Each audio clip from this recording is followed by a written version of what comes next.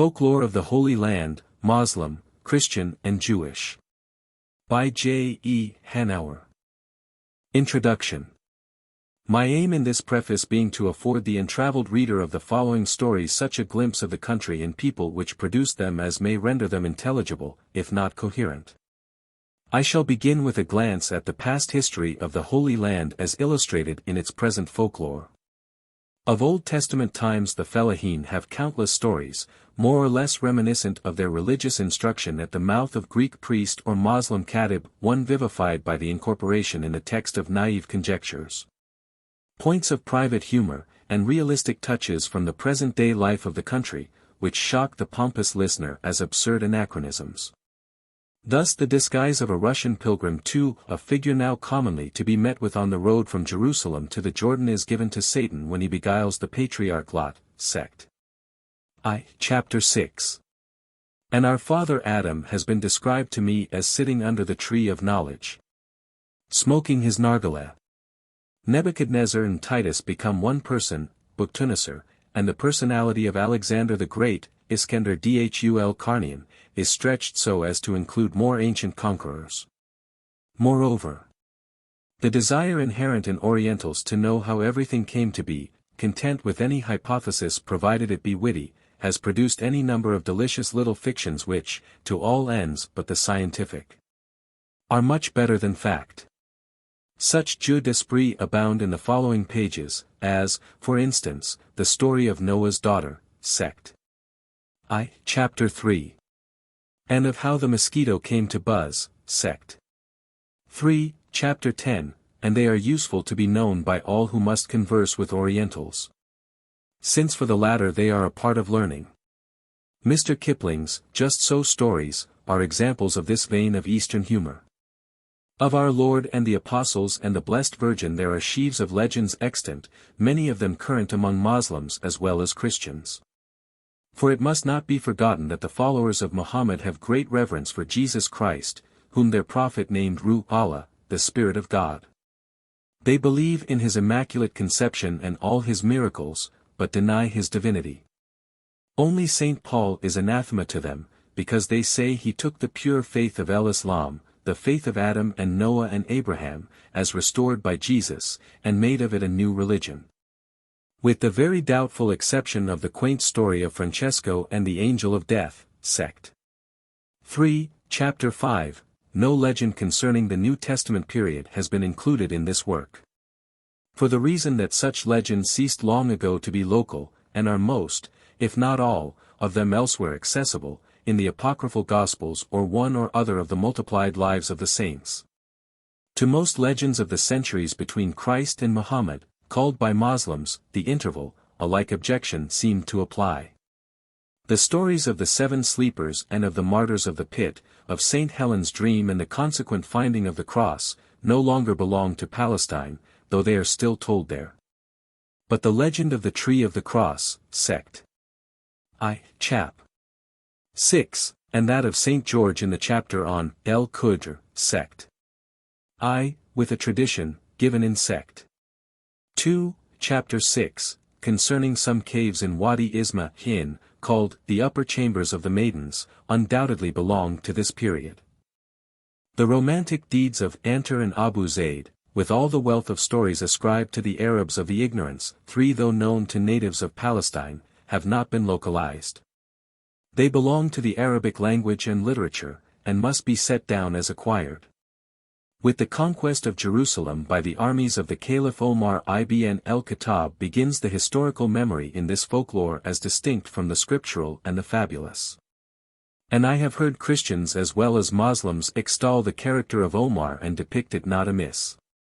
They relate that when the homely old man arrived, unattended, upon the camel which had borne him all the way from El-Medineh, to receive in person the submission of a place so holy as Jerusalem, the splendid slaves of the late Byzantine government, cringing, led him to the church of the Holy Sepulchre, fully expecting him to say his prayers there, and turn the church into a mosque. But he declined to pass the threshold, praying from without upon the name of Jesus. He was led thence to other churches, but would enter none of them, preferring for the scene of his devotions the summit of Mount Moriah, site of Herod's temple and of Solomon's, which was at that time a waste of ruins. This was the Beit el Maqdas, the house of the sanctuary, to which angels came in pilgrimage long before the creation of Adam, that further temple, to which Muhammad was carried in his sleep from Mecca. And whence he started on his marvelous night journey through the 7 heavens. Here the conqueror caused to be built a noble shrine, the Dome of the Rock, which we to this day call the Mosque of Omar. Omar's severity towards the Christians was so much below their anticipations that he figures in the popular memory almost as a benefactor of their religion. They were deprived of their church bells, but kept their churches. And if large numbers of them embraced al-Islam, it was through self-interest, or conviction, and not at the point of the sword as has been represented. Indeed, the toleration displayed by the Moslems towards the vanquished, though less than we should practice nowadays, is without a parallel in Europe till many centuries later. It was not emulated by the Crusaders, for who, rushing to wrest the Holy Sepulchre from the clutch of the foul Paynim, were astonished to find it in the hands of Christians, whom, to cloak their disconcertion, they denounced as heretics.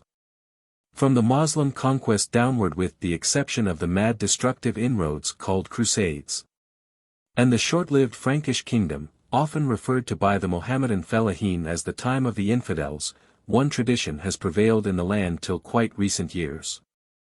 In that conquest the East reclaimed her own, the young civilization of the Arabs overpowering the luxury of the moribund Roman Empire, a judgment from God, it is said. It was a return to the time of David at least, if not of Abraham. And this tremendous relapse must be borne in mind of those who would deduce from existing conditions in Palestine the life that was led there in the time of Christ. From Omar's time, with the reservation already made, the Fellahin, whether ruled in chief from Baghdad, Cairo, or Constantinople, have been subject to an Oriental form of government, rough in the hand but genial in the head, which, allowing great liberty to the individual, has furnished rich material for song and story. A vast majority of the stories here collected have the keen Oriental flavor of this period. In the 4th decade of the last century, the Pasha of Egypt, Muhammad Ali, rebelled against his sovereign lord the Sultan. When an Egyptian force under Ibrahim Pasha invaded Syria and occupied it for some time. Owing to French influence, European ideas had already made some way among the governing class in Egypt, and the radicalism of Ibrahim made his rule offensive to the conservative notables of Syria. Still, he was the kind of tyrant to appeal most strongly to Orientals, heavy-handed but humorous, knowing how to impart to his decisions that quaint proverbial savor which dwells in the mind of the people, and makes good stories. And his fame among the Fellahin is that of a second Solomon, see Detective Stories, Sect. 2, Chapter 5. With him begins the age of progress in the Holy Land. Since the withdrawal of the Egyptian troops in 1840, things have moved fast in a European direction, till there is now such an inflow of civilization and education as to threaten the very source of folklore, making some such Noah's Ark as this seem necessary, if aught is to survive the banal deluge. The region from which Mr. Hanauer has drawn these stories is the hill country between Bethel on the north and Hebron in the south. It is holy land for the Mohammedan and the Jew hardly less than for the Christian, and its population comprises all 3 branches of that monotheistic faith, whose root is in the God of Abraham. The Moslems, who are the dominant class, are the offspring of the Arab conquerors and of such of the conquered as espoused al-Islam. The Christians, the descendants of those old inhabitants of Syria, subjects of the Byzantine Empire, who at the conquest preferred their religion to worldly advancement. Their stories against one another, though abounding in sly hits, breathe as a rule the utmost good nature. Only in the Jewish legends one detects a bitterness which, in view of the history of their race, is pardonable. In the Middle Ages there existed in Jerusalem and Hebron, as in the cities of Europe, small despised communities of Jews, strictly confined to one quarter, the gates of which were locked at night.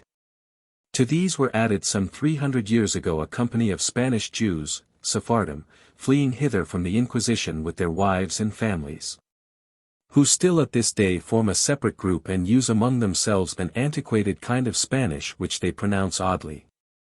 Another company of old-time immigrants, whose descendants have preserved individuality, were the Mughariba, sing. Maghrebi, or Moorish Jews. Pure Orientals in dress, speech and character, they have earned a bad name in the land as charlatans, many of them being professed wizards and conjurers.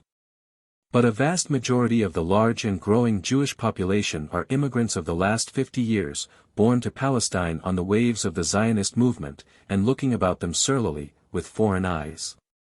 Coming from the towns of East and Central Europe, the agricultural life expected of them is as strange as the country, and at first hostile. The Jew is now a foreigner in the Holy Land. And the standpoint and posture of his ancestors of the time of Christ today is found with the Moslem, who also claims descent from Abraham. About 1/3 of the matter here presented has been published in America 5 in another version, and the chapters on animal and plant lore were originally contributed to the Palestine Exploration Fund quarterly statement, from which they are reprinted by permission of the committee. Stories spread fast and far in the East, and are soon localized. I have found a considerable number of these current among the people of Lower Egypt, and it may well be that some of the following have found their way into print.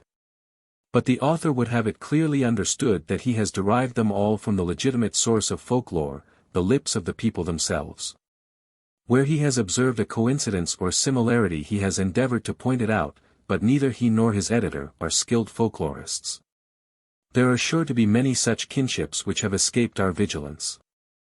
Although this compilation is but a pailful from the sea, as compared with the floating mass of folklore which exists in Palestine, I know of no other attempt at collection on anything like so large a scale. And it has been our object so to present the stories as to entertain the casual reader without impairing their value for the student of such matters. With much that is puerile, they contain both wit and humor, and withal not a little of that heavenly wisdom, the wisdom of Solomon and of the son of Sirach, to which, in the East, churches were once dedicated. Marmaduke Pickthall. How do you find this book? Any thoughts about the book or the author? Any suggestion for improvement? Please take a moment to share your thoughts in a comment. If you like it, share it with your friends who might enjoy it as well. Subscribe to keep in touch.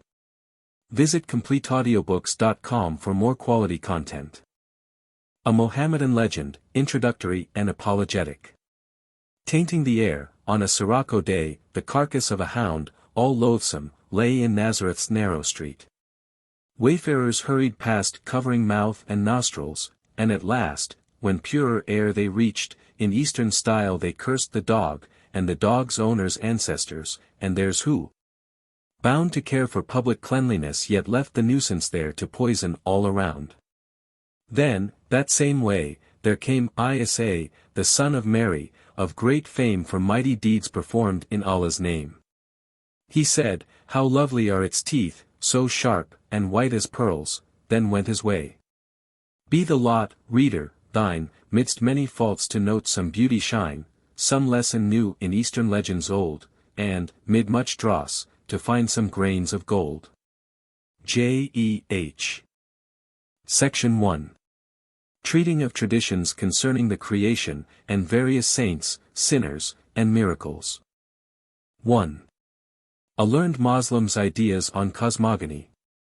Know, that the very first thing which Allah created was the marvelous tablet of destiny upon which is written not only all that ever happened in the past, or that will happen in the present or the future, but also every human being's lot forever, whether he will be happy or wretched, rich or poor in this life, and whether he will be a true believer and inherit paradise hereafter, or a kafir and go to Jahannam. The tablet of destiny was made out of an immense white pearl, and it has 2 leaves like those of a door. There are learned men who assert that these leaves are formed out of 2 red rubies of incomparable size and beauty, but Allah alone knows if they speak truth. Allah next created a great pen formed out of a single gem. The pen is so long that it would take one 500 years to travel from end to end of it. It is split at one end like an ordinary pen, and pointed, and from the point light flowed forth in the same way that ink flows from common pens, or water gushes from a fountain. Then the voice of Allah thundered forth the one word, "Write," and the sound caused the pen, which was full of life and intelligence, to tremble, and immediately the point began to race across the tablet from right to left. and to inscribe the things that had been, and that then were, and that would happen until the day of resurrection. When the tablet was filled with writing, the pen dried up, and it and the tablet were removed, and are preserved in the treasury of Allah, who alone knows all that is written. The next thing which Allah created was water, and then a great white pearl of the size of the heavens and the earth. As soon as the pearl was formed, Allah spoke to it, and, trembling at his voice of thunder, it melted and became water which, meeting that first created, formed great billows, deep smiting against deep, and surge upon surge. Then Allah's command again went forth, and all was still a great expanse of pure undisturbed water, without wave or ripple or foam. Then Allah created his throne, the seat of which was formed of two great jewels, and he placed it floating upon the face of the waters. There are those, however, who maintain that the throne was created before the water and the heavens and the earth, saying that human builders lay the foundation of a structure before they put on the roof, but that Allah, in order to display his almighty power, put up first the roof, which is his throne. The wind, which he furnished with wings, was the next thing God created. None but Allah knows how much wind there is, nor how far the atmosphere extends. Allah commanded the wind to bear up the water, in the same way in which the water was supporting the throne. After this Allah made a great serpent which lies in a circle surrounding the throne. The head of this serpent is a great white pearl, its body is of gold, and its eyes are two sapphires. None but Allah himself knows the size of the serpent. Now the throne is the throne of might and greatness, and the seat that of glory and majesty, and they were not created because Allah was in need of them, but only in order to display his greatness and his glory who existed from all eternity. Then Allah told the wind to smite the sea, thereby causing great foaming waves to rise with vapor and showers of spray. By Allah's command the foam became solid earth which was caused to float upon the surface of the water, whilst the vapor and spray became the clouds. It took Allah 2 days' time to do all this. The waves were then in their turn congealed, so as to form mountains which served to keep the earth steady and prevent it from floating about. The mountain bases are all connected with the roots of the great Khudr range, which surrounds the world like the high rim of a circular baking tray and keeps its contents from falling off into space. Allah next arranged that the water remaining on the surface of the earth should be formed into 7 concentric seas, separated from each other by as many continents, but nevertheless connected by divers gulfs and straits, and containing an infinite number and diversity of living creatures, as well as of the nourishment that sustains them. The 7 continents likewise vary in their climates and conditions, as in the plants and animals that abound therein. It took Allah 2 further days to set these things in order. Now the earth used to rock and roll like a ship at sea, so that all living creatures were very sick. Therefore Allah commanded a strong angel to go beneath the earth and support it. The angel did so, and stretching one arm towards the east, and the other towards the west, he upheld the world. Then, in order that the angel might have something to stand on, Allah created a great rock of green emerald, which he commanded to roll in beneath his feet and support them. Then, as there was nothing for the rock to rest upon, a great bull was created, and ordered to go under the rock and bear it up, some say on his horns, and others on his back. Those who make the former statement explain earthquakes as caused by the movement of the bull's head when he shifts the rock from one horn to the other. He has eyes so fiery red that no one can look in them without blindness. He is named Behemoth, and stands on the back of a great whale, which swims about in an ocean which Allah created for the purpose. Beneath the ocean, and surrounding it and the world, is air, which rests upon darkness, through which in their appointed seasons move the sun, moon, and stars, created for no other service than to give light to the earth. It sometimes happens that the sun or the moon is eclipsed, and the explanation of the phenomenon is in each case simple. When the moon is at the full, and her light falls upon that part of the great sea in which the whale is swimming, the monster will sometimes open his mouth and seize her. He would doubtless swallow her up whole if Allah permitted it, but he is compelled to relinquish his prey most speedily if the worshippers of the unity make great and loud lamentations, and offer prayers. The cause of eclipses of the sun is different. They are signs vouchsafed from Allah, and solemn warnings against sin. The first that ever happened was to bid men heed the preaching of Ibrahim the friend of Allah, on whom be peace. The second, to enforce the doctrine of Isa the son of Maryam, on whom be peace. And in our own days the wonder is of frequent occurrence to the end that all mankind may take to heart the teaching of the Apostle of Allah, on whom be prayer and peace. 7. Thus, as I have explained, the world rests upon the shoulders of an angel, and the angel upon a great emerald rock, and the rock upon the horns or shoulders of a bull, and the bull upon the back of a great whale. And the whale or dragon swims in a great sea which is upborne by air, which is surrounded by darkness. The heavenly bodies shine at certain seasons through the darkness, but what there is beyond the darkness Allah knows. Do you ask me how all these wonders came to be known and understood of man? Know then, that, having thus created the world, Allah next called intellect or mind into being. And Allah said to the mind, imbibe knowledge, and it imbibed knowledge. Then Allah said to it, receive the ability to manage matters, and it did so.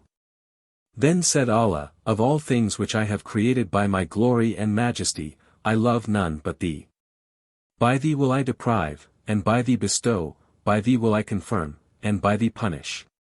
Therefore also Allah has declared by the mouth of his Prophet, on whom be prayer and praise, the wise man is he who is truthful and patient in his temper, and it is mind that delivers mankind from evil.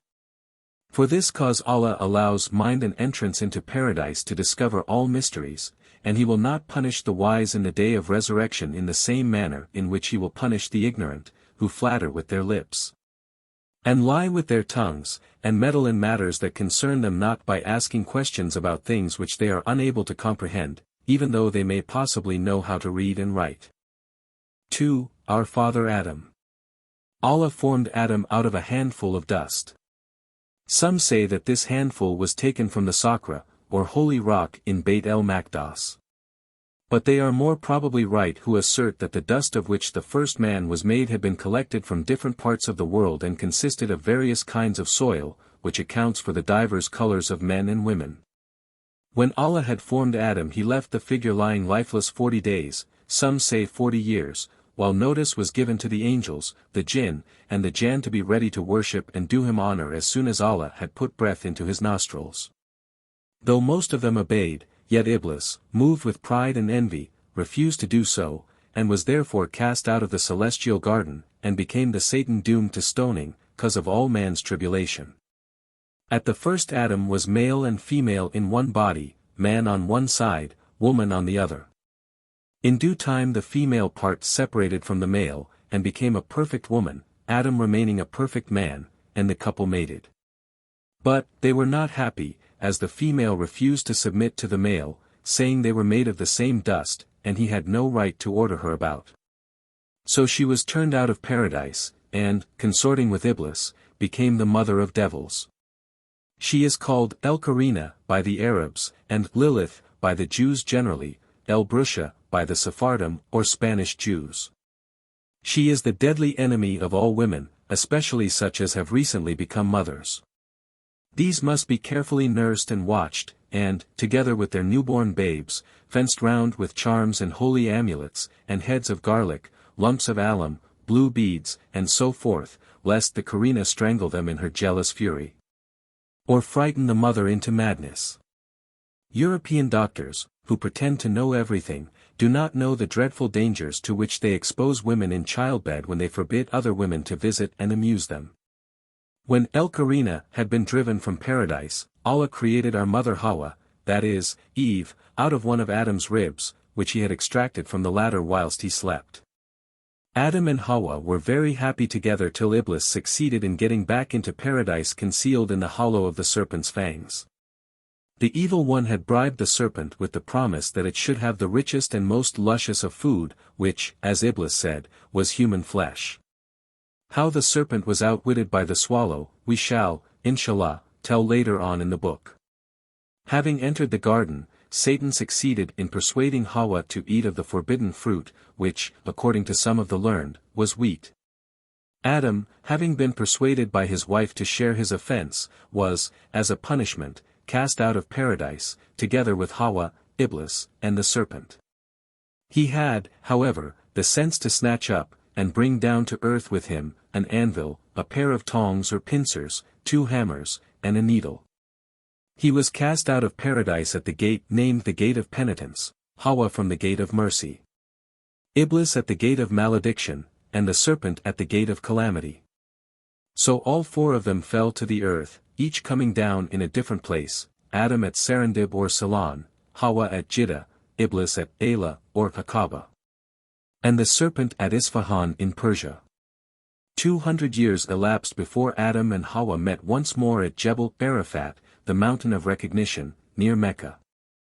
And, in the meantime, fresh horrors had been enacted, for, being under the curse, Hawa had borne offspring of the seed of devils, and Adam had got many children by female jinns. The descendants of those unclean monsters under the name of Afrits, Rasad, ghouls, Marids, and so on, still people the earth and try to harm mankind. What happened at the end of 2 centuries, how Adam repented and was taken by Gabriel to find Hawa at Arafat, and how the forgiven couple went and lived in Ceylon, we need not tell, nor the story of their sons Habil, Kabil, and Seth. Seeing that this is known to all the people of the book, whether Moslems, Christians, or Jews.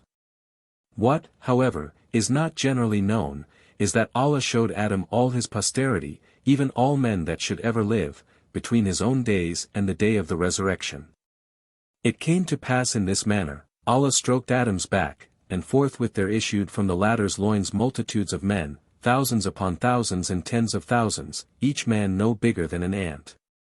And when these had all borne witness that there is no God but Allah, and that Musa should be the one to whom Allah would speak, and Ibrahim el-Khalil should be the friend of Allah, and Isa ibn Maryam the one who should be born of Allah's Spirit, and that Muhammad should be the apostle of Allah, and when each individual had confessed his belief in the world to come and the day of the resurrection, they all returned into Adam's loins. Adam was a tall man, taller than any palm tree. The hair of his head was also very long. The angel Gabriel visited him 12 times. When he died, his progeny had grown to the number of 40,000 persons.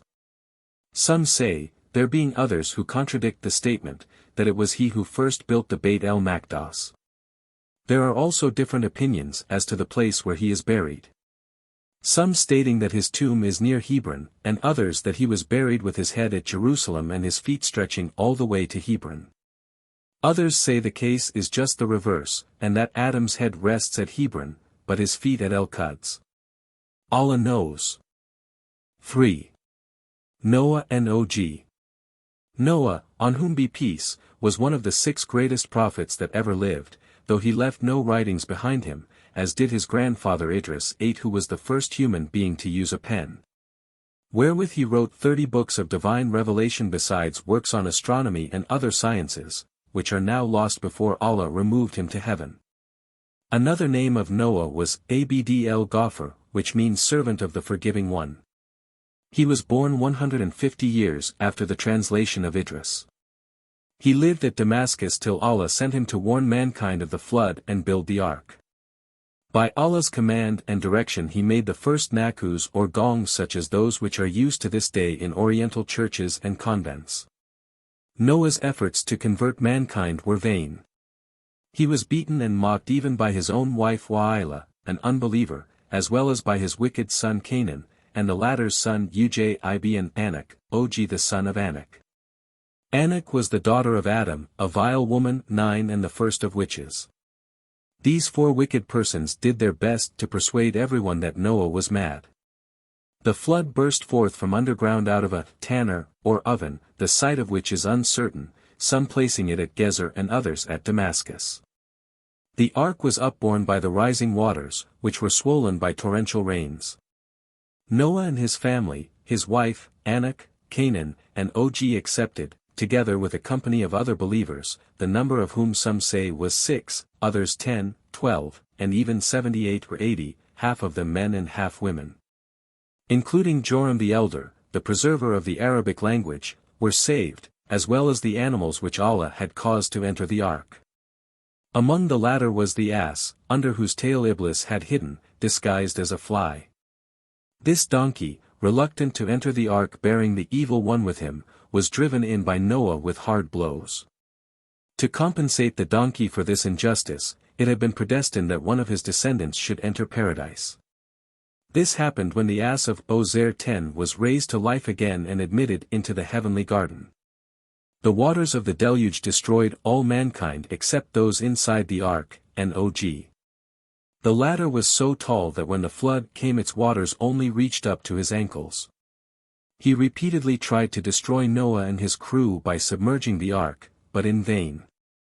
The pitch with which it had been coated had made it so difficult to grasp that it always slipped from his hands and came safely up to the surface. When hungry, Og would squat down on his haunches and take up a handful of water. Straining it through his fingers, he always found a good many fish left in his grasp. These he could roast by holding them up to the sun. When thirsty, all he had to do was to put out his hands close together and catch the rain which was tumbling in bucketsful from the skies. He lived several centuries after the flood till the time of Musa. One day, as he was standing on Jebel Sheikh 11, he wanted to stride across El Bka 12, but, misjudging the distance, he stepped, not onto the Lebanon range, as he had intended, but far beyond it, into the Great Sea.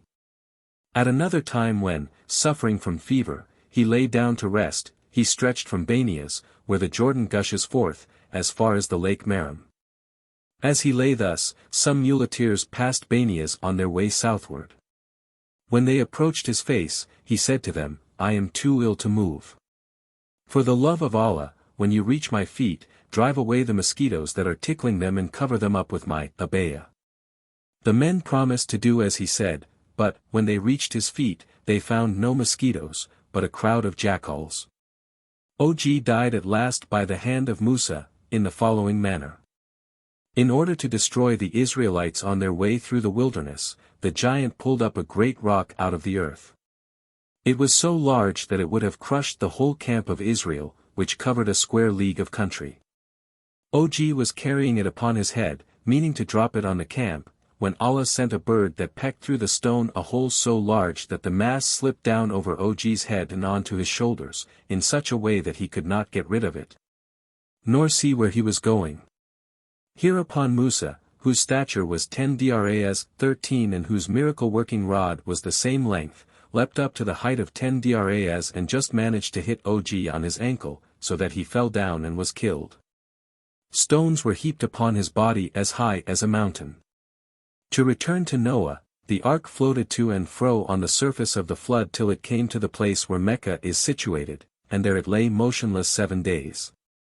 Then it moved northward till it reached the site of Jerusalem, where, being endowed with speech by Allah, it informed Noah that here the Beit el-Maqdas, or house of the sanctuary, would be rebuilt and inhabited by many prophets, his descendants. After the flood, when the men and women who had been saved in the ark had gone forth to repeople the earth, the patriarch was left alone with his daughter, who kept house for him, his wicked wife, Wa'ila, having perished. One day a suitor for the girl appeared, and Noah promised her to him on condition of his preparing a suitable home for her. The man took his leave, promising to return within a certain time. The term having passed without his reappearance, Noah promised his daughter to another man, upon the same condition. He also departed and failed to appear at the time stated, so when a third suitor came, with a home quite ready, Noah consented to the marriage taking place at once. Hardly, however, had the wedded pair departed, when the second suitor came to claim his bride. Unwilling to disappoint him, the patriarch, by invoking the name of Allah, turned the she-ass into a girl resembling his daughter, and gave her to the expectant bridegroom. Soon after the pair had left, the first suitor appeared demanding his bride. Noah then turned his bitch into a girl and married her to the laggard. Since then there have been 3 sorts of women in the world. Firstly, the God-fearing, who are true helpmeets to their husbands. Secondly, stupid and indolent slatterns, who want driving with a stick, and thirdly, shrews, who, scorning both admonition and discipline, continually snarl and snap at their owners. 4. Job and his family. Ayb, on whom be peace, was a very rich man with a large family. In order to prove the sincerity of his professed piety, Allah deprived him, not only of all his worldly possessions and his children, but of his health as well.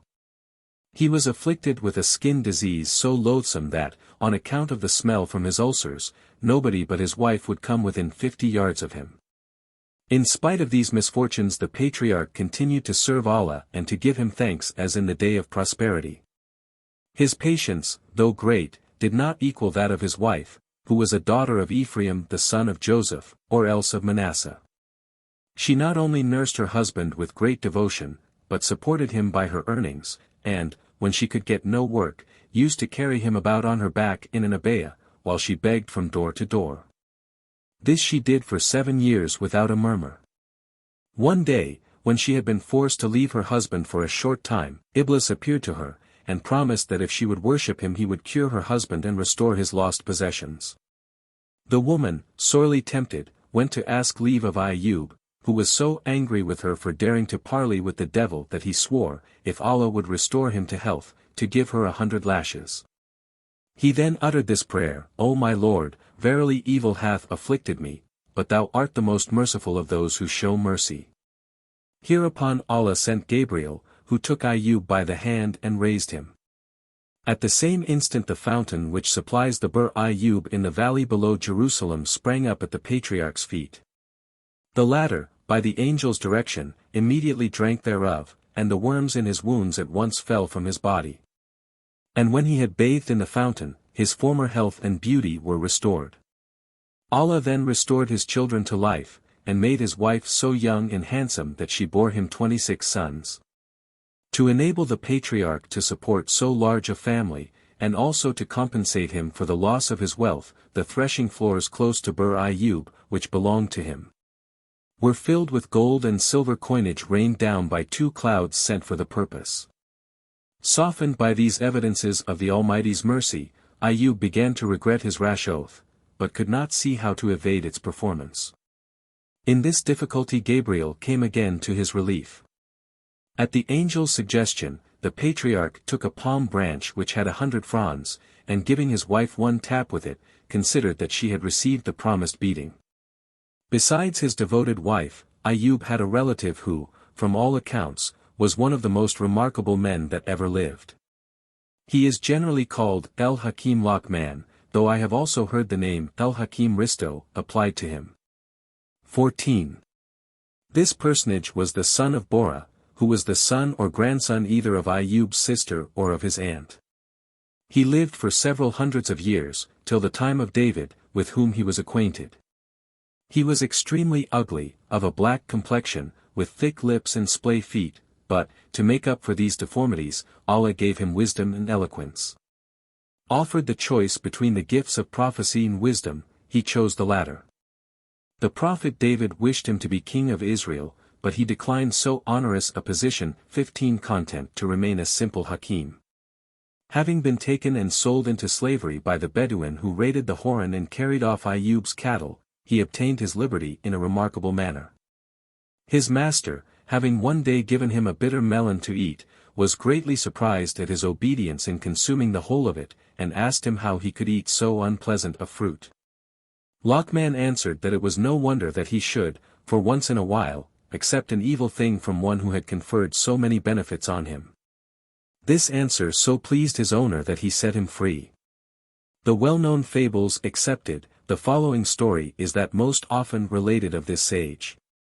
A certain rich man was very ill, and the doctors said he must die, because there was some animal inside him, clutching at his heart. It was thought it might be a serpent, for it is well known that if people sleep in the fields where yellow melons are growing they run the risk of young serpents slipping through their open mouths into their stomachs, and thriving there on the food that ought to nourish their victims. El-Hakim Lockman was called in as a last resource. He said there was one operation which might save the patient, but to perform it would be very dangerous. The sick man clutched at this last chance of life. He sent for the Qadi, the Mufti, and the whole council of notables, and in their presence signed and sealed a document which exonerated Lockman from all blame in case he died under the operation. He then took leave of his friends and relatives. Lockman invited all the other doctors in the city to assist at the operation, first making them swear that they would not interfere through jealousy. One physician, however, he did not invite, and that was his sister's son, of whom he was very jealous, but who, nevertheless, attained ultimately even greater skill than Lockman himself. 16 This nephew, though uninvited, determined to witness the operation, so he climbed on to the housetop, where he knew of a small window through which he could look into the sick room, and see all that was going on. In the meantime Lockman administered Benj to the sufferer and, as soon as the anesthetic had taken effect, proceeded to lay him open. So doing, he revealed a huge crab clinging to the heart. At the sight even Lockman himself lost courage, and said, "There, sure enough, is the cause of sickness, but how to remove the beast I know not. If any one here knows a way, for Allah's sake let him name it." The physicians replied, "We cannot tell how to remove the creature, for, if we use force, it will only cling more tightly to the heart, and the man will die." Hardly had these words been spoken when, to Lockman's surprise and shame, the unseen watcher on the housetop shouted into the room, "El-Haq by Nnr Yahomar. Follow up with fire, thou ass." On hearing this most opportune advice, Lockman sent one of his colleagues running to the butcher's street, to ask the keeper of the first kebab broiling shop to lend him an iron skewer. Others were told to prepare a brazier.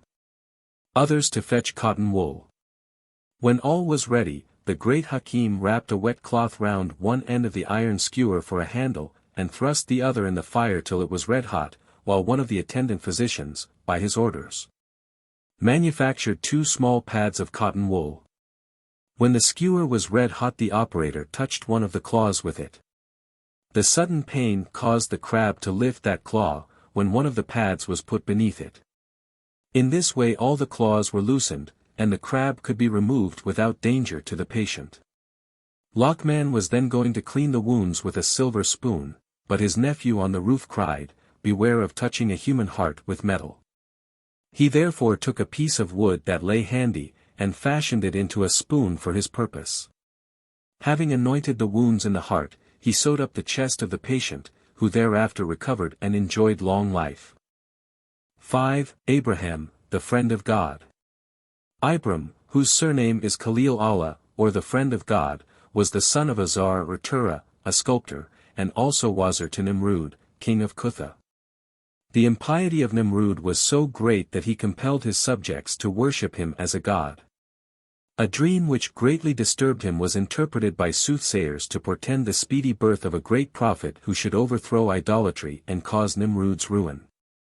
To prevent this the tyrant collected all men into a large military camp, had every male infant in his dominions massacred, and ordered that all women likely to become mothers should be closely watched and their offspring, if male, destroyed at birth.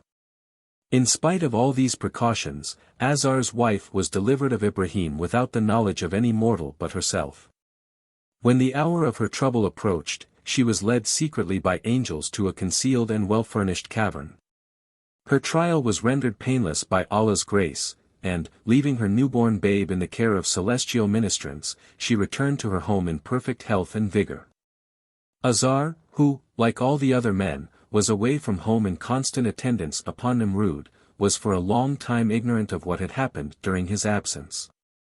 His wife was allowed to visit her child every few days, and was every time surprised at his growth and extraordinary beauty. In one day he grew as much as any ordinary child would in a month, and in 1 month as much as another would in a year. He was also fed in a marvelous manner. Entering the cave one day, his mother found the infant sitting up and sucking his fingers with great gusto. Wondering why he did this, she examined his fingers, and found that from one there gushed forth milk, from the next honey, whilst butter and water respectively exuded from the others. It was most convenient, and she ceased to be surprised that the child throve so remarkably. At the age of 15 months he could already speak fluently, and, being very inquisitive, put the following shrewd questions to his parent, "Mother, who is my Lord?" She answered, "I am." "And who is thy Lord?" "Thy father." "And who is my father's Lord?" "Nimrud." "And who is Nimrud's Lord?" "Hush," said the mother, striking the child on its mouth. She was, however, so delighted that she could no longer keep the child's existence hid from Azar. The wazir came and was conducted to the cavern. He asked Ibrahim whether he really was his son. The infant patriarch answered in the affirmative, and then propounded to his father the same series of questions that he put to his mother, and with the same result. One evening Ibrahim begged his mother to allow him to go out of the cave. His request being granted, he marveled greatly at the wonders of creation, and made the following remarkable declaration. He that created me, gave me all things needful, fed me, and gave me drink, shall be my Lord, and none but he. Then, looking skywards, he perceived a bright star, for it was evening, and he said, Surely this is my Lord. But the star, as he watched it closely, sank to westward and disappeared, and Ibrahim said, I love not things that change. This could not have been my Lord. In the meantime the full moon had risen and was shedding her mild beams on all around, and the child said, Surely this is my Lord, and he watched her all through the night. Then the moon also set, and, in great distress, Ibrahim exclaimed, Verily, I was in error, the moon could not have been my Lord, for I love not things that change. Soon after this the sky was tinged with all the glorious colors of the sunrise, and the sun arose in all his brightness, waking men and birds and insects to life and energy, bathing all things in a golden glory. At his splendor, the boy cried, Surely this is my Lord. But, as the hours wore on, the sun also began to sink westwards, and the shadows to lengthen, till at last the shades of night again covered the earth, and in bitter disappointment the child said, Verily I was again in error. Neither star nor moon nor sun can be my Lord. I love not the things that change. And in the anguish of his soul he prayed, O Allah, thou great, unsearchable, unchangeable one, reveal thyself to thy servant, guide me, and keep me from error. The petition was heard and Gabriel sent to instruct the earnest seeker after truth. As a child of 10 years of age, Ibrahim already began to exhort the people to worship Allah only. One day he entered the idol temple, and, finding nobody present, he broke up all the images except the largest with an axe, which he then laid on the lap of that which he had spared. When the priests entered the temple they were very angry, and, seeing Ibrahim, accused him of sacrilege. He told them there had been a quarrel amongst the gods, and that the greater one had destroyed those who had provoked him. When they answered that this could not be, he showed them from their own mouths the folly of their idolatrous belief. Hereupon they accused him to Nimrud, who had a great furnace built, filled with fuel and set on fire. He then ordered Ibrahim to be thrown into the fire. The heat, however, was so great that nobody dared venture near enough to carry out the command. Then Iblis showed Nimrud how to construct a machine by means of which the young martyr, bound hand and foot, was hurled into the flames. But Allah preserved him, and the furnace was to him as cool and pleasant as a rose garden watered by fountains. He came out of the fire unhurt. Nimrud then declared that he must either see this god of Ibrahim's or kill him. He therefore had a lofty tower built, from the top of which he hoped to get into heaven. When the tower had reached the height of 70 stories, each story being 70 dras high, Allah confounded the speech of the workmen. 73 languages were thus suddenly spoken all at one and the same time and in the same place, causing great babbling, wherefore the tower was called Babel. Pilgrims from Mosul and Baghdad declare that its ruins exist in their country to this day. Foiled in this attempt, Nimrud constructed a flying machine, as simple as it was ingenious. It was a box with one lid at the top and another at the bottom. For eagles which had been specially trained, and had attained their full size and strength, were tied one to each of the 4 corners of the box. Then an upright pole was fixed on to the chest, and to this pole a large piece of raw meat was fastened. The birds flew upwards in order to get at the meat, and in so doing carried the box, into which Nimrud and an attendant archer had entered, with them. The harnessed eagles could not get at the meat, and so the flying machine rose higher and higher. When it had ascended so high that the earth could hardly be seen, the giant ordered his companion to shoot an arrow heavenwards. Before ascending, Nimrud had taken the precaution to dip the tips of the arrows in blood. Arrow after arrow was shot heavenwards, and, when the quiver was emptied, the pole with the meat on it was taken down and thrust through the opening in the bottom of the box. On finding themselves thus balked of their food, the wearied eagles of course began to descend, and on reaching the earth, Nimrud pointed to the arrows which had fallen back to the earth as a proof that he had wounded Allah. While the latter, as he boasted, had not been able to do him the least harm. This blasphemy completely deceived the people, whose confidence in Nimrud had been rudely shaken by Ibrahim's deliverance from the fiery furnace, and they again began to worship the cunning giant. Allah, however, did not let his wickedness go unpunished. The more clearly to show the greatness of his power, the Almighty employed the smallest of his creatures in order to humble the most arrogant. A sandfly was sent to enter the giant's nostrils and make its way to his brain, where for 200 years it tormented Nimrud day and night until he died. Towards the end his agony was so intense that he could only get relief by employing a man to strike him constantly on the head with an iron hammer. In the meantime, however, when Nimrud found that he could do no harm to Ibrahim, and that many people were being converted to his faith, he banished the prophet from his dominions. But hardly had he taken this step ere he regretted it, and sent a troop of soldiers, mounted on the mules which had been used to carry fuel to the furnace, in order to recapture him. When the patriarch, who was riding a donkey, saw the soldiers at a distance, he realized that, unless he abandoned his beast and found some hiding place, there was no hope for him. So he got off and took to his heels. After running for some time he came across a flock of goats, and asked them to protect him. They refused and he was obliged to run on. At last he saw a flock of sheep, which, at the same request, at once agreed to hide him. They made him lie flat on the ground, and huddled together so closely that his enemies passed him by. As a reward for the sheep, Ibrahim asked Allah to give them the broad and fat tails for which eastern sheep are remarkable. And, to punish the goats, he procured for them little upright tails, too short for decency. While the mules, which till then had been capable of bearing young, were now made barren, because they willingly carried fuel to the furnace, and bore the soldiers of Nimrud swiftly in pursuit of Khalìl.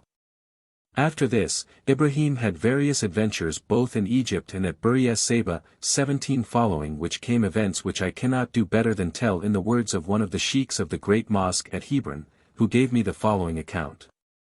Having escaped from Nimrud, Khalìl was commanded to go to Mecca and build the haram or sanctuary there.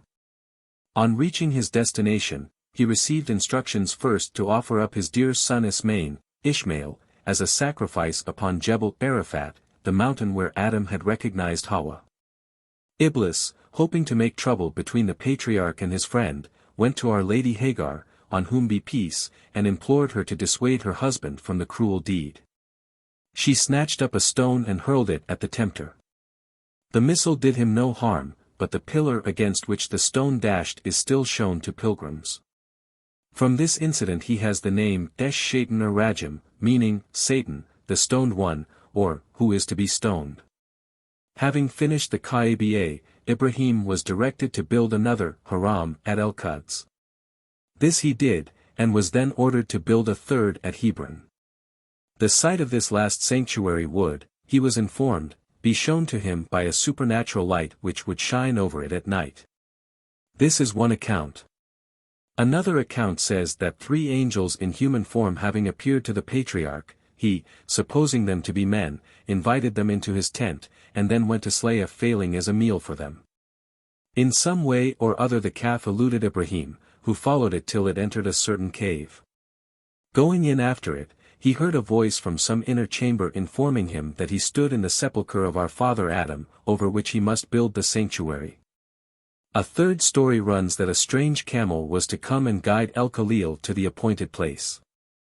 This time Iblis succeeded in deceiving the father of the faithful, who began to build at Ramat Khalìl, an hour from Hebron, but, after he had laid the few courses which are still to be seen there, Allah showed him his mistake. And he moved on to Hebron. 18 Hebron was then inhabited by Jews and Christians, the name of whose patriarch was Hebron. Ibrahim went to visit him, and said he wished to buy as much land as the furway or sheepskin jacket which he was wearing would enclose if cut into pieces.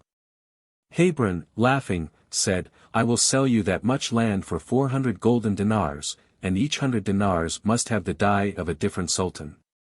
It was then that Asr 19 Ibrahim asked leave to say his prayers.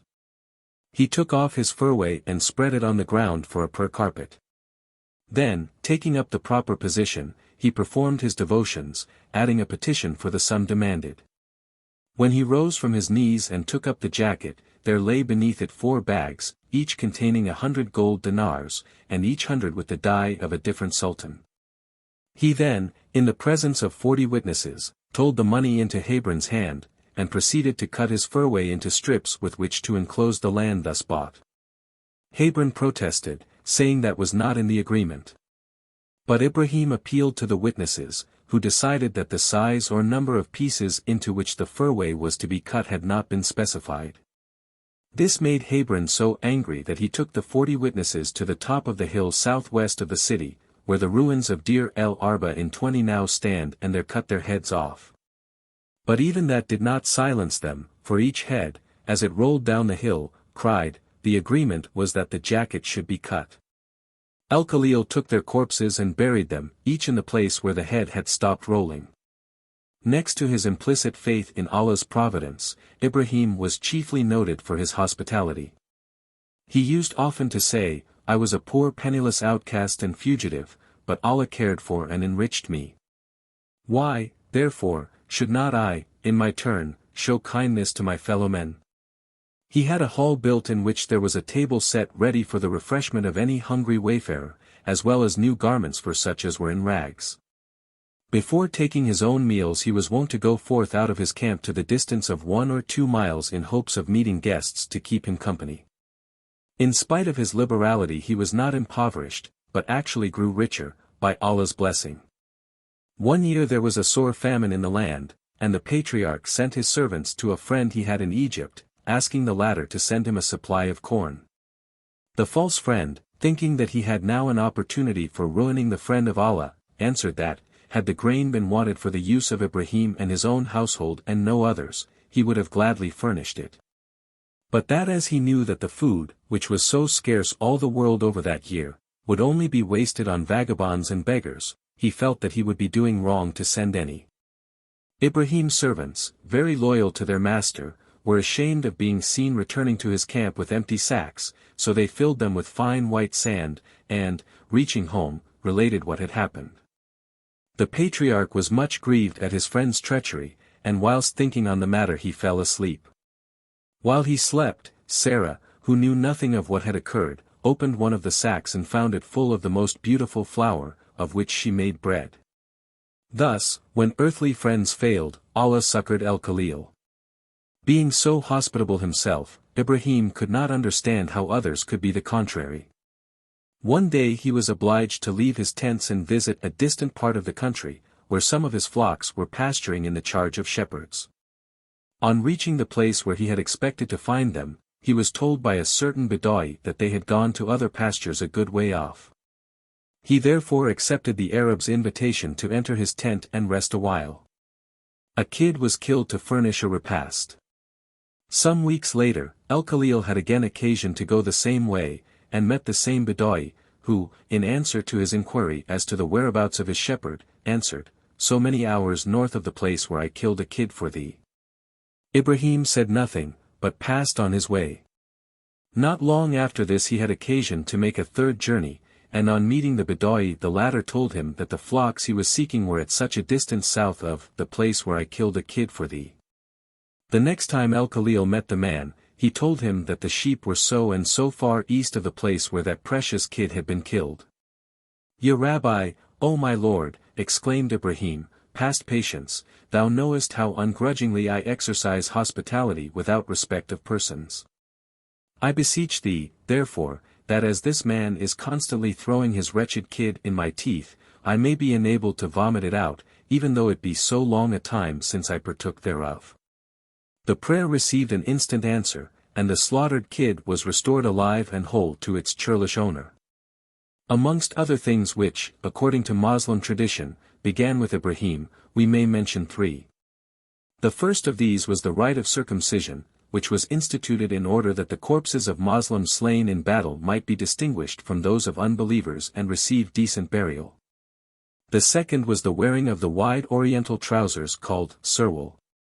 Till the time of Ibrahim the only clothing worn was that which pilgrims to Mecca have to wear on approaching that city. It is called the hiram, and consists of a woolen loincloth, and another woolen cloth thrown over the shoulders. Finding these garments insufficient for the demands of modesty, the patriarch asked Allah that they might be supplemented, and accordingly Gabriel was sent from paradise with a roll of cloth. Out of this he cut the first pair of surwals, and instructed Sarah, who was the first person since the time of Idris to use a needle, how to make them up. Iblis, however, being jealous of the angels' tailoring, told the infidels that he knew a better and more economical way of cutting cloth, and, in proof, produced the frank trousers, which, in these depraved and degenerate days, are being adopted by some Easterns. The third thing which began with Khalìl was grey hair. Before his time it was impossible to distinguish young men from old, but the patriarch, having asked Allah for some sign by which the difference might be known, his own beard became snow white. He was also the inventor of sandals. 4 people went altogether barefoot before his time. Ibrahim had obtained from Allah the promise that he should not die until he expressly wished to do so, and thus when the predestined day arrived, the Almighty was obliged, since his friend had not expressed the wish, to inveigle it from him. As before said, Ibrahim was very hospitable.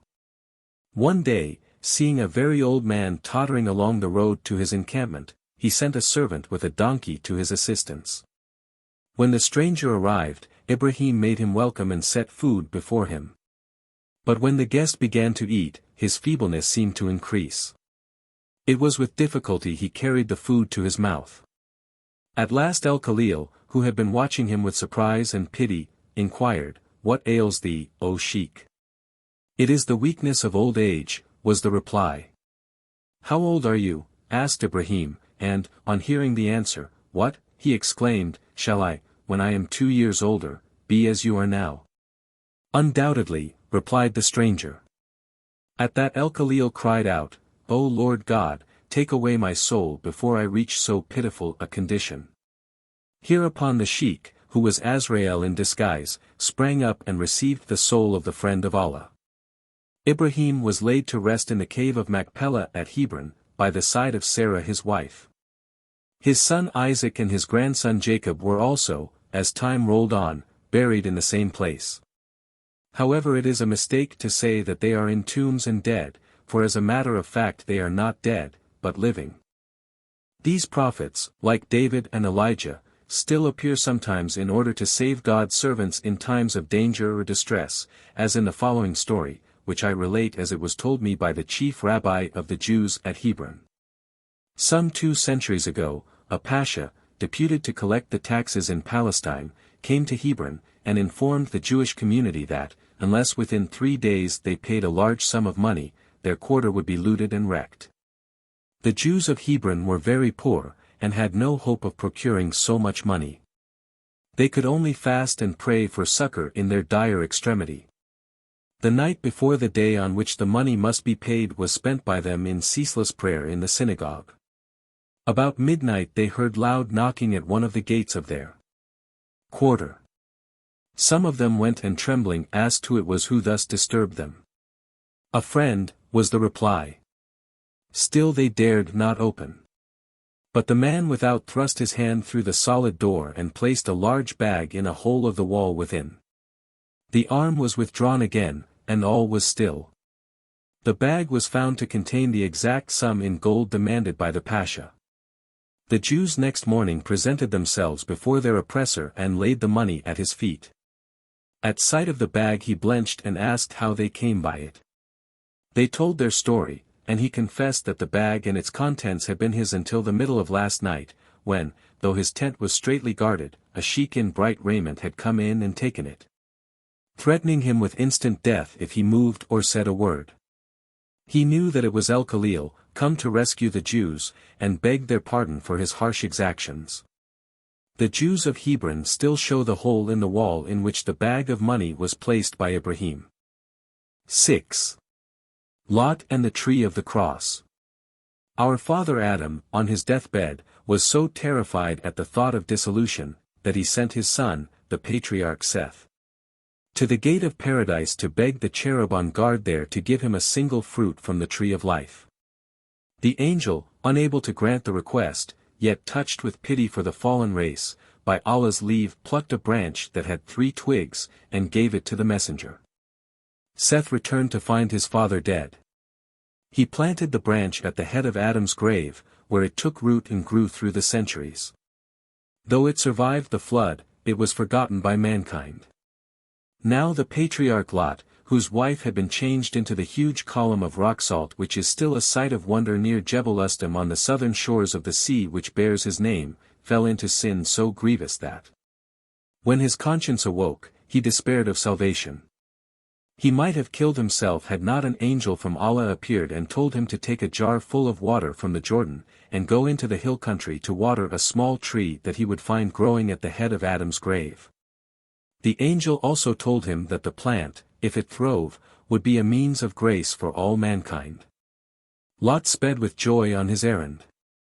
It was a terribly hot day, and a fierce sirocco wind was blowing when Lot set out to do the angel's bidding.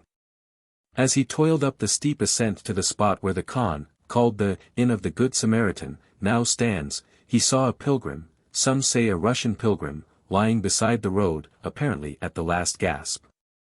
Lot, being kind of heart, knelt down and offered him a draught of water. Great was his astonishment when the pilgrim, who was no other than the evil one in human form, at one draught emptied the jar. Without a word Lot trudged back to the Jordan and refilled the vessel, but again, when he had brought it a good part of the way, Satan, in the guise of a worn-out pilgrim, abused his kindness and drank all the water. A third attempt was frustrated in the same way. At last the penitent, overwhelmed by this third failure, threw himself on the ground, moaning, "If I fail to relieve the suffering I shall add another to the sins which weigh me down. Yet, if I give drink to every thirsty man I meet, how shall I water the tree of my salvation?"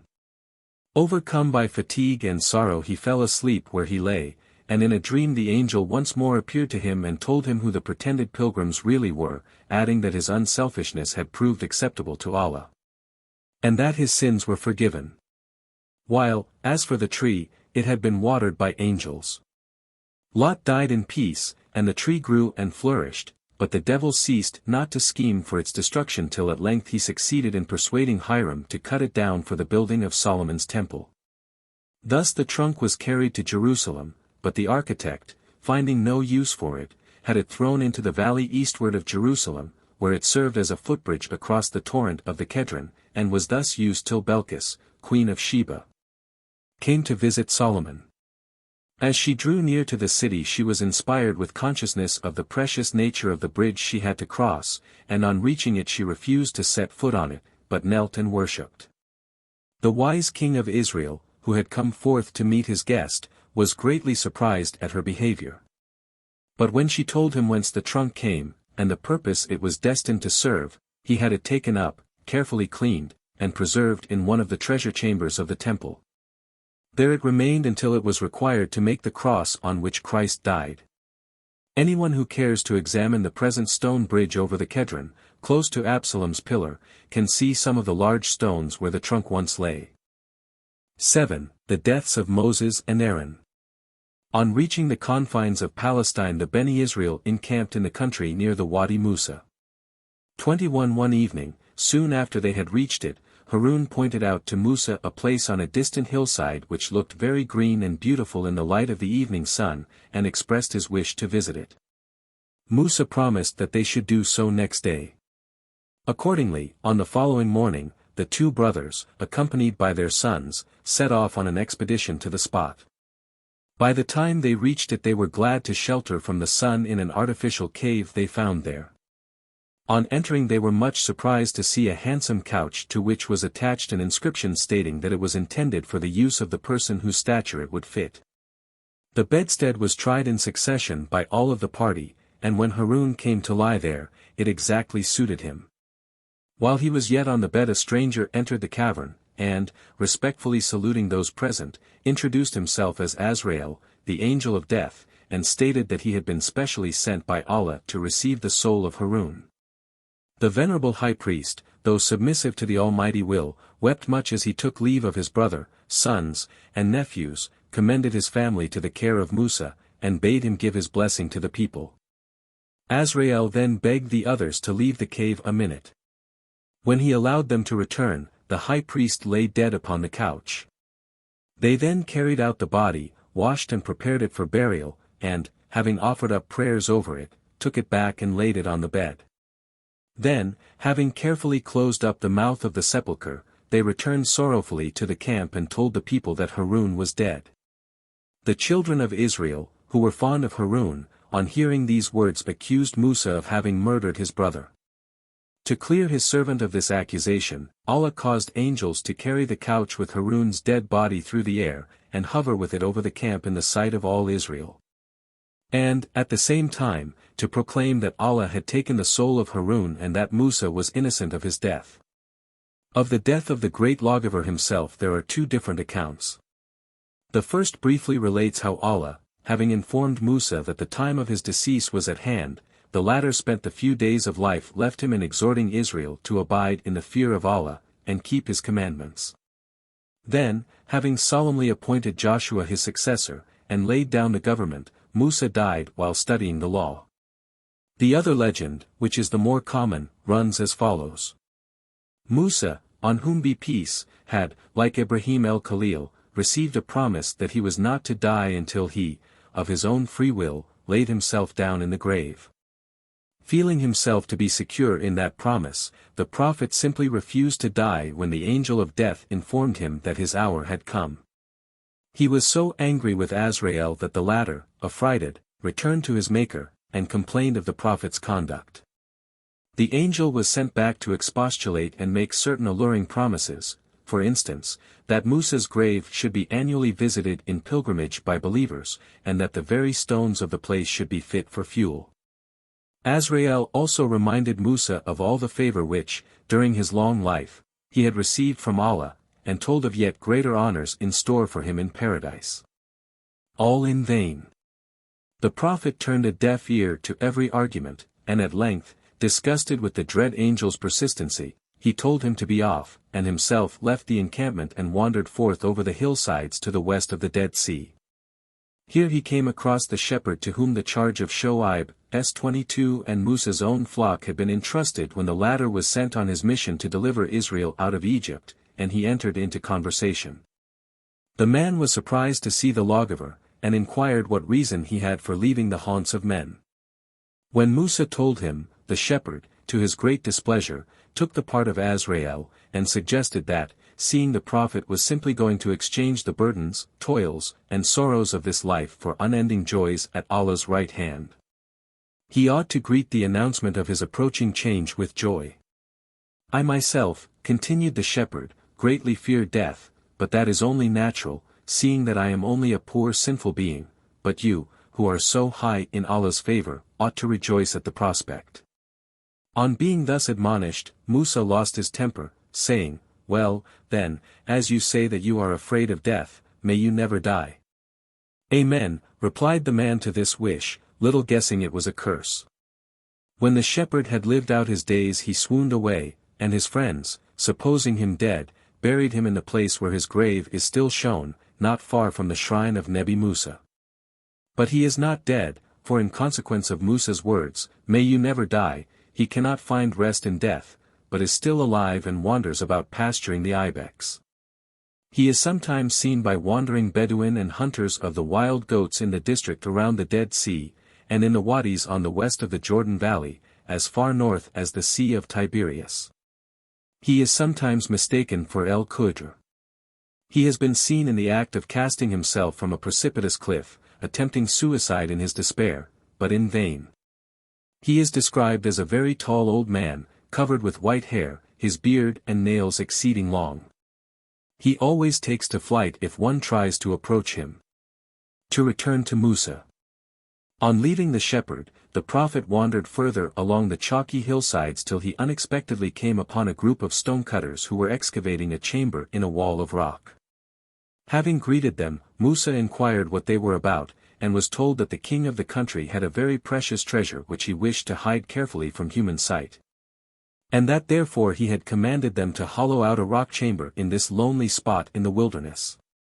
It was now midday, and very hot. Feeling tired, and as there seemed to be no shade anywhere else, the lawgiver asked permission to enter the cave and rest there. Permission was courteously granted. The weary prophet was not in the least aware that he had asked leave to rest in his own predestined sepulchre.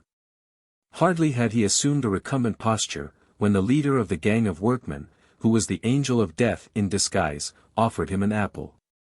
Musa, having accepted and smelt at it, expired immediately.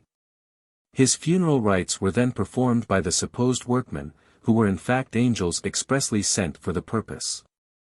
8. David and Solomon. Some of the best traditions.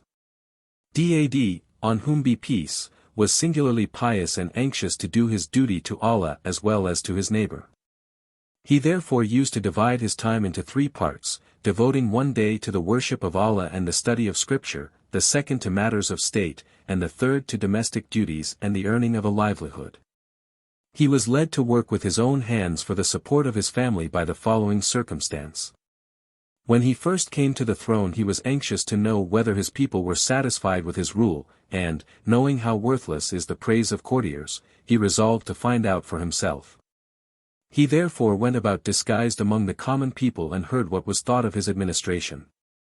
On one such occasion he was informed by an angel in human form that the great fault of his government was that the king lived at the expense of the public treasury, instead of working with his hands for daily bread. On hearing this, Daûd was greatly troubled, and besought Allah to show him some kind of trade by the proceeds of which both he and his family might be able to live without burdening the nation. Hereupon Gabriel was sent to teach the king the art of making coats of mail. Thenceforth, during his leisure hours, the king was always to be found at work in his armory, and there was a great demand for his handiwork, as the armor he made was proof against all weapons. The usual price of a full suit of mail was 6,000 dinars. The king made them at the rate of 1 a day. 1/3 of the proceeds went towards the support of his family, 1/3 in alms, and the remainder to purchase materials for the building of the temple. Suleiman also had a trade. He knew the art of kneading stone, and molding it into various shapes, in the same way that a pastry cook or a baker molds dough.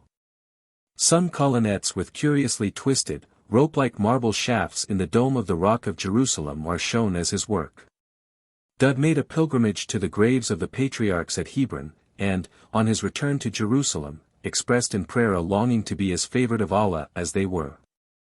He even went so far as to say that he was sure that, if exposed to their temptations, he would overcome them, with the prospect of a like reward.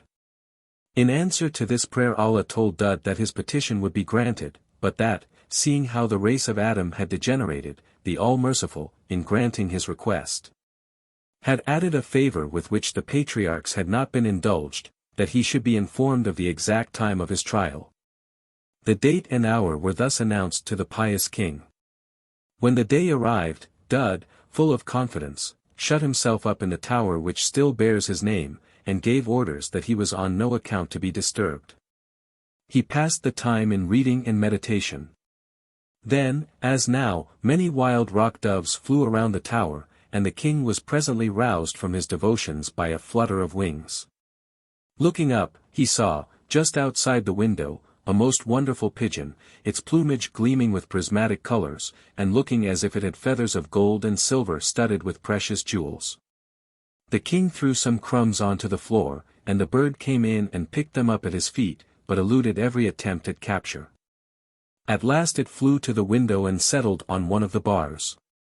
Daûd tried again to catch it, but the creature flew away, and it was then, as he was looking after it, that he saw that which led to his great crimes in the matter of Uriah. 2 angels were some time afterward sent, in human form, to reprove the fallen monarch. On their arrival at the gate of Daûd's tower they were refused entrance by the guards. But, to the latter's great astonishment, they easily scaled the fortress wall and entered the royal chamber. Surprised at their coming in unannounced and without leave, Daûd demanded to know their business with him. He was thunderstruck when, having related the parable of the one ewe lamb 23, they denounced his iniquity. When they had fulfilled their mission they departed, leaving the king so full of remorse at his failure to resist the temptation sent in answer to his prayer, that he wept day and night. Mountains and hills, trees and stones, beasts and flying things, which had been wont to echo his songs of praise to Allah, now joined in his lamentations. There was universal weeping, and the tears of Daûd himself flowed so copiously that they filled both the Birket es Sultan 24 and the Birket Hammam el Batrak.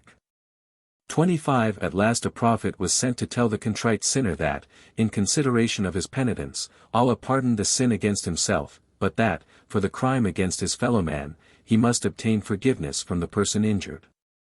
The king then made a pilgrimage to the tomb of Uriah, and there confessed his sins, when a voice came from the tomb saying, "My lord the king, since your crime has secured me paradise, I forgive you with all my heart." "But, Uriah," said Daûd, "I did it to get possession of your wife." To this there was no answer, until Daûd, in despair, prayed Allah to make Uriah forgive him. Then the voice came again from the tomb, "I forgive thee, O king, because for one wife torn from me on earth, Allah has given me 1,000 in heaven." In the southern wall of the Dome of the Rock, often erroneously called the Mosque of Omar, on the right-hand side, just outside the door, there are two small slabs of marble which, having been sliced from the same block, show the same veining, and have been fastened side by side in such a way that the vein lines form a figure which resembles two birds perched on opposite sides of a vase. The picture is framed in marble of a darker color. Connected with the picture is the following story.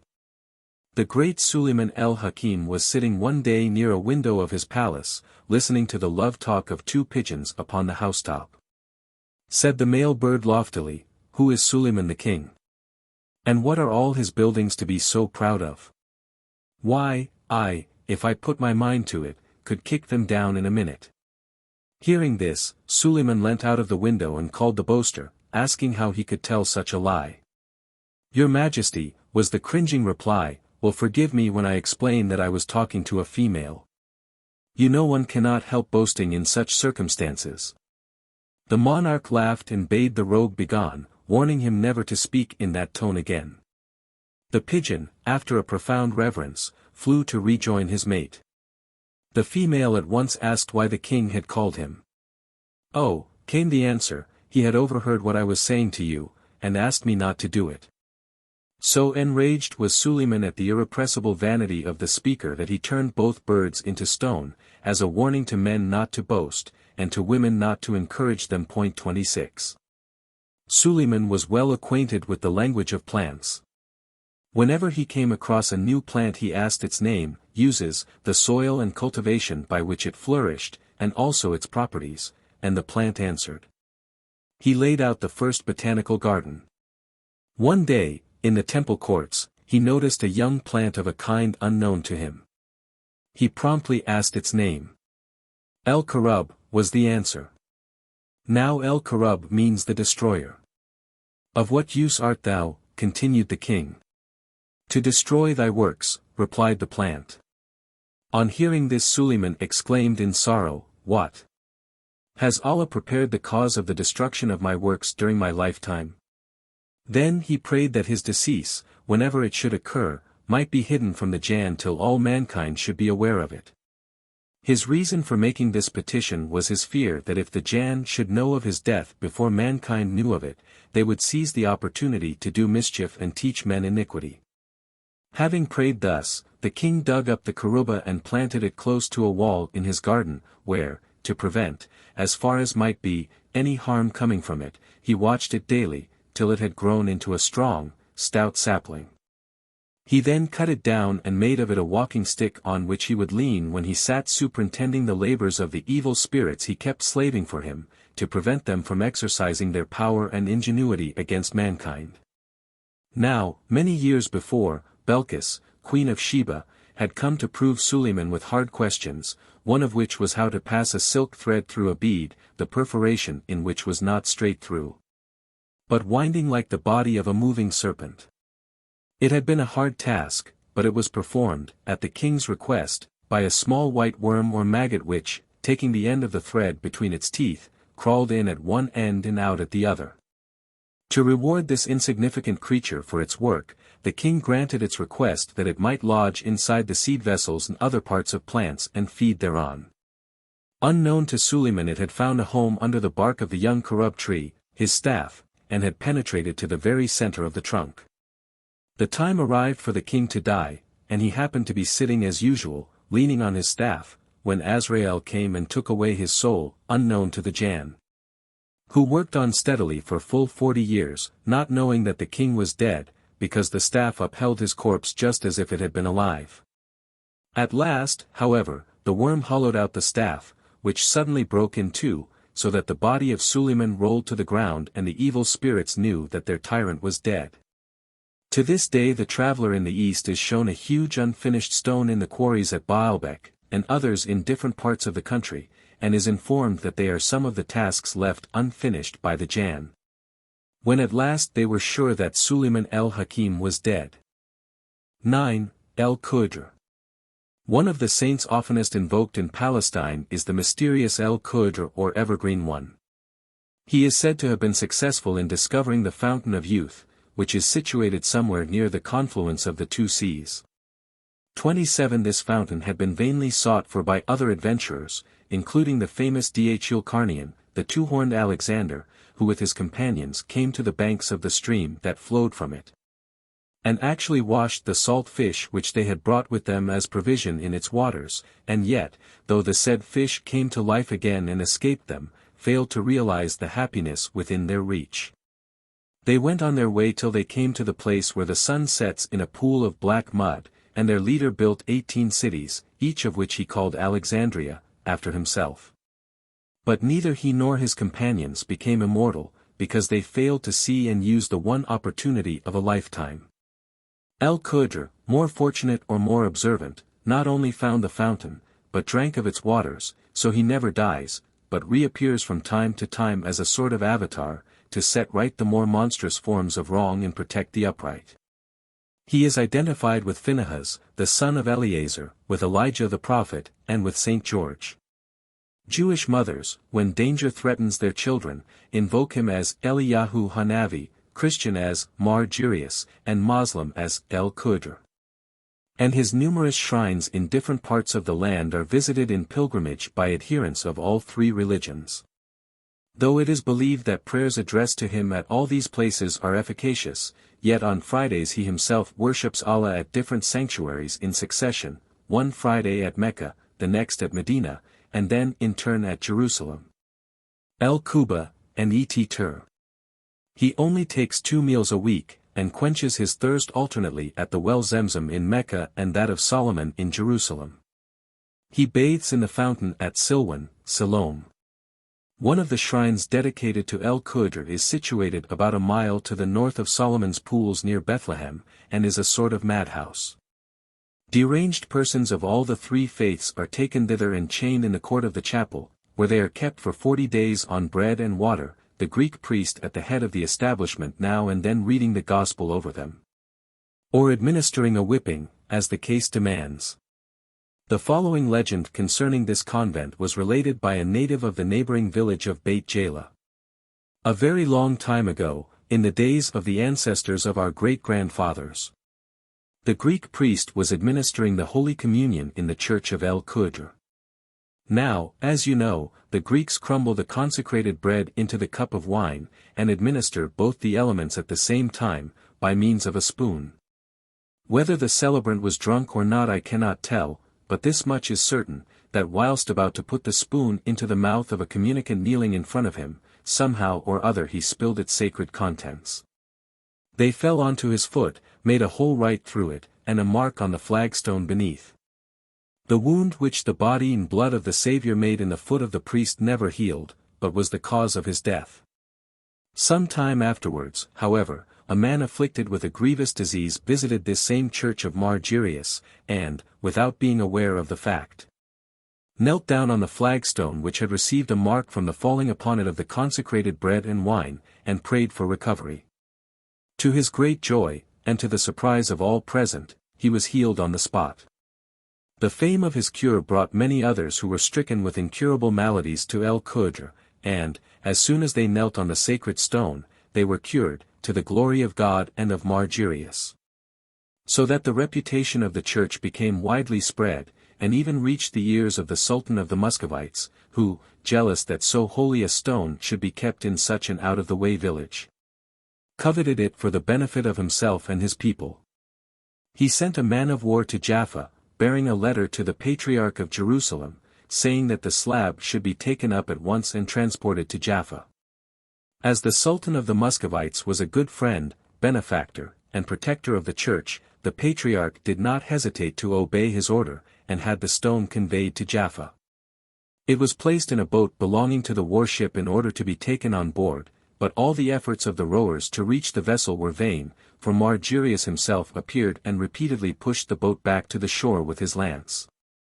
This happened so often that the Muscovites were obliged to desist from their purpose. And when it was reported to the Patriarch, he realized his error, and had the stone brought back and reverently deposited in the church at El Khudr, where it is shown to this day. As already stated, there are many churches and convent chapels dedicated to St. George.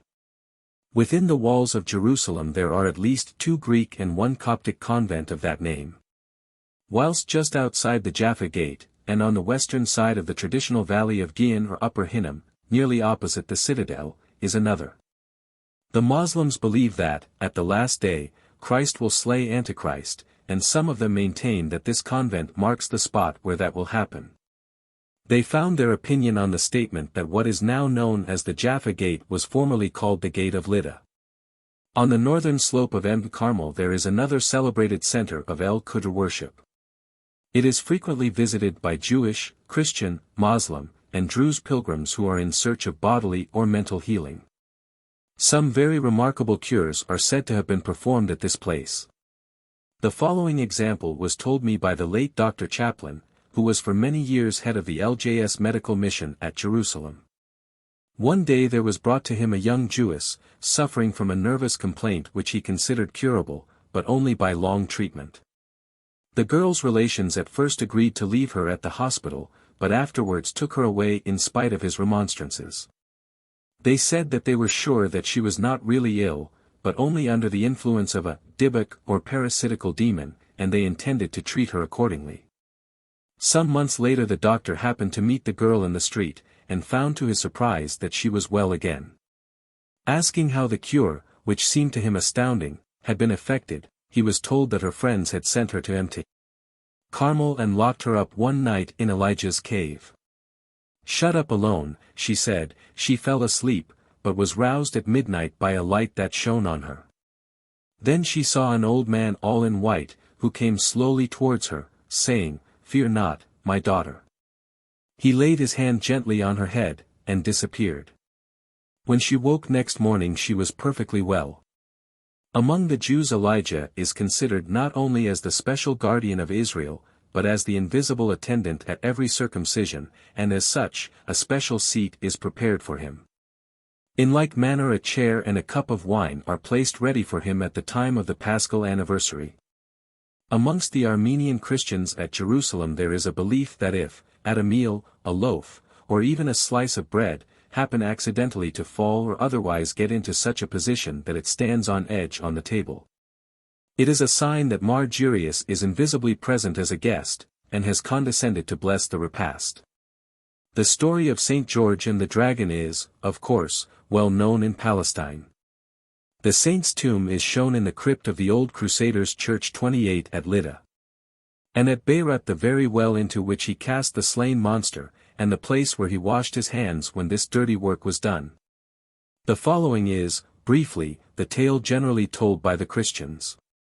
There was once a great city that depended for its water supply upon a fountain without the walls. A great dragon, possessed and moved by Satan himself, took possession of the fountain and refused to allow water to be taken unless, whenever people came to the spring, a youth or maiden was given to him to devour. The people tried again and again to destroy the monster, but though the flower of the city cheerfully went forth against it, its breath was so pestilential that they used to drop down dead before they came within bowshot. The terrorized inhabitants were thus obliged to sacrifice their offspring, or die of thirst, till at last all the youth of the place had perished except the king's daughter. So great was the distress of their subjects for want of water that her heartbroken parents could no longer withhold her, and amid the tears of the populace she went out towards the spring, where the dragon lay awaiting her. But just as the noisome monster was going to leap on her, Margirius appeared, in golden panoply, upon a fine white steed, and spear in hand. Riding full tilt at the dragon, he struck it fair between the eyes and laid it dead. The king, out of gratitude for this unlooked-for succor, gave Margirius his daughter and half of his kingdom.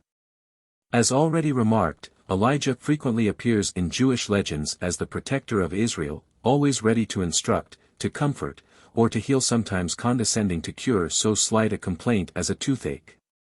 At others going so far as to bear false witness in order to deliver rabbis from danger and difficulty. 29. The modern Jewish inhabitants of Palestine devoutly believe in his intervention in times of difficulty. Thus, among the Spanish Jewish synagogues at Jerusalem, there is shown a little subterranean chamber, called the Synagogue of Elijah the Prophet, from the following story. One Sabbath, some 4 centuries ago, when there were only a very few Jews in the city, there were not men enough to form a minyan, or legal congregational quorum. It was found impossible to get together more than 9, 10 being the minimum number needed. It was therefore announced that the customary service could not be held, and those present were about to depart, when suddenly a reverend-looking old man appeared, donned his talith or prayer shawl, and took his place among them. When the service was over, the first in Zion, as the chief rabbi of the Jewish community at Jerusalem is entitled, on leaving the place of worship, looked for the stranger, intending to ask him to the Sabbath meal, but he could nowhere be found. It was thought this mysterious stranger could have been no other than the famous Tishbite. The following story, a version of one told in the Quran 30, is related by the Moslems of Khudr. The great lawgiver was much perplexed and troubled when he thought about the apparently confused and strange dealings of divine providence. So besought Allah to enlighten him. He was told, in answer to his prayer, to go on a certain day to a certain place where he would meet a servant of the Merciful, who would instruct him. Musa did as he was told, and found at the rendezvous a venerable dervish, who, to start with, made him promise not to make remarks or ask questions concerning anything he might see while they journeyed together. Musa promised, and the pair set out on their travels. At sunset they reached a village, and went to the house of the sheikh, a man rich and kindly, who bade them welcome and ordered a sheep to be killed in their honor. When bedtime came they were conducted to a large, well-furnished room. The tusht and ibrik, 31 which in most houses are of tinned copper, were here of silver plates set with jewels. Musa, being tired out, soon fell asleep. But long ere daylight his companion woke him, saying they must start at once. Musa objected, finding the bed comfortable. He declared it ungrateful to leave so early while their host was still abed and they could not thank him. "Remember the terms of our compact," said the dervish sternly, while to Musa's amazement he coolly slipped the silver, tusht, or wash-hand basin into the bosom of his robe. Musa then rose in silence and they left the house. That evening, quite worn out, they reached another village, and were once more guests of the sheikh, who proved the very opposite of their host of the previous night. He grumbled at the necessity he was under of harboring dirty vagrants, and bade a servant take them to a cave behind the stable where they could sleep on a heap of tibn. 32 For supper he sent them scraps of moldy bread and a few bad olives. Musa could not touch the stuff, though he was starving, but his companion made a good meal. Next morning, Musa awoke very early, feeling hungry and miserable. He roused his guide and suggested that it was time to rise and start. But the dervish said, "No, we must not sneak away like thieves," and went to sleep again. Some 2 hours later the ascetic rose, bade Musa put the fragments of the night's meal into his bosom, and said, "Now we must bid our host farewell." In the presence of the sheikh, the dervish made a low reverence, thanking him for his hospitality towards them, and begging him to accept a slight token of their esteem. To the amazement of the sheikh, as well as Musa, he produced the stolen basin, and laid it at the Sheikah's feet. Musa, mindful of his promise, said no word. The third day's journey was through a barren region, where Musa was glad of the scraps which, but for the dervish, he would have thrown away. Towards evening they came to a river, which the dervish decided not to attempt to cross till next morning, preferring to spend the night in a miserable rebuilt hut, where the widow of a ferryman dwelt with her orphan nephew, a boy of 13. The poor woman did all in her power to make them comfortable, and in the morning made them breakfast before starting. She sent her nephew with them to show the way to a ruinous bridge further down the river. She shouted instructions after the boy to guide their honors safely over it ere he returned. The guide led the way, the dervish followed him, and Musa brought up the rear. When they got to the middle of the bridge, the dervish seized the boy by the neck and flung him into the water, and so drowned him. "Monster! Murderer!" cried Musa, beside himself. The dervish turned upon his disciple, and the prophet knew him for Khudr. "You once more forget the terms of our agreement," he said sternly, "and this time we must part. All that I have done was predestined by divine mercy." Our first host, though a man of the best intentions, was too confiding and ostentatious. The loss of his silver basin will be a lesson to him. Our second host was a skinflint. He will now begin to be hospitable in the hope of gain. But the habit will grow upon him, and gradually change his nature.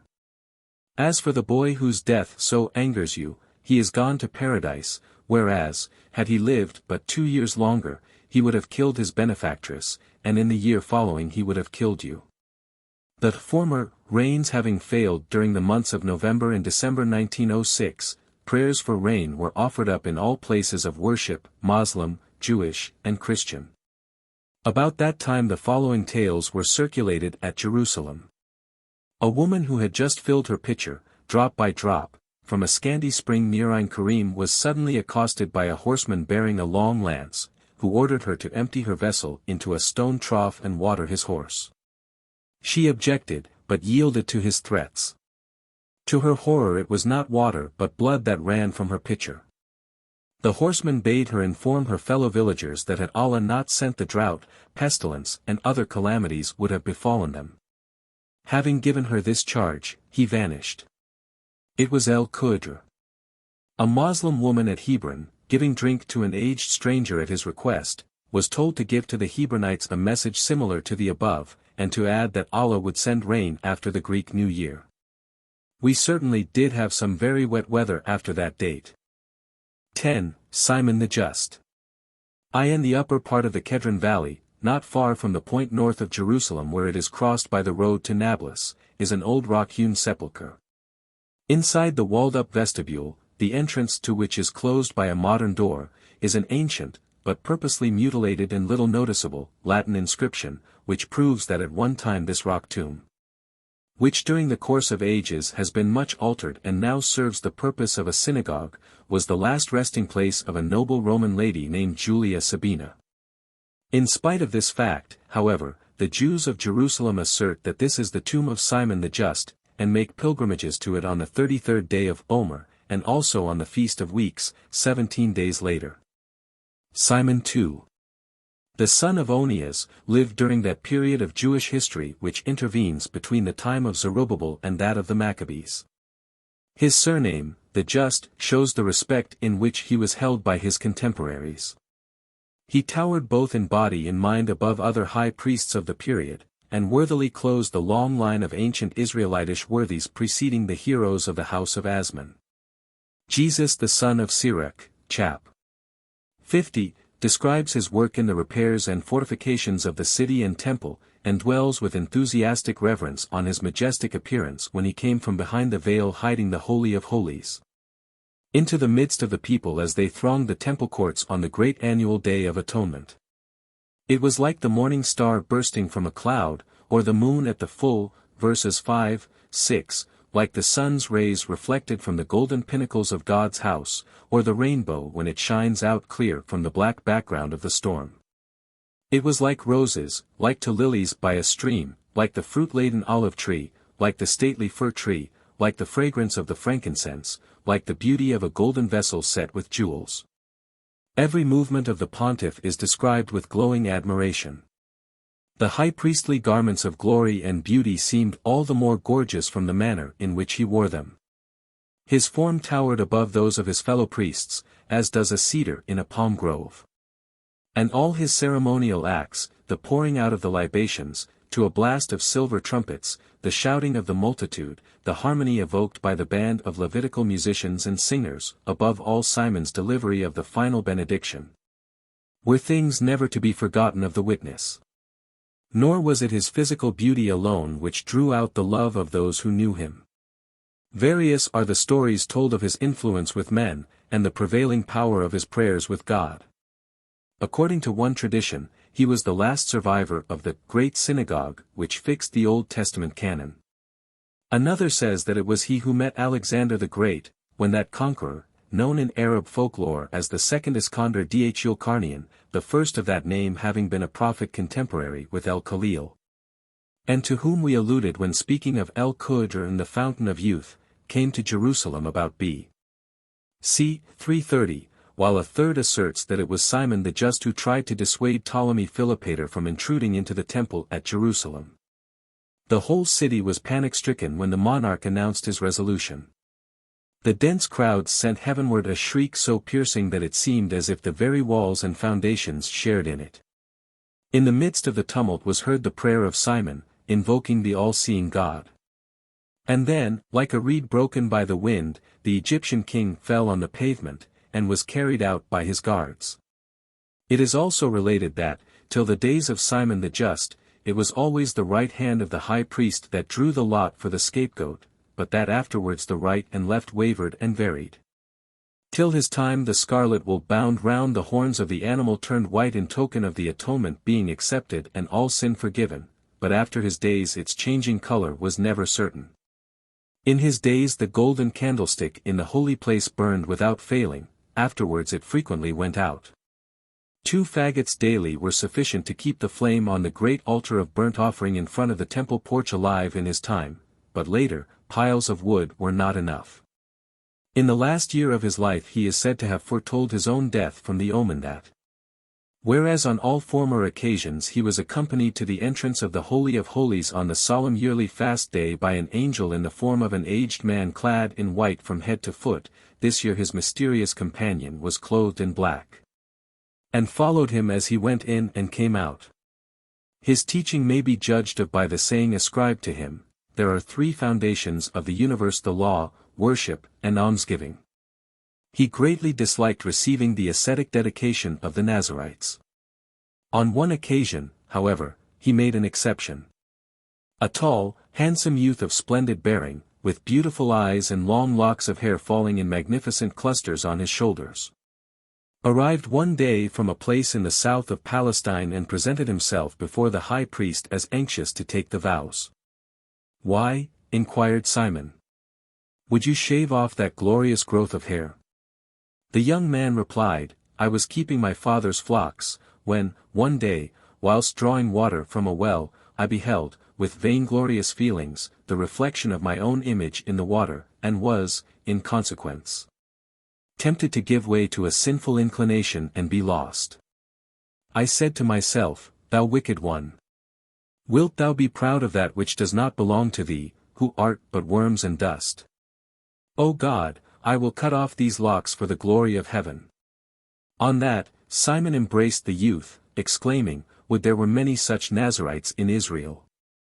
With such a record of his life, it is no wonder that in modern times the Jews of Jerusalem ascribe miraculous power to the intercessions of this saint, and offer vows and prayers at his shrine. As in the following story. About 200 years ago, when Rabbi Galanti was the first in Zion, there came a year of great distress for lack of rain. The whole population of the city fasted and prayed, the Christians holding services and reciting litanies in their churches, the Moslems in their mosques, and the Jews at their place of wailing, but in vain.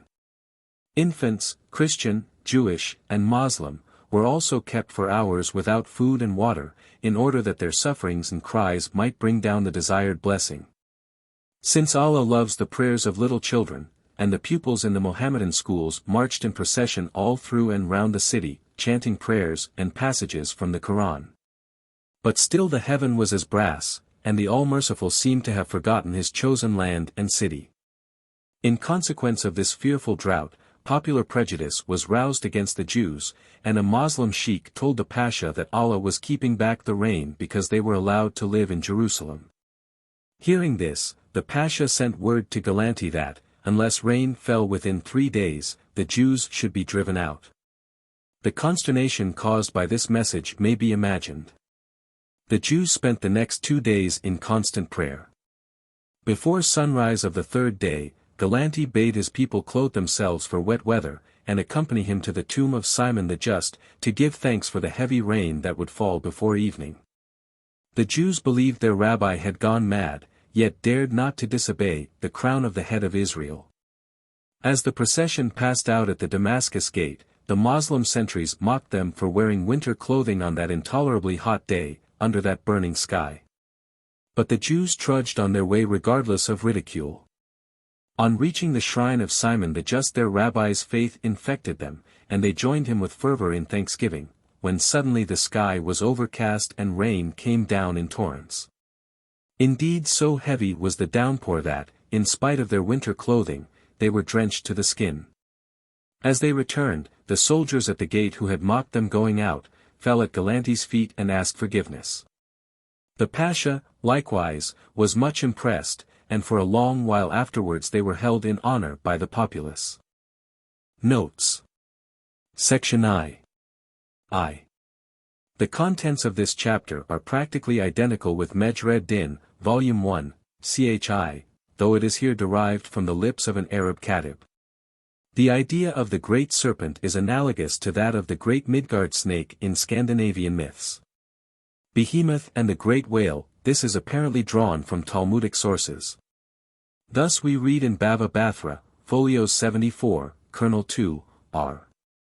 Judah said, "Everything that God created in the world he created male and female.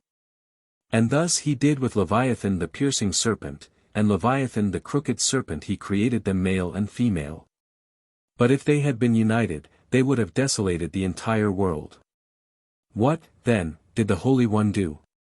He took away the strength of the male Leviathan, and slew the female and salted her for the righteous, for the time to come, for it is said, and he shall slay the whale or dragon, that is in the sea, Isaiah 27. 1. In like manner with regard to Behemoth upon 1,000 mountains, he created them male and female, but if they had been united they would have desolated the world. What then did the Holy One do?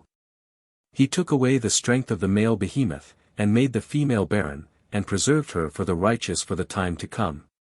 The Moslems, in like manner, believe that the meat of a great bull and a great fish shall furnish forth the feast of the righteous on their entry into paradise. There are, in rabbinical writings, many similar allusions to the great ox and the great fish or sea dragon. Eclipses of the moon. On the 6th of October, 1903, we had the good fortune to bivouac within the walls of the famous palace of Meshetta in Moab. While the sun was setting, the moon was eclipsed, and a more magnificent spectacle, in surroundings so beautiful and so solitary, could hardly be imagined. Even the impassive Arab servants, most of whom had been long in European service, were impressed, and crowded together with exclamations of surprise and, perhaps, fear. The lady of our party went to remonstrate with them because they had taken a cock from out of the fowl crate and were whipping him, they alleged, for making noise. He also had been surprised by the phenomenon, and had crowed. One added, "The people at home, who know no better, will be killing cocks and beating drums, this, pointing to the rival pageants of sun and moon, will frighten them." Professor Yuding then recited the Surah of the Daybreak, Xi, which seemed to meet the needs of the case. The men expressed their satisfaction, and the cock was restored to his family. Dr. Spoer's Notes on Bloody Sacrifices in Palestine, Volume 25. Pages 312 ff. Of Journal of the American Oriental Society, 1906, and page 104 of Volume 27. 1906. 2. The Mother of Devils. For the Jewish notions on this subject see Bodenschatz, 3. Chx, Pars. 5-7, pages 169, 170. Origin of ghouls, etc. For Jewish notions, which are also current amongst other Orientals, on this subject, see Bodenschatz, 3. Chx, par. 3, and Wunsch, Bibliotheca Rabbinica, Midrash Bereshit Rabbah, p. 94, and Edersheim, Life and Times of Jesus the Messiah, Appendix 13. Section 3. Par. 1. Also note 41 of Tales Told in Palestine, by J. E. Hanauer, edited by H. G. Mitchell, Cincinnati, Jennings and Graham. New York, Eaton and Maines.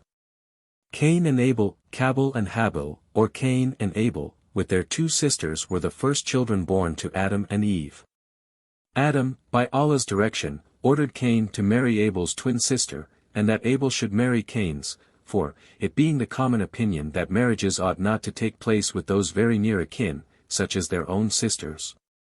It seemed reasonable to suppose that they ought to take those of the remoter degree, but this Cain refused to agree to, because his sister was the handsomer.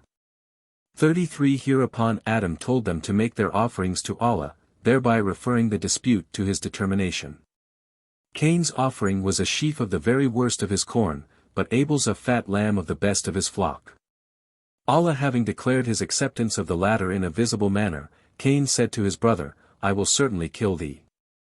Abel was the stronger of the two, and would easily have prevailed against his brother, but he answered, If thou stretchest forth thine hand against me, to slay me, I will not stretch forth my hand against thee to slay thee.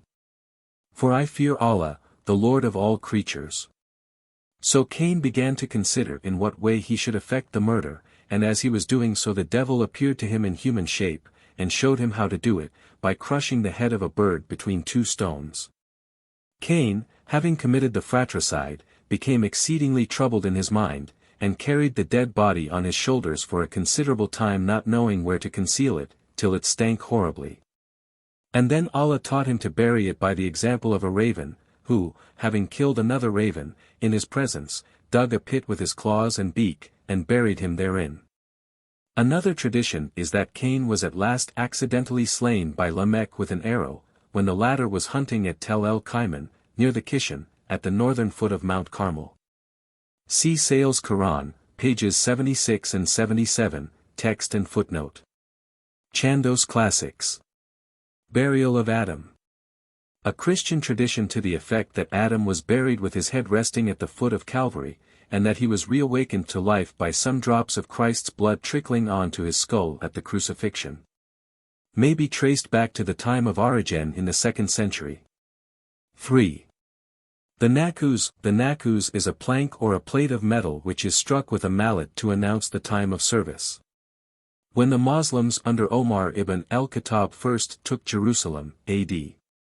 637, the use of church bells was prohibited, but the nakus was allowed because Noah, by Allah's command, used one thrice a day to call the workmen employed on the ark, and to attract people to hear his warnings of an approaching judgment.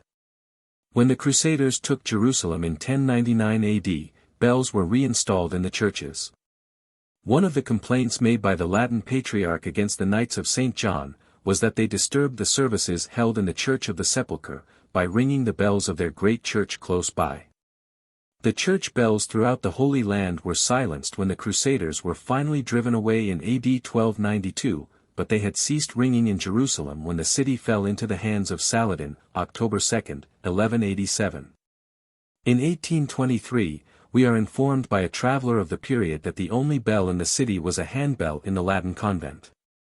Since the close of the Crimean War, many large church bells have been hung up and are in constant use in various Christian churches in Palestine. Though the writer remembers the time when a great riot took place amongst the Moslems at Nablus because a small bell had been put up in the mission school in that place. The donkey and Iblis in the ark, presumably to pay the donkey out for this meanness, Iblis whispered in his ear that all the females of his kind had been destroyed.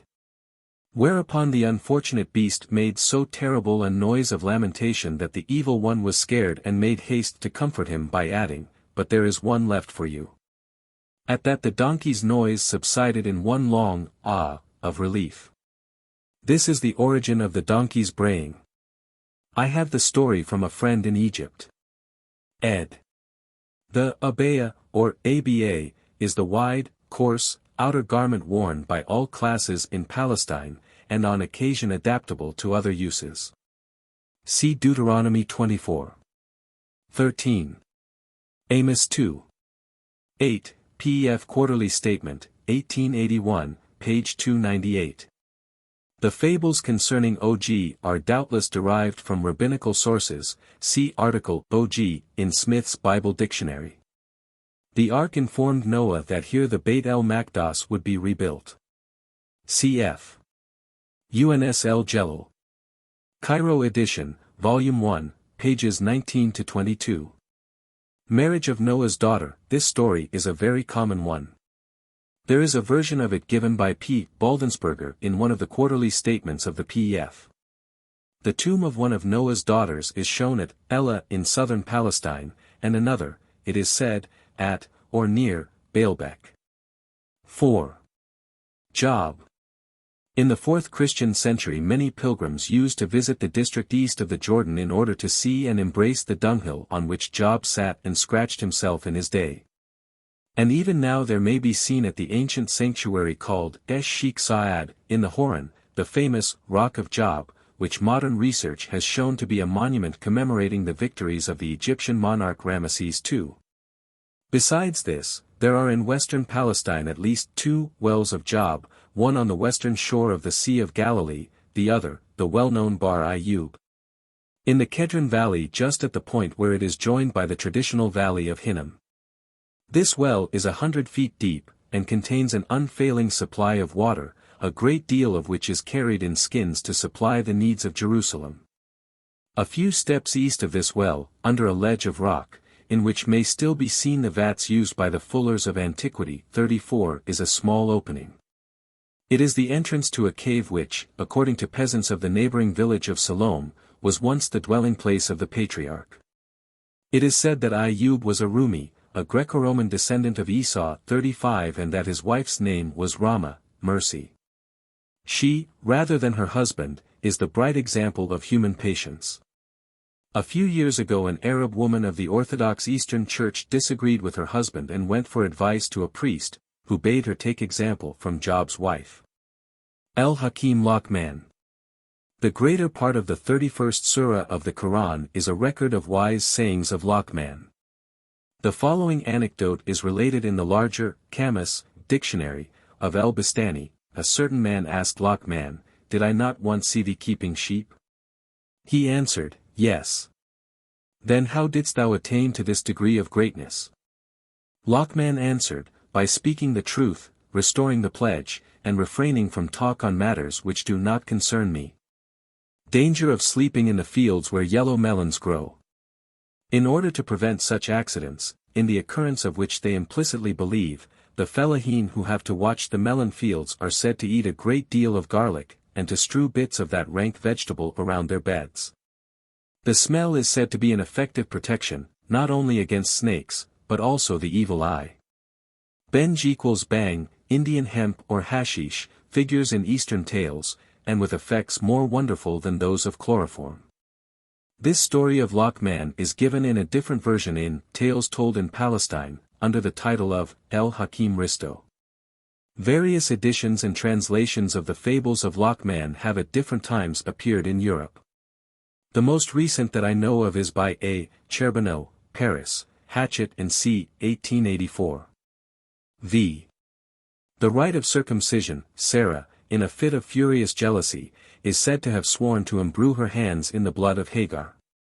In order to save the life of the latter, and yet to enable his wife to keep her solemn though savage oath, Hagar, at Abraham's suggestion, allowed Sarah to perform upon her the rite of circumcision, to submit to which has, since then, become a sunnah, or traditional and religious custom amongst Mohammedan women. See Mejred Din, Volume 1, page 46. The patriarch said to be not dead but living. The tomb of the patriarchs at Hebron is very jealously guarded against intruders who are not Moslems. Very few Christians have ever been admitted even into the courts of the Haram, the first in modern times who was allowed to enter being the Prince of Wales, now King Edward VII, who visited the Holy Land in 1862. Even Mohammedans are forbidden to descend into the cave below, which is generally supposed to be that of Machpelah, lest they should disturb the patriarchs and their harem, who are conceived of as living in a state of sacred keef, or dolce far niente. A couple of hundred years ago a Mohammedan had the temerity to enter the cavern. He suddenly came upon a lady who was combing her hair. It is supposed to have been Sarah herself. She threw her comb at the audacious intruder and hit him in the eyes. He was, in consequence, blind to his dying day. It is also related that when Ibrahim Pasha took Hebron about 70 years ago, he likewise attempted to penetrate into the mausoleum of the patriarchs, and had an opening made through the masonry enclosing it, but that, just as he was going to enter, he was taken seriously ill, and had to be carried away unconscious. 6. An old tradition, which has been traced back to the time of Origen, in the 2nd century, says that the cross on which Christ suffered was, at the crucifixion, planted at the head of Adam's tomb, and that some drops of the Saviour's blood, percolating through the soil and the fissure made in the rock by the earthquake that then occurred, touched Adam's skull and revived the progenitor of mankind to life. 36 He led the band of saints, who, as the Gospel relates, rose from the dead after Christ's resurrection, and entering Jerusalem, appeared unto many. The origin of this legend seems to have been a misunderstanding of the texts Ephesians v. 14 and 21, 1 Corinthians 15. 21, 22, 45, 47. 7. Pilgrimage to Musa's grave. The writer was some years ago informed by a native Jew that he had been told by his late father that the latter had been informed by a Moslem sheikh that the annual Mohammedan pilgrimage to the traditional tomb of Moses had been instituted by the early Moslem conquerors of Palestine, in order that, in the case of disturbances in Jerusalem amongst the Christian pilgrims who come thither in order to celebrate Easter, a strong body of armed believers might be in reserve and within call in case of necessity. Whether this statement is correct I cannot tell. At any rate, the Nebi Musa pilgrimage generally coincides in time with the Christian Easter festivities. The stones of the place should be lit for fuel. The limestone at Nebi Musa is bituminous, and somewhat combustible. 8. The tower still bears his, David's, name. This tower is situated just inside the city, near the Jaffa gate. It is often called the Tower of Hippicus, though its base measurements agree more nearly with those of Herod's Tower Facilis. The carob. The carob tree, Ceratonia salique, said by tradition to have furnished, in its pods, the locusts which the Baptist ate, and also the husks on which the swine, in the parable of the prodigal son, were fed.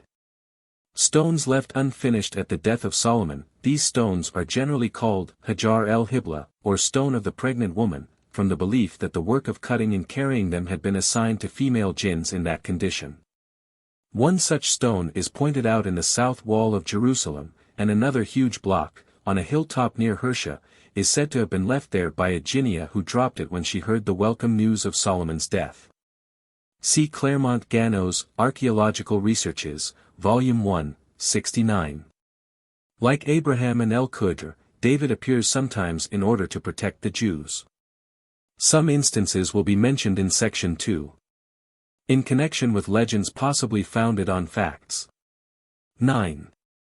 Dhul Karnian, see Sales Quran, Chandos Classics Edition, Chapter 18. Pages 224 to 225 and footnotes. Elijah's Cave on Carmel. For other particulars concerning this place and the treatment here practiced, see Dr. Thompson's, The Land and the Book, 1886, Volume 1, page 329 ff. X. Simon the Just, it seems now to be conclusively established that this was Simon too. And that Josephus, Antip. Book 12. Chapter 2. 5, was mistaken in identifying him with Simon I. G. C. Derenburg, 47-51, Dean Stanley's, Jewish Church, Volume 3. Page 247. The 33rd of Omer. That is the 33rd day after the 15th of Nisan and the 2nd of Passover, when a sheaf, Omer, of barley was offered to God in the temple as the firstfruits of the coming harvest, Leviticus 23. 10. This 18th of Iyar is also celebrated as the anniversary of the disappearance of a plague in the days of Rabbi Akiba. See Friedlander, Textbook of the Jewish Religion, 27, and Note 34, Tales Told in Palestine, page 219. Compare 3 Mace. I. 28, 29, 2. 21-24, with Dean Stanley's Jewish Church, Volume 3. Page 248. Section 2. Containing legends and anecdotes possibly founded on fact. 1. Bâb el Khalìl, the Jaffa Gate at Jerusalem. In Mohammedan eschatology Bâb el Khalìl figures as the gate of Lydda where Isa ibn Maryam will destroy Antichrist, though some amongst the learned, for instance Abulfida and Kamal ad-Din, assert that the event will take place near the entrance to the town of Lydda, and, as a matter of fact, a well inside a small domed building situated about halfway between Lydda and Ramla, and called Bir-es Zebak or the Quicksilver Well, is pointed out as the exact spot where the Dajjal, lit. Impostor, or Antichrist will be slain. Just inside the gateway, and on the left-hand side after passing the portal, there are 2 cenotaphs in an enclosure behind an iron railing. Old jars, and tins, saddles, etc. placed beside the cenotaphs, or piled up in the corners of the open space around them, show that 2 wailis, or saints are buried here. As the once existing inscriptions are now quite effaced, no one knows exactly who they were.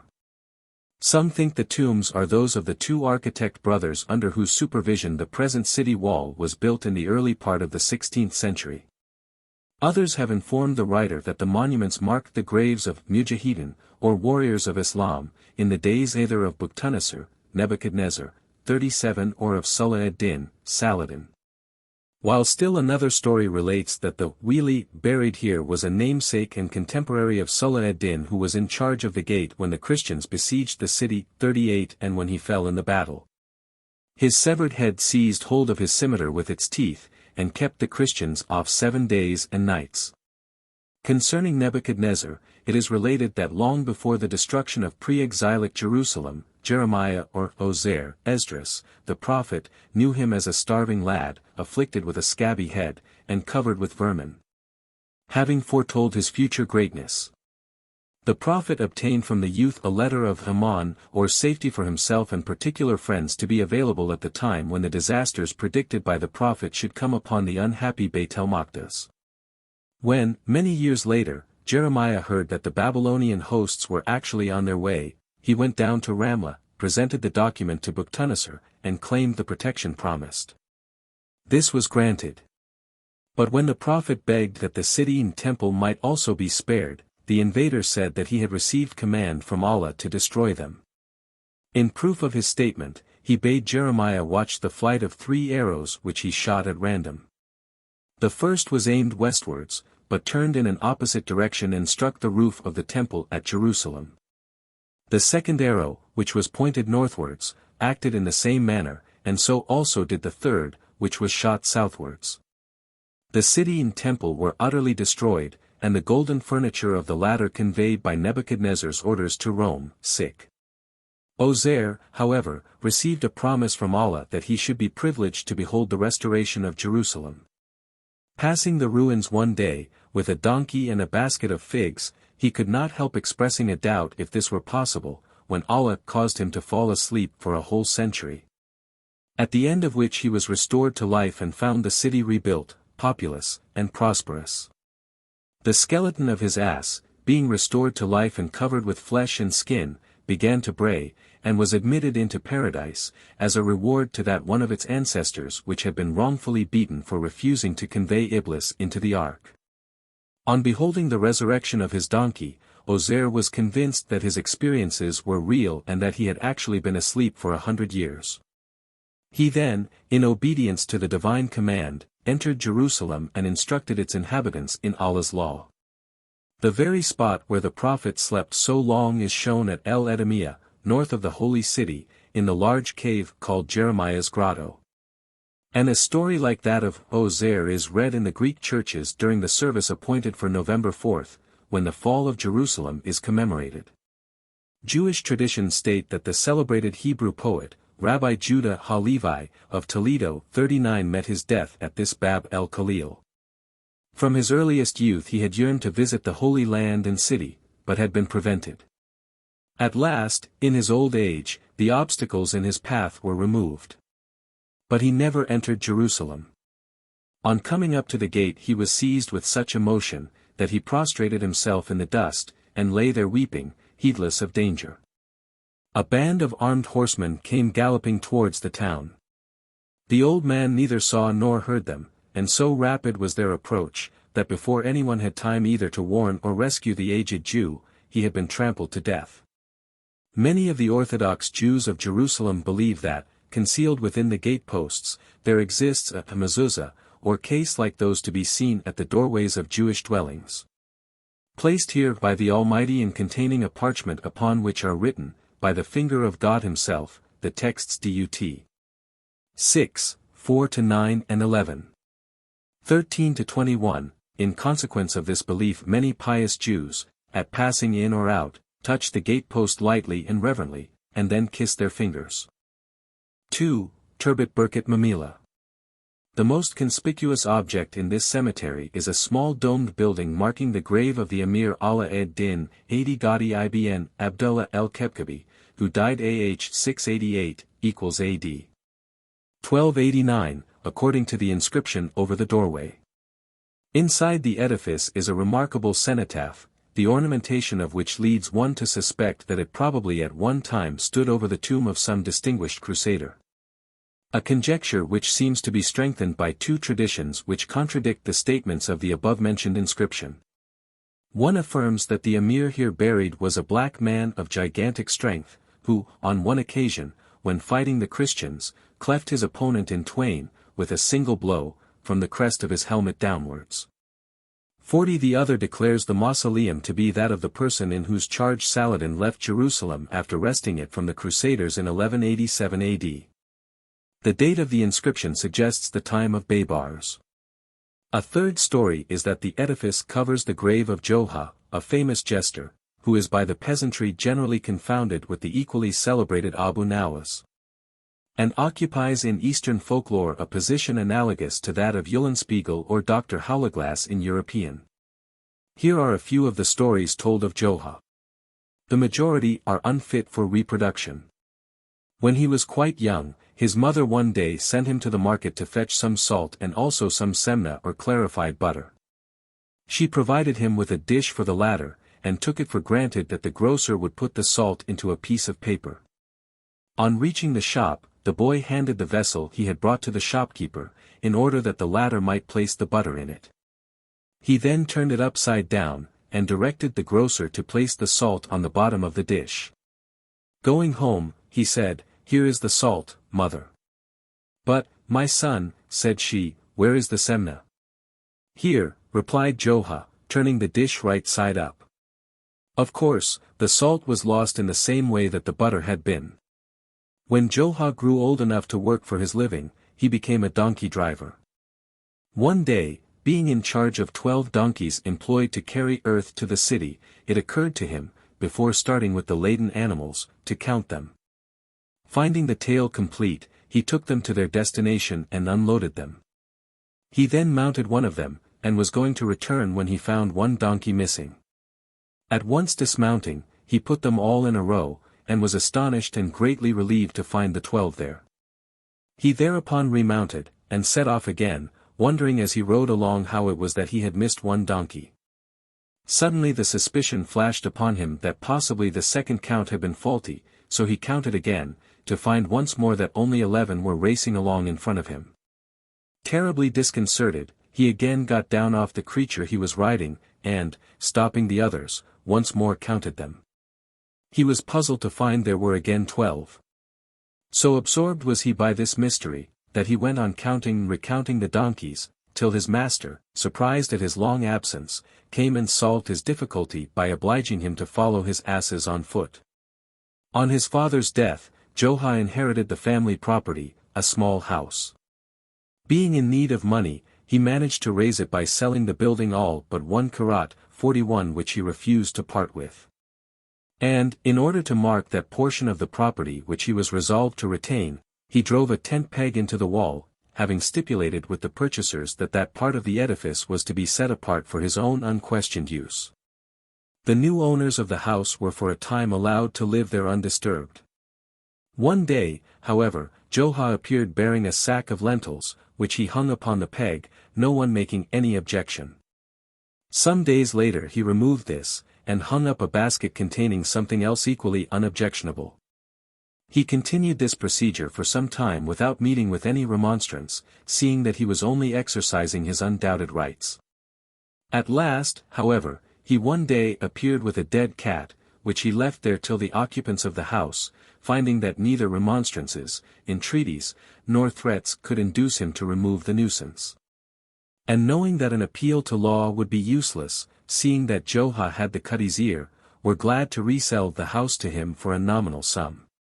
Ever since that time, the phrase, "a peg of Johah's," has been used proverbially by Orientals in much the same sense in which Englishmen speak of a white elephant.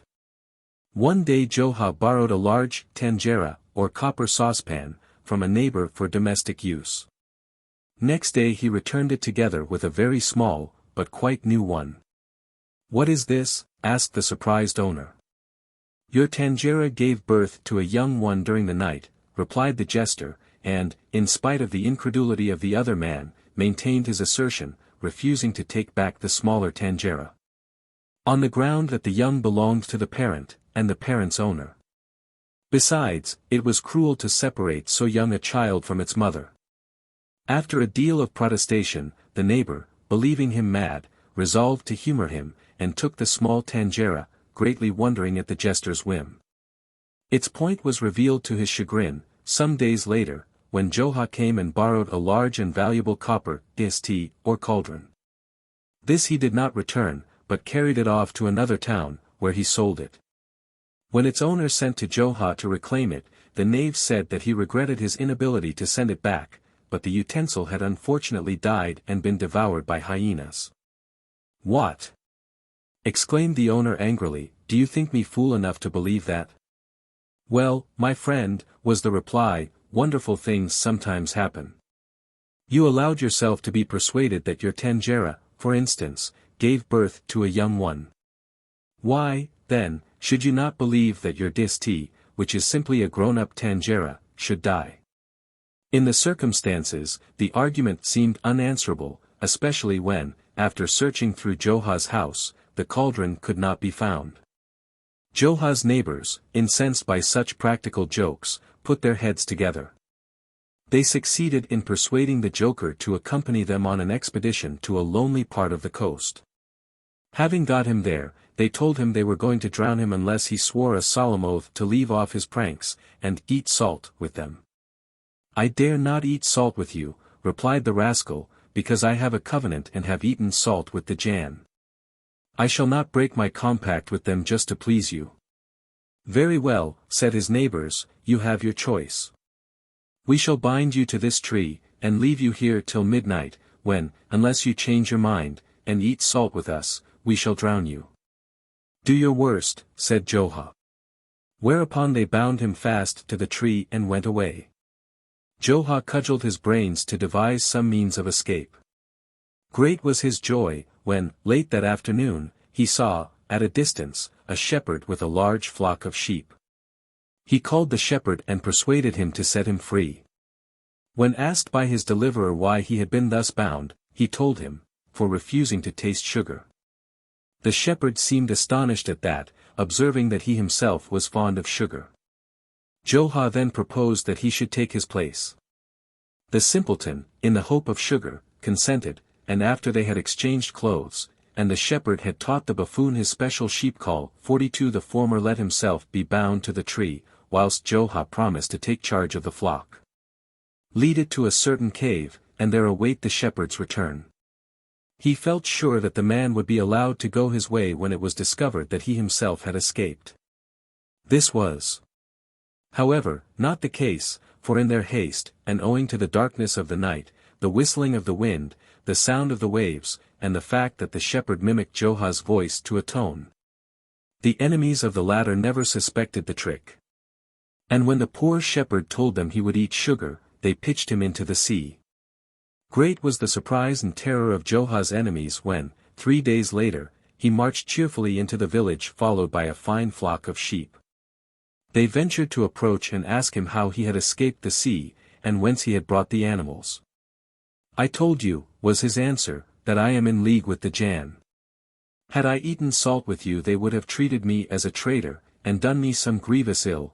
As it is, however, they not only spared my life, but gave me this flock as a reward for my loyalty." Johah's neighbors were greatly impressed by this statement, and asked his forgiveness for their past ill will. They then humbly inquired in what way they also might obtain the friendship of the Jann. Johah strongly advised them to jump into the sea at midnight on the same day of the week as that on which they had tried to drown him, and from the same rock from which he had been hurled. They disappeared from the village soon afterwards, and were never seen again. 3. Nebi Daûd. A number of conventional tales, bearing a family likeness to those related concerning the patriarchs at Hebron, are told concerning the prophet David, and his tomb, Nebi Daûd, at Jerusalem. Here are examples. In the reign of Sultan Murad, the governor of Jerusalem, Mahmûd Pasha by name, was a just and upright man who favored the Jews. As, however, government appointments could be purchased by anyone in those days, a worthless Arab, known as Ibn Faraj, succeeded in obtaining the post from the Pasha of Damascus, who was at the same time Governor-General of Syria and Palestine. Ibn Faraj proved extremely tyrannical and rapacious, and greatly oppressed the Jews in Jerusalem. One Sabbath day, Elul 2. AM 5385, i.e. AD 1625, he attacked the synagogue during the hours of divine service, and had 15 of the most respectable Jews cast into prison. They were not released till they had paid 3,000 ducats. Such events were of frequent recurrence, and the Jews were, in consequence, greatly impoverished. Many of them sought to flee, but were prevented by guards specially stationed for that purpose. At last, however, they succeeded in letting the Sultan know the state of affairs in Jerusalem. The Padishah was very angry when he heard of all this, and, on Kislev 22, 5386, December 1626, he sent orders to the Pasha of Damascus to dismiss the unworthy official. Ibn Faraj, however, succeeded in bribing not only the Governor-General, but also the Aga, or Commandant, of the troops in the castle. He now raged without restraint, and many Jews languished in prison because they were unable to satisfy his rapacious demands. Suddenly, on Tuesday the 12th of Kislev a.m. 5387, he took to flight, because, as is related in a document printed at Venice in the following year, and attested by all the chief officials of the Jewish community then at Jerusalem, an aged and venerable personage, clad in a purple mantle, appeared to him in a dream, and was going to strangle him. In his terror he asked why, and was informed that King David wanted to avenge his subjects. Having begged long and piteously to be spared, his life was granted, on condition that he left Jerusalem and the Holy Land at sunrise next morning. 43. Another Moslem governor of Jerusalem, being on a visit to Nebi Daûd greatly, desired to see the tomb itself. He therefore went into the room immediately above it, and looked through a hole in the floor. While so doing a jeweled dagger slipped from his girdle, and fell into the vault. Concerned at the loss, he had one of his attendants let down by a rope to search for it. This man remained below so long that the others, growing anxious, pulled in the rope. They brought up his lifeless body. A second and third attempt to recover the dagger failed in like manner. Till the governor, determined not to lose the pretty weapon, bade the sheikh of Nebi Daûd himself go down and fetch it. The sheikh replied that it was clear the prophet did not like Mohammedans to enter his tomb. But, since he was known to be fond of Jews, the Pasha would do better to ask the chief rabbi. Accordingly, an urgent message was forthwith sent to that dignitary, who at once called the Jews together to fast and pray for deliverance from the anger of the Moslems on the one hand, and on the other from that of King David whom the Jews believed to be alive and active. 44 He begged for 3 days' grace in which to find a person willing to undertake so desperate an adventure. On the 3rd day a Jew volunteered for the task, in hopes to save the community.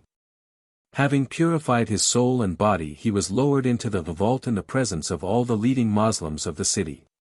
Almost immediately he asked to be drawn up again, and appeared alive and well, with the dagger in his hand. On reaching the ground he had found himself face to face with a noble-looking old man, clad in robes like shining lead, who had handed him the dagger the instant his feet touched earth and, with a gesture, bidden him be gone. An old Jewess, a widow, pious and industrious, used to wash for one of the sheiks of Nebi Daûd. One day, when she had brought some clean clothes to his house, he offered to show her the sepulchre of David, and she followed him in great delight. Opening the door of a room, he made her enter, and then, locking the door, went straight to the Khudr and told him that a Jewess had slipped into the sanctuary, left open for a few minutes for the sake of ventilation, and he, discovering the sacrilege, had locked her in that she might be punished formally, for a public example. The Khudr, with other Moslems, went at once to Nebi Daûd, but when the room was opened, no Jewess could be found. The sheik swore solemnly that she had been there when he locked the door. "I know her well," he said, "it was my washerwoman." "That it was not," said one who stood by, "for not a quarter of an hour ago my servant went to her house with a bundle of clothes, and saw her there hard at work." The inquisitors adjourned to the woman's house. There she was, at her washing, and ready to swear that she had been there since daybreak. Convinced by her earnestness, the Khudr charged the sheik of Nebi Daûd with perjury, and had him severely punished. It was not until the woman came to die, that she told the true story of her adventure. Then, having summoned the elders of the Jewish community, she confessed that the sheik had locked her in the dark room, as he had said he did, but that a noble-looking old man, clad in apparel as of shining lead, had straightway appeared to her, saying, "Fear not, but follow me." He had led her by a path that wound through the heart of the earth to a door which opened on a dunghill in the maiden. 45 There he ordered her to go home at once and get to work, and on no account to publish what had happened to her. 4. Bâb El Asbât. For different sets of traditions are associated with, and furnish as many names to the only open gateway, there being others walled up, in the eastern wall of Jerusalem. It is known to the Moslems, as Bâb El Asbât, or Gate of the Tribes, a name derived from that of the adjacent Birket Asbât Beni Israel, or Pool of the Tribes of the Children of Israel, which is generally abbreviated to Birket Israel. A huge reservoir lying along part of the northern side of the temple area, and said by learned Mohammedans to have been one of 3 constructed by Ezekiel or Hezekiah, king of Judah. Amongst the native Christians the gate is called of Our Lady Mary, because just inside it is the traditional site of the birthplace of the Virgin, and also because the road leading through the gate is that by which her supposed tomb, in a great underground church of the crusading period down in the valley, is reached. For several centuries past, Europeans have called the gate by the name of Saint Stephen, because a tradition, not older than the 14th century, states that he was stoned on a bare rock which is pointed out by the roadside not far from the above-mentioned church.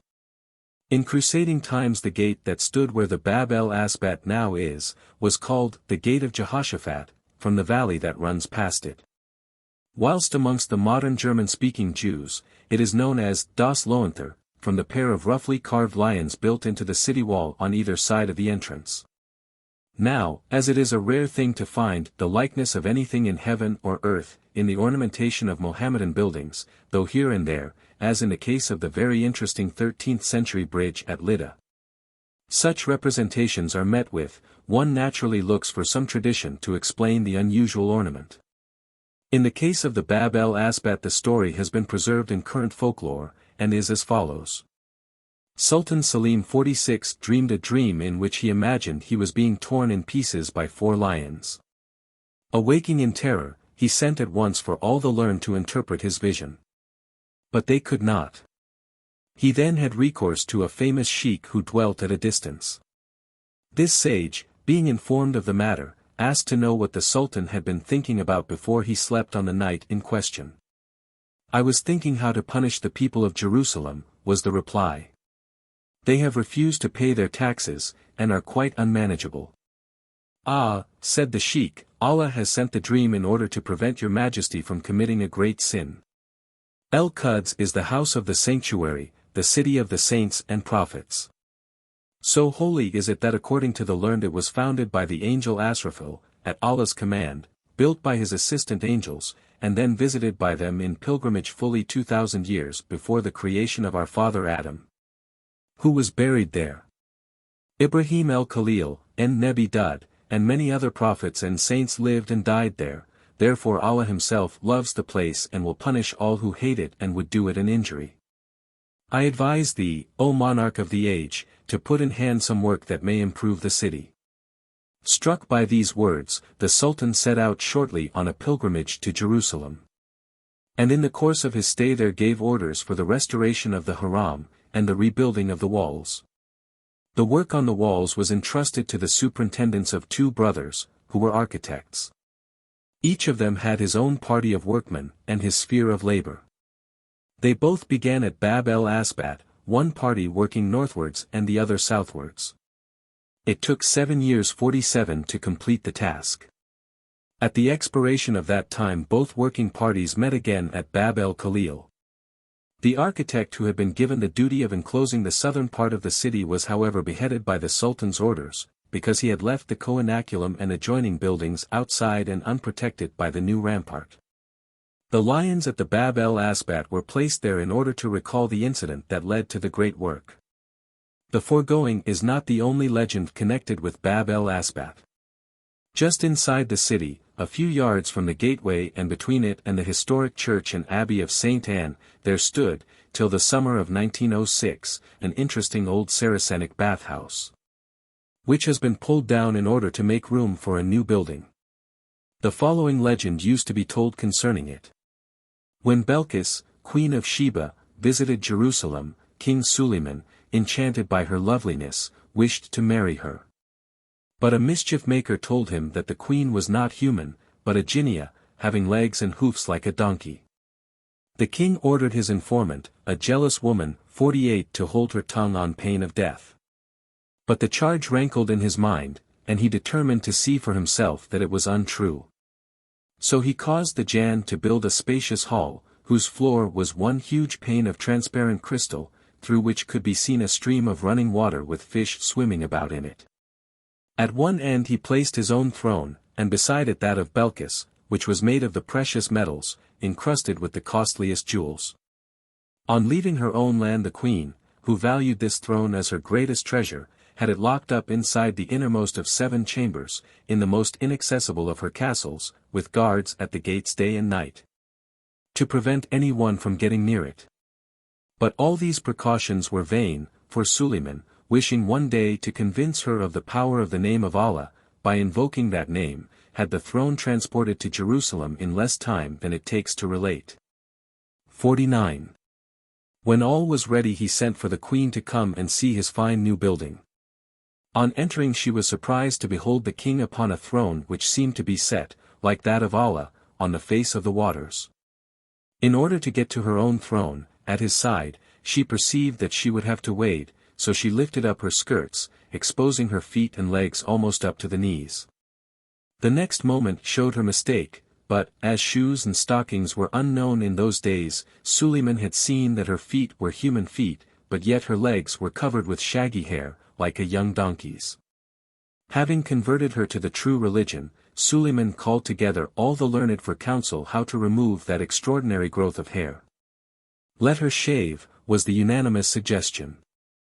No, roared Suleiman in anger, she might cut herself, and the hair would only grow again. He drove the learned forth, and convoked the Jann, who either could not or would not help him. In despair, he finally asked help from real devils, who told him to build the above-mentioned bathhouse for the queen's use, and also taught him how to concoct a depilatory, by the use of which her limbs quickly became as smooth, white, and comely as if they had been of cast silver.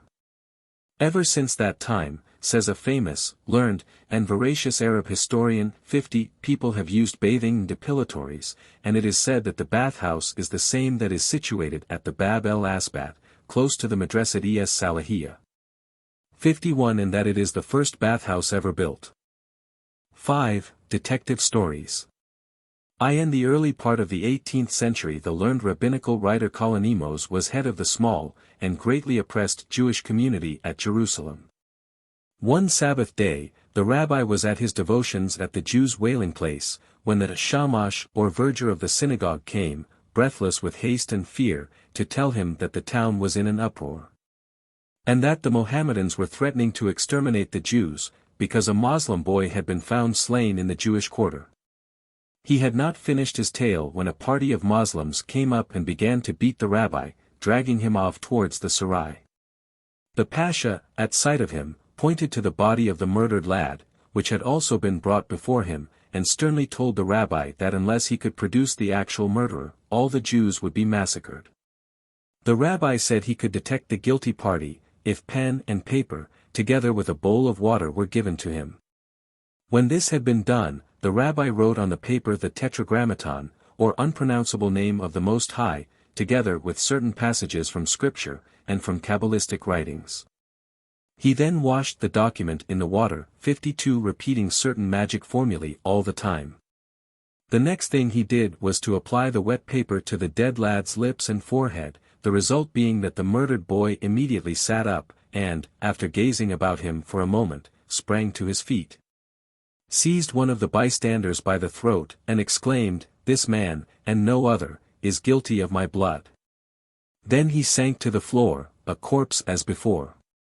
The man, thus charged with the crime, a Mohammedan, confessed and was led away to punishment. The rabbi was at once released. But remembering how by writing and using magical arts he had not only profaned the Sabbath but also been guilty of a heinous sin, even though compelled thereto for the preservation of his flock, he spent the rest of his days doing penance. Nor was that enough.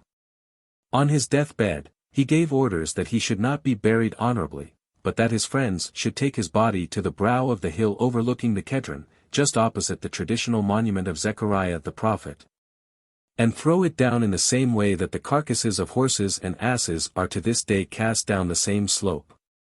Where it stopped rolling, there it might be buried, but no monument must be erected over the grave, and, for a century after his death, every Jew passing the spot must cast a stone on it, as was the custom in the case of malefactors. His friends carried out his instructions till the body was buried, but could not bear to leave his grave without some memorial. They therefore placed a great stone upon it, but the very next morning it was found broken and the same thing happened every time it was replaced. They saw that he would not be disobeyed. It thus became customary, as Kalonimos had desired that it should, for Jewish passers-by to cast a stone upon his grave, and also to repeat prayers there. A few years ago an acquaintance of my own happened to be at the house of one of the principal rabbis in Jerusalem, when a Mohammedan of very good repute came to ask the rabbi for advice and help. He told how a certain Jew, whom he named, had come to his place of business an hour or so previously, when he was alone, for a few minutes. Soon afterwards he had missed a valuable ring that was lying on the desk in front of him when the Jew entered. No one had been in since. He could produce neither proof nor witness against the Jew in question, but felt sure he had taken the ring. Having questioned the Moslem straightly, the rabbi saw that he spoke truth, and bade him wait while he sent for the culprit. The Jew came without knowing why he had been sent for. Before he had time to utter a word of salutation, the rabbi addressed him in Hebrew, in tones of excited pleading, "I beg you, for the sake of all that is holy, to deny that you know anything about the ring which this Gentile accuses you of having stolen." "That," said the rascal, quite thrown off his guard, "that is exactly what I meant to do." "Very well," said the rabbi sternly, "as you have virtually confessed before all these witnesses that you have the ring, hand it over to its owner immediately, and be thankful if he takes no steps to have you punished." The thief gave back the ring, and went unpunished. During the Egyptian occupation of Palestine between 1831 and 1840, Ibrahim Pasha, governor of the country, happened to be at Jaffa, when a certain goldsmith came to him, complaining his shop had been burgled in the night, and demanding justice in a high tone. While we were under the shadow of the Sultan, he said, I never lost a thing. But now, with you Egyptians who talk so much about good government, in the first month I lose half my substance. It is a shame to you and a great loss to me. And I think that you owe me compensation, for your own honor. Very well, I take the responsibility, said Ibrahim in some amusement.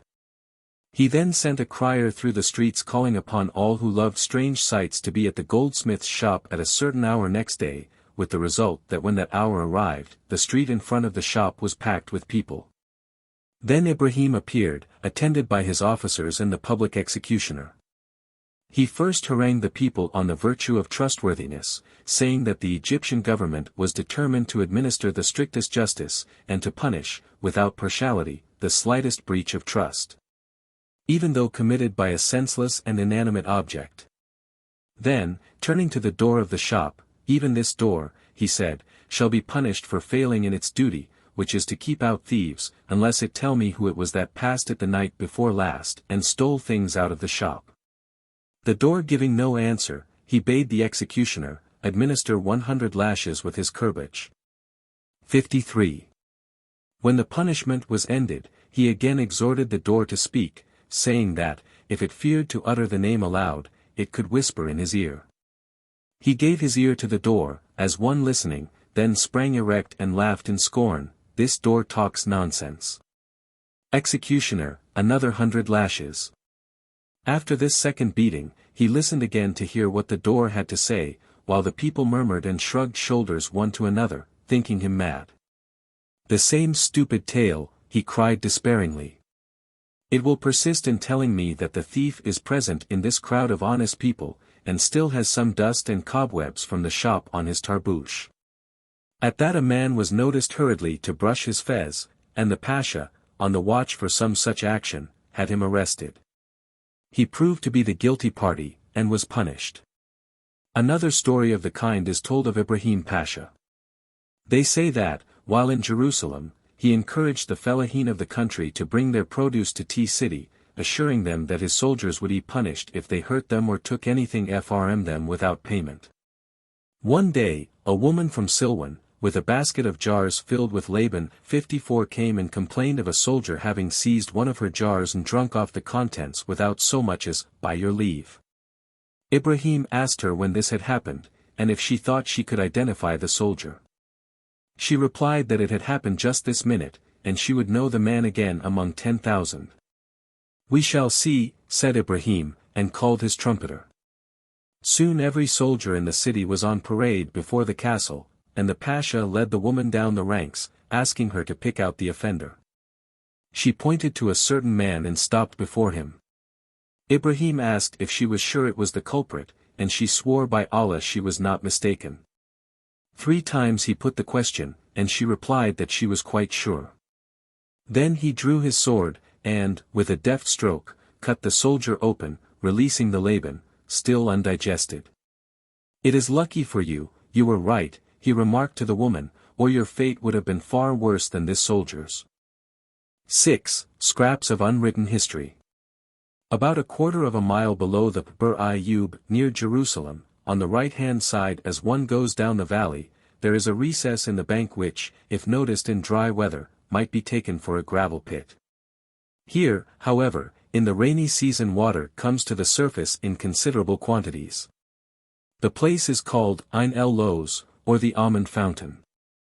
Many years ago Sir Charles Warren was told by a peasant that, according to tradition, there was a subterranean passage here approached by a stairway cut in the rock, whose lowest steps were of precious metal. And that the staircase and tunnel had been closed by order of the Egyptian government, because the Egyptian soldiers had often hidden in the tunnel to waylay women who descended in order to fetch water. 55. From Ain el Loz a pathway runs up the hillside towards the ruins of the village of Beit Sahar, the inhabitants of which fled one night, about 80 years ago, in order to escape the conscription. Since then their descendants have lived as Bedouin in the wilderness on the western shores of the Dead Sea. On the opposite side of the valley, and on the declivity of its northern bank, is a ruin which, though unmistakably that of a cistern, is called by the peasantry a monastery, Deir es Sina. Close by, traces of a village and old baths were discovered a few years ago, and some curious stories are related respecting the ancient inhabitants of the convent and village who figure under the ethnic name of Sanawina. They are said to have been such stupid people that Allah was obliged to destroy them. They never cooked food properly, but hung it in a pot from a hole shown in the roof of the cistern above mentioned, about 20 feet above the fire. After burning any quantity of fuel, it was raw. Their religion was a worship of the heavenly bodies, of which they knew so little that one night, when the moon was late in rising, they thought the men of Abu Dis, a neighboring village, had stolen it, and went out against them, armed to the teeth. From the top of the hill, which is between the two villages, they saw the moon rise, whereupon they shouted and danced in triumph, saying one to another, "Those rascals had heard we were coming and have let go our moon." Whenever they were in difficulties or perplexed as to the course of action they should pursue, they were accustomed, instead of asking the advice of other people, to observe the actions of animals and take hints from them. "All other men but ourselves," said they, "are wicked, and therefore foolish, for which reason they cannot instruct us. The birds and beasts, however, are many of them innocent and wise, and so we may learn from them." So it happened one day, that some of them wanted to carry a long beam of wood into a chamber where they wished to put up an oil press. Try as they would, they could not get it in because they carried it stretching across the entrance instead of taking it through endwise. Being greatly troubled, they sent 12 men in different directions to try to get some hint from the methods used by animals. The messengers returned after 7 days, but only one had found a solution of the problem. This he got from having noticed a sparrow draw a long straw endways into a hole in which it was building its nest. As a reward for this discovery the man was made sheikh of the community. Because they would not use the common sense which Allah has given to the sons of Adam that they may excel other creatures in wisdom, he decreed that they should all die childless with the exception of one family. Possibly that of the aforesaid sheikh, whose descendants still live at Bethany. And even on them there rests a curse, for they never have more than one son to represent them.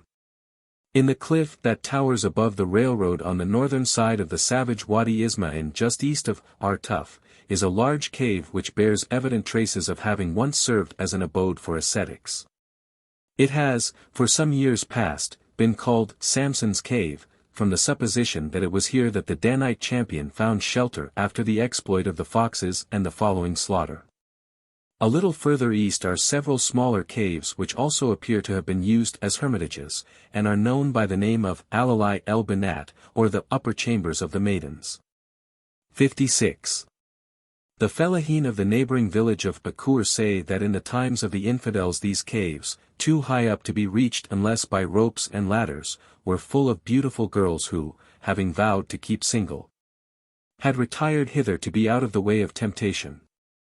The necessaries of life were lowered to them day after day by ropes from the top of the cliff, and their seclusion appeared of the strictest. After some years, however, children were seen running from one cave to another, and it was found that the girls had lowered a rope into the valley and brought up a handsome hunter, whom they had espied from their eyrie. They are said to have been starved to death for their hypocrisy. High up on the southern side of the Wad Arababa, the traditional valley of Hinnom, just where it opens into the Kedron Valley, there is the Greek convent of St. Onufrius. Erected in recent years over a number of rock-cut sepulchres containing many human bones. Amongst the peasantry of Silwan there exists a very curious tradition that the human remains in the above-mentioned sepulchres are those of Christian hermits massacred during the persecution carried on by the insane Fatimite Khalifa el-Hakim by Amr Illah, whom to this day the Druzes worship as a god, and who, in the 15th year of his reign, a.d. 1010, compelled his Christian secretary, Ibn Khudr, to write the following fatal order to the governor of Jerusalem: "The Imam commands you to destroy the temple of the resurrection, so that its heaven may become its earth, and its length may become its breadth."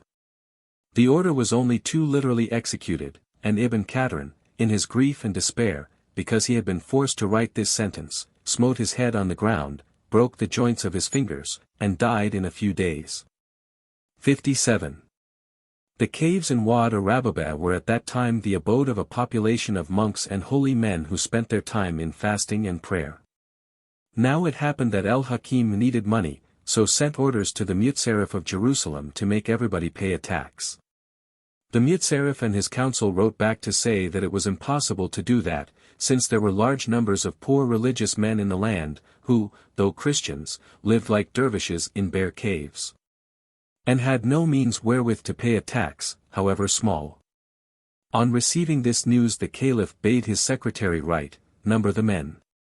Whether the secretary was careless in his writing and placed a dot over the second letter of the first word, or whether El-Hakim in his wickedness took the order which his scribe had written and himself put in the dot, Allah alone knows, but when the order reached Jerusalem the dot was there, and the order read, not number, but mutilate the men.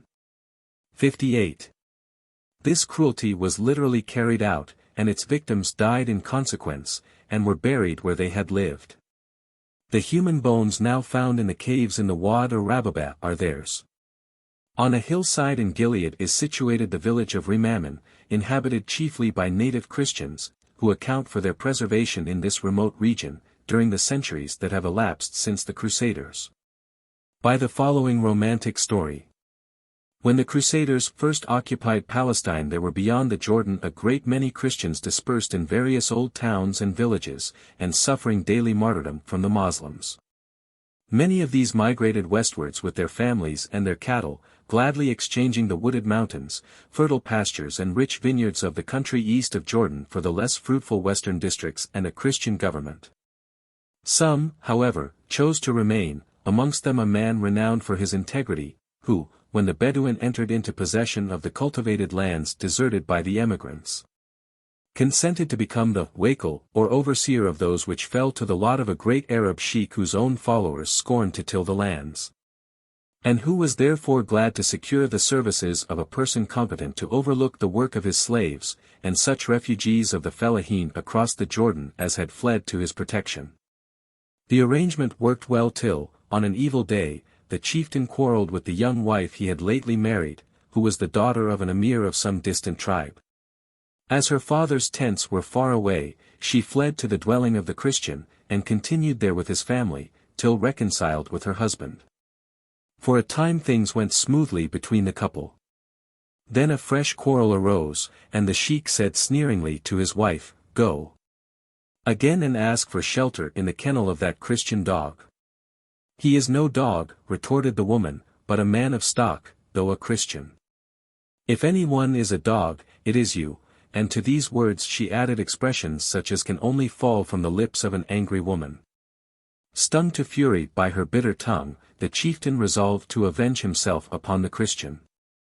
He therefore mounted his mare and galloped to the abode of the latter, who received him with all courtesy and entertained him. Taking leave at length, he mounted his mare, the Christian holding the stirrup. As soon as he was in the saddle, the Bedawi suddenly drew a dagger from his girdle, drove it up to the hilt between the shoulders of the stooping Christian, who fell to the ground. The wife and 3 little sons of the murdered man beheld the deed. The sheikh then galloped off. The Christian woman thus suddenly widowed ran to help her husband, to find him dead. She drew out the dagger, which had been left in the wound, and there and then made her children swear upon it, that if Allah spared them to grow to manhood they would punish the assassin with his own weapon. As soon as the murdered man had been buried, his widow packed up her belongings and, accompanied by 1 or 2 Christian neighbors whom her late husband had dissuaded from migrating west of the Jordan, went to live at Nazareth, where she had relatives. Years passed.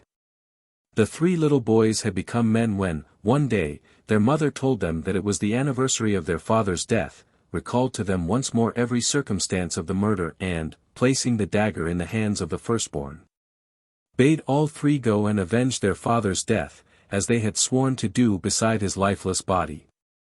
That night, fully armed and well mounted, they rode noiselessly away, having taken the precaution of tying several folds of lubid, or thick felt, round their horses' hoofs.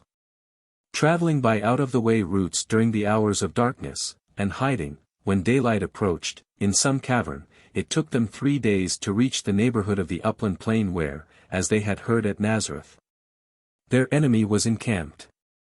Their first care was to find some place of shelter for their animals to ensure their having an undisturbed rest before the return journey. Such a place having been found, they lay there concealed until the sun had sometimes set, and they had reason to think that the encamped Bedouin were asleep. The 3 preceding days and nights had been intensely hot, but now a refreshing west wind, bringing dew clouds, had come up. Having left their steeds ready saddled for immediate flight, the avengers of blood drew near the Arab camp. It was buried in silence and darkness, the very dogs being asleep, not a sound to be heard.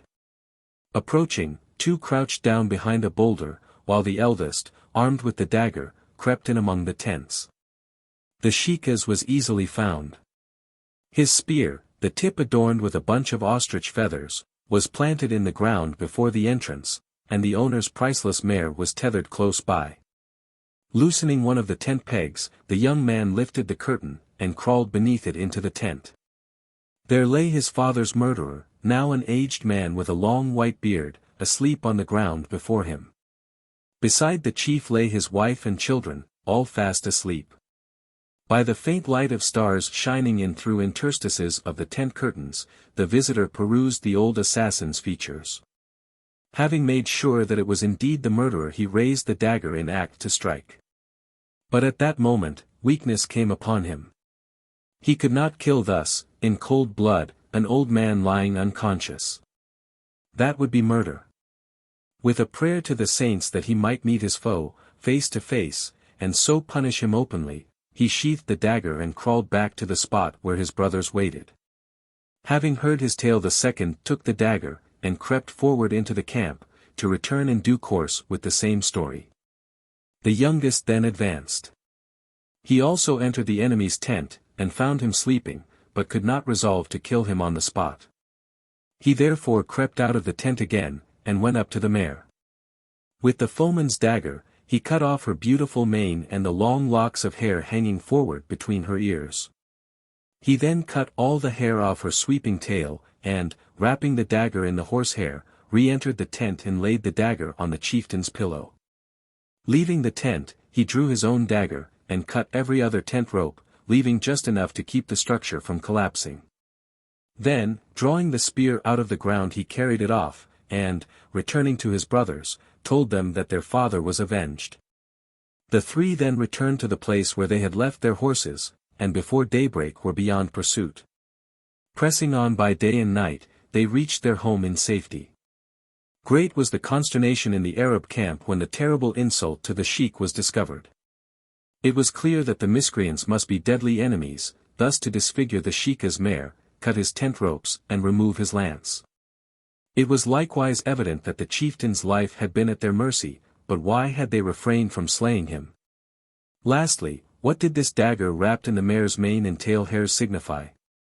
The sheik himself did not recognize the weapon, nor indeed, as it was passed from hand to hand, did anybody else, till it reached the chief's younger brother, who, after closely examining it, suggested that it was that with which the Christian Wakil had been killed years ago at Rimaman. Then the sheik remembered, and understood how he owed his life to the magnanimity of his deadliest enemies. He had known remorse for the murder of their father. Now he resolved to do what he could to get the matter accommodated without its becoming a regular blood feud. Accordingly, accompanied by the elders of the tribe, he rode to Nazareth, and got a friend there to act as intermediary. He paid a diya, or compensation fine for the murder, and, what was more, assured the family of the murdered man that, in case they chose to return to their father's land at Rimaman, they, their descendants, and Christian neighbors, should be allowed to live there respected and unmolested. His terms were accepted, and ever since then there has been a Christian community at Rimaman. Some 4 centuries ago, when Sultan Selim took Palestine, he set a garrison of Kurds at Hebron 59 who used the proud inhabitants of the city with great arrogance. The Arabs, disunited by the feud between the Keys and Yemen factions, could not oppose their tyranny. The Kurds became lords of Hebron, and espousing neither party hectored both. They built fine houses on the hillside north of the Haram, and planted orchards of foreign trees till then unknown. Now, it is a custom in Palestine for anyone passing along a road to pick fruit hanging over an orchard wall without rebuke. 60 But the Kurds, if they caught a man gleaning from the skirts of their plantations, would cut off both his hands. They were hateful in all their ways. At last, their tyranny grew so unbearable that the two rival factions were at one in the determination to have done with it, only waiting an occasion for a general rising. On an evening, of the feast of Bairam, the Kurds and their Aga were drinking coffee in the marketplace, when the Aga suggested that they should send for Budriya, the daughter of a notable of the city, to make fun for them. The men of Hebron flew to arms at this insult, which was soon washed out in blood, for the Kurds were unprepared, having always regarded the townsmen as unwarlike dogs. Most of them were killed. A remnant, including the Aga, fled to Beit Amr, Beit Fajar, and other villages. They never came back in force to Hebron, but their leader one day disguised himself as a woman and presented himself at the door of the father of Budriya at nightfall. He called for the master of the house, and, on the latter stepping out to see what was wanted, struck him dead and departed. It was about the same time that the Kurds were at Hebron that the now ruined castle close to Solomon's pools, and the aqueduct conveying water from the said pools to the Haram at Jerusalem, were constructed. The people of the village of Artas were entrusted with the care of the pools and aqueduct, and, as a recompense for this service, were exempted by the government from paying of taxes. In consequence of these privileges the fellahin of this place grew rich, and their sheikh gained considerable power in the district. So great grew his influence that disputes amongst the peasants were frequently submitted to his arbitration. And in time he even had a prison for offenders in the tower he had erected in the village. Prosperity, however, begot pride and arrogance in a generation or two, and the Artasites became so insolent that their downfall could not be averted. At that time faction fights between the people of different villages were frequent. When a battle was to take place, the warriors of the respective parties used to go forth accompanied by their wives, daughters or sisters, shouting their respective battle cries. When the fighting was in progress it was no uncommon thing for a hero to crouch or stand behind his female companion and fire at the enemy over her shoulder or from between her feet, because he knew that his fire would not be returned. It being an understood thing that the persons of women were to be respected. If a woman got killed it was by accident. Now, one day, the people of Idna, a village west of Hebron, but allied to the Artasites, having been worsted in a fight and forced to retreat to their village where they were besieged by their enemies, sent some of their women to Artas to ask for succor. The envoys reached the village safely, but instead of hastening to the help of the men of Idna, the men of Artas insulted the women and sent them home to their husbands. Justly incensed the people of Idna made peace with their enemies, and waited for an opportunity for avenging the dishonor done to them. Hearing that on a certain day a great wedding was to take place at Artas, they quietly mustered their forces and suddenly fell upon the unprepared villagers at a time when they were unarmed and disporting themselves in the gardens. Only a few escaped, 61, and with their families found refuge in the castle at the pools, where their descendants continued to live till some 50 years ago, when, the country having become more settled, they returned to the adjacent valley of Artas, and built new dwellings amid the ruins of the former village. During the early part of the last century the Hebron district was misruled by a petty despot named Sheikh Abd Ar-Rahman, who committed the most horrible crimes with impunity. The following story is told by the fellahin to illustrate his character. A certain poor fellah of Hebron had a handsome wife desired of Abd Ar-Rahman. In order to attain his object he so intimidated her husband that the latter, to save his life, divorced her. The woman, however, abhorred the tyrant, and absolutely refused to assent to his proposals of marriage. At last, being greatly pressed, she, in a fury, said before witnesses that she would rather have a dog than him for a husband. Now, according to Moslem law, a man who has divorced his wife, cannot take her back until she has legally been married and divorced again by some other man. And in order to get out of this difficulty husbands, who have divorced their wives and regret having done so, get them married to some person who is physically unfit for marriage, but who, for payment consents to go through a form of marriage followed by divorce. Seeing therefore that his suit was vain, and being full of rage, the despot took the poor woman at her word, and, in order to prevent her from ever going back to her husband, he had a legal marriage contract drawn up between her and his greyhound Rishon, and signed by witnesses who had heard her imprudent speech, and lacked courage to oppose his will. In consequence of this high-handed procedure, the woman was known till the day of her death as the wife of Rishon. 7. Judgements of Karakash. A weaver, closing his shop for the night, left a long needle sticking in his work on the loom. A thief got in with a false key, and, as he was stumbling about in the dark, the needle put out one of his eyes. He went out again, and locked the door behind him. Next morning, he told his story to Karakash, the impartial judge, who at once sent for the weaver, and eyeing him sternly, asked, "Did you leave a packing needle in the cloth on your loom when you shut your shop last night?" "Yes." "Well, this poor thief has lost his eye through your carelessness. He was going to rob your shop, he stumbled, and the needle pierced his eye. Am I not Karakash, the impartial judge? This poor thief has lost an eye through your fault. So you shall lose an eye in like manner." "But, my lord," said the weaver, "he came to rob me, he had no right there." "We are not concerned with what this robber came to do, but with what he did. Was your shop door broken open or damaged this morning, or was anything missing?" "No." "He has done you no harm then, and you do but add insult to injury by throwing up his way of life against him. Justice demands that you lose an eye." The weaver offered money to the robber, to the cuddy, but in vain, the impartial judge would not be moved. At last, a bright thought struck him, and he said, "An eye for an eye is justice, O my lord the cuddy. Yet in this case it is not quite fair on me. You are the impartial judge, and I submit to you that I, being a married man with children, shall suffer more damage in the loss of an eye than this poor robber, who has no one dependent on him. How could I go on weaving with but one eye? But I have a good neighbor, a gunsmith, who is a single man. Let one of his eyes be put out. What does he want with two eyes, for looking along gun barrels?" The impartial judge, struck with the justice of these arguments, sent for the gunsmith, and had his eye put out.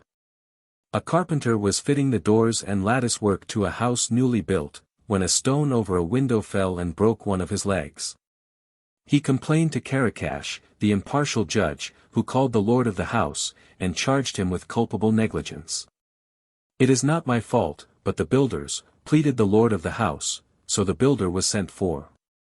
The builder said that it was not his fault, because at the moment he was laying that particular stone a girl passed by in a dress of so bright a red that he could not see what he was doing. The impartial judge caused search to be made for that girl. She was found, and brought before him. "O veiled one, 62 he said, the red dress which you wore on such a day has cost this carpenter a broken leg, and so you must pay the damages." "It was not my fault, but the draper's," said the girl. "Because when I went to buy stuff for a dress, he had none but that particular bright red." The draper was forthwith summoned. He said it was not his fault, because the English manufacturer had sent him only this bright red material, though he had ordered others. "What? You dog," cried Karakash, "do you deal with the heathen?" And he ordered the draper to be hanged from the lintel of his own door. The servants of justice took him and were going to hang him, but he was a tall man and the door of his house was low. So they returned to the cuddy, who inquired, "Is the dog dead?" They replied, "He is tall, and the door of his house is very low. He will not hang there." "Then hang the first short man you can find," said Karakash. 63. A certain rich old miser was subject to fainting fits, which tantalized two nephews who desired his death, for, though constantly falling down lifeless, he always got up again. Unable to bear the strain any longer, they took him in one of his fits and prepared him for burial. They called in the professional layer out, who took off the miser's clothes which, by ancient custom, were his perquisite, bound up his jaws, performed the usual ablutions upon the body, stuffed the nostrils. ears and other apertures with cotton wool against the entrance of demons, sprinkled the wool with a mixture of water, pounded camphor, and dried and pounded leaves of the lotus tree 64 and also with rose water. Bound the feet together by a bandage round the ankles, and disposed the hands upon the breast. All this took time, and before the operator had quite finished, the miser revived, but he was so frightened at what was going on, that he fainted again. And his nephews were able to get the funeral procession under way. They had performed half the road to the cemetery when the miser was again brought to life by the jolting of the bier, caused by the constant change of the bearers, who incessantly pressed forward to relieve one another in the meritorious act of carrying a true believer to the grave. Lifting the loose lid, he sat up, and roared for help. To his relief he saw Karakash, the impartial judge, coming down the path the procession was mounting, and appealed to him by name. The judge at once stopped the procession, and, confronting the nephews, asked, "Is your uncle dead or alive?" "Quite dead, my lord." He turned to the hired mourners. "Is this corpse dead or alive?" "Quite dead, my lord," came the answer from 100 throats. "But you can see for yourself that I am alive," cried the miser wildly. Karakash looked him sternly in the eyes. "Allah forbid," said he, "that I should allow the evidence of my poor senses, and your bare word, to weigh against this crowd of witnesses. Am I not the impartial judge? Proceed with the funeral." At this the old man once more fainted away, and in that state was peacefully buried. 8. The Saragossan Purim. A few of the Jews resident at Jerusalem celebrate, beside the usual Jewish feasts of Passover, Pentecost, Tabernacles, etc., a yearly anniversary which they call the Saragossan Purim, in order to commemorate the deliverance of the Jews of Saragossa, the capital of the former kingdom of Aragon, from a great peril. The story of this escape, as recorded in certain small parchment scrolls or megaloth written in the style and evident imitation of the roll of Esther, is read in public at each celebration. I had heard of the custom a good many years ago, but on February 13, 1906, having been informed that the festival had been held 2 days before, I obtained a loan, through a friend, of a copy of the roll. It was, of course, in Hebrew, and on parchment. The narrative is, briefly, as follows. About the year 1420, in the reign of Alfonso V. of Aragon, there were in the city of Saragossa 12 handsome synagogues supported by as many congregations of prosperous and influential Jews, who were so well treated by the government that, whenever the king came to Saragossa, all the rabbis went out in procession to honor him, each carrying, in its case, the roll of the law belonging to his synagogue. People objected that it was dishonor for the sacred rolls to be carried out to flatter the vanity of a Gentile. And so the rabbis, possibly glad of an excuse not to carry the heavy manuscripts, got in the habit of leaving the scrolls at the synagogues on such occasions, and going out with the empty cases. Now a certain Jew, named Marcus of Damascus, turned Christian, and in his zeal as a new convert became the deadly enemy of his own race. When the king one day was praising the loyalty of his Jewish subjects, this renegade, who was among the courtiers, replied that his majesty was being grossly deceived. The loyalty of the Jews was a sham, he averred, like their carrying empty cases before the king when pretending to bear the rolls of their respective synagogues. At this the king was angered against the Jews, but would not punish them until he had ascertained the truth of the charge. He set out at once, Shebat 17th, for Saragossa, with Marcus in his train. And the latter was in high spirits, thinking he had ruined the Jews. But that night an aged man roused the servant of each synagogue, and told him how the king intended to surprise the rabbis. So when the noise of the king's coming went abroad next morning, and they went out to meet him as usual, they were not unprepared. Alfonso did not return their greetings but, frowning, ordered the cases to be opened. His command was obeyed very cheerfully, and every case was found to contain its scroll of the Pentateuch. The king then turned his anger upon Marcus, who was hanged from the nearest tree. To commemorate this event the Jews of Saragossa instituted an annual feast, observed even after subsequent persecutions had driven them from Spain, and still, as we have seen, celebrated by their descendants on the 17th of Shebat. 9. Sultan Mahmûd's autograph. On the southern wall inside the great Masjid al-Aqsa at Jerusalem, which stands on the site of Justinian's famous Church of St. Mary, there hangs in a gilt frame a specimen of ornamental Arabic calligraphy. It is the well-known Quranic text concerning Muhammad's night journey from Mecca to Jerusalem, and the guardians of the sanctuary state that it was penned by Sultan Mahmûd, father of Sultan Abd al-Mejid, and by him presented to this mosque. Sultan Mahmûd was an excellent writer, and hearing people vaunt the penmanship of a certain scribe, he invited him to a trial of skill. The specimens of handwriting thus produced were submitted to various experts of whom, all but one, being courtiers, decided for the Sultan. But one of the judges managed, without offense to the Padishah, to be just to his more skillful rival. On the latter's paper he wrote, "The handwriting of the best of scribes," on Mahmûd's, "The handwriting of the best of sultans and scribes." The Sultan, struck with his uprightness, made him a splendid present, and sent the text which he had written to the Mosque al-Aqsa. 10. The right answer. A certain Sultan dreamt that all his teeth fell suddenly out of his mouth, and, awaking, was so frightened he woke his servants and bade them summon the learned with all speed. The sages, gathered in haste, heard the dream, and afterwards kept silence, seeming much embarrassed. But a young man, fresh from school, stood forth unbidden, and falling at the Sultan's feet, exclaimed, "O Sultan of the age! The dream be to your enemies, and the interpretation thereof to all that hate you. It means that all your relatives will be destroyed before your eyes in a single day." The Sultan, furious, ordered the officious wretch to be bastinadoed, thrown into prison, and fed on bread and water for a year. Then, turning fiercely on the trembling herd of counselors, he stamped his foot, repeating his demand of them. For a while they trembled in silence. Then the Sheikh of the learned 65 stepped forward, and raising his hands and eyes to heaven exclaimed, "Praise be to Allah, who has deigned to reveal to your majesty the blessing which he holds in store for all the nations under your dominion. For this is the interpretation of that heaven-sent dream, that you are destined to outlive all your kindred." The monarch filled the old man's mouth with pearls, hung a gold chain round his neck, and put on him a robe of honor. Notes. Section 2. I. Bâb el-Khalìl, the western gate of Jerusalem, is called Bâb el-Khalìl, the gate of the friend, i.e. Abraham, probably because it is that by which anyone who is going to Hebron, el-Khalìl, would leave the city.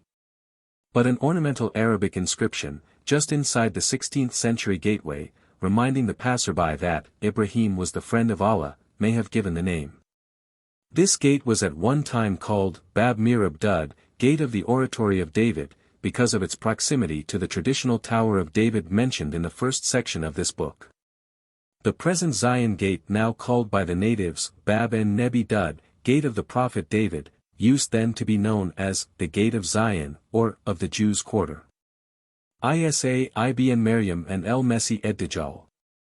The minds of Moslem theologians have been much exercised by the difficult task of reconciling these conflicting traditions with actual topography, especially as another apocalyptic statement represents the Dajjal as coming from the east, and being met and slain on his reaching the banks of the Jordan, by Isa, who, with his believing followers will leave El-Quds to withstand him.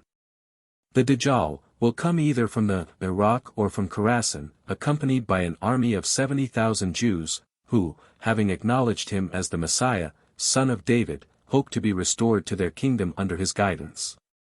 From Jerusalem Isa will bring with him 3 stones which he will throw at the fleeing impostor, saying, with the first, "In the name of the God of Abraham," with the second, "In the name of the God of Isaac," and with the third, "In the name of the God of Jacob." His aim will be unerring and fatal. The Jews, discomfited, will seek to hide themselves. But their places of concealment will be endued with miraculous power, the very stones behind which they crouch crying out, "There is a Jew behind me." As the Jordan is east and Lydda west of Jerusalem, the difficulty of reconciling these statements is obvious. Jeremiah's Grotto is so called from the belief that the Book of Lamentations was composed and written there. While the sheer artificial precipice, at the foot of which it opens, is identified by modern Jewish legend as the Beth HaSekila, or place of execution by stoning, mentioned in the Mishnah. From this circumstance some have supposed that Saint Stephen was stoned here, and also that the top of the hillock, now occupied by a Moslem cemetery, was Calvary. This is not the place to discuss such speculations. The spot where the relics of the proto-martyr, said to have been discovered about AD 415, as the result of a vision vouchsafed to Lucianus, a priest of Kfar Gamla, wherever that village may have been, were buried with solemn rites, is shown in the recently and totally rebuilt church just north of the hillock, which stands on the site of that erected by the Empress Eudocia and consecrated in A.D. 460. It was a remarkable fact which can be proved by reference to pilgrim writers, that at different periods of the history of Jerusalem, various spots, north, south, east, and west of the city, have been pointed out in connection with the death and burial of Saint Stephen. 2. Turbet Birket Mamilla, the great Mohammedan cemetery bearing this name, is situated about half a mile west of Jerusalem. Modern research has shown that in crusading times and long before, it was a Christian burial ground, the last resting place of the canons of the church and abbey of the Holy Sepulchre. 66. It is remarkable for a large pool or birket called by Christian tradition the Upper Pool of Gin, by Jewish, Milo.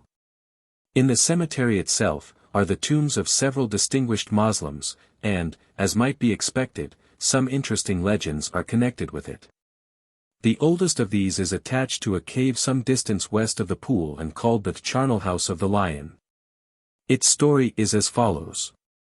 Many hundreds of years ago there lived in Persia a great king who was both an idolater and a magician. He dwelt in a lofty tower in the topmost story of which was a temple where he worshipped the heavenly bodies with unholy rites, such as the sacrifice of newborn babes. In this temple might be seen very curious machinery which caused images of the deities, that the heathen supposed to rule the different heavenly bodies, such as Jupiter, Mars, and Venus, to move as if they were endued with life. Now this monarch, whose name was Khosru, was as ambitious as he was wicked. He sent a great army to overrun the Holy Land, massacre the monks at Marsaba, and then take Jerusalem. They slew every human being in the city, and having destroyed all the churches and carried off everything of value, including the true cross which had been enclosed in a strong chest and sealed up by the Patriarch of Jerusalem some time before the arrival of the invaders, they returned to their own country. The skulls of the recluses martyred at Marsaba are shown there to this day. The Persians were obliged to leave Jerusalem, where they had slain 60,000 persons, because of the stench arising from the vast number of unburied corpses. As there was no one to enter the fallen, God inspired a lion with pity for the remains of his servants slain by the pagans. And the wild beast not only drove off all others which would have devoured the dead, but actually conveyed their corpses, one by one, to this cavern which was originally very deep, and had 100 steps leading down into it, and laid them there reverently, side by side. 67. Several hundred years later Saint Mamilla erected a church on the spot, and their prayers used to be said daily for the repose of the souls of the martyrs buried in the cave. In connection with this story, it may be worthy of notice that in several legends of Palestinian saints, lions figure in a remarkable manner. Thus Saint Jerome, died AD 410, is, in medieval art, very frequently represented in the company of a lion whose wounded paw the saint had healed in the desert of Chalcis, and who, in gratitude, became Jerome's faithful servant and protector. 68. In like manner, visitors to the convent of Marsaba are shown the cave where the founder of that monastery took up his abode with a lion, the former tenant, and are gravely told that when the saint expressed his opinion that the place was too small to accommodate 2 lodgers, the king of beasts courteously took the hint, and found a dwelling elsewhere. While in the chapel of Saint Mary the Egyptian, close to the church of the Holy Sepulchre, pilgrims admire a painting showing how a certain hermit, when on his way to visit the saint, found her dead, and a lion engaged in the pious task of burial. 1 karat. It is customary in the East to measure everything by a standard of 24 karats. The karat literally means an inch, or the 24th part of the draa or Arabic L. The English expression, 18 carats fine, for gold, is a survival of this usage. It signifies that the metal contains 18 parts of gold in 24 of the alloy. Everything in the East is supposed to be made up of 24 carats or carats. Thus a patient or his friends will ask a physician how many carats of hope there are in his case. A man will say there are 23 carats of probability that such an occurrence will take place. A company divides its shares into carats, etc. See Dr. Post on land tenure, agriculture, etc. in the PAL. EXP-Q Statement for 1891, p. 100, footnote 3. Nebi Daûd. Although it is only since the 12th century that Jewish and Christian traditions 69 have located the tomb of David at the spot situated outside the Zion Gate and known as the Coenaculum, or upper room where Christ instituted the Lord's Supper. It is only since AD 1560 that Mohammedans have recognized it as such. 70 Though, indeed, in 1479, Tucher of Nuremberg found a mosque installed in the lower part of the building, which already contained what were shown as the tombs of David and Solomon and other Jewish kings. There is evidence that the Moslems did not believe in the tradition, and they probably had the mosque there, in the first place, to be on terms of equality with the Christians, and in the next, because of their belief in the Coenaculum as the place where Isa ibn Maryam miraculously caused a table to descend from heaven. 71 As a matter of fact, we know, from the special statement of Medr ed-Din, AD 1495, that in his day Mohammedans believed that both David and Solomon were buried near Gethsemane. 72 He indeed mentions the Coenaculum, but only as the Church of Zion. 73 The group of buildings connected therewith was originally erected as a convent for the Franciscans, and this order had its chief seat here from 1313 to 1561 AD. They had been expelled from it before the later date, but had succeeded in regaining possession. The tradition concerning their final expulsion is as follows. In AD 1560, a wealthy and influential Jew from Constantinople came to Jerusalem, and begged to be allowed to pray at the tomb of David. The request being indignantly refused by the Latins, he vowed to be revenged, and accordingly, on his return to Constantinople, he told the Grand Wazir that it was very wrong to permit the tomb of one of the great prophets of Islam to remain in the hands of infidels. As a result of his representations, aided it is said by bribes, the Moslems were persuaded that the tomb of David was where both Jews and Christians agreed in stating it to be, and accordingly the Franciscans were again expelled, and had to find new quarters.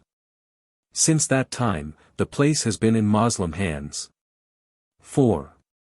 Birket Israel, this great pool, which 20 years ago, before the discovery of the double pools at St. Anne's was made public, used to be pointed out as the Pool of Bethesda, is now being rapidly filled up with rubbish. Bridge at Lydda. This bridge at Lydda was built by the same Emir of Ramla who treacherously sent assassins to kill the crusading heir apparent of England, the same who afterwards became Edward I. V. Detective stories. A good many tales are current respecting the means used by specially gifted persons for the detection of criminals. Some of them remind one of the biblical story of Solomon and the two mothers, 1 Kings 3, v. 16 to end, and also of the apocryphal account of Daniel's procedure in the History of Susanna. For two other and similar stories, versions of which are current in this country, see Dr. Thompson's The Land and the Book, edition of 1873, page 153. Writing and using magic arts on the Sabbath. Rabbinic ordinances permit one for the preservation of life, to cook on the Sabbath, or even to cat pork, but it is doubtful whether writing or the practice of magic is permissible. Burial of Kalonimos. It is no uncommon thing for very pious Jews to give orders that after their death, and by way of expiating sins committed during their lifetime, their bodies should be ill-treated. Some even direct that the 4 modes of capital punishment ordered in the law, viz., beheading, strangling, burning, and stoning, should be executed on their corpses. Others arrange that they are, after death, to have the Mawqif or public scourging with 40 stripes save one, inflicted upon them. Whilst others again, as in the case of a lately deceased Grand Rabbi of Jerusalem, give orders that their bodies shall be dragged along the path to their graves. In the case just mentioned, the bier on which the corpse was lying was so dragged for a short distance. Grave of Kalonimos. It is said that the small cairn now shown as the tomb of Kalonimos was thus formed, and that the last stone was thrown upon it during the early part of the 19th century. It is in the bed of the Kedron, a little southwest of the so-called tomb of Zechariah. The above story may contain a historical kernel. Kalonimos was a well-known person, and in his days very few people in Palestine could either read or write. Those who possessed these accomplishments exercised a tremendous influence over their contemporaries. Knowledge in their case being indeed power, as is proved by the following fact preserved traditionally. During the Greek War of Independence, 1821 to 1828, a Tatar courier arrived one day from Constantinople bringing a written order from the Sublime Porte to the governor of Jerusalem directing him to put to death at once the Greek Orthodox Patriarch and several of his chief ecclesiastics. It happened, however, fortunately for the condemned, that of all the government officials, from the Pasha downwards, the only one who could read and write was an effendi well disposed to the Christians. The letter from Stambul was therefore placed in his hands to be deciphered. Having read it through, he informed his colleagues that it referred to a totally different matter. No one doubted his word, and the document was left in his possession to be answered. As soon as he could do so unobserved, he called on the Greek Patriarch and the other clergy mentioned in the order, and, having demanded a private interview, showed them the death warrant, but promised to keep its real import secret.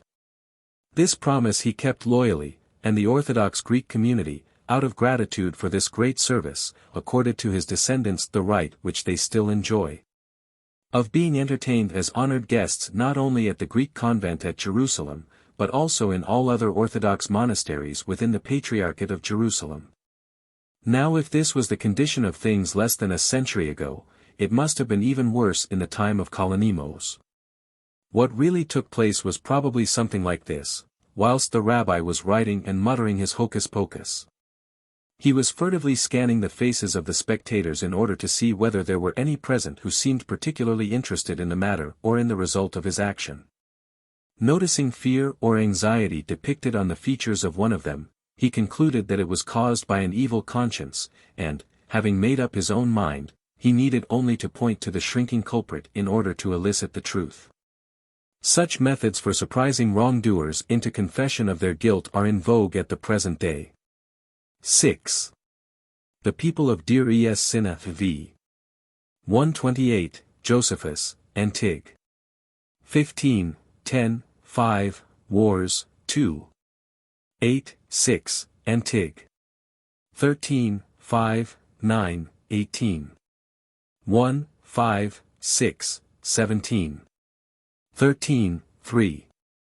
The suggestive name and the tales told of the eccentric people of Deir es Sinna are supposed to be reminiscences of the once famous sect of the Essenes, of whom mention is often made by Josephus, but of whom, as far as the writer is aware, no actual traces have as yet been discovered, except those of the cistern and baths above referred to. The times of the infidels. This is the way in which the Moslem peasants usually refer to the period when Palestine was under Christian rule. Tombs on the site of the present Greek convent of St. Onufrius. Ecclesiastical tradition says that these tombs and a ruined medieval building close by which covers a deep rock-hewn pit, mark the site of Aceldama. During the Middle Ages the earth from the hill terraces here used to be carried to Europe by the shipload to various cemeteries, such as the Campo Santo at Pisa, because of the general belief that it possessed the peculiar property of accelerating decomposition. It also was endued with the strange gift of knowing the difference between one nationality and another. Thus we are informed that, by order of the Empress Helena, 270 shiploads of it were translated to Rome and deposited in the Camp Santo near the Vatican, where it was wont to reject the bodies of the Romans and only consume those of strangers. 74.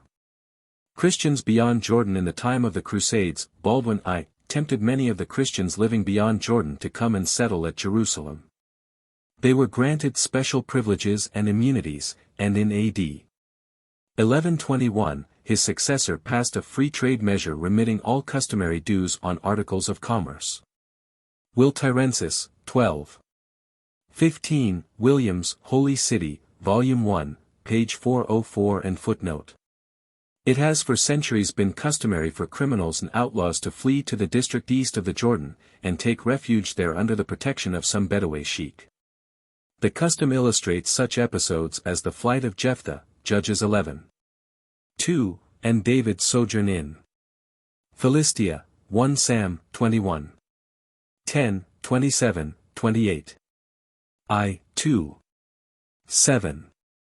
The Judgements of Karakash. The expression, "this is one of the judgments of Karakash," is usual among the natives of Palestine, when a decision arrived at is hopelessly absurd, though based strictly upon the evidence in the case. It is said to have originated several hundred years ago during the administration of the Emir Bihayuddin Karakash, or Karakash, who lived during the latter part of the 12th Christian century, and was a faithful lieutenant of the great Saladin who entrusted to him the construction of the new fortifications on the Jebel el-Mokadam at Cairo. The rock-hewn trench protecting the citadel there is said to have been dug by his orders. He was also in chief command of the garrison at Acre when that town was taken by Khudr de Leon, about 1192 AD. He was therefore a historical personage, and the judicial eccentricities for which he is remembered may have originated in lampoons circulated by his enemies. Bohedon's Life of Saladin, p.f., Colonel Condor's translation, p. 107, footnote, and also pages 202, 209, 238, 260, 269. Hang the first short man you can find. In 1857, an American subject was murdered at Jaffa. The United States government sent a man-of-war, the crime was investigated, and the supposed criminal hanged at the yardarm of the vessel. However, to this day the tradition is current at Jaffa that the victim was not the real murderer, but a poor and almost imbecile Negro bread seller who was sacrificed in his stead. 9. Muhammad's night journey from Mecca to Jerusalem. From Jerusalem he is said to have been carried through the 7 heavens into the presence of God, and brought back again to Mecca the same night. It is a matter of dispute amongst Mohammedan divines, whether their prophet's night journey was really performed by him corporally, or whether it was only a dream or vision. Some think the whole was no more than a vision and allege an express tradition of Muawiyah, one of the caliphes, to that effect. Others suppose that he was carried bodily to Jerusalem, but no further, and that he ascended thence to heaven in spirit only. But the received opinion is, that it was no vision, but that he was actually transported in the body to his journey's end. And if any impossibility be objected, they think it a sufficient answer to say, that it might easily be effected by an omnipotent agent. Sale's footnote to verse 1, of Quran Surah 17. Entitled, The Night Journey, Chandos Classics, pp. 206, 207. X. A sultan dreamt that all his teeth fell out. To dream that one has lost a single tooth is a fearful omen. Grown-up people suffering with their teeth make vows, and children, losing their first set, take each of the old ones as it falls out, and throw it up to the sun, crying, "O son, take this donkey's tooth and give me instead the tooth of a gazelle." The formula differs amongst the Fellahin of Silwan, whose children are taught to say, "O son, take this donkey's tooth, and instead of it give me the tooth of one of thy children." Amongst native Arab Jews the tooth is thrown into a well with the formula given in the text. Others say, "O son, take this iron tooth and give me a tooth of pearl." Up to the year 1868, when the new iron dome was placed over the Church of the Holy Sepulchre, a great number of human teeth were to be seen sticking, as witnesses to vows made by their owners. In the cracks and interstices of the clustered columns on the left-hand side of the great portal to the said church. Section 3. Containing stories and anecdotes illustrating social ideas, superstitions, animal and plant lore, etc. 1. Folks gentle and simple. Ahmad al-Mutafakir, Ibn al-Mutashakim, Sheikh of the Fashiran Arabs, 75 was unduly proud of his noble ancestry and constantly boasting of it. One day, when with a caravan on its way from Tadmor to Akka, he was speaking on his favorite theme when he saw a dervish sitting by the roadside staring intently at a white object which he had in his hands. Being of an inquisitive turn of mind, Ahmad galloped up to him in order to see what it might be. It turned out to be a human skull. The sheikh asked the dervish why he was examining it so closely. "Ah," said the holy man, who evidently knew his man, "I found this skull lying at the door of a cave which I passed this morning, and am trying to discover whether it belonged, when alive, to some great man. Or whether it was only the brainpan of some ordinary mortal like yourself or me." Ahmad galloped off, offended, and for that day said no more about his noble forefathers. Subsequently, however, as the caravan was passing a village cemetery, he noticed that the roof of a burial vault 76 had fallen in, and that the bones of the dead were exposed. Of the skulls some were black and brown, others white. "See!" he cried, "even after death there is a difference between persons of good stock and those of meaner birth, the skulls of the former are all white, and those of the latter of a darker color." Some days after he had made this remark, the travelers approached their destination. Fixed over the city gate were the heads of men who had been put to death for hideous crimes. Birds of prey, insects, and the action of sun and rain combined, had completely bleached the skulls. "Look up, O Emir," shouted one of the company, "those skulls up there must each of them have belonged to a person, like yourself, of noble family." A certain sultan had two wazirs, a Jew and a Christian, who were jealous of one another. The sultan one day questioned whether it were better to be humbly born, but well educated, or to belong to some good family, however poor. The Jew stood up for race while the Christian took the side of education, saying that he himself had trained a cat to do the work of a good servant. "If your majesty will let him show his cat," said the Jew, "I shall demonstrate, in my turn, that good birth is above training." The trial took place next day, when, at a signal from the Christian wazir, a beautiful cat came on its hind legs into the imperial presence, bearing a small, gold tray of refreshments. But the Jew had got a mouse in a little box up his sleeve and, just as the cat was offering the tray to the Sultan, he released that mouse. The cat, at once becoming conscious of the presence of its natural prey, hesitated for a moment, then let go the tray, and dashed off in pursuit. The Jew then asked that a well-educated gypsy from the Sultan's harem might be called into the presence. The girl was brought, and he put a question to her: "Suppose that, after midnight but before daybreak, you awoke from sleep, how would you be able to tell when the dawn drew near?" She said, "I should listen for a donkey's braying, because at the approach of dawn they bray like this," and she gave an imitation of the sound. "Your Majesty will please observe," said the Jew, when she was gone, "that she answered from her ancestry and not her education. Now let us ask some girl of good descent, but poor and uneducated, the same question." A girl answering these requirements was brought into the presence.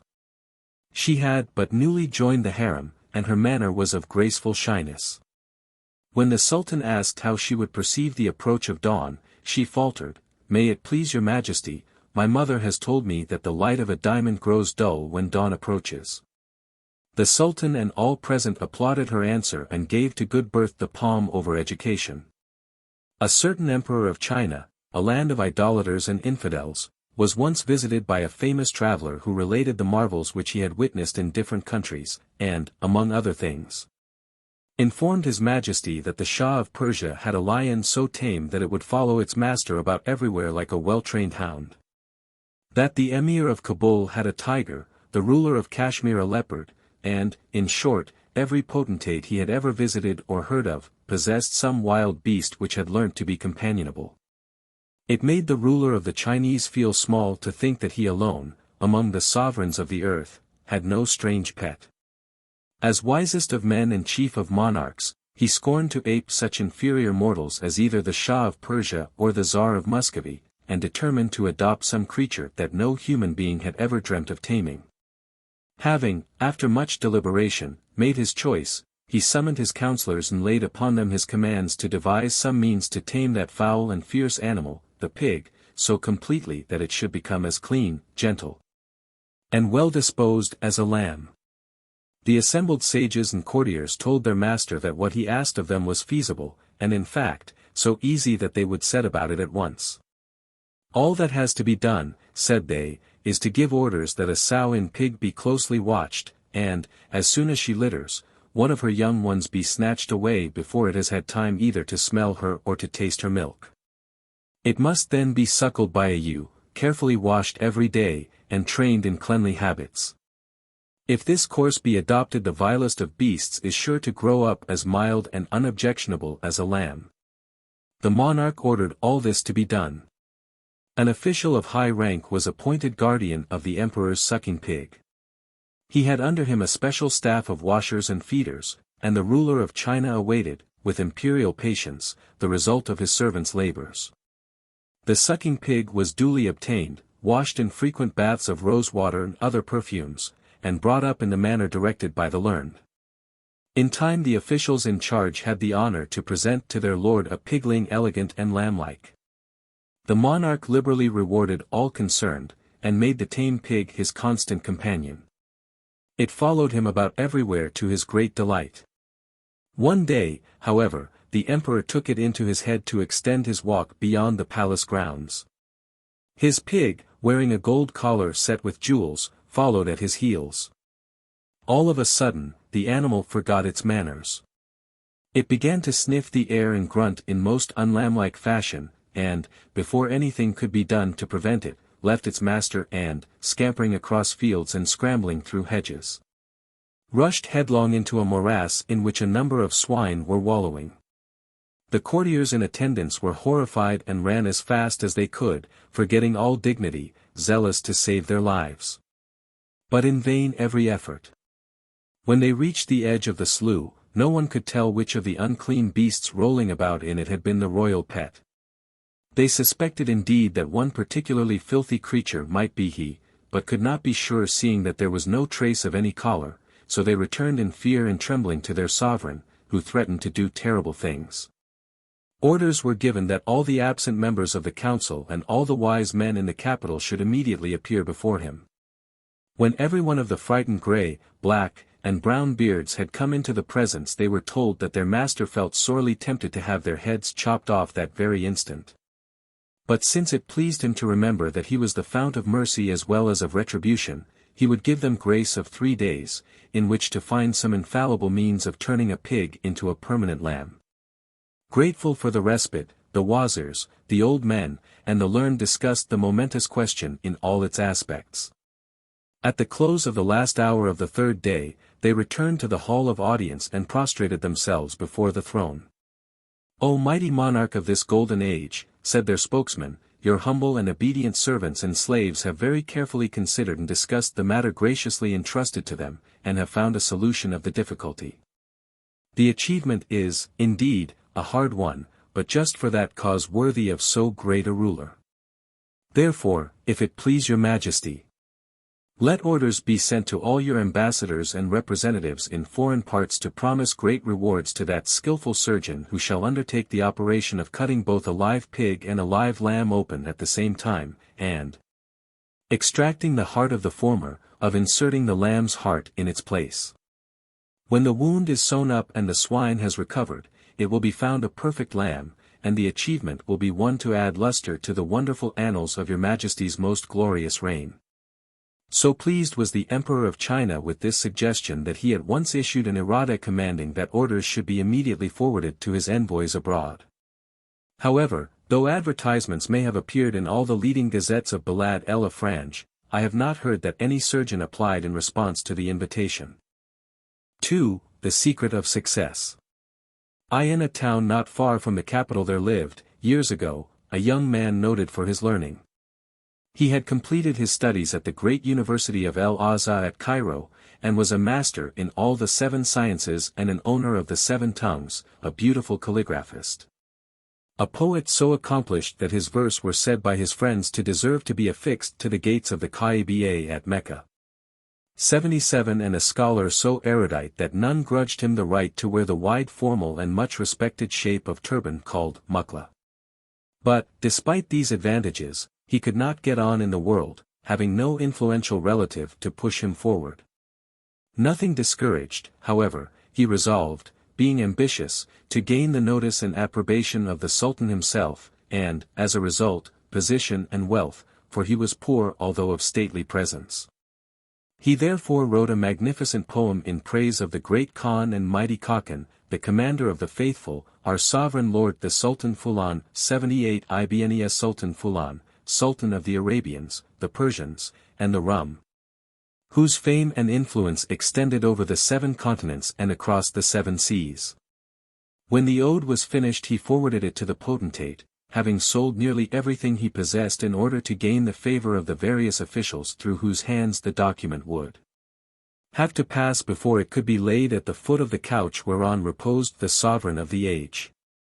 Great were the hopes this young man founded on his verses, but yet greater was his disgust when the Sheikh el-Hara, or headman of the street in which he lived, one day sent for him and called upon him to sign a receipt for 50 dinars out of the imperial treasury, and when he had done so, coolly told him that 40 dinars had gone to pay the fees of various officials between the throne and himself, that he himself must keep 5 for his own fee, and 3 on some other pretext, leaving the poet a balance of 2 only. Thoroughly disgusted with his want of success, but being of a persevering character, our hero wrote a second ode yet more beautiful than the former, and then started on foot for Stamboul, resolved not to trust to intermediaries, but to lay his work himself at the feet of the wellspring of all earthly bounty. He reached the capital on a Thursday evening and took a lodging at a khan. The next morning, having been to the bath, he arranged his turban and robes in such a manner as to make a good impression, and then took up a position near the entrance of the mosque in which the Padishah was wont to perform his public devotions week after week. As soon as the Sultan appeared the poet rushed forward, and, falling at the sovereign's feet, presented his poem. The paper was graciously received by the monarch, who immediately afterwards passed into the mosque. The poet awaited his return, and when the Sultan came out and saw him standing, he graciously commanded him to follow him to the palace. On reaching it the Sultan read the poem, and, being pleased with it, went to his private money chest, and, taking out 10 dinars gave them to the young man.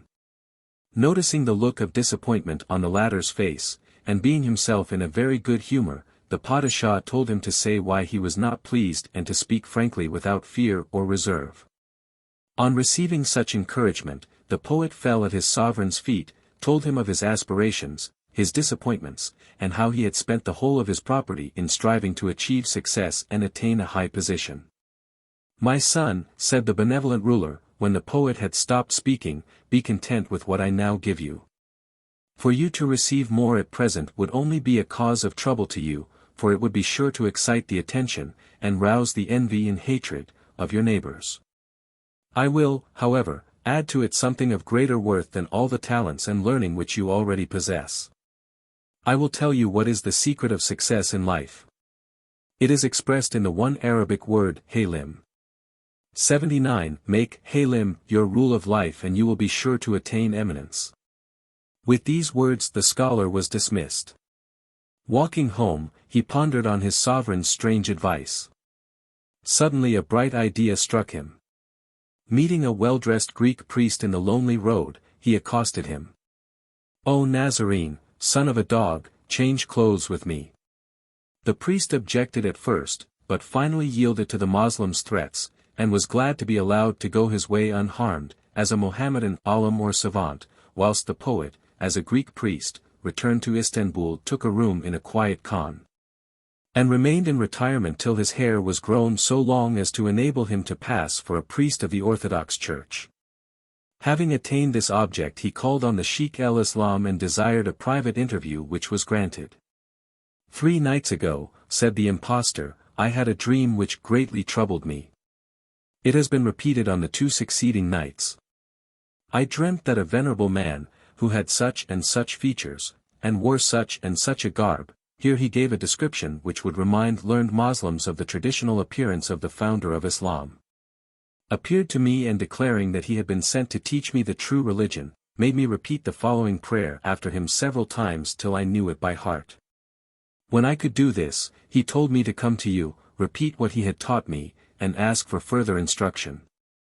He then, to the Sheikah's great surprise, repeated the Fatha, or first chapter of the Quran with great unction.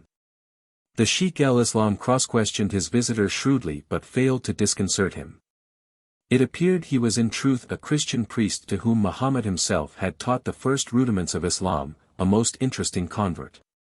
The highest religious official in the Moslem world, therefore, vouchsafed him the desired instruction, and received him into his house. Next day he informed his host that he had again dreamed that he was visited by the venerable person, and that the latter had taught him a second set of texts, which he was to ask the sheikh to expound to him. He then repeated the second surah of the Quran, entitled The Cow, and containing 286 verses, without making a mistake in a single vowel point or accent. The sheikh was astonished beyond measure, and not a little flattered at the thought that the Prophet should have singled him out to be the religious instructor of so miraculous a disciple. What would his enemies say when it became known that his authority was not only upheld by the Caliphate, but by Muhammad himself? During the next night the pseudo-Christian was taught, as he stated, the third surah, and on the following morning he repeated it correctly to his host, who then expounded it. Next night the fourth surah was revealed, and so on, till the sheikh could no longer abstain from inviting the learned of his acquaintance to come and witness the marvel. They came, saw, heard, questioned and cross-questioned, but found more than their match, and retired greatly mystified, if not convinced. In the meantime the case of conversion was spoken of openly throughout Stambul. The Christians dared not gainsay the exultant Moslems who boasted of the wonderful conversion of a great Christian theologian which had been effected by the Prophet himself assisted by the Sheikh el-Islam. The fame of the latter went up by bounds. His fatwas, or legal decisions, were humbly accepted. Gifts came to him from all sides, and being a generous man, he shared them with his pupil. The supposed Christian, however, retained his clerical habit, asserting that the Prophet had bidden him not to lay it aside or be admitted into the pale of el-Islam by circumcision till his instruction was complete. In due time news respecting the extraordinary case reached the commander of the faithful, who, being a wise man, first inquired about the time when this remarkable Nazarene first applied to the Sheikh el-Islam for instruction. His suspicions roused, he commanded that the supposed Christian should be brought to him privately. The Sultan knew him at a glance, in spite of his disguise and long hair, and sternly inquired what was meant by this mummery. "O ruler of the age," replied the scamp, falling at his feet, "Your Majesty advised me to hail, and I, obeying the precept, have found it profitable." He then told his story, which greatly amused the Sultan, who sent word to the Sheikh el-Islam that he himself would be responsible for the further progress of the interesting convert, who would remain in the palace as his guest.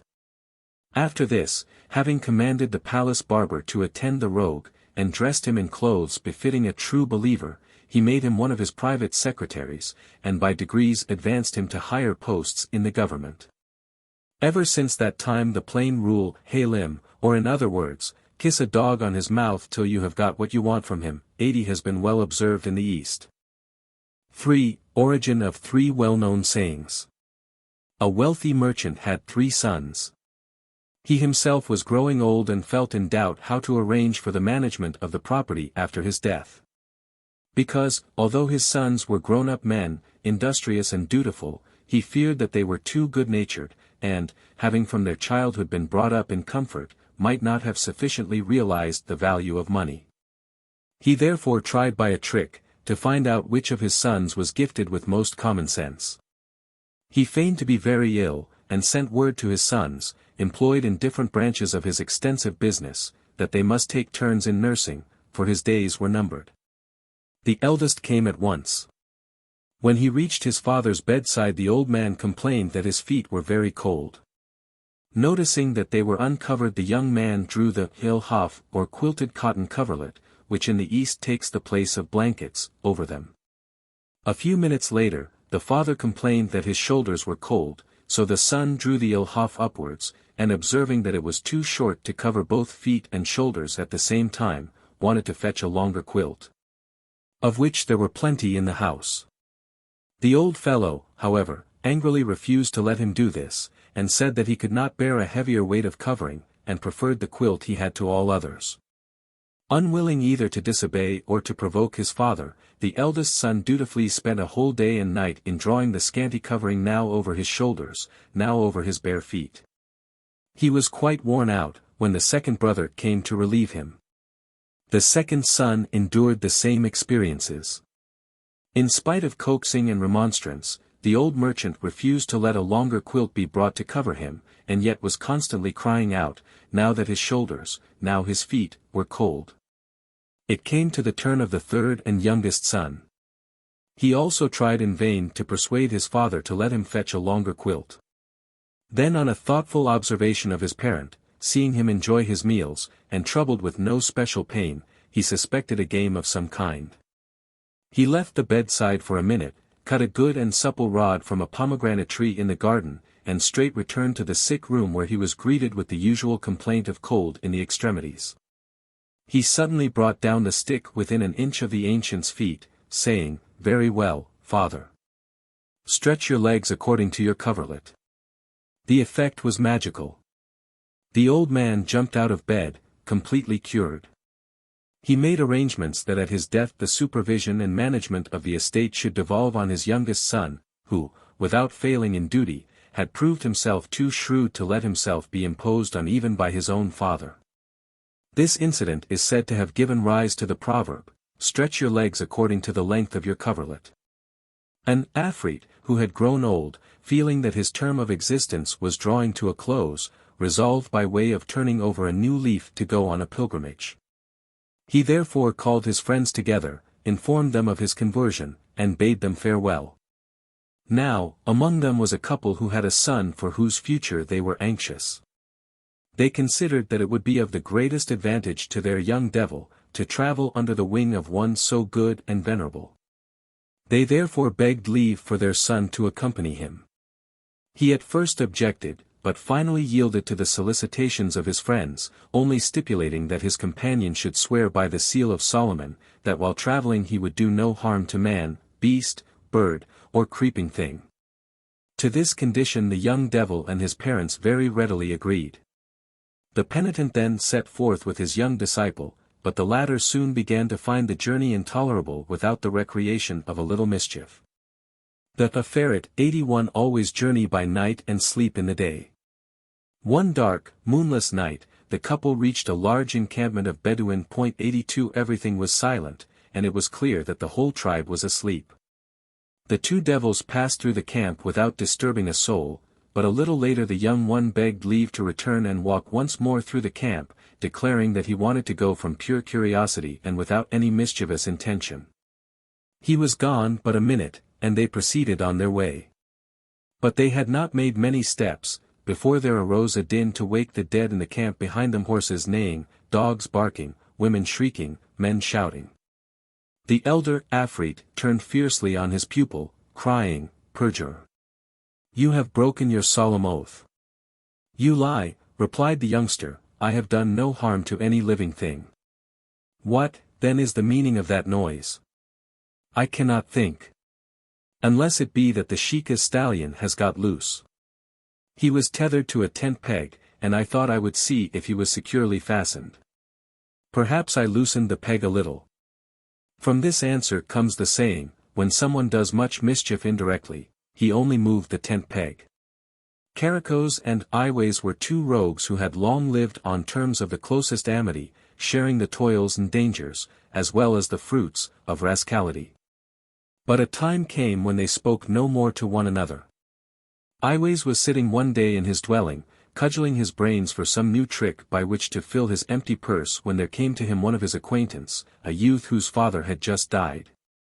After the usual salutations, the visitor told Iways that his father had left him 1,000 dinars, but that he had not yet made up his mind what to do with them.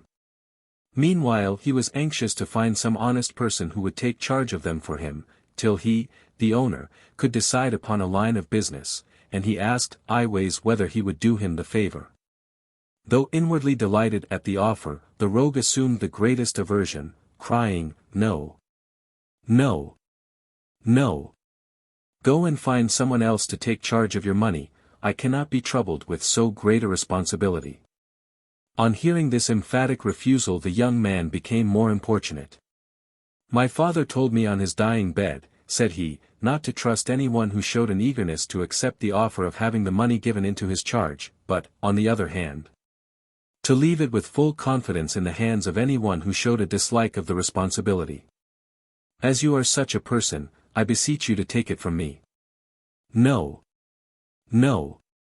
No, repeated Iways, with yet greater vehemence, do what you like with your money, bury it, throw it in a well, but do not leave it in my keeping. I shall leave it here, said the youth, producing a bag of money. And though Iways yelled at him to take it away, he placed the bag on the diwan, without having taken receipt or summoned witness. When the young man was gone, Iways took the bag, locked it up safely, and felt very happy. An hour later, Karakos came in, and, struck with his friend's unusual gaiety, inquired its cause. I have secured uncontrolled possession of 1,000 dinars, said Iways, and related what had happened. That is very fine, remarked Karakos, but you cannot eat up the money, even though it has been placed in your hands without either receipt or witnesses, for you may be forced to take your oath concerning it at the mazar, or shrine of some saint, who will torment you in case you swear falsely. What will you give me if I show you a way out of the difficulty? My dear friend, answered Iways with some warmth, you know that we are comrades and share equally in all that Nuzib 83 sends us. I shall, of course, let you have half the money, that is, 500 dinars. Very well, said Karakos, the expedient I would recommend is a simple one. Whoever asks you about the money, whether the fool who left it with you, or the Khudr, or anyone, be sure in every case, to answer, Shuralub. Your advice is good, and I shall follow it, said Iways. Several months passed, and at last one day, the young man to whom the money belonged came to Iways and asked him for it, as he had the intention of starting business. Pth, said the rascal, Iways, stammering and spluttering, Pth, Shuralub. His visitor was surprised, but explained again that he wanted the money. Pth, Shuralub, answered Iways gravely. My money, give me back my money, shouted the youth. Pth, Shuralub, replied the hypocrite with a look of surprise and deprecation. If you do not give me back my money at once, angrily said the owner, I shall accuse you to the Khudr. Pth, Shuralub, retorted Iways, assuming an air of the greatest indifference. Finding that all entreaties, expostulations, and threats were useless, and that the only answer he could get was the spluttering and stammering, ending with the meaningless expletive Shuralub, the injured youth went and complained to the Khudr. Iways, on being summoned, appeared promptly and in silence. But the only answer he gave to all questions and cross-questionings, even when they were emphasized by a severe flogging, which he bore without flinching, was, Pth, Shuralub. So absurd did the case become that at last the Khudr in his court were in fits of laughter, and dismissed the accused. After severely blaming the plaintiff for having neglected the simple precaution of depositing the money in the presence of witnesses, if, as he confessed he had done, he insisted on leaving it with a man who refused all responsibility. Iways went home and was chuckling over his success, when Karakos came and asked for his share of the booty. Pth, Shuralub, said Iways. Now, Iways, pleaded Karakos in surprise, don't play the fool with me after I have shown you the way to secure this great fortune. You surely are not going to cheat an old friend and comrade. Pth, Shuralub, replied Iways with a mocking gesture. The common expression, to swallow trust money Shuralub, is said to be derived from this incident. 4. Moral Tales. When out riding one day, the Caliph Harun ar-Rashid noticed a very venerable-looking old fella planting a fig tree. Accosting him, the commander of the faithful asked why he was taking the trouble to plant a tree, of the fruit of which he could hardly hope to taste. "O Amir el-Mu'minin," replied the greybeard. "Inshallah, I may be spared to taste the fruit of this tree, but if not, my sons will do so, even as I have eaten the fruit of trees planted by my father and great-grandfather." "How old are you?" asked the monarch. 107, replied the husbandman.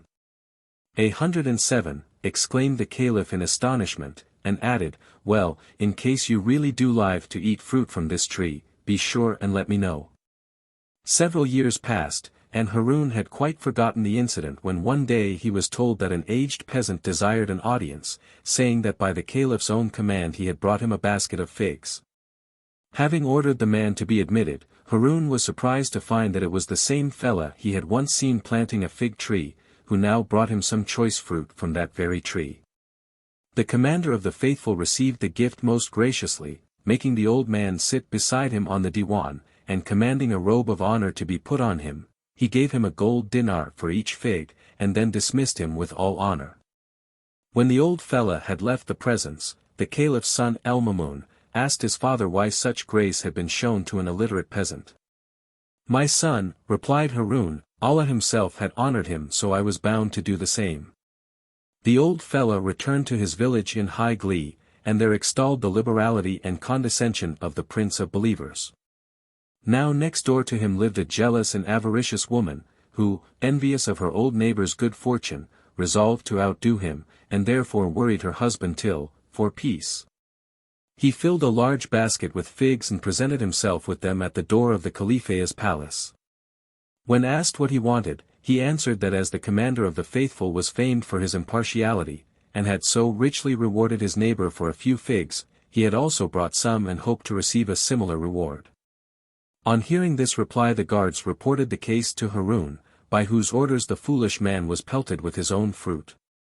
Angry and hurt, he went home and divorced the wife whose folly had exposed him to such shame. 84. A certain sultan was one day struck with the difference between the cries of two beggars in the street near his palace. One of them was shouting, "O Allah, thou bountiful one," whilst the other bawled, "O Allah, give victory to the sultan." The monarch, flattered by the interest which the latter showed in his welfare, called his wazir and said, "See to it that that beggar who keeps praying for me gets a roast fowl stuffed with gold pieces. But to the other give a fowl cooked in the usual way." The wazir obeyed, and the man who had called Allah bountiful was gratefully turning away to carry the fowl to his wife when the other said to him, "Buy this fowl from me. I have neither wife nor children. What I want is money, and not rich food. I have only a bishlik." 85 was the reply, "and that is nothing like the value of a roast fowl." "You shall have it for that," said the other. And so it happened that the beggar who praised Allah got not only a good dinner but also a small fortune. This man now gave up begging, and opened a little shop. His companion, however, having spent his bishlik, returned to the palace gate and cried, "O Allah, give victory to our sultan." The monarch commanded a second fowl stuffed with gold to be given to him. On receiving it he hurried to his former comrade and offered it for another bishlik, which was promptly paid. When the cry, "O Allah, give the sultan victory," was again heard near the palace, the sultan cried, "What is this? I have made that fellow rich twice over and he still must beg. Bring him in to me." When the beggar was brought in, the sultan, frowning on him, asked, "Why do you go on begging when I have made you rich?" "Alas, O Sultan of the age," answered the beggar, "all that I have received at your highness's gate were 2 fowls, which I sold to another beggar who used to cry, 'O Allah, O thou bountiful one,' but who has since grown rich and taken a shop." The Sultan was amazed and cried, "Wallahi, Allah has shown that it is better to praise his bounty than to pray for my prosperity." A certain sultan once had a dispute with his wazir as to what constitutes true kindness.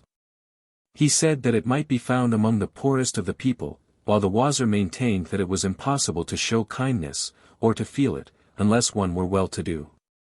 When the sultan thought enough had been said, he summoned the Sheikh el-Islam, and ordered a record of the debate and of the arguments on both sides to be made and deposited in the public archives. Some time afterwards the Sultan, one afternoon sent secretly for the sheikh, and the two disguised themselves as dervishes and went out to settle the question. In the city they found much to interest them, but nothing bearing on the problem which they wished to solve. By the time they reached the outskirts of the town the sun was setting, and as they advanced into the country it grew dark apace. They were glad to behold a light shining in a field beside the road, and went towards it. It came from a little mud-roofed hut, the abode of a poor goatherd. The man himself was out at work, but his wife and mother bade the strangers welcome in his absence. A few minutes later he came home, bringing with him 4 goats which were all his substance. The children, running out, told him guests had arrived, and he at once came in and saluted them.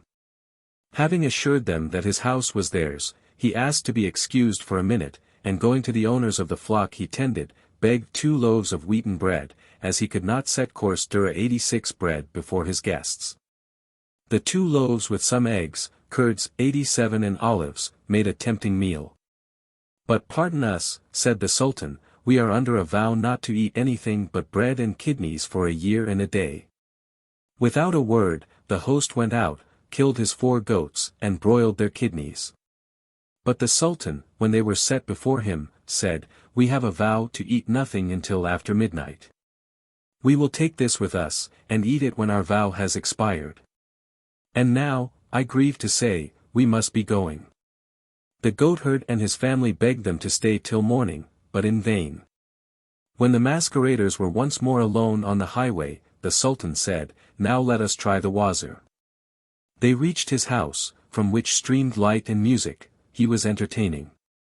The humble request of 2 dervishes for food and lodging was promptly refused, and when they still persisted, the wazir was heard shouting, drive away those dogs, and thrash them soundly. That will teach them to plague their betters. The order was so well obeyed that the twain escaped with their bare lives. Bruised and bleeding they reached the palace about midnight. When they had put off their disguise, the Sultan sent privately for a dumb physician to tend their wounds. He then called together his council of ministers, and, having described the whereabouts of the goatherd's dwelling, told them all to go and stand near it, but without disturbing the inmates. When the lord of that house comes out in the morning, greet him with the utmost respect, and say that I request the favor of a visit from him. Escort him hither honorably and, between you, bring the bodies of 4 goats which you will find near his door. The goatherd feared for his life, in the morning, when he found his hut the center of a crowd of courtiers and soldiers. Nor was his alarm diminished by the respectfulness of their manner towards him as they invited him to the Sultan's palace, nor by their inexplicable conduct in picking up the dead goats and carrying them as honored corpses. When the procession reached the palace, the Sultan made the goatherd sit beside him and ordered the record of his dispute with the wazir to be read aloud for all to hear. The recital ended, the Sultan told the story of his adventures on the previous evening. Then turning to the wazir, he said, you have betrayed your own cause. No one in this realm is in a better position than you to show kindness to his fellow men. Yet you show nothing but cruelty. You are no longer my wazir, and your wealth shall be confiscated. But this goatherd who begged better bread than he himself could afford to eat, for the greediest and most ill-mannered guests that ever came to man's house. And who sacrificed his whole substance rather than disappoint them, he shall be my friend and sit beside me. Thus was kindness rewarded, and churlishness dishonored. There once lived in Jerusalem 2 brothers who, even after they were grown up, lived and worked together, sharing the produce of their fields. One night after threshing their corn and dividing it, as was their custom, into 2 equal heaps, they slept out on the threshing floor to prevent theft. In the night one of them awoke and thought to himself, my brother is a married man with children to look after, whereas I praise to Allah am single. It is not right that I should receive a share equal to his from the produce of our toil. So thinking he rose, and noiselessly took 7 measures from his heap and put them on his brother's, then went back to sleep. A short while afterwards his brother woke and, as he lay blinking at the stars, said within himself, by the blessing of the Highest, have a good wife and 4 lovely children. I know joys to which my brother is a stranger.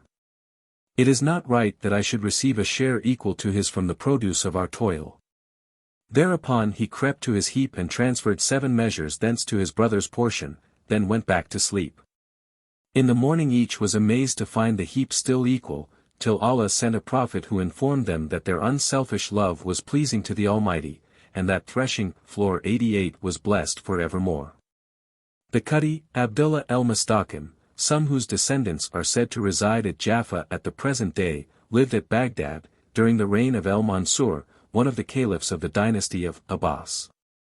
And is alleged to have obtained his honorable surname, which means, the honest or upright one, from the strict impartiality with which he administered justice. The following story is told of him. As the upright judge was leaving his house one morning, he was met by a woman of the lower classes, who, accompanied by a boy, her son, was driving a donkey and weeping bitterly. On beholding her distress, the Qadi, who was as kind-hearted to the poor and afflicted as he was stern to wrongdoers, stopped her and asked the reason of her sorrow. "Alas! My lord," said the woman, "have I not cause to weep? My husband died a few months since, after making me swear on his deathbed not to sell the small piece of land by the cultivation of which we had supported ourselves, but take care of it for our son, this boy, and teach him to till it as his ancestors had done for generations. But the caliph sent one of his servants and offered to buy the land from me, because it adjoins an estate belonging to him, on which he intends building a palace. He says that he must have my piece of ground in order to carry out his plans. I refused to sell, for the reason which I have told you, and after thrice pressing me to dispose of it and being refused, he, this morning, had me and my son driven away from our lawful possession, inherited from our forefathers. And told us that as I would not sell the land, it should be taken from me without a recompense. We have thus lost everything, except each other and this ass with an empty sack on its back, and know not to whom to look for help, seeing that there is none greater than the Caliphate." "Where is your land situated?" asked El-Mustaqim. "In such and such a place." "And you say that you have just come from thence, and that the commander of the faithful was there when you left?" "Yes, my lord." "Very well, you remain here in my house till I return, and in the meantime let me have your donkey and its empty sack for a few hours. Inshallah, as I am somewhat known to the Emir el-Mu'minin 89, I shall succeed in persuading him to alter his plans, and restore your property."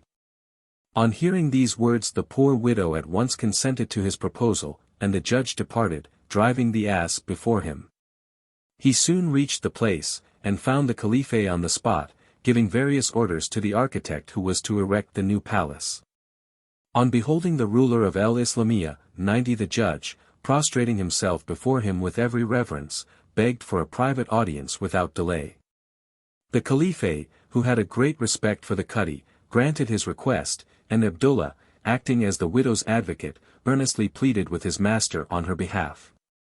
Finding the monarch relentless, Abdullah said, "Well, O Prince of Believers, you are our ruler and may Allah prolong your rule, but, as your highness has seized the widows' and orphans' property, I beg, in their name, to be allowed to take 1 sackful of this earth for them." "10 if you like," laughed the Caliphate, "though I fail to see what good it can do them." The Qadi seized a pickaxe that lay near, loosened the earth with it, and filled his sack.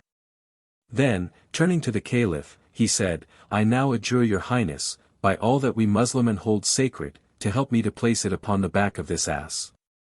"You funny man," replied the ruler, greatly amused, "why not call some of those slaves to lift it?" "O Commander of the Faithful," answered the Qadi, "the earth in the sack would altogether lose its virtues were your highness to command others to lift it, and your highness would be the greatest sufferer by the loss." "Well, so be it," said the Caliph, growing curious. With that he took hold of the sack, but could not move it. "I cannot," said he, "it is much too heavy." "In that case," said the upright judge, "as your majesty finds that the weight of 1 sack of earth, which you are willing to restore to its rightful owners, is more than you can bear, you will pardon me for asking how you will bear the weight of this whole piece of land which you have taken by violence from the widow and the fatherless, and how you will answer for your injustice at the day of judgment." This stern but faithful reproof provoked the Caliph, but on a minute's reflection, he said, "Praised be Allah, who has given me so conscientious a servant. I restore the land to the widow and her son and, to compensate her for the tears she has shed through my fault, I remit all dues and taxes payable on this piece of land." A herd of camels happened to be passing an orchard, the owner of which was seated upon the sinsali, or rough stone fence.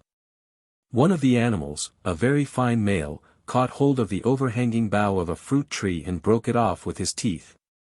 Hereupon the owner of the orchard snatched up a stone and threw it at the camel. The aim was unexpectedly true, and the beast fell dead. Its owner, stung to fury by the loss of his property, snatched up the same stone and threw it with as deadly accuracy at the owner of the orchard, who, struck on the temple, was instantly killed. Horror-struck at his rash act, and realizing what the consequences would be, the frightened camel herd leapt on to the swiftest of his beasts, and leaving the rest to shift for themselves, fled as fast as he could. He was, however, promptly followed by the sons of the slain man, and forced to return with them to the scene of the tragedy, which happened to be close to the camp of the Caliph Omar ibn el-Khattab. The sons of the dead orchard owner demanded the life of the man who had slain their father, and, though the latter explained that he had not done the deed with malice aforethought, but under the impulse of sudden provocation, yet, as he had no witnesses to prove that he was speaking the truth, and as the sons of the dead man would not hear of a pecuniary compensation, the Caliph ordered the manslayer to be beheaded. Now in those times it was customary for the execution of a criminal to take place almost immediately after he had been condemned to die. The mode of procedure was as follows: a skin or hide called nuda was spread in the monarch's presence, and the person to be beheaded was made to kneel upon this hide with his hands bound behind him. The jalad, or executioner, standing behind him with a drawn sword, then cried aloud, "O Commander of the Faithful, is it indeed your decision that Fulan be caused to forsake this world?" If the Caliph answered, "Yes," then the executioner asked the same question the second time, and if it were answered in the affirmative, he asked it once again for the third and last time, and immediately afterwards. Unless the potentate instantly revoked the fatal order, he struck off the prisoner's head. Now, on the occasion of which we are speaking, the condemned, finding that his life was irretrievably forfeited, earnestly besought the Caliph to grant him 3 days' respite that he might go to his distant tent and arrange his family affairs. He swore that at the expiration of that term he would return and pay the penalty of the law. The Caliph told him that he must find a surety to die in his stead in case he should break his word. The poor man looked around him in despair upon the crowd of utter strangers. The nuda was brought and the executioner advanced to bind his hands. In despair he cried out, "Has the race of the manly 91 perished?" Receiving no answer, he repeated the question with yet greater emphasis, whereupon the noble Abu Dur, who was one of the Sohaba, or companions of the Prophet, stepped forward and asked the Caliph's permission to become his surety. The monarch granted his request, but warned him that his own life would be sacrificed in case the man did not return within the time stipulated. Abu Dur having agreed to this, the condemned was set free. He started off at a run and was soon out of sight.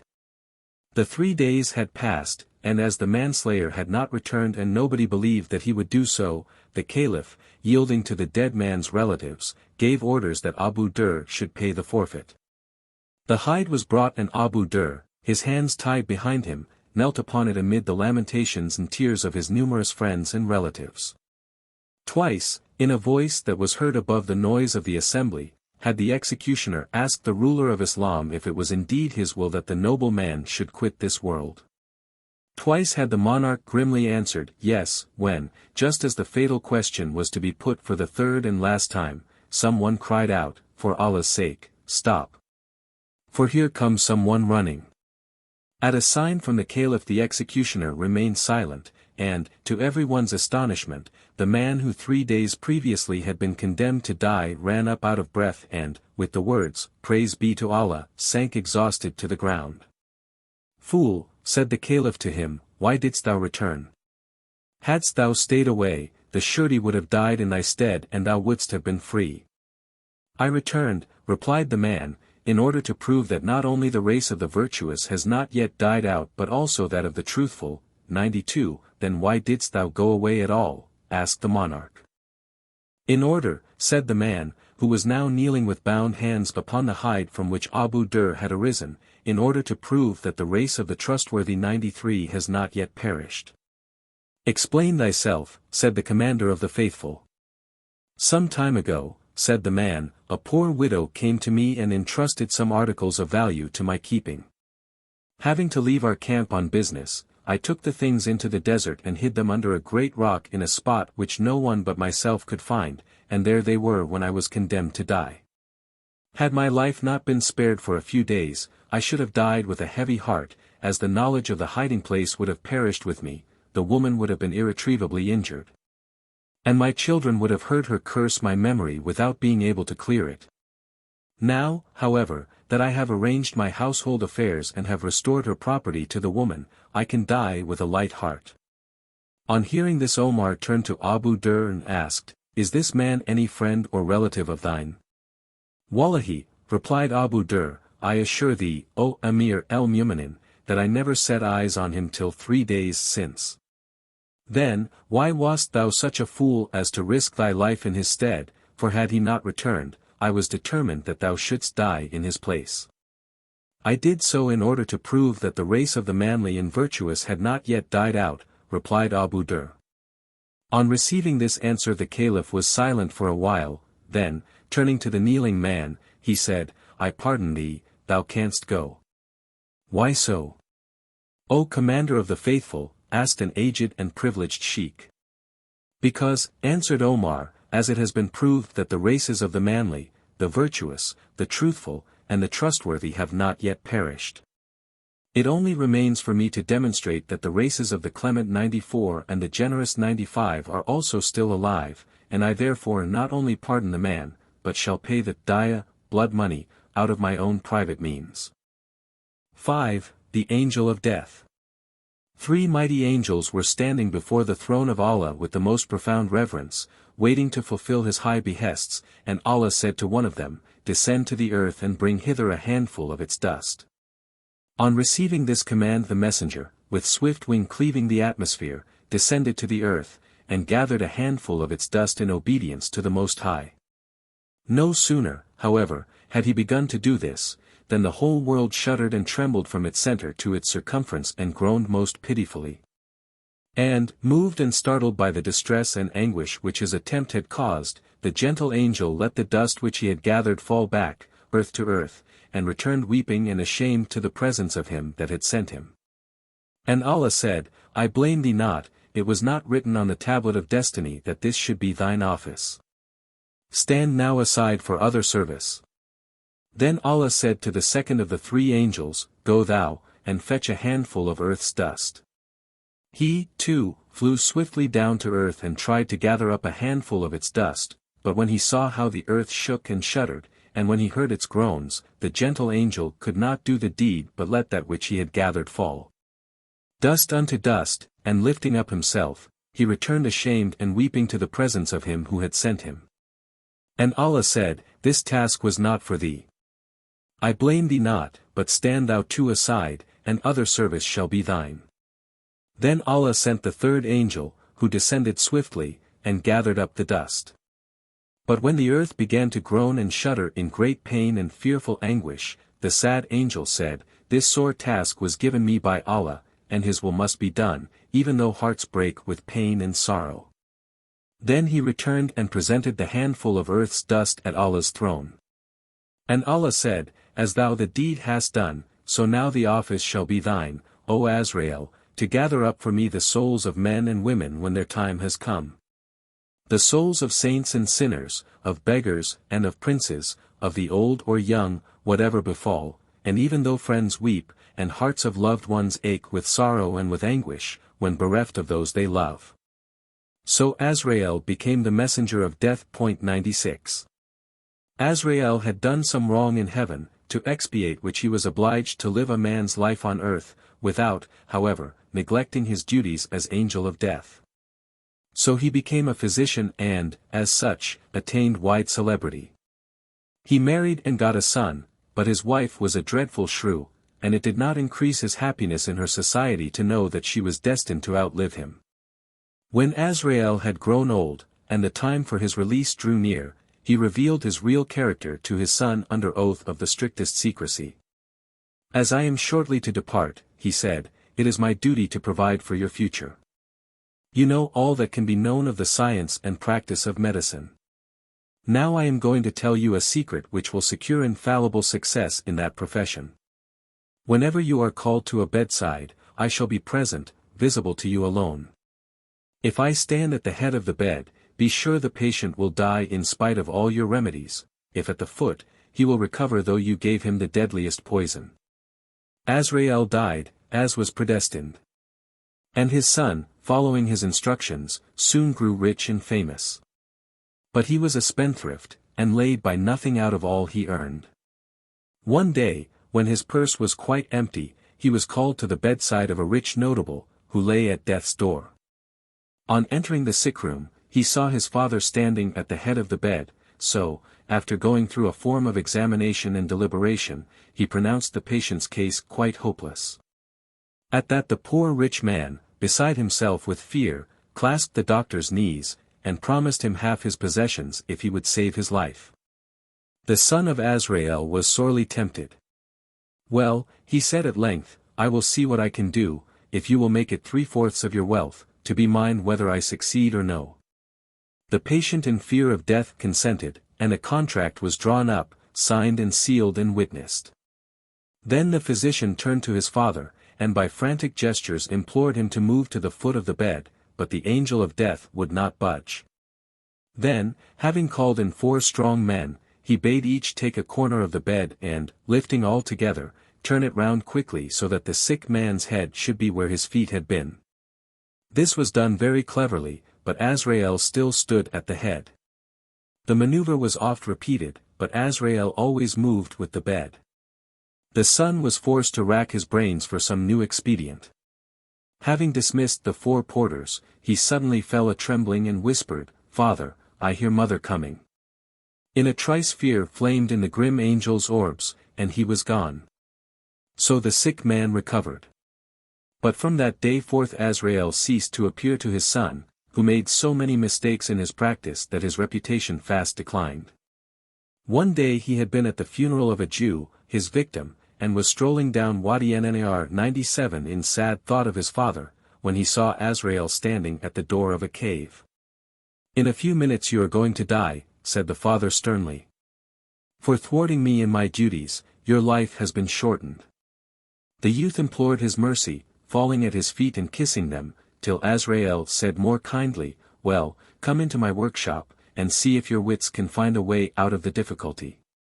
Though I myself am powerless now to help you, it is possible that you may yet help yourself."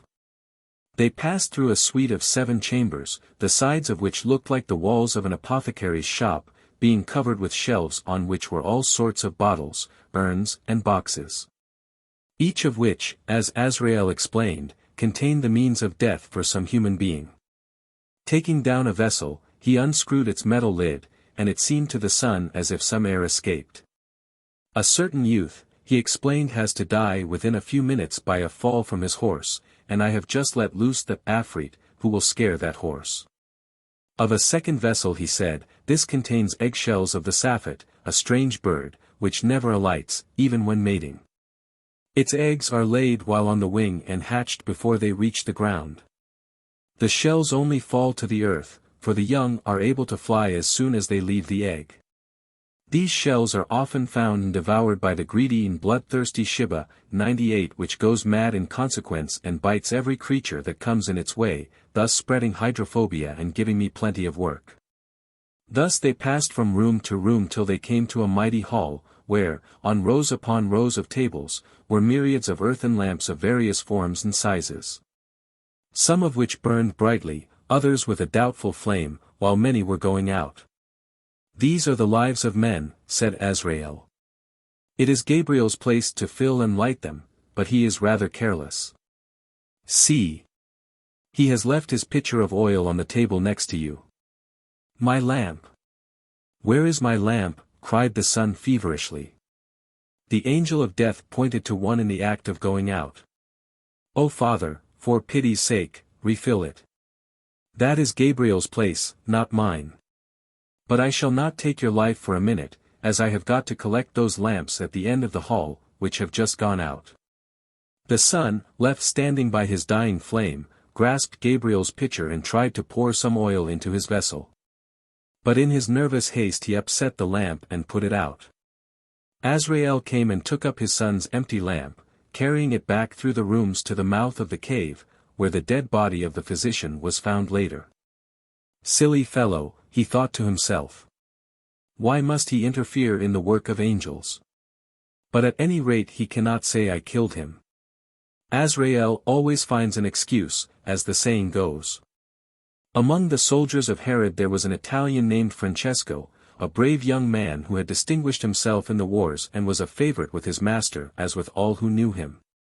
He was gentle with the weak, kind to the poor, and except in fair fight had never been known to hurt a living thing.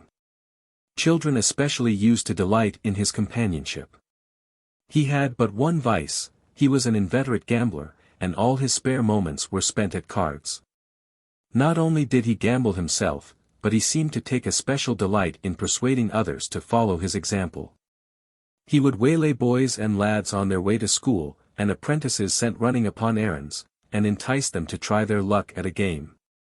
Nay, so infatuated did he become, that he is said to have ventured to accost some respectable Pharisees on their way to and from the temple and invite them to join him at his loved diversion. At last, things went so far that the chief priests and rulers betook themselves to Herod in a body and demanded his punishment. But card-playing happened to be a pastime in which Herod himself delighted, so he did not take the charge against Francesco very seriously. Only, when the Jewish rulers kept on worrying him, he gave the Italian his discharge, and bade him leave Jerusalem and never again be seen within its walls. Francesco entered on a new course of life. Gathering round him certain of his former comrades whose time of service had expired, he became the leader of a band of armed men whose business it was to waylay travelers on their way to and from the holy city. Their principal haunt was a large cave on the road a little to the north of El Bir, the ancient Birath. In no case were they guilty of violence, and they always let the poor go unmolested. Their mode of procedure was singular. They used to stop and surround travelers who seemed wealthy and invite them to their cave to play a game with Francesco. The travelers dared not refuse so courteous an invitation when delivered by a band of armed brigands.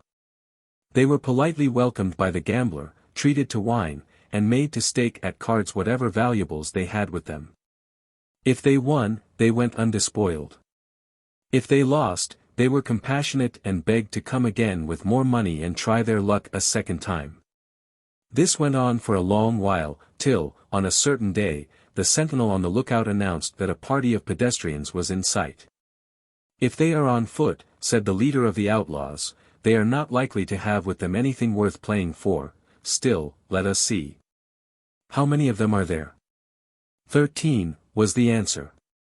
13, said Francesco musingly, that is a curious number. Now where was it that I met a party of just 13 men? Ah! Now I remember. It was at Capernaum, where the carpenter rabbi of Nazareth cured the servant of one of the centurions belonging to our legion. I wonder whether by any chance, he and his 12 pupils can be coming this way. I must go and see for myself. So saying he came out of the cave and joined the watchman at his point of vantage. The travelers were now near enough for Francesco to know them for our Lord and his apostles. He hastily called his men together, and told them that this time a really good man and a great prophet was coming, and that they must hide away the cards and all else that was sinful. For this was quite a different sort of person from the hypocrites of Jerusalem. Leaving them to prepare for the coming guests, he hurried down the road and, saluting the Saviour and his companions, pressed them, seeing evening was at hand and a storm threatening, to honor him and his comrades by spending the night with them. The invitation was accepted, and Jesus and his followers became the guests of the outlaws, who did their best to make them comfortable and, after supper, gathered round the divine teacher and, drinking in his gracious words, wondered. Although in all he said there was not a word that could be construed into blame of their way of life, yet a sense of guilt fell on them as they listened. The brigands made the guests lie down on their own rough beds, whilst they themselves wrapped their abayas around them and slept on the bare ground. That night it was Francesco's turn to keep the watch. It chanced to strike him that the Saviour, lying fast asleep, had not sufficient covering, so he took off his own abaya and laid it over him. He himself walked up and down to keep warm, but could not help shivering. Next morning, having breakfasted with the outlaws, Jesus and his apostles departed, Francesco and some of his own men setting them on their way. Before parting, the Saviour thanked Francesco for his hospitality and that of his comrades and asked whether it were in his power to gratify any special wish he might have. "Not one, O Lord, but 4, replied the gambler. "What are they?" asked Jesus. "First," said Francesco, "I am fond of playing cards, and I beg thee to grant that whoever I play with, whether human or otherwise, I may always win. Next, that in case I invite anyone to sit upon a certain stone seat at the door of our cave, he may not be able to get up without my permission. Thirdly, there is a lemon tree growing near the said cave, and I ask that nobody who climbs it at my request, may be able to descend to the ground unless I bid him. And lastly, I beg that in whatever disguise Azrael may come to take away my soul, I may detect him before he come too near, and be ready for him." On hearing these strange petitions, the Saviour smiled sadly and answered, "My son, thou hast spoken childishly and not in wisdom. Still, that which thou hast asked in thy simplicity shall be granted, and I will add thereto the promise, that when thou shalt see thy error, and desire to make a fresh request, it shall be granted. Fare thee well." Years passed away and many of Francesco's comrades had left him, when one day the angel of death, disguised as a wayfarer, was seen approaching. Francesco knew him from afar, and when Azrael came to the door of the cave, the gambler invited him to sit down on the stone seat without. Having seen the angel fairly seated, Francesco cried, "I know thee. Thou hast come to take my soul, or the soul of one of my comrades, but I defy thee.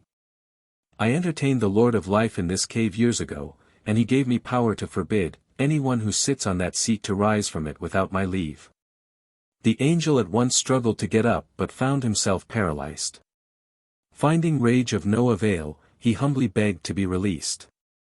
Francesco extorted from him a solemn oath not to seek his soul nor that of any of his comrades for the space of 15 years, then let him go. The 15 years passed, and Francesco now dwelt alone in his cave as a godly hermit, when the angel of death drew near once more. The recluse at once withdrew into the cave and lay down on his bed, groaning as if in agony. This time, Azrael entered the cave dressed in a monk's habit. "What ails thee, my son?" he asked. "I have fever and I thirst," came the reply. "I beg you to gather a lemon for me off the tree which grows close to the cave, and to mix a little of its juice with water that my thirst may be slaked." As it wanted yet some minutes of the time appointed, Azrael saw in the request a good excuse for administering a mortal draught, so he climbed the tree to reach the fruit. But, no sooner was he up in the branches than he heard a laugh and, looking down, beheld Francesco in the best of health. He strove to descend but could not move without Francesco's leave, which was not granted until he had pledged his word to keep away for other 15 years. That term elapsed and Azrael came a third time. "Do you intend to play any more vile tricks on me?" he inquired of Francesco, now an aged man. "Not if you will grant me one favor," answered Francesco, "and allow me to take my pack of cards into the other world. Will my giving you the permission lead to some fresh practical joke at my expense?" "No, I most solemnly assure you," replied the old man. Hereupon the angel of death snatched up Francesco's soul and his pack of cards and went with them to the gate of paradise where St. Peter sits to admit the souls of the righteous. Francesco was told to knock at the gate. He did so and it was opened, but when the porter saw who it was, and that he had brought his cards with him, he slammed the door in his face. So Azrael lifted the poor soul up again and descended with him to the gate of hell where Iblis sits, eager to seize and torment dead sinners. On beholding who it was that the angel of death had brought, he said in great glee, "Here you are at last, my dear. I have waited long for your arrival, and so have many others with whom you played cards on earth. They all hope to see you beaten at your own game, for as you did not allow travelers to reach the holy city till they had played with you, so shall I not allow you to roast on the red-hot coals till you have played a game with me. You have your cards, I see, so we will begin at once." So Francesco and the evil one began to play, and to the surprise of both Francesco won the game. Satan insisted on a fresh trial of skill, and when he was once more defeated, he would insist on another trial, till at last, when he had been beaten 7 times, he lost his temper and drove out Francesco, saying that he could not have any one in hell who excelled him in anything even though it were a game. On hearing this, fresh hope was roused in the poor sinner's heart, and, recalling the Saviour's pledge to grant him one more boon, he begged Azrael who had stopped to watch the game to take him back to the gates of paradise, as he felt sure the Saviour would not treat him as harshly as the Prince of Saints and the Chief of Lost Spirits had done. So Azrael took the poor soul to heaven's gate and it once more knocked thereat, and when St. Peter opened, and would have driven it away, it pleaded the Saviour's promise to grant one more boon. So St. Peter called his master, who, when Francesco asked for admission, confessing that his life had been one great mistake and offering to throw away his pack of cards, told Mar Buttress to let him in, and so the lifelong gambler entered paradise. 6. The underground folk are betters. The name of Allah be round about us. The people of Palestine, Christian as well as Moslem, believe in the existence of a race of beings of pre-Adamite origin, called by the general name of Jan. 99. Whilst the angels dwell in the heavens and have various offices and forms differing according to their respective abodes, those in the lowest heaven, for instance, being shaped like cows, those in the second, like falcons. In the third, like eagles, in the fourth, like horses, and so on, the Jan are said by the learned to be created out of the fire of the Simum, which they describe as a fire lacking both heat and smoke. 100. They are said to dwell chiefly in or amongst the Jebel Kaf, the range of mountains which surrounds the earth. Some of the Jan are good Moslems, and do not injure their human co-religionists, but the greater number of them are unclean infidels who take up their abode in rivers, fountains, cisterns, ruined buildings, baths, cellars, ovens, caves, sewers, and latrines. Some of them choose as dwellings cracks in the walls or under the doorsteps or thresholds of inhabited houses, so that it is very dangerous for people, especially females, to sit on a doorstep in the evening when these night-prowling evil spirits may do them grievous bodily injury. The Jan are believed to be able to assume any shape they please and to change it at pleasure. Among the peasantry, there is current another story as to their origin. It is that our mother Eve, on whom be peace, used to bring forth 40 children at a birth, but being unable to nurse more than half that number, she picked out the 20 best ones and threw the others away. She told Adam on each occasion that she had borne only 20, but he did not believe her. He therefore asked Allah to let any children she had thrown away live underground and go abroad at night when all men sleep. Thus the Jan came into being. The Jan are envious of us men and women, always on the watch for a chance to injure us, and unless we say, Bismillah, whenever we begin any work, or take anything out of our stores, they succeed in robbing us. There is, at the present day, a man living at Ein Karim who has experienced this to his cost. He has a silly, froward daughter, who, in spite of frequent warnings from her parents and neighbors, will not invoke the name. He was a man of substance, and brought home provisions in plenty, yet the blessing of Allah did not rest upon his property.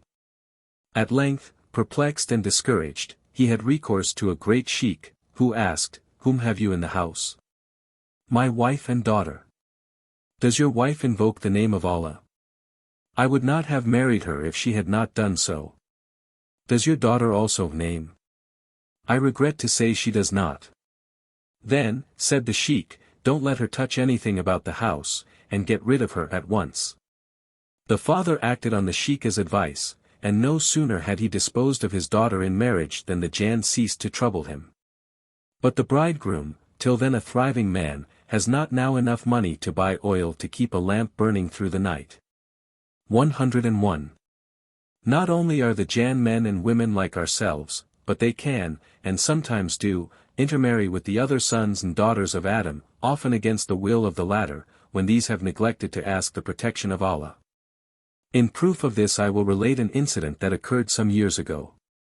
There was a man of the village of El Isawiyah, in the valley north of the Mount of Olives, who, going down to reap his harvest in the neighborhood of Ushwa, near Artuf, was not heard of for 9 years. It was said he had been devoured by a hyena. But in the end he reappeared and told his story. He was sleeping one night on the threshing floor to protect his store of dura when he was awakened about midnight by a sound of voices drawing near. Supposing it to be the tax-gatherer and his assistant, Khalìl, 102, he lay quite still for fear of being beaten. But it was a party of the Jann, and, as, at lying down, he had neglected through weariness to invoke the protection of Allah, so now, sudden fear kept him from using that simple precaution, and left him at the mercy of the demons. He did not realize who they were till it was too late and he had become their victim. All he knew at first was that a woman came and smote his forehead, and the blow bereft him of all strength of will. She bade him follow her, and he obeyed blindly. When they had gone some distance from the threshing floor she told him she was his wife, and that, unless he submitted to her desire, her brothers, who had seen him follow her, would kill him horribly. Soon afterwards her brothers came up, when he saw that they were jinnis. They told him he had become one of themselves, and would thenceforth be invisible to the eyes of men. 9 years he belonged to the Jann, and took part in all their depredations, till one day, when they were lying hid among some ruins, he noticed how his companions kept away from one of the walls on which was a luxuriant growth of fayjan or rue. And himself, out of curiosity went towards it. At a shriek from his jinnia of, "Don't go near those plants," he ran and plucked whole handfuls from the wall. Then, looking round, he saw that the Jann had vanished, and he was free to return to his human family. When the fellahin, his neighbors, disbelieved this story, he asked after a woman named Aisha, and was told that her husband had repudiated her because she robbed him and gave his goods to her brothers. There was no other supposition that could account for the way things vanished from his house. Thus, one day, he had filled a large kabiya or mud-built bin with barley, but when he opened it on the morrow it was empty, and, in spite of his wife's protestations, he believed her to be the thief. The man who had been with the Jann explained that he had asked for the woman on purpose to prove her innocence and his own truthfulness.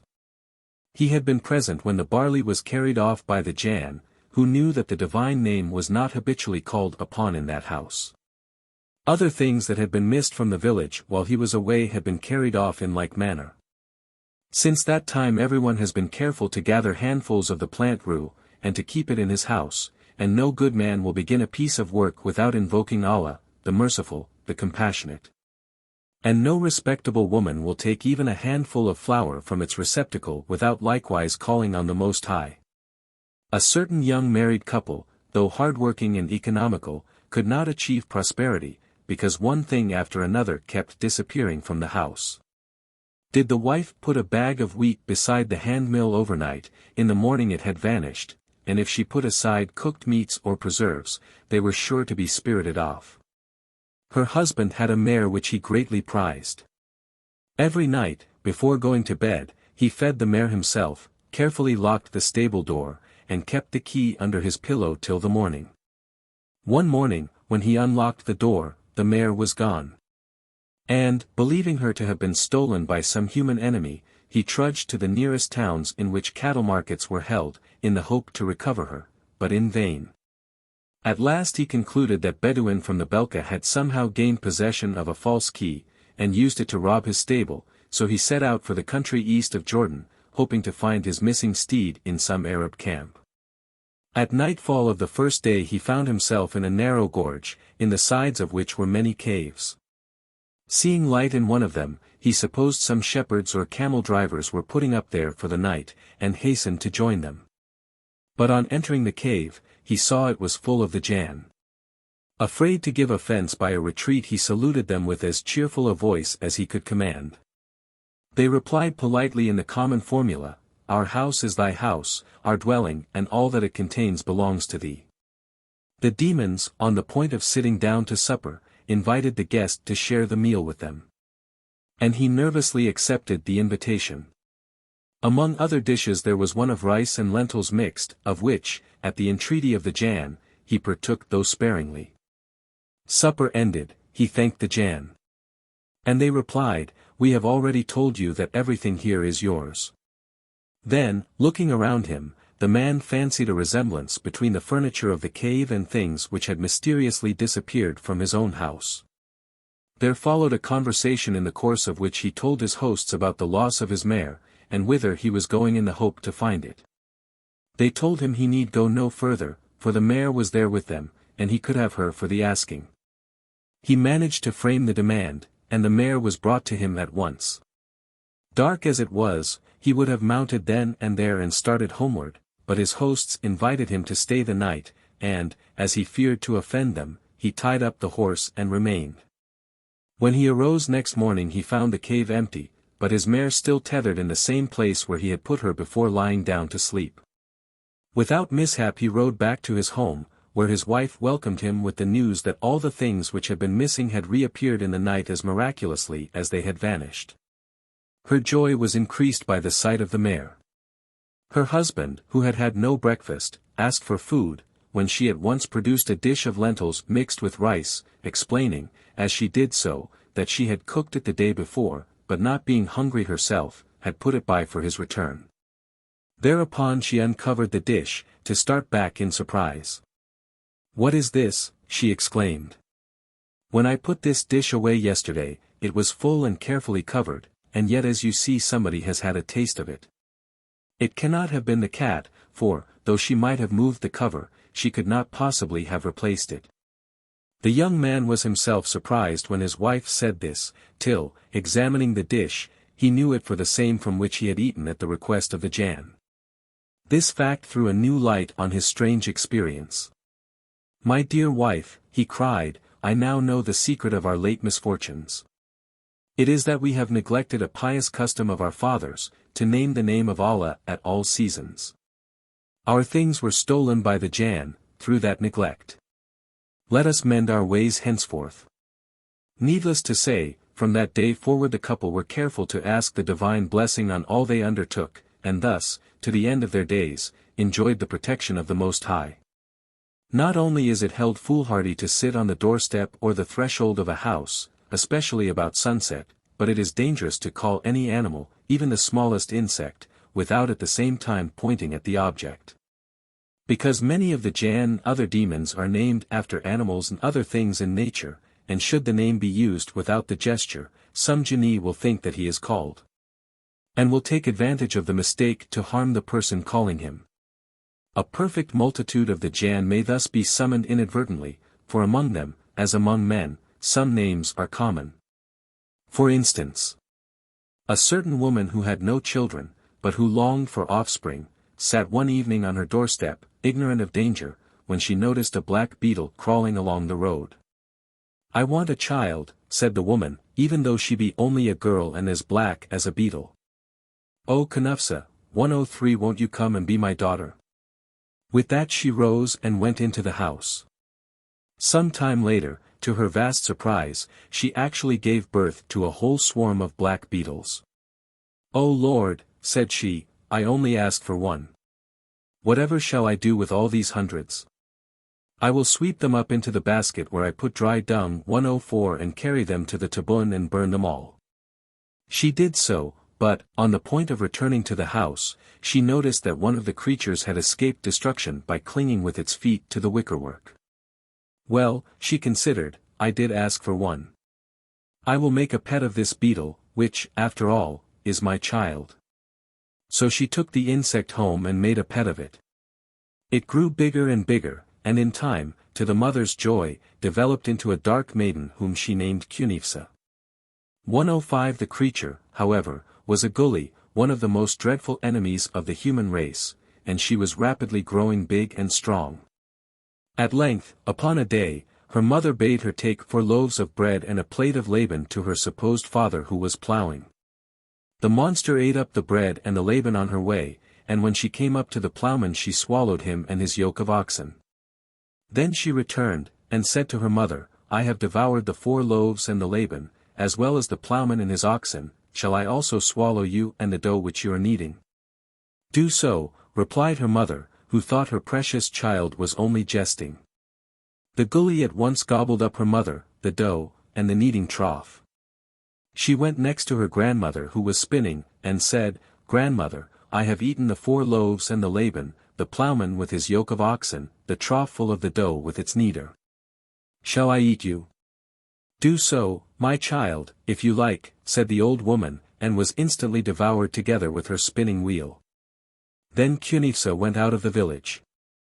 Seated upon the dunghill, after the manner of village elders, she found an old, wise man, who, though she knew it not, happened to be armed with a 2-edged dagger.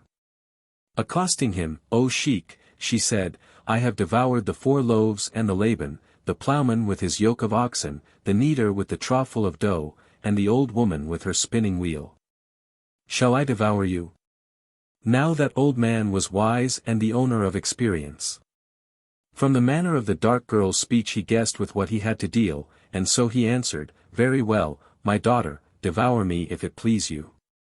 But when she came near, he struck with his dagger and killed her. Then he cut her open, when too. There came forth from her belly, whole and unhurt, the 4 loaves and the Laban, the plowman and his oxen, the kneader with her trough full of dough, and the old woman with her spinning wheel. Since then people have learnt not to sit on door steps 106 in the evening, and not to speak to any living creature, except it be human, without pointing to it. Another story illustrative of the danger people run by calling animals by their names without at the same time pointing to them is often heard. A young peasant woman had one day so much to do that it was not till evening that she found time to knead the bread. By the time it was ready night had come, and it had grown so dark that she was afraid to go, unaccompanied, to the village oven. 107 She begged her husband to escort her, but he ridiculed her fears, and just when she was setting out called to a he-goat tethered in the yard, Here, O he-goat! Take her! Take her! He meant it as a joke, and was surprised when she did not return. He went to the oven, she was not there. No one in the hamlet had seen her. He inquired at every house, searched the whole district, but in vain. Unable to believe that she had gone off with another man, since he knew her heart was his, he could not account for her disappearance to himself or to his neighbors, who began to suspect that he had killed her for infidelity. 108. One day, when the bereaved husband was plowing, an aged dervish came up and entered into conversation with him. The peasant bemoaned the loss of his wife. How much will you give me if I tell you how to recover her? Asked the dervish. You shall have this yoke of oxen, replied the peasant eagerly. They would be useless to me, said the recluse, laughing, but give me something to eat and I shall be satisfied. The peasant took the dervish to his house and set before him of the best he had. When the guest had done eating, he said, I am certain that your wife is abducted by some genie to whom your foolish jest gave power to harm her. I therefore advise you to go this evening to such and such a cave in such and such a wadi, the usual trysting place of the Jann in this district. As soon as you see the cave lighted up after sunset, enter boldly and demand your wife from those within. The peasant did as he was told. That same evening he took up his station near the cave described to him, and, as soon as he saw light stream from it, called Allah to aid and boldly entered. Within, the king of all the Jann was holding court. The peasant, undismayed, demanded his wife. The demon king seemed neither surprised nor offended by his tone of authority, but quietly inquired of his subjects present whether any one knew where the woman was. I saw her in our own country, the Jebel Kaf, a short time since, in such a place, said one. How long will it take you to fetch her, O camel? Asked the monarch. Jebel Kaf is a long way off, and I should need 3 years to go there and return, was the reply. Then the ruler of the Jann asked another demon named Horse how much time he would need in order to fetch the woman, and he said, 3 months. A third genie named Wind, being asked the same question, replied, 3 weeks. All the rest of the Jann answered in turn, each naming the time he required to do the errand. At last the king asked the man to detail the circumstances under which he had lost his wife, especially the words which he had used at parting from her. The peasant then confessed that he had thoughtlessly handed his wife over to He-Goat. On hearing this, the king ordered the Jinni thus named at once to restore the woman to her rightful husband, which he did.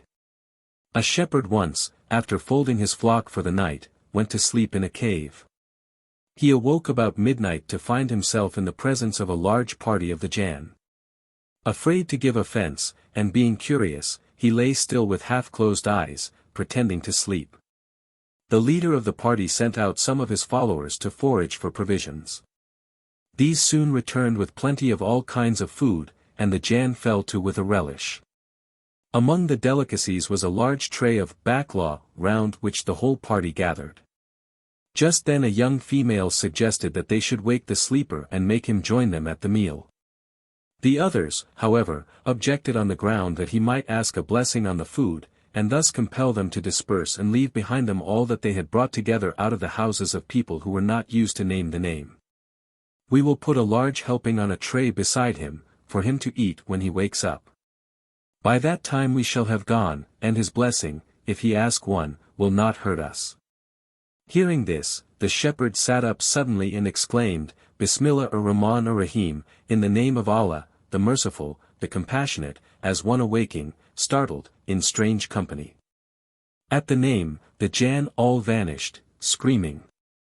The shepherd then slept undisturbed till morning, when he found the cavern stocked with provisions sufficient to last his family for a whole year. He accepted them as a gift from Allah, and had them conveyed to his own house. It is of the utmost consequence to remember that the Jann should always be treated with respect. On entering an empty room, a cellar, cave, or even when sweeping a room which has for some time stood empty, one should never forget to say, Dasturkum Mubarakan, by your permission, blessed ones, 109 or, for short, Duster, permission. The same formula should be used whenever one is carrying fire or water, so that the spirits may get out of the way, and not run the risk of a wetting or of getting burnt by accident. The safest way, however, is habitually to invoke the name and protection of Allah. English people are often shocked at the frequency with which Easterns use the name of Allah, regarding it as a breach of the third commandment. But not realizing that they are merely following a practice, which from their infancy they have been accustomed to look upon as belonging to the very essentials of religion, and the object of which is protection from the powers of evil. 110 The importance attached to the practice has been already explained, but is further illustrated by the following tales. There was once a good woman whose husband was so poor that when their only knife got broken, he could not buy her another. Want of a knife caused her great inconvenience, as her neighbors were not always willing to lend their things. Thus, one day when her husband brought home a sheep's lights and liver for her to cook, and she went to a neighbor whose husband was very rich, and begged for the loan of a knife, she was refused it, and returned home greatly hurt and very angry.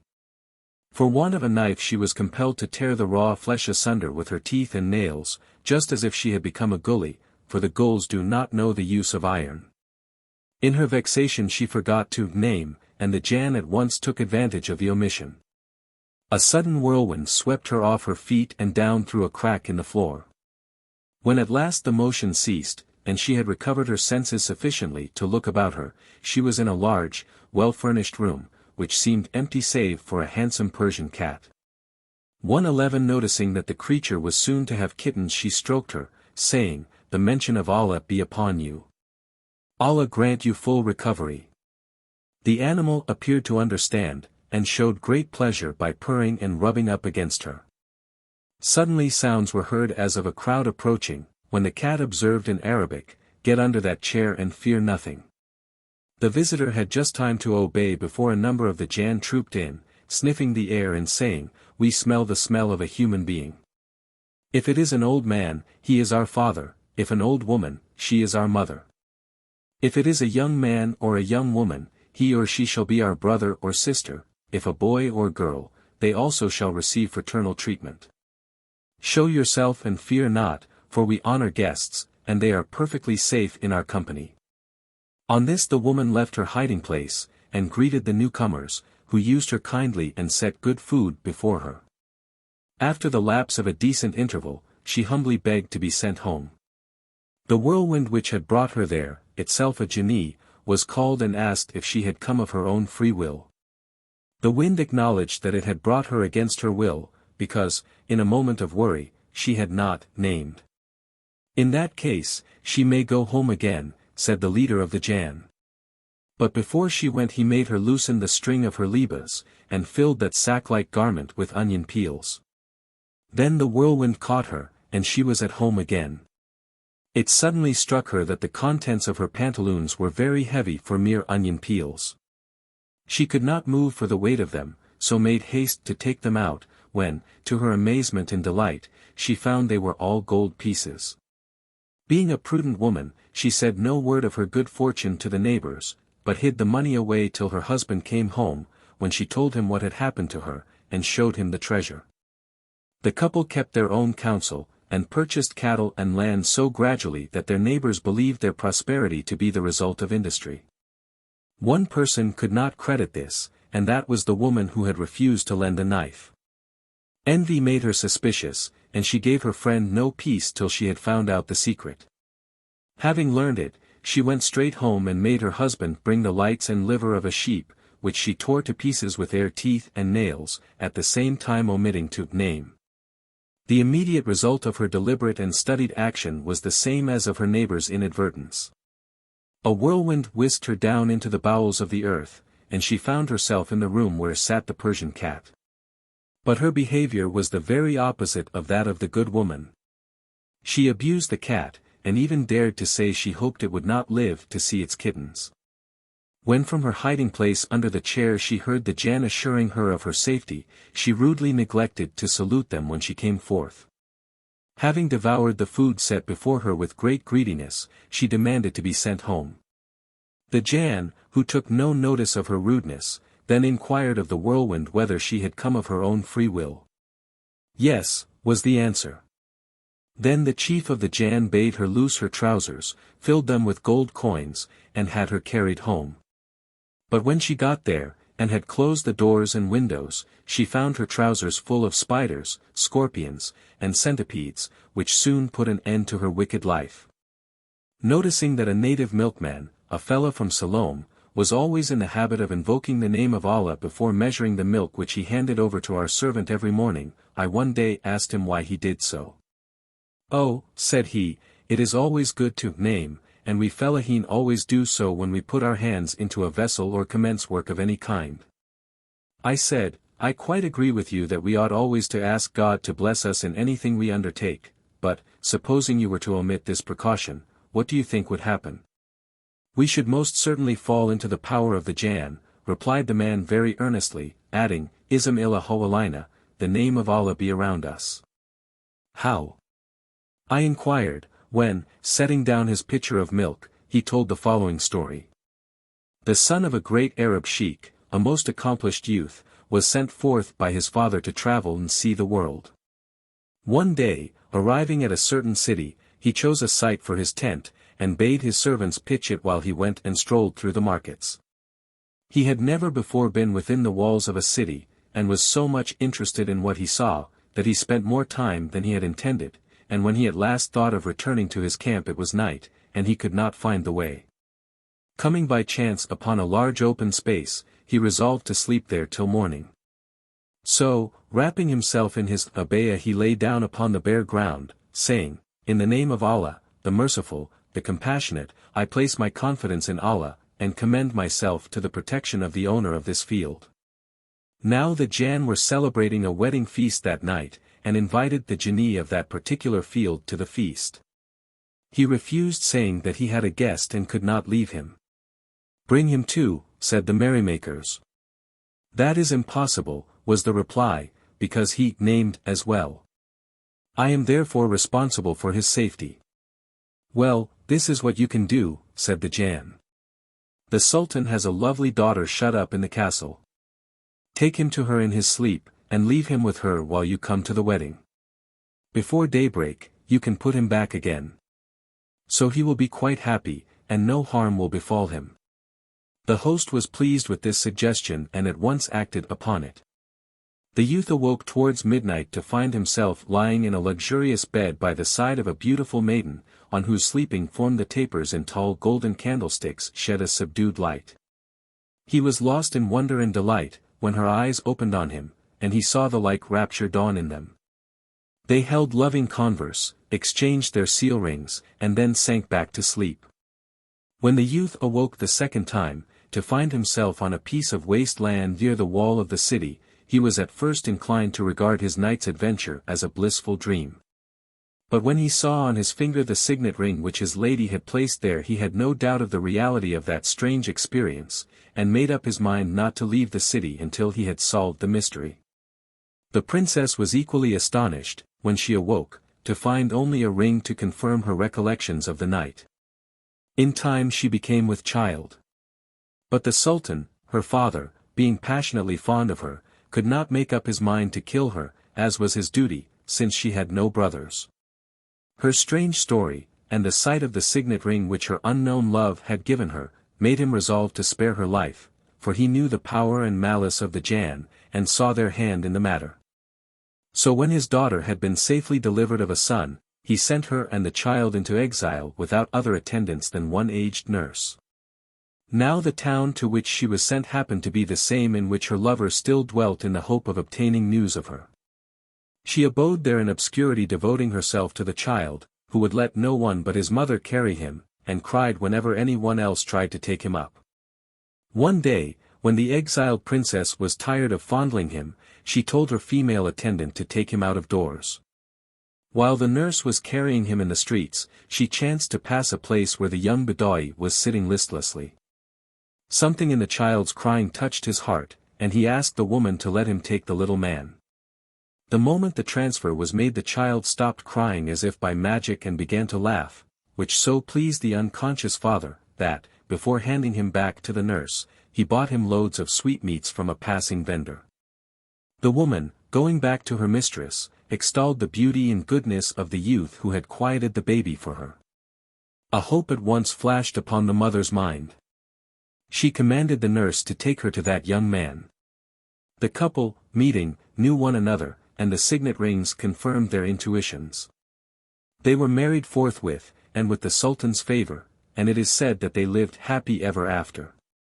When the milkman had finished his story, I said, would it not have been better for the young man to have invoked the name of Allah without putting himself under the protection of the Jinni? Had he trusted in Allah alone, all this would not have happened. No, was the answer, Allah only does good. Had he omitted to claim protection from the owner of the field, the Jinni would have hurt him, if not carried him off while he slept. By claiming hospitality he prevented anything of that sort, and so nothing but good resulted to him. A Fellaha of El Welajay 112 lost an eye a few years ago, under the following strange circumstances, related by another Fellaha. She was returning from Jerusalem, and as she was passing the fountain named Ain el Hamya, she heard a frog croak. Looking round, she noticed close to the stream a female frog much advanced in pregnancy, and she thoughtlessly but ill-naturedly said to the creature, Allah grant that you may not be delivered of your child till I be called to act as your midwife. Having uttered this unkind speech, the woman went her way. In the evening she retired to rest with her children, whose father had died in the war, around her. But what was her terror when, awaking during the night, she found herself in a cave surrounded by strange and angry-looking people, one of whom sternly told her that if she ventured to name, she was a dead woman. If we, who live below, said he, come to you who live above ground, then it is a protection for you, to name, but if, as in your case, one of you intrudes needlessly and officiously on us, naming will not help you. What harm had my wife done you that you should curse her as you did this afternoon? I do not know, nor have I ever seen your wife, replied the woman in terror. She was the pregnant frog you spoke to at Ain el Hamya, was the answer. When we who live underground, want to go abroad by daytime, we generally assume the form of some animal. My wife took that of the frog you saw. You cursed her and mentioned the name. She was in the pangs of labor but, in consequence of your cruel malediction, cannot be relieved till you assist her.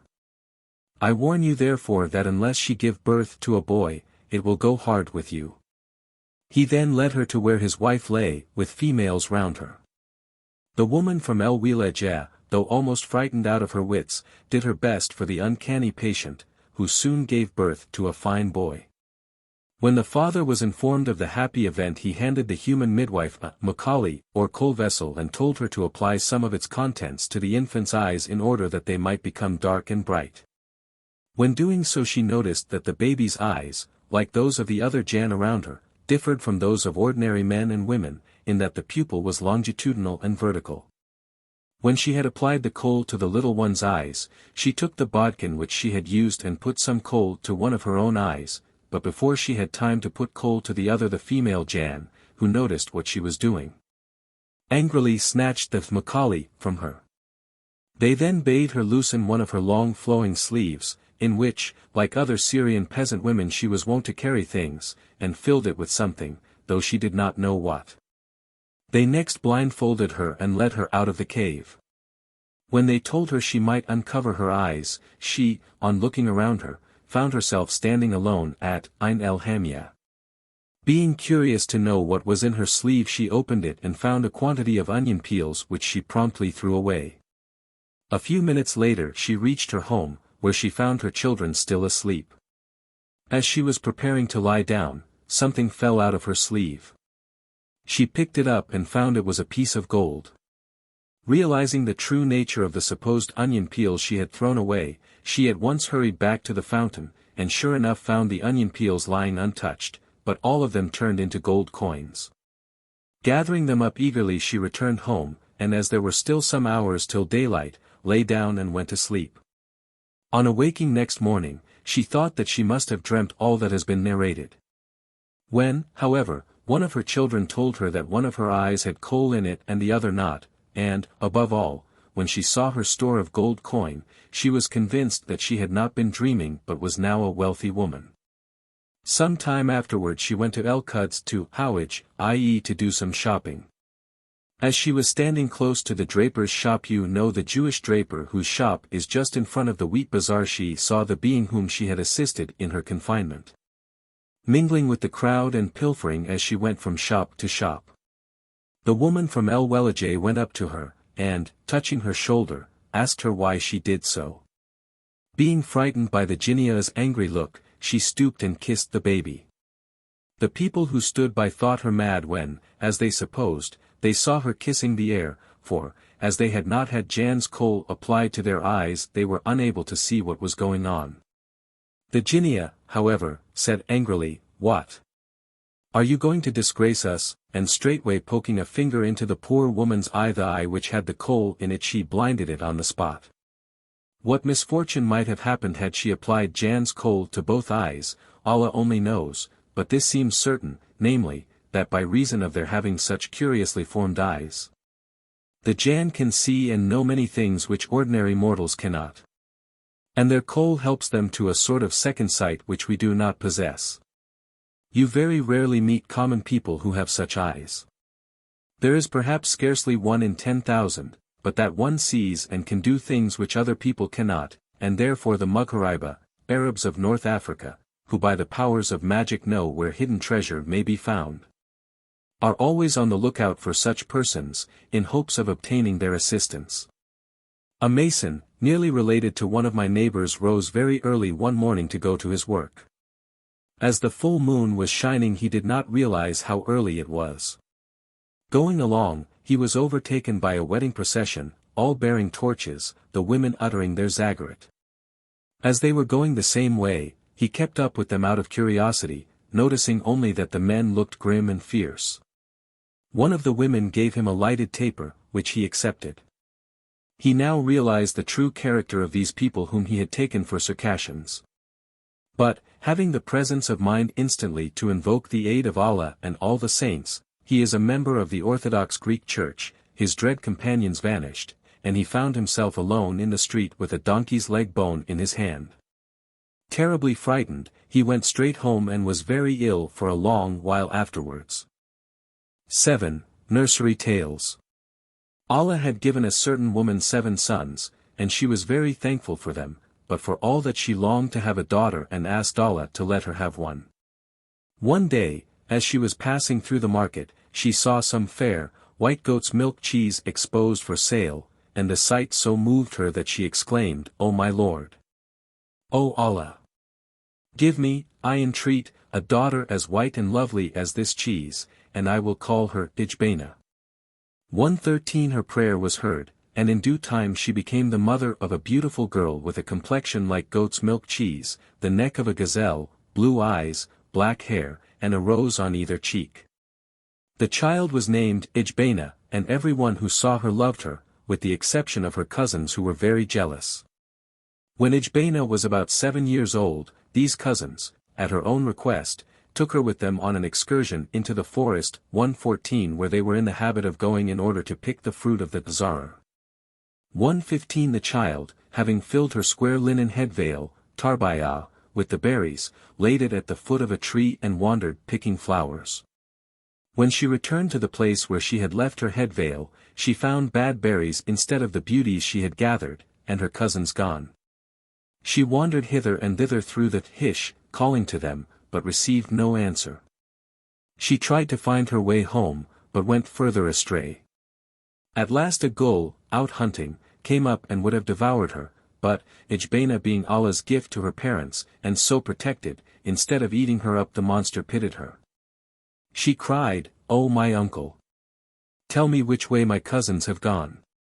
He answered, "I do not know, O beloved, but come and live with me until your cousins come back and seek you." Ijbana consenting, he took her to his house on the top of a high mountain.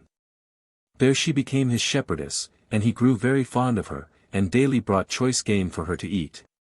For all that she was most unhappy, weeping often for her home and parents. Now the doves belonging to her parents, which she had been used to feed, missed Ijbana very much, and made search for her upon their own account. One day they espied her afar off, and came to her, showing their joy by settling on her shoulders and nestling to her cheeks, as they had used to do. And when Ijbana saw them she wept tears of joy and said to them, "O ye doves of my mother and father! O greet ye my mother and father! Tell them that Ijbana, the dear one, keeps sheep upon the high mountain." 116. Ijbana's naughty cousins had gone home and reported her as lost, without saying that they had purposely deserted her. Her father and her brothers sought everywhere. Her mother wept herself almost blind, exclaiming that Allah had punished her for not being content with 7 sons, and it was noticed that the very doves seemed mournful, and did not coo as of old. One day, however, the behavior of the birds changed suddenly. From mournful they became lively and seemed anxious to make their owners understand something. Their dumb efforts were apparent to the neighbors, one of whom suggested that the parents of Ijbana should try and discover which way the birds went every day, and follow them. The father, the brothers, and a number of sympathizers set out on the quest. They found that the doves flew straight to the summit of a certain mountain and there settled. Climbing forthwith, they found the missing girl, who was full of joy to see them. They then took all the goods, cattle, poultry, and what-not belonging to the gull, who was out hunting, and returned. When the gull came home to find Ijbana gone and his house looted, he burst asunder from grief and died. But when Ijbana had told her story and it was known that her cousins had taken away her berries and left her alone in the wilderness, people were furious. A crier was sent through the district, crying, "Let everyone who loves justice bring a fiery ember." So a great fire was made, and the wicked little girls were burnt to ashes as they deserved. But Ijbana grew up and eventually the son of the Sultan saw and married her. There once was a clever man named Nebi Daûd who lived in a strong castle 117 on the top of a steep rock. He was at enmity with a dreadful gully, who devastated the country and lived with her 3 daughters in a gloomy cave in a wadi near the desert. In those days firearms were unknown, and so Nebi Daûd could not shoot either the gully or her children, but he had a sharp hatchet and long packing needle 118 as well as other things. The gully had nothing but a copper cauldron in which she cooked the food for herself and her children. But they very often did not take the trouble to cook, but ate their food raw, and as they had no knife, they used to tear the flesh with their teeth, and break the bones by hammering them with a stone. However, the gully had an advantage over her adversary in this respect, that she could change her form at will. Well, one day the gully came in the guise of an old woman to the foot of the rock on which Judai's house stood, and called out, "O Judai, my uncle, won't you accompany me to the forest 119 tomorrow that we may get some wood?" Now Judai was sharp and he knew that if the gully got hold of him all alone she would kill and eat him. So, not to offend her, he answered, "Do not take the trouble to come here for me, for I will meet you in the forest tomorrow morning." Next morning, very early, Judai, who knew of a very short way to the forest, took his hatchet and long needle and a sack and went there. He was there long before the gully reached the spot, and he at once cut down a great deal of wood and filled his sack, leaving a hollow place in the middle into which he crawled. He then tied up the sack and remained perfectly quiet till the gully appeared. How he managed to tie up the sack when he was inside it I do not know, but he was a clever man. In time the gully came, and when she saw the sack and smelt Judai, she looked about for him, but could not find him. At last, tired of hunting for him, she said, "I shall carry this sackful of wood to my cave, and then come back to kill my enemy." So she lifted the sack and put it on her back. As soon as she had gone a few steps, Judai gave her a stab with his long needle. The gully thought it must have been the end of a piece of wood that had hurt her, and she therefore moved the sack into a different position. As soon as she started off again with her burden, Judai gave her another dig with his needle, and so on till, by the time she reached her cave, she was bleeding from countless wounds. "Mother!" cried her daughters, when she appeared, "have you brought us Judai for dinner as you promised?" "I did not find him, my dears," replied the mother, "but I have brought his sackful of wood, and I am now going back to find him and kill him for our dinner." She put down her load, placed a cauldron filled with water on the fire, and departed. As soon as Judai thought she was beyond recall, he began to make a noise like somebody chewing gum, and said quite aloud, "I've got chewing gum, I've got chewing gum." "Who are you?" asked the gully's daughters. "I am Judai, and I've got chewing gum." "Oh please, give us some," begged the little gullies. "Open the sack and let me out," said Judai. The little gullies did as he wished, but when he got out he took his hatchet and killed all three of them and cut them to pieces and put them into the great copper cauldron which had been placed on the fire full of water for Judai. Their heads he hid under a tabak or straw tray. Then he left the cave and went home to his house on the great rock.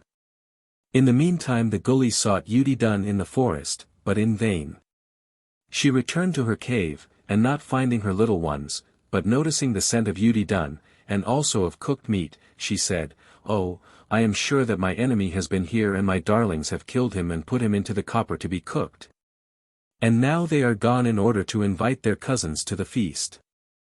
However, as I am very hungry, I shall take something out of the cauldron and eat it." She did so and was rather surprised to find the flesh so tender. She did not suspect that she was feeding on her own offspring. When she was satisfied, she began to look around her, and noticed that some blood was trickling from under the straw tray. So she lifted it up, and to her consternation, found the heads of her three daughters. In grief and despair, she began to bite the flesh off her own arms, and swore to revenge herself on her crafty foe. Now some days later Judai was invited to the wedding of his cousin, and as he was sure the gully would try to kill him on that occasion, he kept sharp watch from a corner whence he could see all comers, himself unnoticed. After some time he saw a great, fierce-looking bitch approach and prowl about the house, and observed how the other dogs slunk away from her. He knew her for the monster that was seeking his life. The wedding meal, which, as usual, consisted of pieces of meat cooked with rice, was served, and Judai sat down to eat. He took a large bone, and having eaten the meat off it, went to the house door and called the dogs.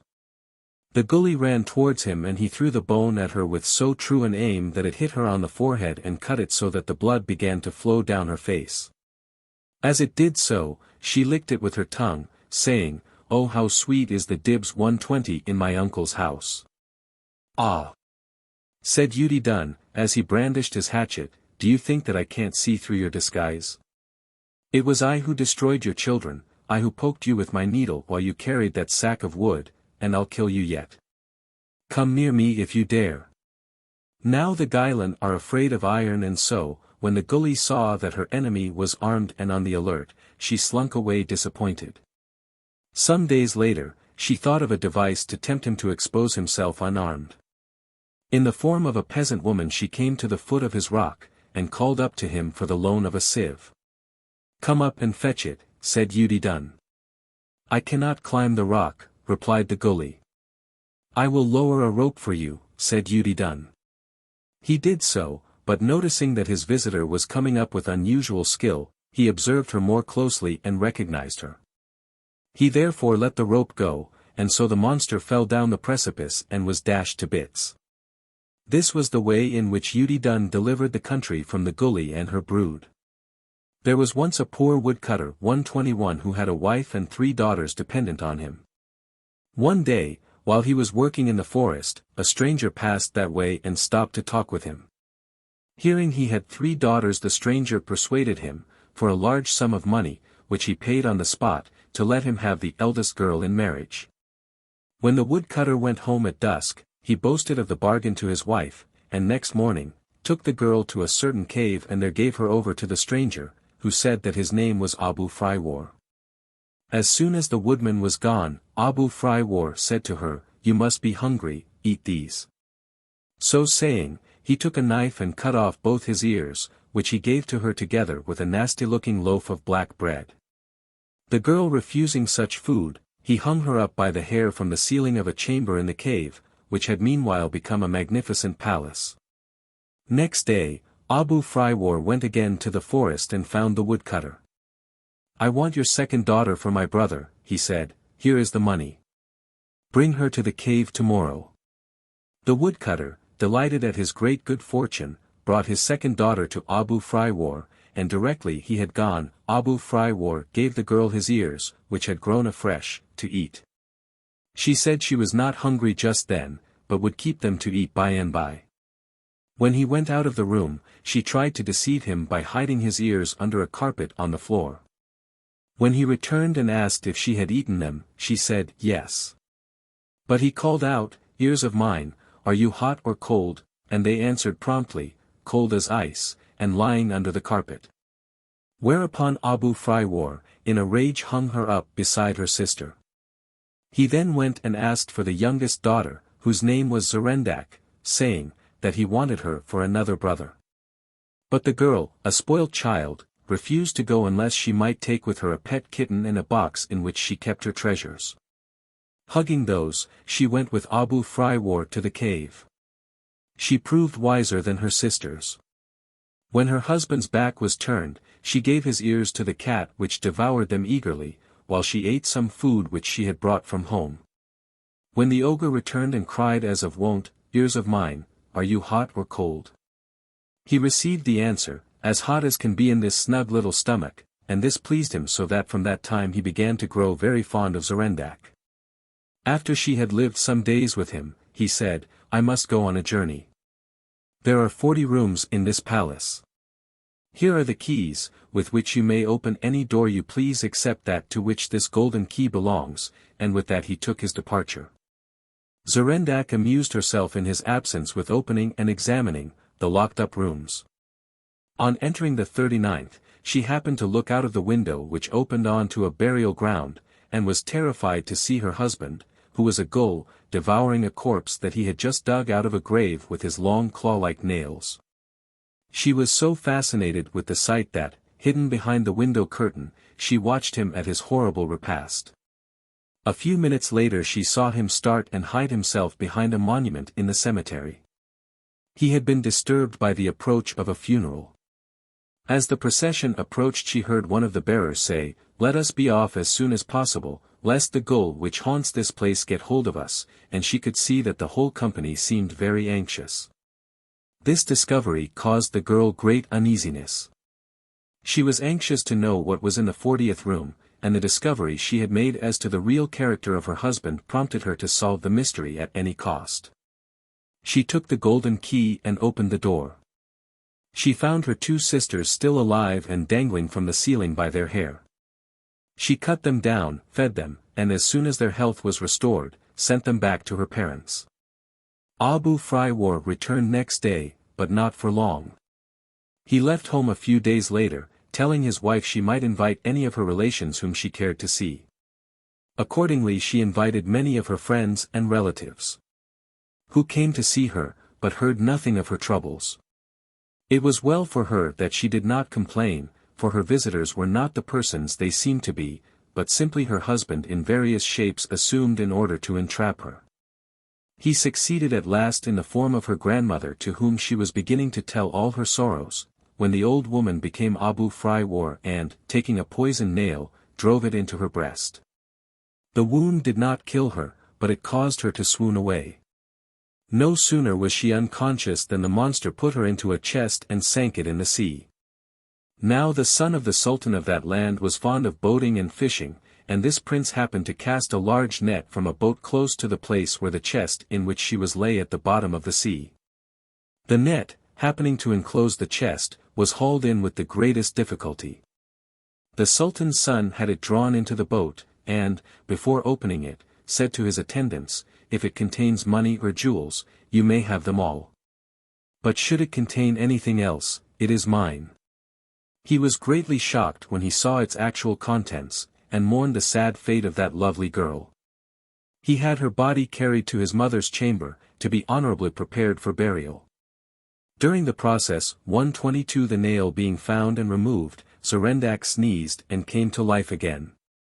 She married the prince, and in course of time bore him a daughter. But one day, when she was alone with the child, the wall of her room suddenly split open, and Abu Friwar appeared. Without a word to the mother, he snatched up the infant and swallowed it, disappearing as suddenly as he had come. Serendak was so bewildered by this fresh misfortune that, when asked where the baby had gone, she could only weep despairingly. Her second child, a son, and the third, another daughter, were torn from her in the same horrible manner. On this last occasion, the cruel ogre smeared the poor mother's face with her child's blood. She washed it off, but, in her hurry and anguish, missed a slight stain beneath her underlip. Her husband and her mother-in-law, already very suspicious, judged of course that she was a gully and had devoured her offspring. Serendak told her story, but no one would believe it. Her husband, being loath to put her to death, ordered her to be imprisoned in a small underground chamber, and, at his mother's suggestion, sought another bride. Hearing of the beauty of the daughter of a neighboring sultan, he went to ask for her. But before setting out he sent for the mother of his lost children, and asked her what she would like him to bring her when he came back. She asked for a box of aloes 123 for a box of henna 124 and a dagger. Her request was granted, and when the prince returned from his betrothal to the sultan's daughter, he brought with him these things for Serendak. She opened the boxes, one by one, saying, "O box of Sebr, you have not in you more patience than I have shown. O box of henna, you cannot be gentler than I have been," and was just going to stab herself with the dagger, when the wall of her prison opened and Abu Friwar appeared, leading a handsome boy and two lovely girls. "Live!" he cried, "I have not killed your children. Here they are." He then by his magic made a secret staircase connecting her dungeon with the great hall of the palace. Having done this, he seized the dagger and slew himself. When the festivities in connection with the prince's marriage began, Serendak sent the three children, richly dressed in clothes which Abu Friwar had left with her, up the staircase, telling them to amuse themselves without respect for the guests or the furniture. Accordingly they did all the damage they could think of, but the mother of the prince was slow to punish them, because they were pretty, and reminded her of her son at their age. But at last, losing patience, she was going to strike one of them when they all shouted at once, "Yasid Ubder, Shufi Kifel Kamertater," which means, "O Lady Full Moon, look how the moon is turning round." Every one rushed to the window, and while their backs were turned the children vanished.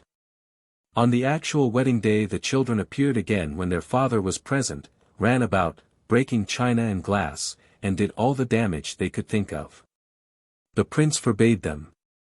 They replied haughtily, this is our house, and everything here belongs to us and to our parents." "What do you mean by that?" inquired the prince. The children answered by leading their father down the secret staircase to Zerendak, who explained who they really were and how they came there. The prince, greatly moved, embraced her tenderly and swore to be true to her till his life's end. The Sultan's daughter was returned, with excuses and a satisfactory present, to her father. And the prince and Zerendak lived happy ever after. One snowy day, a woman who had just given birth to a girl named her Thalji, Snow Maiden, and straightway expired. The motherless babe was tended by her grandmother, who kept her father's house, till she could walk about and play with other children. But then Thaljia's father took to wife a widow with 2 daughters, and her grandmother left the house in disgust. The new wife made her stepdaughter a household drudge. Thalji had to carry jars of water on her head from the distant spring. She had to rise at midnight to help grind the corn for next day's bread, and, when she was old and strong enough to do this by herself, her stepmother and sisters lay abed till sunrise. It was also her duty to go out with other girls and gather fuel, brushwood, thorny burnet, or dried cow's dung from the hillsides, then to heat the village oven 125 and knead and bake the bread. And when, as rarely happened, there was nothing to do at home, she was sent out to gather potsherds to be crushed into hamra for cistern cement. Whenever there was a wedding or other merrymaking, she was not allowed to go, though she sat up late the night before, embroidering many-colored breast pieces 126 to deck the festal gowns of her unkind relatives. But Allah had given Thalji a sweet nature. She found comfort in singing at her work, and was always ready to help others at theirs. But to see her thus cheerful did not please her stepmother and the daughters of the latter, whose own voices were as harsh and unmelodious as those of screech owls, and they forbade her to sing in the house.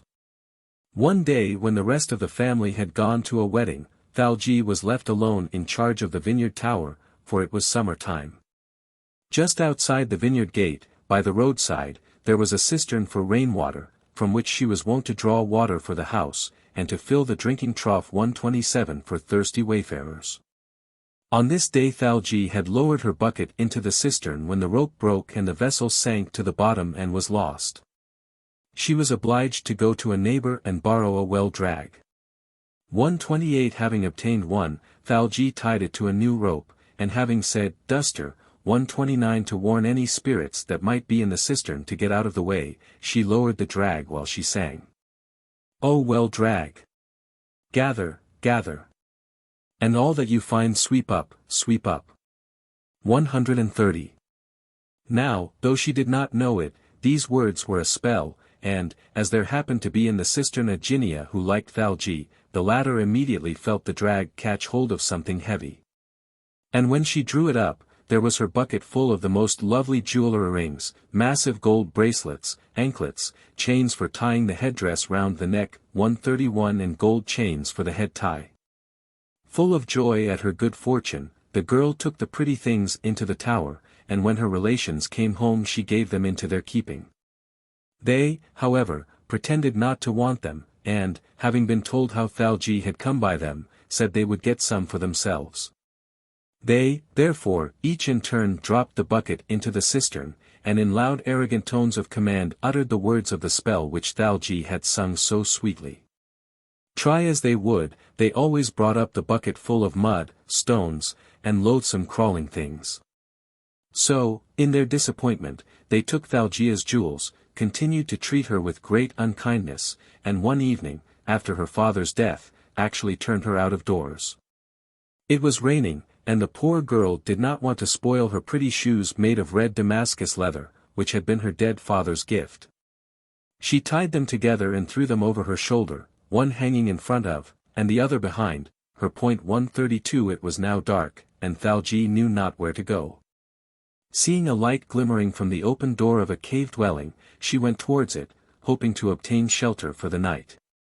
Seated at the door of that humble abode was an old woman spinning. It happened to be Thaljia's grandmother, though the girl did not know her, she had been so young when her father married the widow. The old woman, however, recognized her grandchild, and gladly granted her request for a night's lodging. Your mother's daughter, said she, should not be out of doors at this time of night, so, of course, you may stay here. My own daughter died at the time you were born, and if you like it you shall take her place in my dwelling. She then set the best food she had before her guest, who gladly agreed to remain with the old woman when the latter disclosed their relationship. It so happened that one of Thalgia's shoes had been lost on her way to the old woman's cave. The string with which the pair were tied had given way, and the shoe which was hanging behind her shoulder had fallen off, while its fellow, by a curious chance, caught on a knot or hook which was on her gown. So that it was not till she had found shelter with her grandmother that she discovered her loss. It was then too late for her to go and look for the missing shoe, but she meant to do so the first thing in the morning. Now the old woman was spinning woolen thread to make an abaya for the son of a wealthy sheik. The young man was very handsome, and many a mother, including Thalgia's unkind stepmother, had been plotting and planning, quite unsuccessfully, to obtain him for a son-in-law. Whilst Thalgi was having her supper, he approached the cave dwelling, having, as it happened, noticed and picked up the girl's shoe on his way. Hearing a man's step, the girl sprang up hastily and hid herself in a dark corner of the cave, where she could see and hear without herself being seen. My aunt, said the youth, addressing the old woman, have you got all the thread spun ready for my new abaya? I shall have it finished by tomorrow at noon, answered the old woman, but what have you got in your hand? It is a girl's shoe which I have just picked up, answered the youth, and it is so small and pretty that its owner must be a very beautiful maiden, and therefore wallahi. Wallahi. Wallahi. I shall search for her, and when I have found her, she, and no other, shall become my wife. The old woman was pleased with this impetuous speech. But, being wise, she said nothing to the young man, but laughingly bade him meet her at the dyer's the next day. Next morning, having finished her task, the old woman left Thalgi alone in the cave, having enjoined her to keep the door closed and not to answer the young man, should he, as she suspected he would, come again to ask if the thread was all ready. Things fell out as Thalgia's grandmother thought they would. The young man, who had thought she was only putting him off with the promise that the thread would be ready that day, came to the cave instead of going to meet her at the dyer's shop. He found the door closed, and received no answer when he called to the old woman to ask whether her work for him was done. Hearing Thalgi singing as she turned the spinning wheel, he peeped through a crack in the door in order to see who it was that sung so sweetly. And finding that the maiden was alone, he went away, sorry for his rash vow the previous evening, to the dyer's, where he found the grandmother. She handed him the thread, and when he asked her who was the maiden singing in the cave, she answered, "Your bride." "What do you mean?" replied he in surprise. "It is the girl to whom the shoe which you picked up last night belongs, and whom you swore thrice by Allah that you would marry," said the old woman. The youth was delighted. His father made no objection to the marriage, seeing that Thalgi was of good family. By the kindness of the Jinniyah in the cistern, all the jewelry belonging to the bride was found one morning at the head of her bed in her grandmother's cave. And the cruel stepmother and her daughters had the bitterness of listening to the Zagharat 133 and the shouting, as the veiled bride, the beautiful snow maiden, whom they had so despised and ill-treated, seated upon the bridal camel, was led in joyful procession to her husband's house. It is not likely that any reader will fail to recognize in this tale a local version of Cinderella. 8. Satire. On the mountaintop above a Mohammedan village stood a wali or saint's tomb, of which the guardian was one Sheikh Abdullah, a genial old man and well-beloved in the neighborhood. Accompanied by orphan boy named Ali, his disciple, and mounted on an ass which he had brought up ever since it was a foal, he used to ride from village to village, prescribing for the sick, and selling amulets and charms written by himself, which were warranted to preserve their wearers from the evil eye and other strange adversities. He would also draw up horoscopes, and discover secrets in the magic mirror of ink or by the sand table. When Ali was grown up, the old man said to him, "My son, I have taught you all I know. There are few Katibs 134 with half your learning. All you have now to do is to become a Haji by pilgrimage to the holy places. Then, in Inshallah, you will find it easy to obtain a post, like mine, of honorable ease. As a dervish, you need no money. Take my old abaya, this mahajana, and the ass to ride on, start tomorrow with the other pilgrims. Ali, though reluctant to leave his adopted father, followed the sheikah's advice, and, having obtained his blessing, set out next day.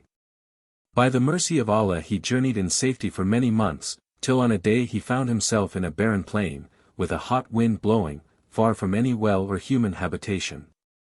He was walking to save his donkey's failing strength, when suddenly the poor beast stopped, rubbed its nose against his arm, and died. He could not bear to leave the body of so old a friend to the vultures and hyenas, so he set to work to dig a grave. This was no easy task, yet he performed it before sunset, and prepared to sleep beside the mound thus raised. All at once he heard the sound of horses galloping, and looking up beheld a troop of riders. He could hear their leader call to his companions, "Look! There is a holy dervish mourning on a newly made grave. Death has overtaken the companion of his travels, and he has piously buried him in this lonely spot. How sad to die in so forlorn a place, where one cannot find even water to wash a corpse. I must go and speak to him." So saying, he galloped up, and, saluting, asked the name of the departed. Replied Ali, using a poetical and uncommon word for ass. "Ah! Poor Sheikh sighed the tender-hearted chief. "The ways of Allah are most mysterious. Do not, however, let this death deject you. His memory at least shall live. Tomorrow morning I shall send men to build a splendid shrine over his grave," and, ere Ali had time to explain matters, the impulsive nobleman galloped off with his men. Ali could not sleep that night for thinking on his strange predicament. Next morning, soon after sunrise, he descried moving dots on the horizon, which presently resolved themselves into camels laden with lime and donkeys carrying cut stone, driven by a company of masons and laborers. Coming to where the dervish stood, the men saluted him with reverence, and informed him that they came from the emir with orders to build at once the maqam of Sheikh. Things had gone too far for explanation. Ali could only watch the work which was begun without delay. First of all they built a cenotaph over the grave and enclosed it in a room of the right shape and size. Then they made an open hall 135 with a prayer niche 136 to mark the Qibla. On the side of the hall opposite the tomb chamber, a second room was erected for the accommodation of the guardian of the shrine. Last of all, they built a little minaret, dug a well, and surrounded the whole with an enclosure wall, thus forming a large courtyard with cloisters along its four sides. All this work took time, but Ali, having heard from the emir that he was to be sheikh of the shrine with a good stipend, patiently watched its completion, and entered with content upon his new duties. Placed at a convenient halting place for travelers who had to cross the desert, the new shrine soon grew famous, and was visited by hordes of pilgrims yearly. Presents were showered upon its sheikh, who began to show his wealth in dress and bearing. News of this new popular shrine came at last to the ears of old Sheikh Abdullah, who had visited most holy places in his youthful travels, but could not remember even to have heard of this one. Out of curiosity, he determined to make the pilgrimage to Sheikh and find out for himself its origin and history. On the last day of its season of pilgrimage 137 he reached the maqam, and was astonished at the endless crowd of pilgrims. In the guardian of the shrine he was still more surprised to recognize his pupil Ali. The pair embraced one another with cries of joy, and went into Ali's house to feast together. After supper Sheikh Abdullah fixed his gaze on Ali and said solemnly, "My son, I adjure you by the saints, the prophets, and all we Muslims consider holy, to hide nothing from me. What is it that is buried in this place?" The young man told his story without reserve, and, when it was finished, said, "Now, father, tell me what saint lies buried at your shrine at home." The old man looked down shamefacedly, but, pressed by Ali, whispered, "Well, if you must know, he is the father of your donkey. There once lived at Jerusalem a pious old widow named Hannah, who belonged to the Orthodox Eastern Church. She was poor, yet dispensed wide charity, and she had the love of all who knew her. There was only one person in the world for whose faults she could see no excuses, and that was the patriarch, an exemplary if somewhat humorous prelate. Years ago she had been nurse in the family, where he, an only child, lively and spoilt, had made her life a burden with his tricks, and she could not be rid of the notion that he played tricks still. In his childhood she had had no doubt but that he would come to grief, but at school, instead of being punished and expelled, as she expected him to be, he acquired some fame for diligence, and was a favorite both with boys and masters. Ah, she thought to herself, some day they will find out their mistake. His school days ended, he was ordained deacon, at which Hannah shook her head more solemnly, and said in her heart, alas!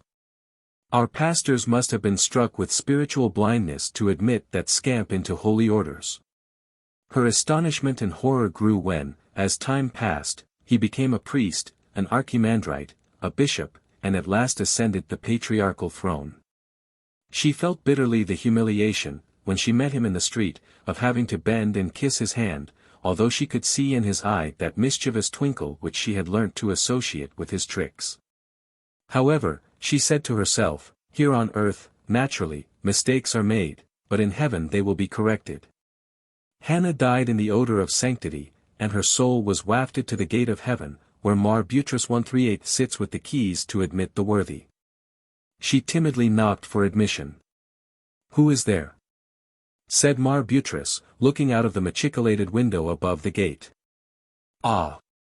Another redeemed soul. Your name, my daughter? Your servant, Hannah, was the meek rejoinder. Mar Buttress opened the door at once and bade her welcome, assigning to her a place among the heavenly choirs. Here she was secure at last, and forever, from her aversion, the patriarch. Suddenly, 3 great knocks at heaven's gate startled the happy songsters. Mar Buttress jumped up and ran to the window to see who it was. He gave one look and then, in wild excitement, sent attendants hurrying in all directions. Presently regiments of cherubs and seraphs marched down to the gate and formed up on either side of the street leading from it. 2 of the archangels came and stood by while Mar Buttress, with unusual ceremony, slipped back the bolt. All the blessed stood agog to see who it was that had deserved this grand reception. To Hannah's chagrin and dismay, it was the patriarch. He strode in amid loud acclamations, and his eyes meeting hers for a twinkling space, she could see that he was still at his tricks. He was led up to a high seat near the throne, while his old nurse burst into a flood of tears. Now, tears are not allowed in heaven. When, therefore, the other saints beheld her weeping, they thought she was one of the damned who had got in by mistake, and drew away from her. She was thus left quite alone in a circle of the blessed, all huddled together like scared sheep and neglecting their parts in the heavenly choir. Mar Buttress noticed the interruption, and came to see what was the matter. Seeing a saint in tears, he said severely, "Who are you?" "Your servant, Hannah," was the reply, and he looked up the name in his register. "It seems all right," he said to himself. And, turning once more to Hannah, "Don't you know that tears are forbidden here? Tell me why you are crying in this happy place." Then Hannah sobbed out her story, how the patriarch as a child had pinched and teased her, objecting to be washed and dressed, and so forth, until she felt quite sure that he would come to grief. How he had afterwards deceived his schoolfellows and masters, and the authorities of the church, and how Mar Buttress himself had now destroyed her sense of justice by giving the rogue a triumphal entry into heaven. Mar Buttress burst out laughing, and patted her on the back, saying, "There, my daughter. Go back and take your part in the singing. He's not so bad as you think him. And as for the triumphal entry, why, there are hundreds of saints like you, thank God, admitted every day, but only once in 1,000 years do we get a patriarch. There was once a young priest, who, besides committing to memory the regular liturgies, learned to read a chapter of the Bible in Arabic, which he was fond of reciting to his congregation. It began, "Then the Lord said unto Moses." The first time he read it the people were delighted and astonished at his learning, but they soon wearied of hearing the same lesson Sunday after Sunday, and one morning, before service, one of them went into the church and moved the bookmark. When the priest came to that point in the service where he usually introduced his lesson, he opened the book and began with confidence. Then the Lord said to Moses.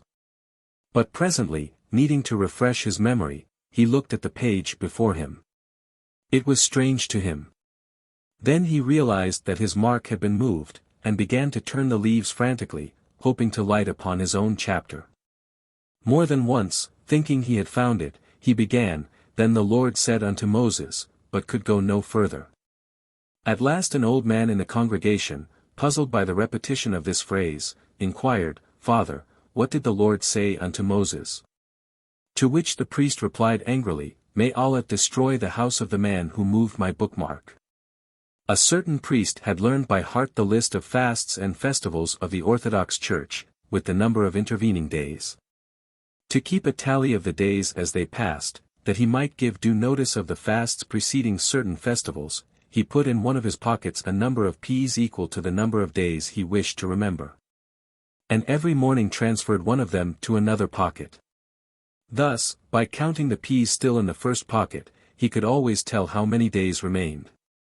This priest had a wife 139 who did not know of this arrangement. One day, when tidying his clothes, she found peas in his pockets, and concluded that he was fond of them. So, for love, she filled all his pockets with peas. Soon after, the priest was seen in distress of spirit, beating his forehead and exclaiming, According to the peas there will be no feast. One day during a fast 140 a monk who was strolling through the market came upon a peasant woman with some eggs for sale. Sick to death of eating nothing but vegetables, he bought a few of them, carried them secretly to his cell in the convent, and there hid them till late at night, when all the brethren had gone to bed. Then he got up and prepared to cook and eat them. Having nothing to boil them in, he took one of the eggs in a pair of tongs and held it over the flame of a candle till he judged it done. Presently, as he thus treated one after another, a smell of burning eggshells spread through the monastery. It reached the cell of the abbot, who at once arose and, candle in hand, repaired to the convent kitchen. It was empty. He then went up and down the passages, sniffing at door after door, till he reached the culprit's cell, where, peeping through the keyhole, he beheld the monk in the act of roasting the last of his eggs. Still with his eye at the keyhole, he knocked at the door. The monk caught up the eggs, hid them under his pillow, blew out the light, and snored loudly. The abbot knocked again more loudly and called for admission. At last the snoring ceased and the brother sleepily asked, Who's there? It is I, your abbot. The door was speedily opened. Taking no notice of the monk's excuses, the abbot accused him of cooking food in his cell. The charge was warmly denied, and the smell explained by the fact that the candle in the cell had burned longer than usual without being snuffed, because the monk had forgotten himself and it in his devotions. The abbot then went to the bed, and feeling under the pillow, produced the sooty eggs. Unable any longer to maintain his denial, the monk acknowledged his guilt, but begged for mercy because he had been tempted to sin by the devil himself. Now, the father of evil happened at that moment to be present in a corner of the cell, and on hearing the monk's excuse, he sprang forward, crying, That is a foul lie. I never tempted this monk. There was no need. I spend my days, it is true, in tempting laymen, but at night I come to convents as a humble scholar. A monk, one day in the market, saw 2 fowls for sale. It was not till after he had agreed upon a price with the woman to whom they belonged that it transpired that he was without ready money. The woman offered to keep the fowls for him while he went for his purse. But he objected, preferring to take one bird only, leaving the other with her as a hostage. The woman refused, pointing out that she did not even know his name, in case she had to make complaint to his abbot. Oh, said the monk, that is easily remedied. We all go by scripture names in our convent. Mine is Euphelina Kadiana 141. You have but to inquire for Euphelina Kadiana, and I should be called at once. Ah, that's a beautiful name, said the woman, but I have a better one, Latad Kilna Fi Et Tajrabat Walakin Naji Dajijati Min Esher. 142. There once lived at Damascus a rich man, Hajj Ahmad Isrik by name, whose property consisted of great herds of camels, from which he supplied the caravans from that city. When this man's time came to die, instead of quickly departing, he lay so long at the last gasp that his friends were sure he must have injured someone who had not forgiven him. They therefore summoned all his acquaintance to come and declare that they had no grudge against him. Even his enemies, moved by his prolonged agony, came to the bedside and begged Hajj Ahmad to forgive them as they forgave him any wrong he might have done them. But in vain. The gates of death remained closed to the dying man. At last someone imagined that it might be some animal he had offended. As he had had most to do with camels, it was decided to ask his camels to forgive him. Camels are disobliging creatures, and these flatly refused to come until a whole day's holiday had been given them in which to discuss the matter. This was granted, and the next day thousands of camels assembled on the plain beyond the gardens of the city. The grunting, groaning, gurgling, snuffing, puffing, wheezing made a volume of noise that was heard at Mazarib. The debate was long and angry, but by dark they had come to a decision, which their sheikh was to communicate to Hajj Ahmad. This sheikh of the camels was so huge that he looked like a mountain moving. Hair hung from his sides like the tassels from a pair of saddlebags. At every step he raised a cloud of dust that darkened the air, and his foot left a print as large as a kneading trough. 143 All who passed him exclaimed, Mashallah. Praised be the Creator, at the same time spitting to right and left against the evil eye. When this beast arrived before the house of Hajj Ahmad, he proved too big for the doorway. He was asked to give his message through the window. But, as a deputation from the most noble of all animals, he was indignant at the suggestion, and threatened to go away again. The friends of Hajj Ahmad then besought him to have patience, while they pulled down one wall of the house. At last the camel came to the deathbed of his master, and, kneeling down, pronounced, O Hajj Ahmad, be at rest, the camels forgive you, but they have sent me to tell you why you need their forgiveness. It is not for our burdens nor for the blows we daily receive at your servants' hands. Those are from Allah, and belong to our lot in life. But, after loading us heavily and stringing us together by the score like beads on a rosary, to oblige us to follow the lead of a wretched little donkey, this it is we find insufferable. 9. About woman.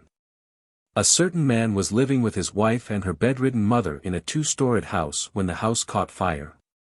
The man, having thrown all the furniture of the upper story out of the windows, was looking round for anything else worth saving. He espied his wife's mother. Seizing her in his arms, he carried her to a window and threw her down into the street. Then, rolling up her bed with care, he carried it downstairs. When he emerged, his neighbors asked him what he was hugging so tenderly. My mother-in-law's bed, he replied. And where is your mother-in-law? Oh, said the bewildered man, I dropped her from the window. It was agreed that he had done wisely. There is nothing craftier and more to be feared than an old woman. A person of this description, walking out one morning, met Iblis, and asked him where he was going. Oh, he replied, about my usual business, getting people into trouble. There is nothing in that, said she, any fool can do that. So I have often been told, said Iblis. I have heard that not only fools, but old women like yourself, can beat me at my own trade. Well, she said, smiling, let us have a match. The devil agreed, and offered her first innings. But she declined, saying that, as he was the acknowledged author of evil, he should have the precedence. Near to where they stood champed a fiery stallion fastened to a tent peg. See, said Iblis, I just loosened this peg, without drawing it from the ground, now mark the mischief. The horse, tugging at his tether, at once pulled up the peg and rushed off, trampling all he met, so that before he was caught he had killed 2 men, and injured several women and children. Well, said the old woman, after reckoning up the damage, that was a villainous piece of work. But now undo it. What, cried the devil. That is something I never attempted. Indeed, it is beyond my power. Then I am the more skillful, chuckled the woman, for I can repair what harm I do. I should like to see you, sneered Iblis incredulously. You have only to watch me, was all she took time to say as she proceeded to make good her boast. She hurried home to get some money, and then went to the shop of a dealer in silk stuff, a man newly married.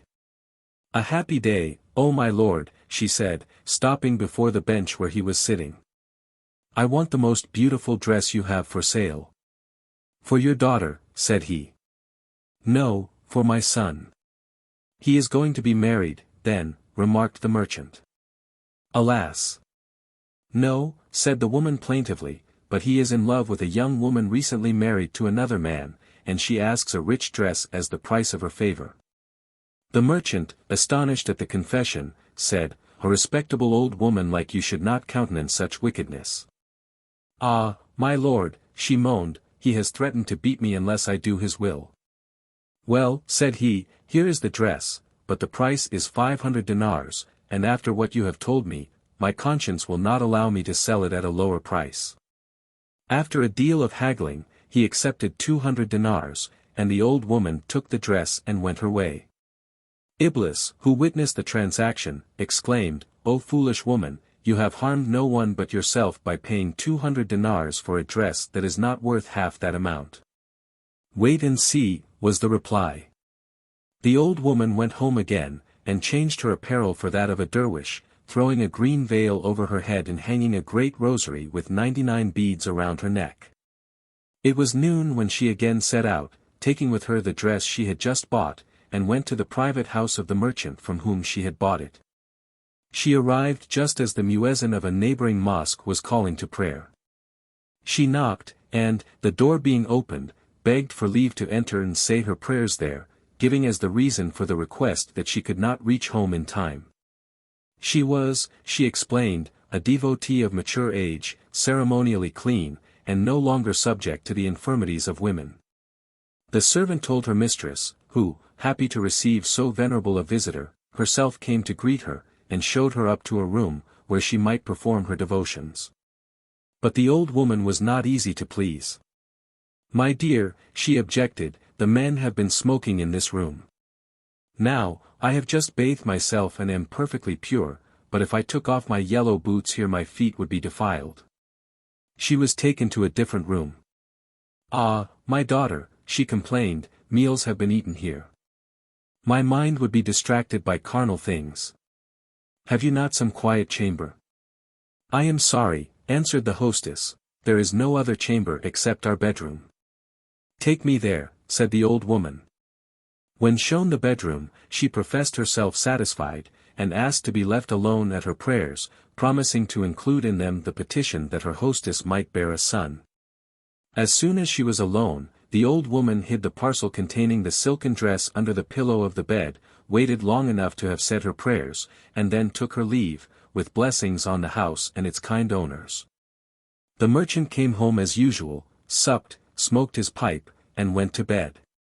Finding the pillow uncomfortable, and trying to put it right, he felt the parcel, and, opening it, found in it a dress he knew. Recalling what the crone who bought it of him had said about the destination of that dress, he jumped out of bed, seized his wife by the arm, dragged her to the door, and, without a word, thrust her forth half-dressed into the street, bolting the door behind her. Fortunately it was a moonless night and no one saw her disgrace, except the author of it, the old woman, who was on the watch. She found the unhappy lady crouching, terrified, in the darkness, and asked with assumed horror what was the matter. The poor soul replied that her husband had suddenly gone mad. "Never mind, my daughter," said the old woman soothingly. "Allah has sent me to help you. Come to my house for tonight, and trust me to arrange matters." The old woman's dwelling consisted of a single room, in which her son was already fast asleep upon a mattress spread upon the floor. His mother fetched 2 other mattresses and as many cotton quilts out of the alcove, and spread them on the floor beside her son's bed. She then lay down on the bed next her son, and invited her guest to rest on the other. Thus the old woman lay between her son and the guest, who was soon wrapped in slumber. The old woman, however, lay awake, listening to the noises of the night. At length she caught the sound for which she was waiting, the tramp of the watchmen going on their rounds, when she sprang up, and flinging open the window, cried, Come, O true believers. Come and see the disgrace that has befallen my old age. My son has brought a harlot into the house, and I am obliged to sleep in the same room with them. The watchman, hearing the clamor, entered the house, seized the innocent young people, and took them off to prison. Next morning, as soon as it was light, the old woman, wrapped in a long veil, repaired to the prison. Having got leave from the keeper, a man well known to her, to speak with the young woman who had been arrested during the night, she said, "Fear nothing. I will set you free. Change dresses with me, and cover yourself with this veil. So you can pass the guard and reach my house unrecognized. I will join you there." The young wife did as she was told, and escaped without difficulty. The old woman waited until the prison keeper made his round, and then began to shriek for justice. The official, seeking the cause of the uproar, was surprised to find that it came from an old acquaintance. The night watchman must have been drunk, she screamed, to enter her house and take her and her son to prison without a pretext. The jailer saw clearly the trick played on him, but he had broken the regulations by admitting a visitor so early, and was averse to any fuss about the matter, so he ordered the couple to be set free. The young man went to his work as usual. The old woman waited till the city was well astir, and then set out to visit the merchant she had bedeviled. He saluted her with an imprecation, but she motioned him to be silent, and, taking him aside, explained how, after visiting the shop, she had been hospitably entertained by his wife and permitted to perform her devotions in their bedroom. How she had carelessly left the parcel she carried under the pillow of one of the beds in that room, and how his lady, whom she had now the honor to entertain in her humble dwelling, was quite guiltless of the intrigue ascribed to her. The merchant was stupefied, but at the same time vastly relieved, to hear all this. He loved his wife, and, moreover, now that he had no evidence against her, feared to be called to account by offended relatives. Presenting the old woman with the price of the dress, he besought her to intercede for him. She consented graciously, and invited him to her house. He came there, met his wife, confessed his error, and was forgiven. Thus the pair were united as before, and none but the old woman ever knew that they had been separated. The lady, in delight at the reconciliation, gave the old woman a handsome present. And only Iblis had cause to grumble, being convinced of the truth of the saying, "The devil is no match for an old woman." The ladies of King Solomon's harem, jealous of his favorite for the time being, paid an old woman to make mischief between her and the king. The crone, after praising the charms of the favorite till the latter was as wax in her hands, declared that the king ought to manifest his love for her by granting some extraordinary request. As Suleiman knew the language of birds, and had power over all things living, it would be easy, the old woman suggested, to build for his love a palace of feathers floating in the air. The favorite took the hint, and when next the king came to her she sulked with him and pouted, as one aggrieved.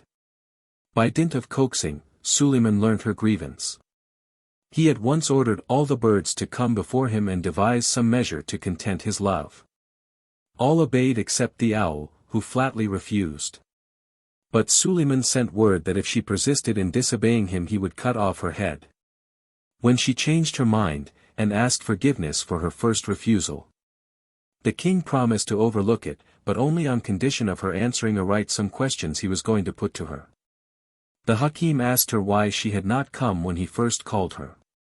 The reply was, "Because a wicked old hag has turned your fair one's head and egged her on to ask an impossible thing, for who can build a palace without foundations?"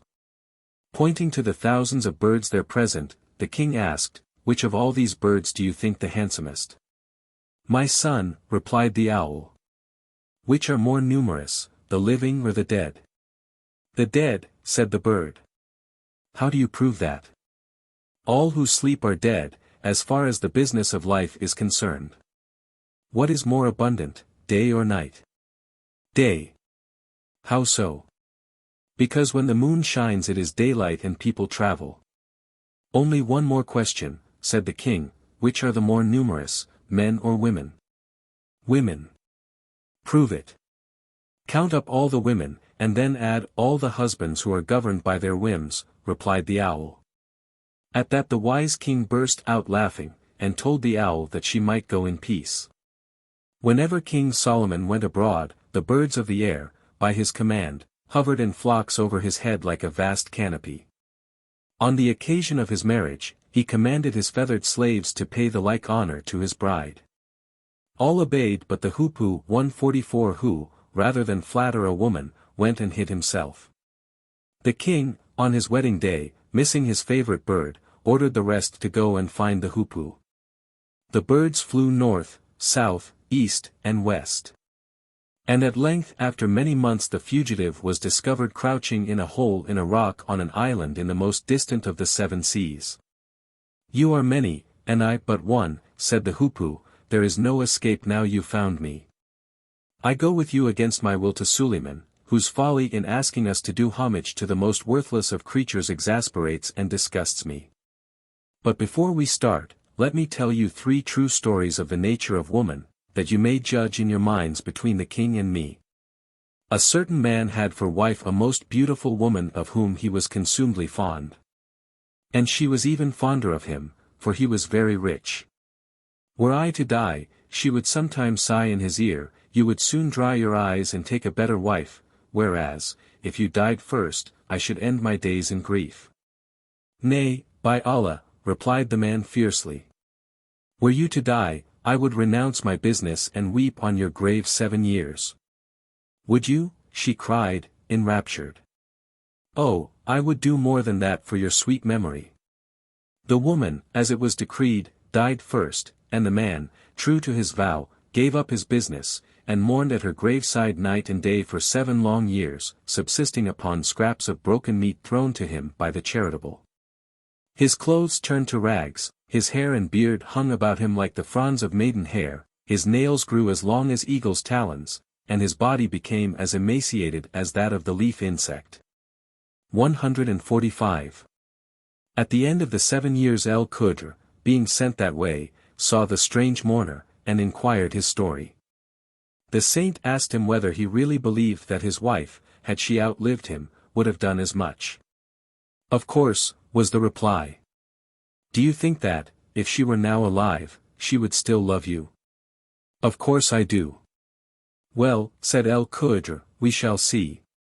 He struck the grave with Moses' rod and bade it open, when the woman arose in her shroud, young and lovely as ever.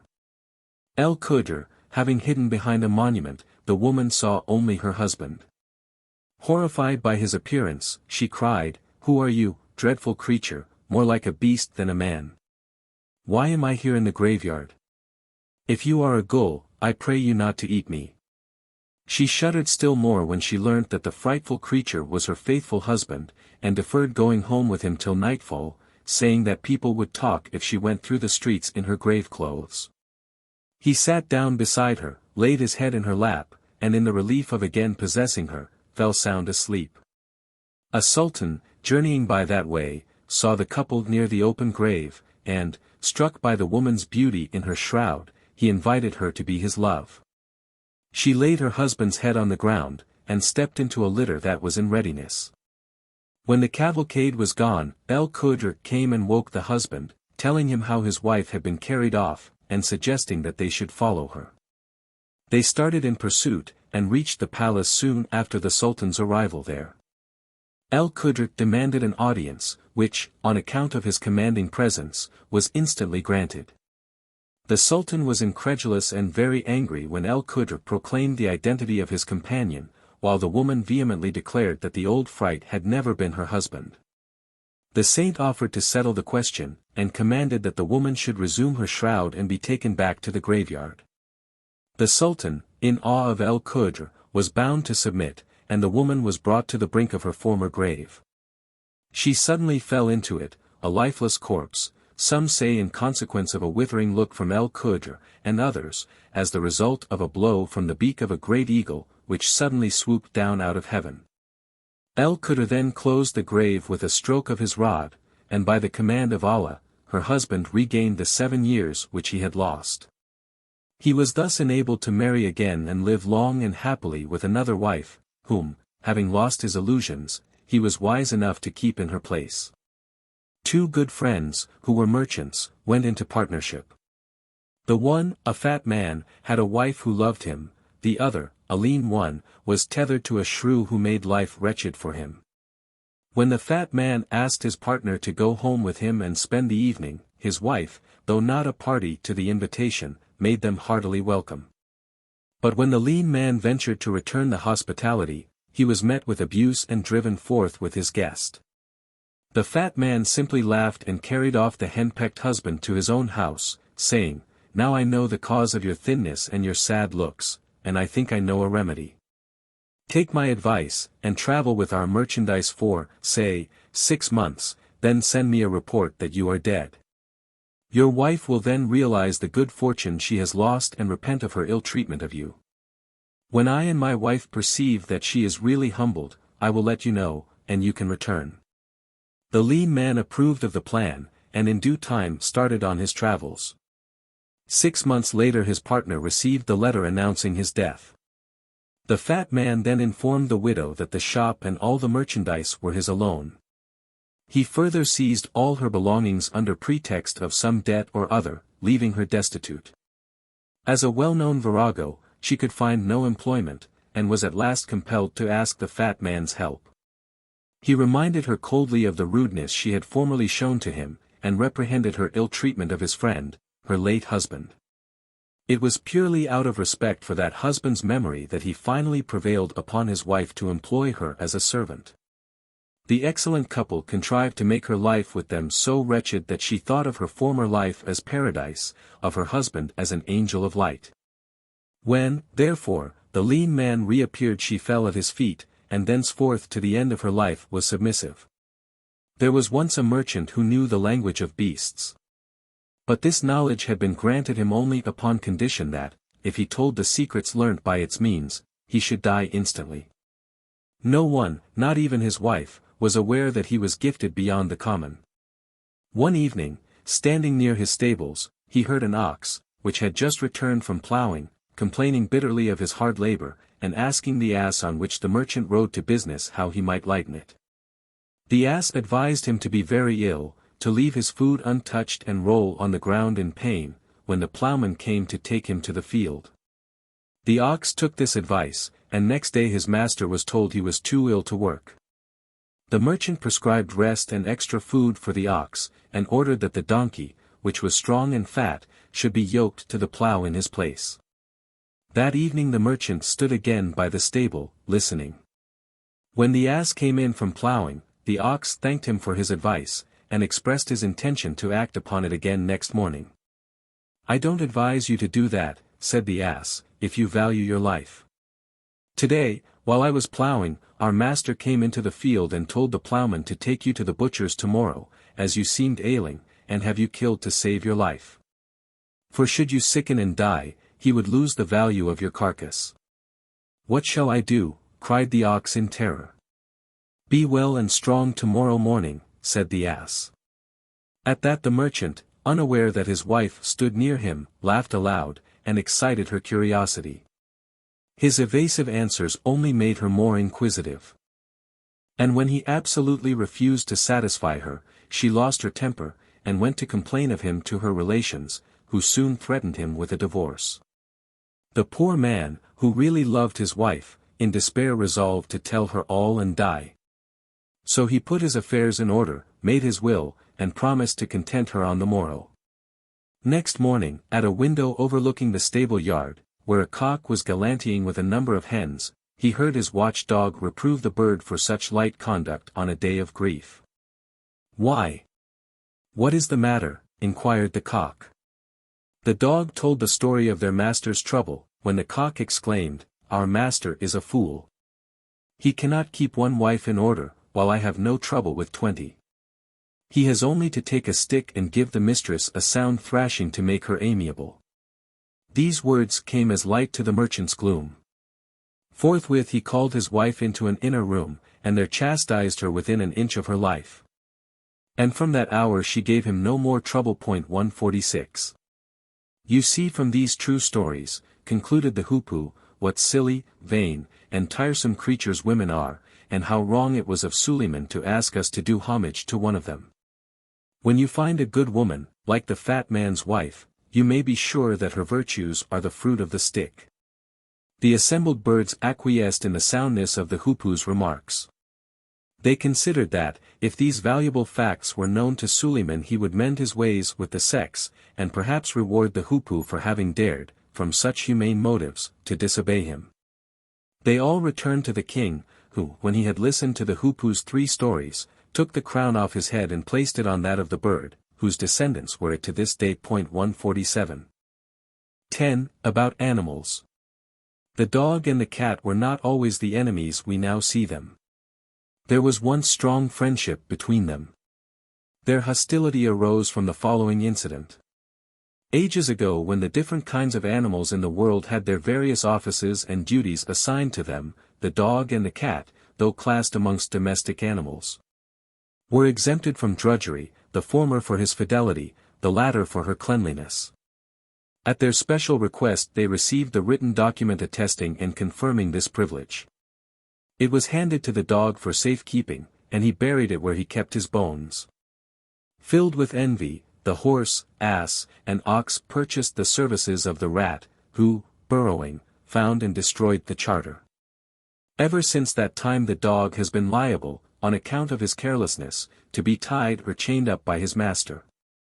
And, besides that, the cat has never forgiven him. Both the cat and the dog hate rats and kill them when they can. The horse, ass, and ox, on the other hand, permit the rats to share their provender. There are, however, some who say that the dogs were once classed amongst wild beasts, and lived in the fields, while the jackals had the duty and privilege of being the friends and guardians of mankind.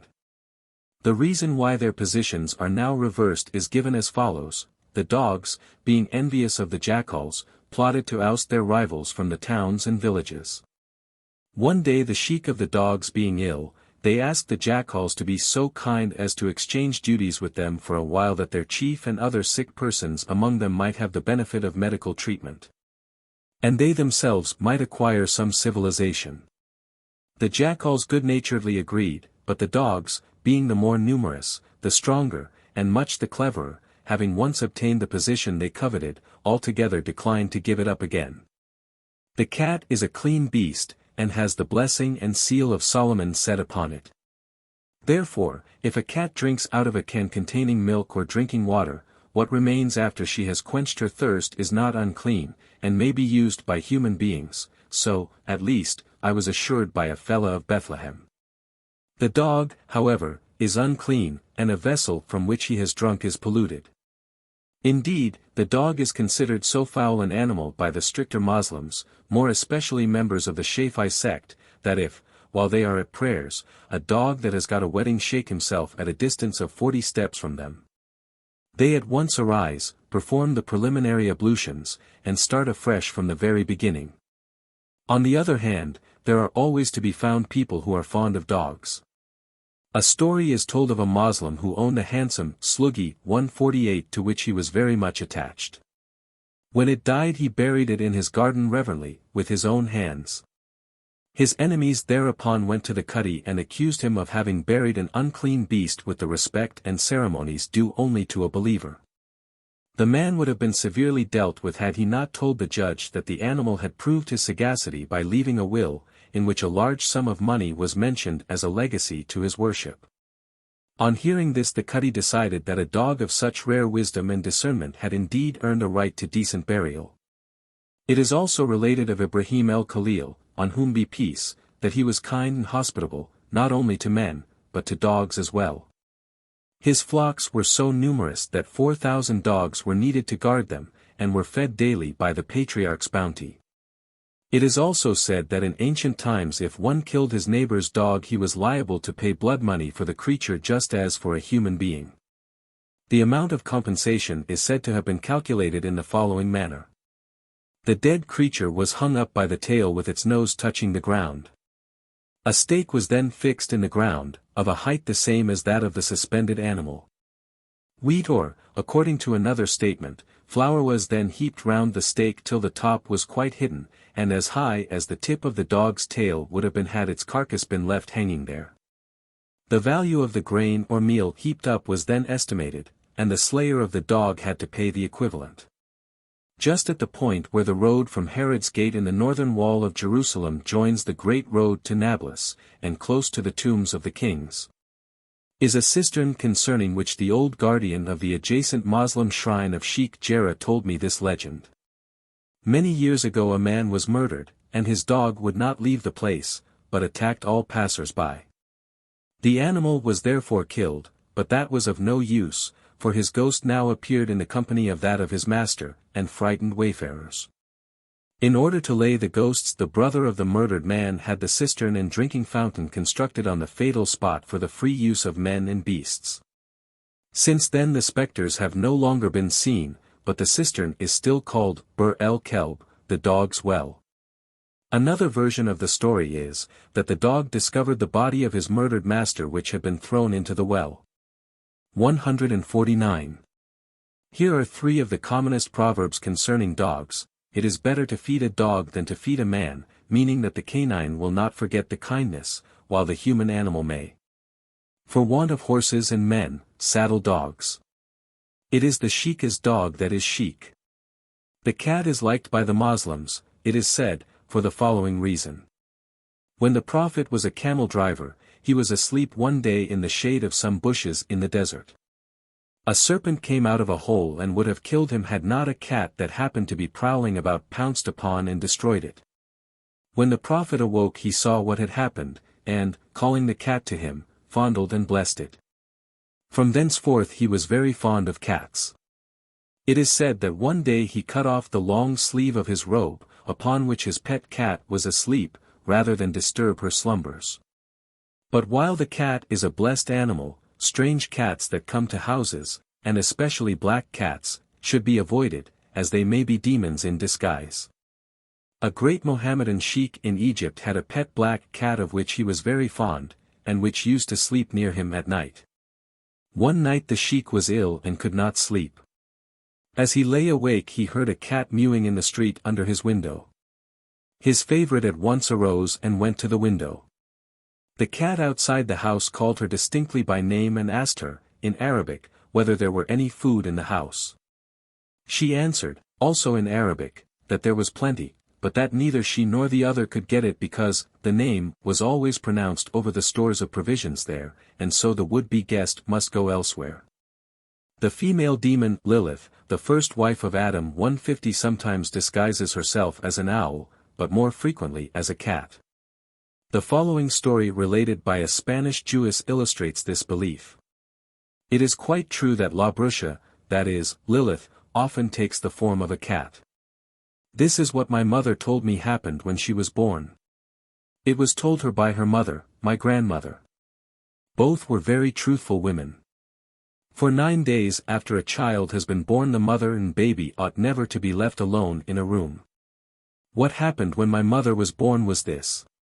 My great-grandmother, who was nursing my grandmother, had gone out of the room, leaving the latter and the infant, who was afterwards my mother, dozing.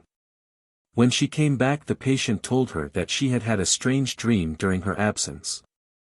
She had seen a great black cat come into the room as soon as her mother's back was turned. It walked into a corner of the chamber, and turned itself into a jar. A cat was then heard mewing in the street, and the jar thereupon became a cat again.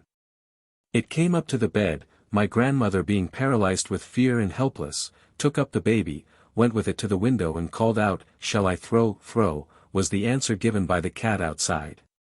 Thrice the cat in the sick room asked the same question and got the same answer. She then threw the infant, my mother, out of the window. Just at that moment my great-grandmother returned and the cat suddenly vanished. My great-grandmother, noticing that the child was neither in its cradle nor in its mother's bed, with great presence of mind hid her alarm and said to my grandmother, "Of course you were only dreaming. It was I who came and took the little one in order to change its clothes whilst you were fast asleep, and I shall bring it back again in a moment."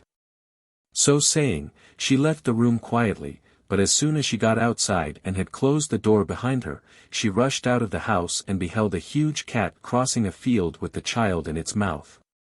Love lent her speed. She soon overtook the dreadful creature, and being a wise woman who knew exactly what to do in such an emergency, she uttered a form of adjuration which forced the demon not only to drop its prey, but also to swear that for 11 generations to come it would not molest her family or its descendants. My great-grandmother then brought the infant back, but it was not till long after its mother was well and strong again that she told her that her supposed dream had been a frightful reality. To kill a cat is considered by many of the Fellahin to be a great sin which will surely bring misfortune upon the perpetrator. When a fellah of Artas lost his eyesight, he and others attributed the misfortune to divine retribution, seeing he had in his youth been a killer of cats. Though generally respected, the cat is sometimes considered as the personification of craft and hypocrisy. A town cat, having destroyed almost all the mice and rats in the place, found itself forced, for lack of prey, to go into the fields and hunt for birds, mice, rats and lizards. In this time of need it thought of the following ruse. It stayed away for some weeks from its usual haunts, and returning, lay down in front of a mouse and rat warren, with a rosary round its neck, then, with its eyes closed, fell to purring loudly. Soon a mouse peeped out of a hole, but, seeing the cat, hastily retired. "Why do you flee?" said Pussy gently. "Instead of showing pleasure at the return of an old neighbor from the pilgrimage you run away as soon as you see him. Come and visit me, fear nothing." Surprised at hearing itself thus addressed, the mouse again ventured to the door of its hole and said, "How can you expect me to visit you? Are you not the enemy of my race? Should I accept your invitation you would surely seize and devour me as you did my parents and so many others of my kindred." "Alas," sighed the cat, "your reproaches are just, I have been a great sinner, and have earned abuse and enmity. But I am truly penitent.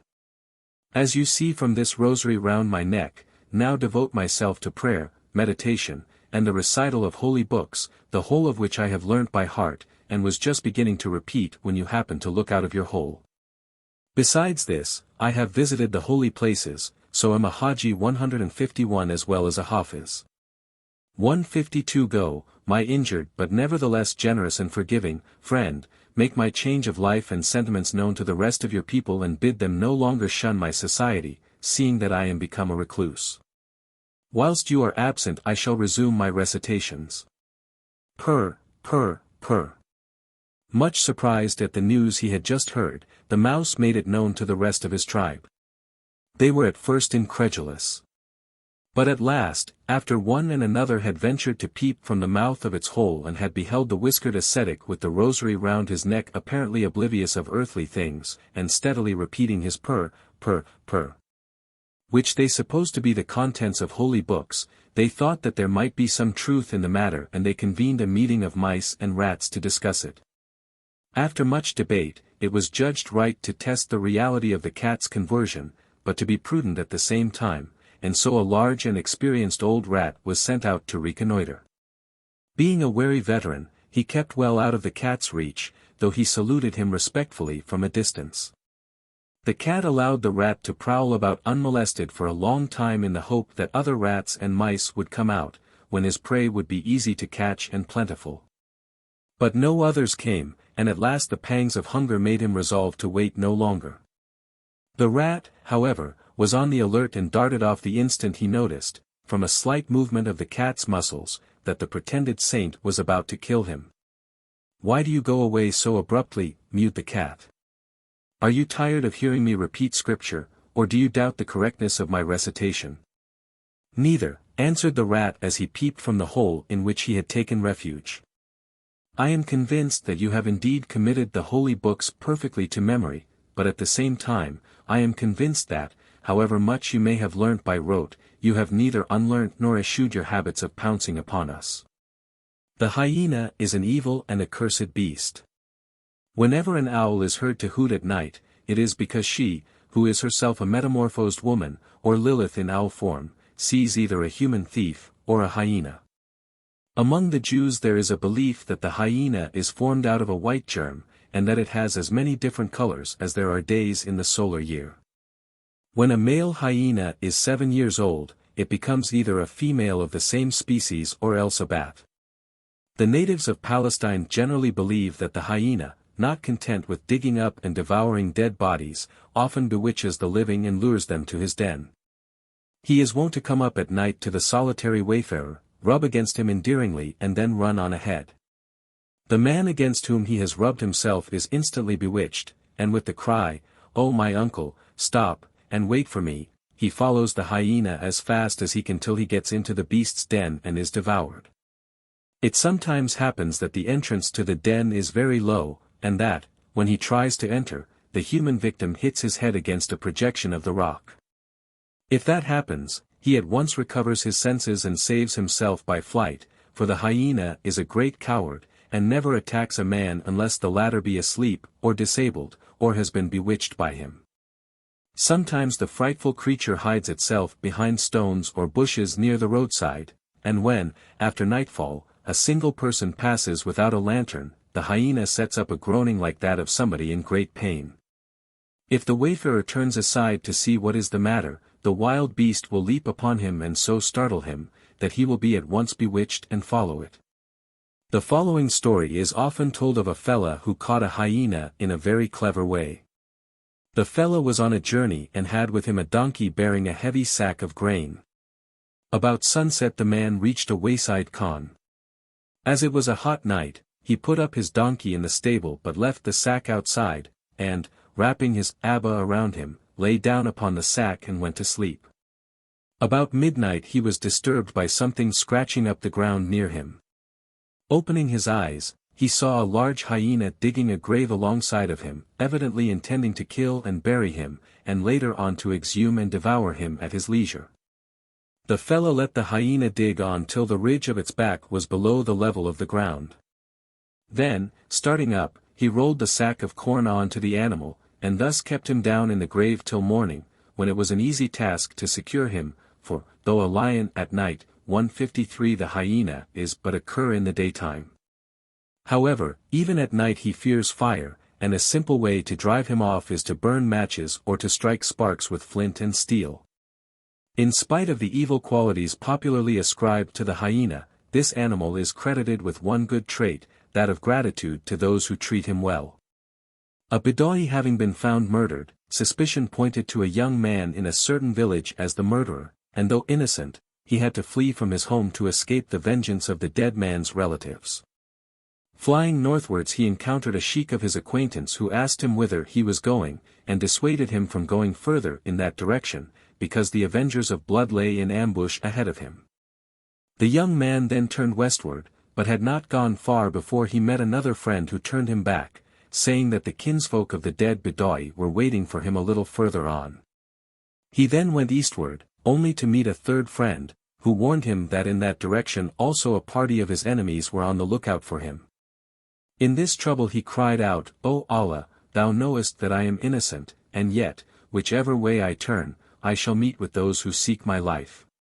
He then left the beaten track and went down a hillside which was covered with thicket and brushwood, towards a valley where he knew of some caves, one of which he entered.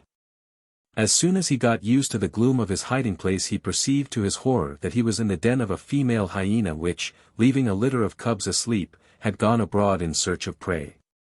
He was going to fly the place when he heard human steps approaching. Fearing that his enemies had found him out, he drew back into the darkest recess of the cavern. He saw a man crawl in, take up one hyena's cub after the other and put it into his abba to carry them off for sale. The fugitive recognized the man, and coming forward, begged him to spare the cubs, saying that he himself now knew the bitterness of being hunted. Were his friend to spare the young hyenas, perhaps Allah would one day save them both from evil. The man was moved, and, putting down the cubs, left the cave, promising not to betray the fugitive, but to let him know when it was safe for him to return home.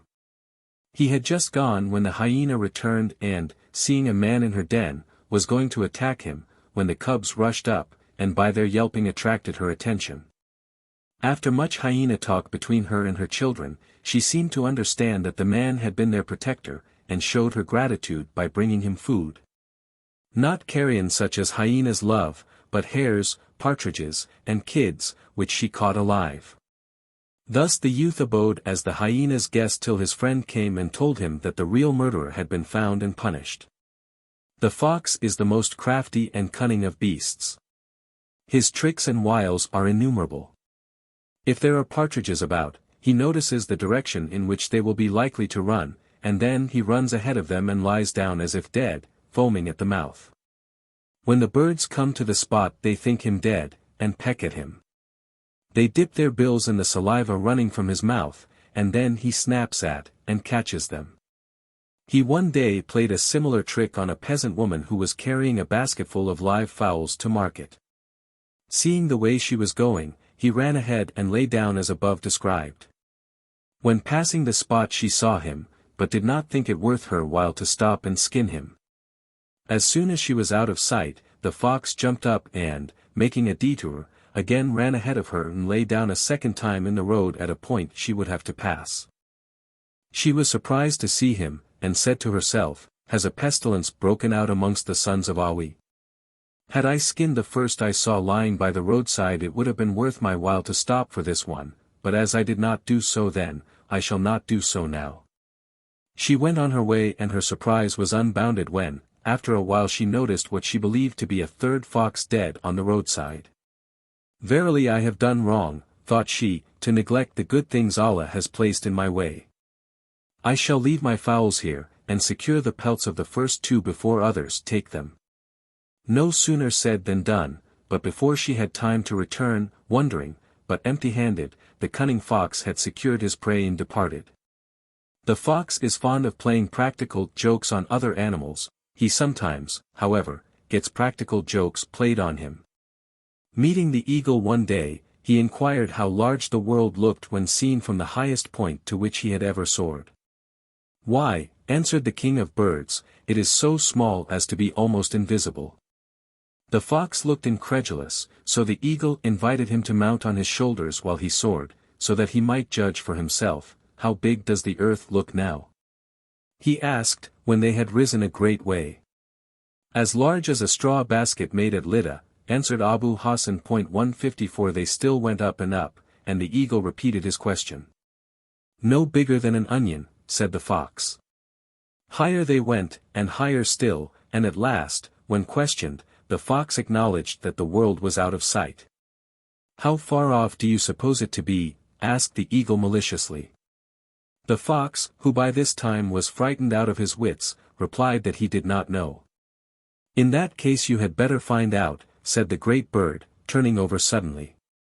Down went the fox, and would, of course, have been killed had he not had the good fortune to fall upon soft ploughed ground, and to have come down right upon the sheepskin jacket which a ploughman, at work close by, had left lying there. Giving thanks for his narrow escape, the fox slipped under the jacket and ran off with it upon his back. He was out of sight before the ploughman realized what had happened.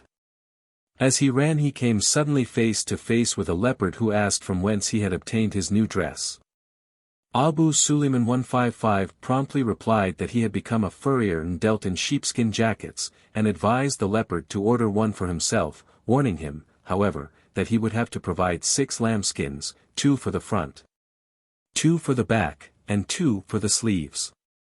The leopard agreed to this, and having taken the fox's address, promised to send him 6 lambs, whose flesh the fox would take as payment for his work.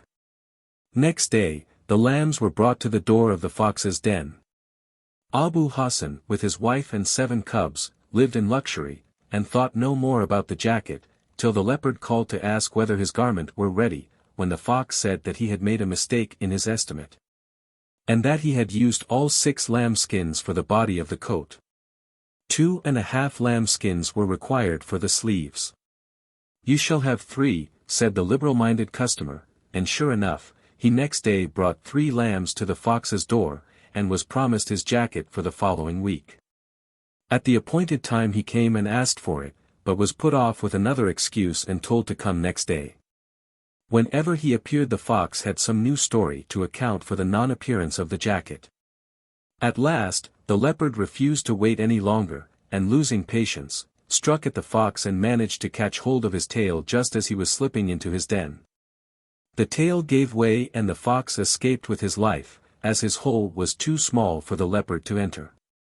"The rogue has lost his tail," said the leopard to himself, so I shall know him again when we meet. But in the meanwhile I will ensure his receiving severe punishment whenever he attempts to leave his den." He waited till nightfall when hornets are asleep, and then dug up a nest of them and placed it just above the fox's doorway. When the fox awoke next morning and wanted to leave his den, he heard the humming of the hornets outside, and thought it was the leopard purring. Instead of going out, he slunk back into the innermost recess of his dwelling. For many days he dared not venture forth, as the noise continued. He was compelled by famine to devour his own cubs, one at a time, and at last persuaded his wife to wrestle with him, on the understanding that the winner should devour the other. Though twice worsted in the trial of strength, he each time persuaded his mate to spare his life and give him one more trial, but Lie beat her at the third trial, when he instantly killed and devoured her. After that he starved for several days, till at last, as the humming at his door still continued, he decided to stake his life on a bold and sudden dash for liberty. He slunk cautiously to the door of his cave, and then rushed out, only to find that the humming which had frightened him into the destruction of his family was caused by nothing worse than hornets. However, it was useless to grieve, and he had still to secure himself from the vengeance of the leopard, who would know him anywhere, tailless as he now was. He invited all the foxes to feast on grapes in a certain fruitful vineyard. When they arrived he led each guest to a different vine.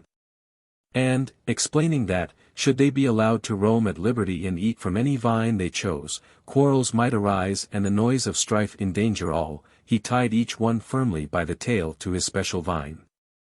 When all were there tied up and gorging silently, he slipped away, unperceived, to the top of a hillock and shouted out, "Assemble yourselves, O sons of Adam, assemble and see how your vineyard is being plundered."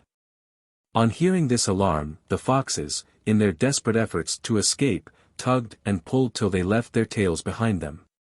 As all were tailless, the leopard, when he met our hero, was unable to prove that he was the identical fox who had cheated him over that lambskin jacket.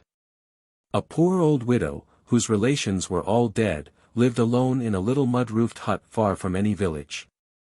It was a dark and stormy night, and the water came dripping through the roof onto her wretched bed.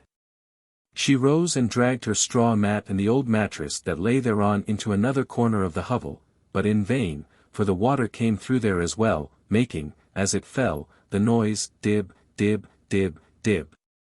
Again she rose and dragged her bed into another corner, but here also the water dripped, dib, dib, dib, dib, till, worn out and in despair, she moaned, "O my Lord! O Allah! Save me from this dreadful dib, dib, dib, dib.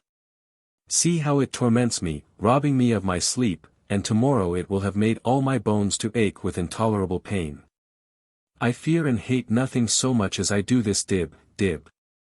I fear no wild beasts, whether lion, leopard, or wolf, or bear, or hyena, as much as I fear this horrible dib, dib, dib, that will not let me sleep now, and will be sure to torment me tomorrow." Now, crouching outside the door of her hut, lay a wild beast waiting for the old woman to go to sleep, that he might break in and devour her. Hearing her cry out thus, he began to wonder what sort of a creature the dib, dib, dib, dib, could be, and came to the conclusion that it would be prudent not to interfere in a case which even at that moment the dib, dib, was attending, and which it would be sure to torment tomorrow. One thing seemed certain to the crouching wild beast, and that was that the dib, dib, must be a very frightful monster, with whom he had better not contend. "I know what the dub 156 is," said the wild beast, "and I know what the dib 157 is, but I have never before heard of the dib, dib, and as I do not care to run unnecessary risk, I think I will leave the old woman alone. She has not much flesh on her, as it is, and if the dib, dib, finds her a toothsome morsel, well, let him have her, I shall sup elsewhere. But hark! What is that approaching? I should not wonder if it were the dib, dib, himself come to get the old woman. I had better lie quite still till he is gone, lest he find me too, and torment me." Now the creature approaching was a man, a water seller, from the nearest village, whose donkey had run away that evening. It was a very tiresome donkey, that was always running away, and it had lost both its ears or the greater part of both, having been repeatedly caught trespassing in cornfields not belonging to its owner. It was, in short, an ass of bad character, whose owner had been out for several hours searching for it that stormy night.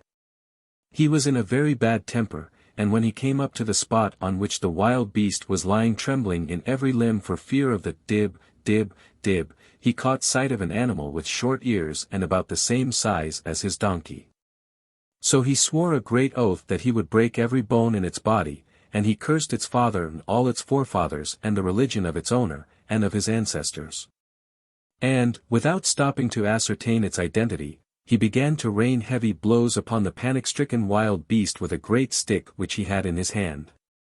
The wild beast, now quite sure that it had fallen into the power of the dib, dib, was so frightened that it lay quietly crouching without making the least resistance to this furious onslaught, and when the man, still cursing furiously, made it get up, and mounted on its back, it bore the indignity with the greatest meekness, and carried him in the direction that he wanted to go.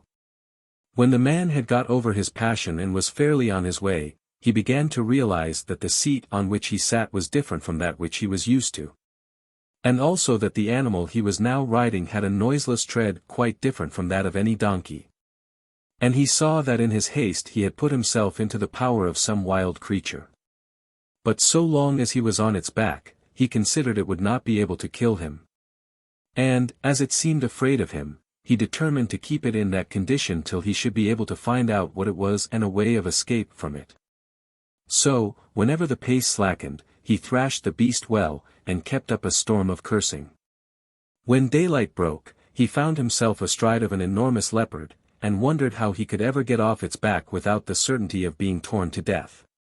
The leopard, on the other hand, did not discover that it was man ill-treating him, but still thought it was the dib, dib. As they were passing under some trees with low branches, the man, with quick resolve, seized hold of one of them, and loosening his legs, let the beast slip through between them while he swung himself into the branches. The leopard thus unexpectedly set free, did not stop to look at his tormentor, but rushed off as fast as his legs would carry him. He suddenly encountered a fox who, surprised to see a leopard in terror, very civilly inquired of the matter. Finding himself in safety, the leopard stopped and related all that he had suffered at the hands of the dib, dib, dib. "Well," said the fox politely, "I am acquainted with all sorts of animals, but I never heard of such a creature as the dib, dib, dib," and he suggested that it might possibly have been a man. "Come back with me to the tree where you left him, and see whether I am right or not. In case I am wrong, we can run away before he gets near enough to hurt us, and if he is a man, you can easily kill him and be avenged for all the trouble he has caused you." "How do I know you are sincere?" replied the leopard. "Everyone speaks of you as a swindler and a tricky rogue. And what proof have I that you may not have been employed by the dib, dib himself, in order to lure me to my ruin?"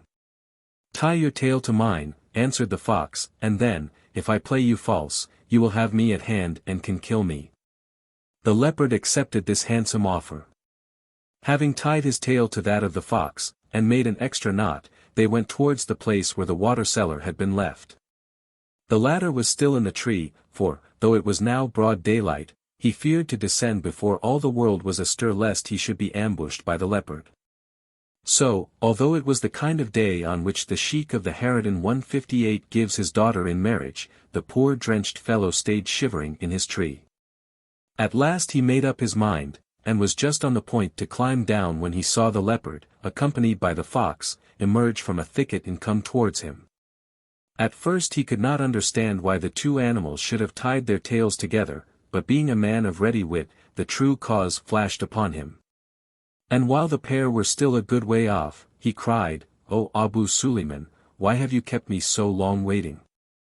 Hurry up with the old marauder that I may break his bones." On hearing those terrible words the leopard turned fiercely on the fox, saying, "Did I not know you were a treacherous villain, and would play me false?" Then he turned tail and ran for his life, dragging after him the hapless fox, who was soon bumped to death against the stones and tree trunks which the leopard passed in his headlong flight. The water seller came down from the tree and returned to his home. Thus Allah, to whom be praise, punished the fox for his former crimes, and the leopard for his wicked intentions, whilst at the same time he protected the poor old woman, and taught the water seller to be more careful. As might be expected, the serpent figures largely in the animal folklore of Palestine. According to Jewish notions, the spinal cord of a man who does not bend his knees at the repetition of the benediction, which commences with the word modim, after 7 years becomes a serpent. While the Fellahin believe that a serpent, when it has attained the age of 1,000 years, finds its way to the sea, and becomes a whale. According to the Talmud, 70 years must elapse before a viper can reproduce its own species, and a similar period is required for the carob tree, while the wicked serpent requires 7 years. The following is a characteristic serpent story. The serpent is the most accursed of all created things, and very treacherous. It is at the root of all the evil in the world. Who does not know that when Iblis was refused admission into paradise he went sneaking round the hedges and trying in vain to persuade the different animals to let him in? At last, however, the serpent, bribed by a promise of the sweetest food in the world, which the evil one told him was human flesh, introduced the devil into the garden, concealed in the hollow of his fangs. From this hiding place Iblis conversed with Eve, who supposed it was the serpent speaking to her. The mischief that resulted is well known. However, the serpent did not get his reward. For when, after the fall, an angel was appointed to assign to every creature its special food and country, the serpent who even before the devil tempted him had felt jealous of Adam reclining in paradise while angels served him with roast meat and wine, shamelessly demanded that he should have human flesh for his sustenance, in accordance with the promise given him. Our father Adam, however, protested, and pointed out that, as nobody had ever tasted human flesh or blood, it was impossible to maintain that it was the most luscious of food. Thus he gained a year's respite for himself and his race. And, in the interval, the mosquito was sent round the world with instructions to taste and report upon the blood of every living creature. At the end of 12 months it was to proclaim in open court the result of its researches. Now Adam had a friend in that sacred bird the swallow, which annually makes its pilgrimage to Mecca and all holy places. This bird, unseen of the mosquito, shadowed it all the 12 months till the great day of decision came. Then, as the insect was on its way to the court, the swallow met it openly and asked what flesh and blood it had found the sweetest. Man's, replied the mosquito. What? Said the swallow. Please say it again distinctly, for I am rather deaf. On this the mosquito opened its mouth wide to shout the answer, when the bird, with incredible swiftness, darted in his bill and plucked out the dangerous insect's tongue. They then proceeded on their way to the place where, by appointment, all living creatures were assembled to hear the final decision. On being asked the outcome of his investigations, the mosquito, who could now only buzz, was unable to make himself understood, and the swallow, pretending to be his spokesman, declared that the insect had told him that he had found the blood of the frog most delicious. In corroboration of this statement, he said that he had accompanied the mosquito on its travels. And many of the animals present, who had come from different remote regions, testified to having seen both the mosquito and the swallow at the same time in their special countries. Sentence was therefore given, that frogs, and not men, should be the serpent's food. In its rage and disappointment, the serpent darted forward to destroy the swallow. But the latter was too quick, and the serpent only succeeded in biting some feathers out of the middle of its tail, which is why all swallows have the tail forked. Baffled in this manner, the serpent, which was then a quadruped, and could in 1 hour travel as far as a man could walk in 7 days, though he might neither devour men nor suck their blood, yet sought every opportunity for stinging and slaying them, and did no end of harm till the time of Solomon, the king and sage, who cursed him so effectually that his legs fell off, and he became a reptile. He indeed begged hard to be spared the punishment, but the king, who knew what his promises were worth, remained inexorable. Once, when Solomon was at Damascus, the serpent and the mole came to him, the former asking that its legs might be restored, and the latter to be provided with eyes. The king replied that he was at Damascus on special business, and could only hear petitions at Jerusalem, where he would be in 1 week's time. On his return to El-Quds, the first petitioners announced to him were the serpent and the mole. In reply to their requests he said that, as they had both been able to travel from Damascus to the holy city in as short a time as he had done with chariot and horses, it was clear that the serpent did not need legs nor the mole eyes. 11. About plants. The carob 159 among other trees and shrubs, such as the fig, the sycamore and the caper bush, is a perch for demons of various kinds, and so classed among unholy plants. While the olive tree, among others, is sacred, not only because of its great value in furnishing oil and food, but also on account of the following legend. At the death of Muhammad the trees, with a few exceptions such as the oak, the pine, the orange, and the citron went into mourning by shedding their leaves as they do in winter.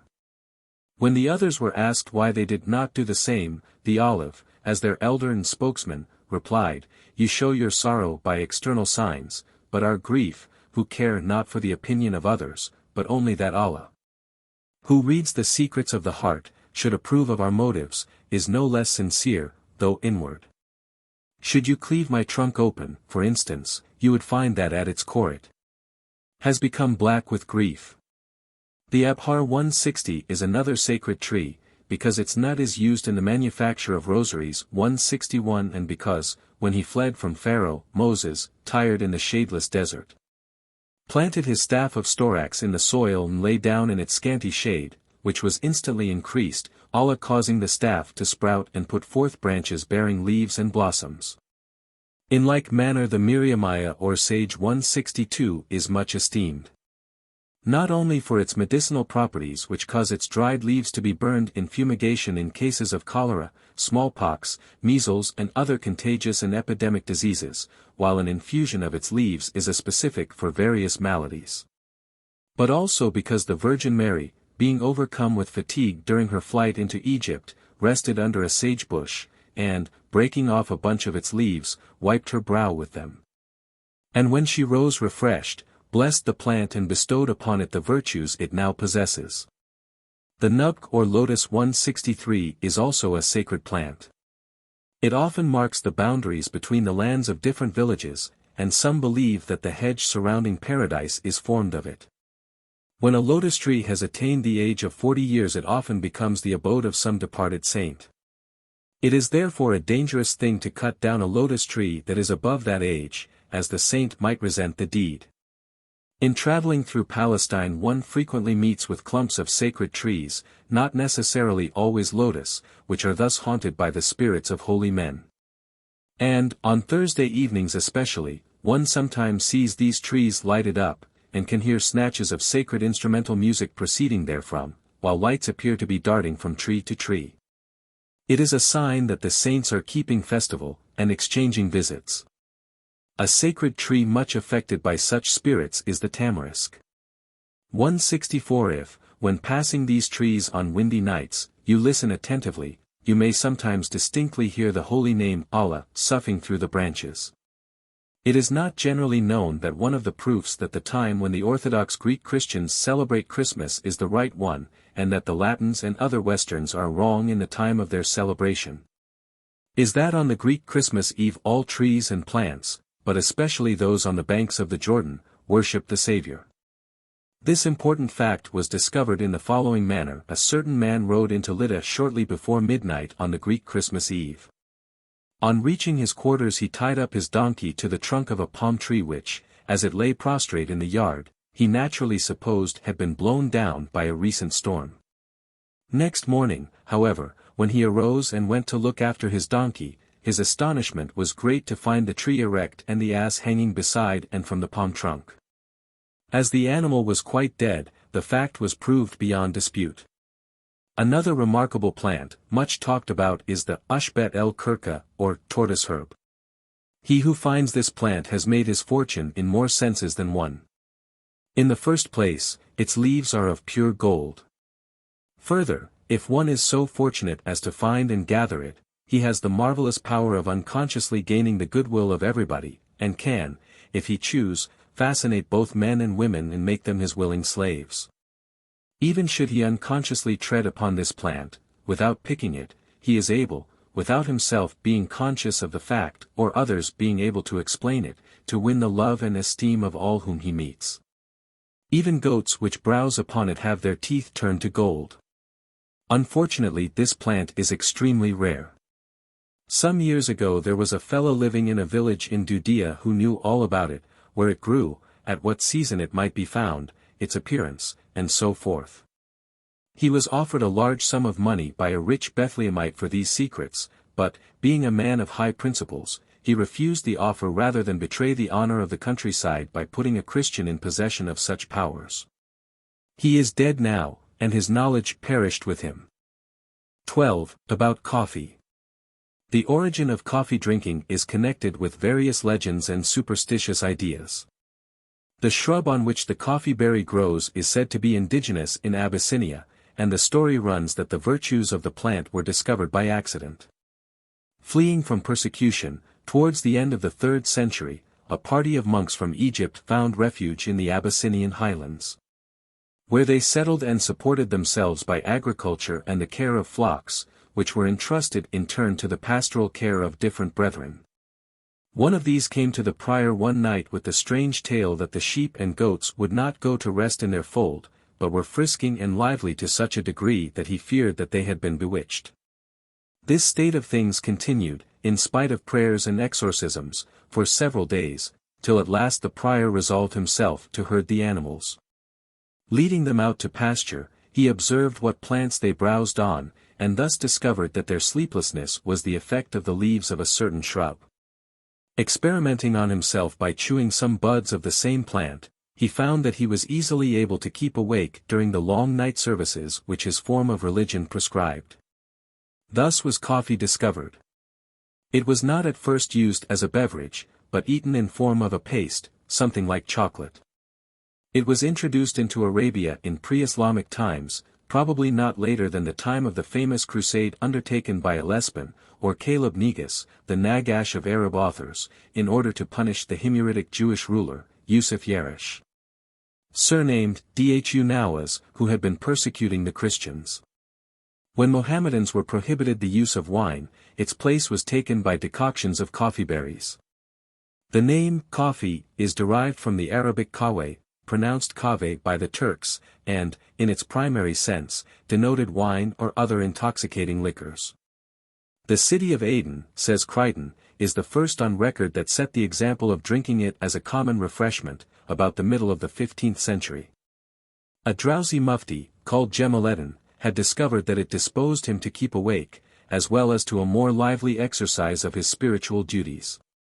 This is clearly a version of the story of the Abyssinian monks above given. Jamaluddin, according to Crichton, died AD 1470, and such was the reputation which his experience had given to the virtues of coffee, that in a short time it was introduced by Fakhreddin at Mecca and Medina. It seems, however, that it was not till the commencement of the 16th century that it was introduced to Cairo. Its introduction caused a bitter theological controversy among the Moslems. In AD 1511, it was publicly condemned at Mecca by a conclave of the ulama, who declared its use contrary to Islam and hurtful both to body and soul. This decision of the learned was echoed at Cairo. All the warehouses where the seditious berry, bun, was stored were purposely burnt down, the coffee houses closed, and their keepers pelted with the sherds of their pots and cups. This was in 1524, but by an order of Salim I. The decrees of the learned were reversed, the disturbances in Egypt quieted, the drinking of coffee declared perfectly orthodox. And when 2 Persian doctors, who had asserted it to be injurious to health, had been hanged by the Sultan's orders, the coffee cup began its undisturbed reign. It now rules supreme in the East. If you want anyone, to whom it would be an insult to offer bakshish, to do you a favor, you find that a cup of coffee renders him gracious, and open to persuasion. And in the same way, if you want to get rid of an enemy, all you have to do is to get someone to administer a cup of coffee to him. This double usefulness of a cup of coffee is proverbial. Coffee making and drinking among the desert Arabs are associated with observances which make it a quasi-religious ceremony. Only a man is allowed to prepare the beverage and he must do it with the greatest care.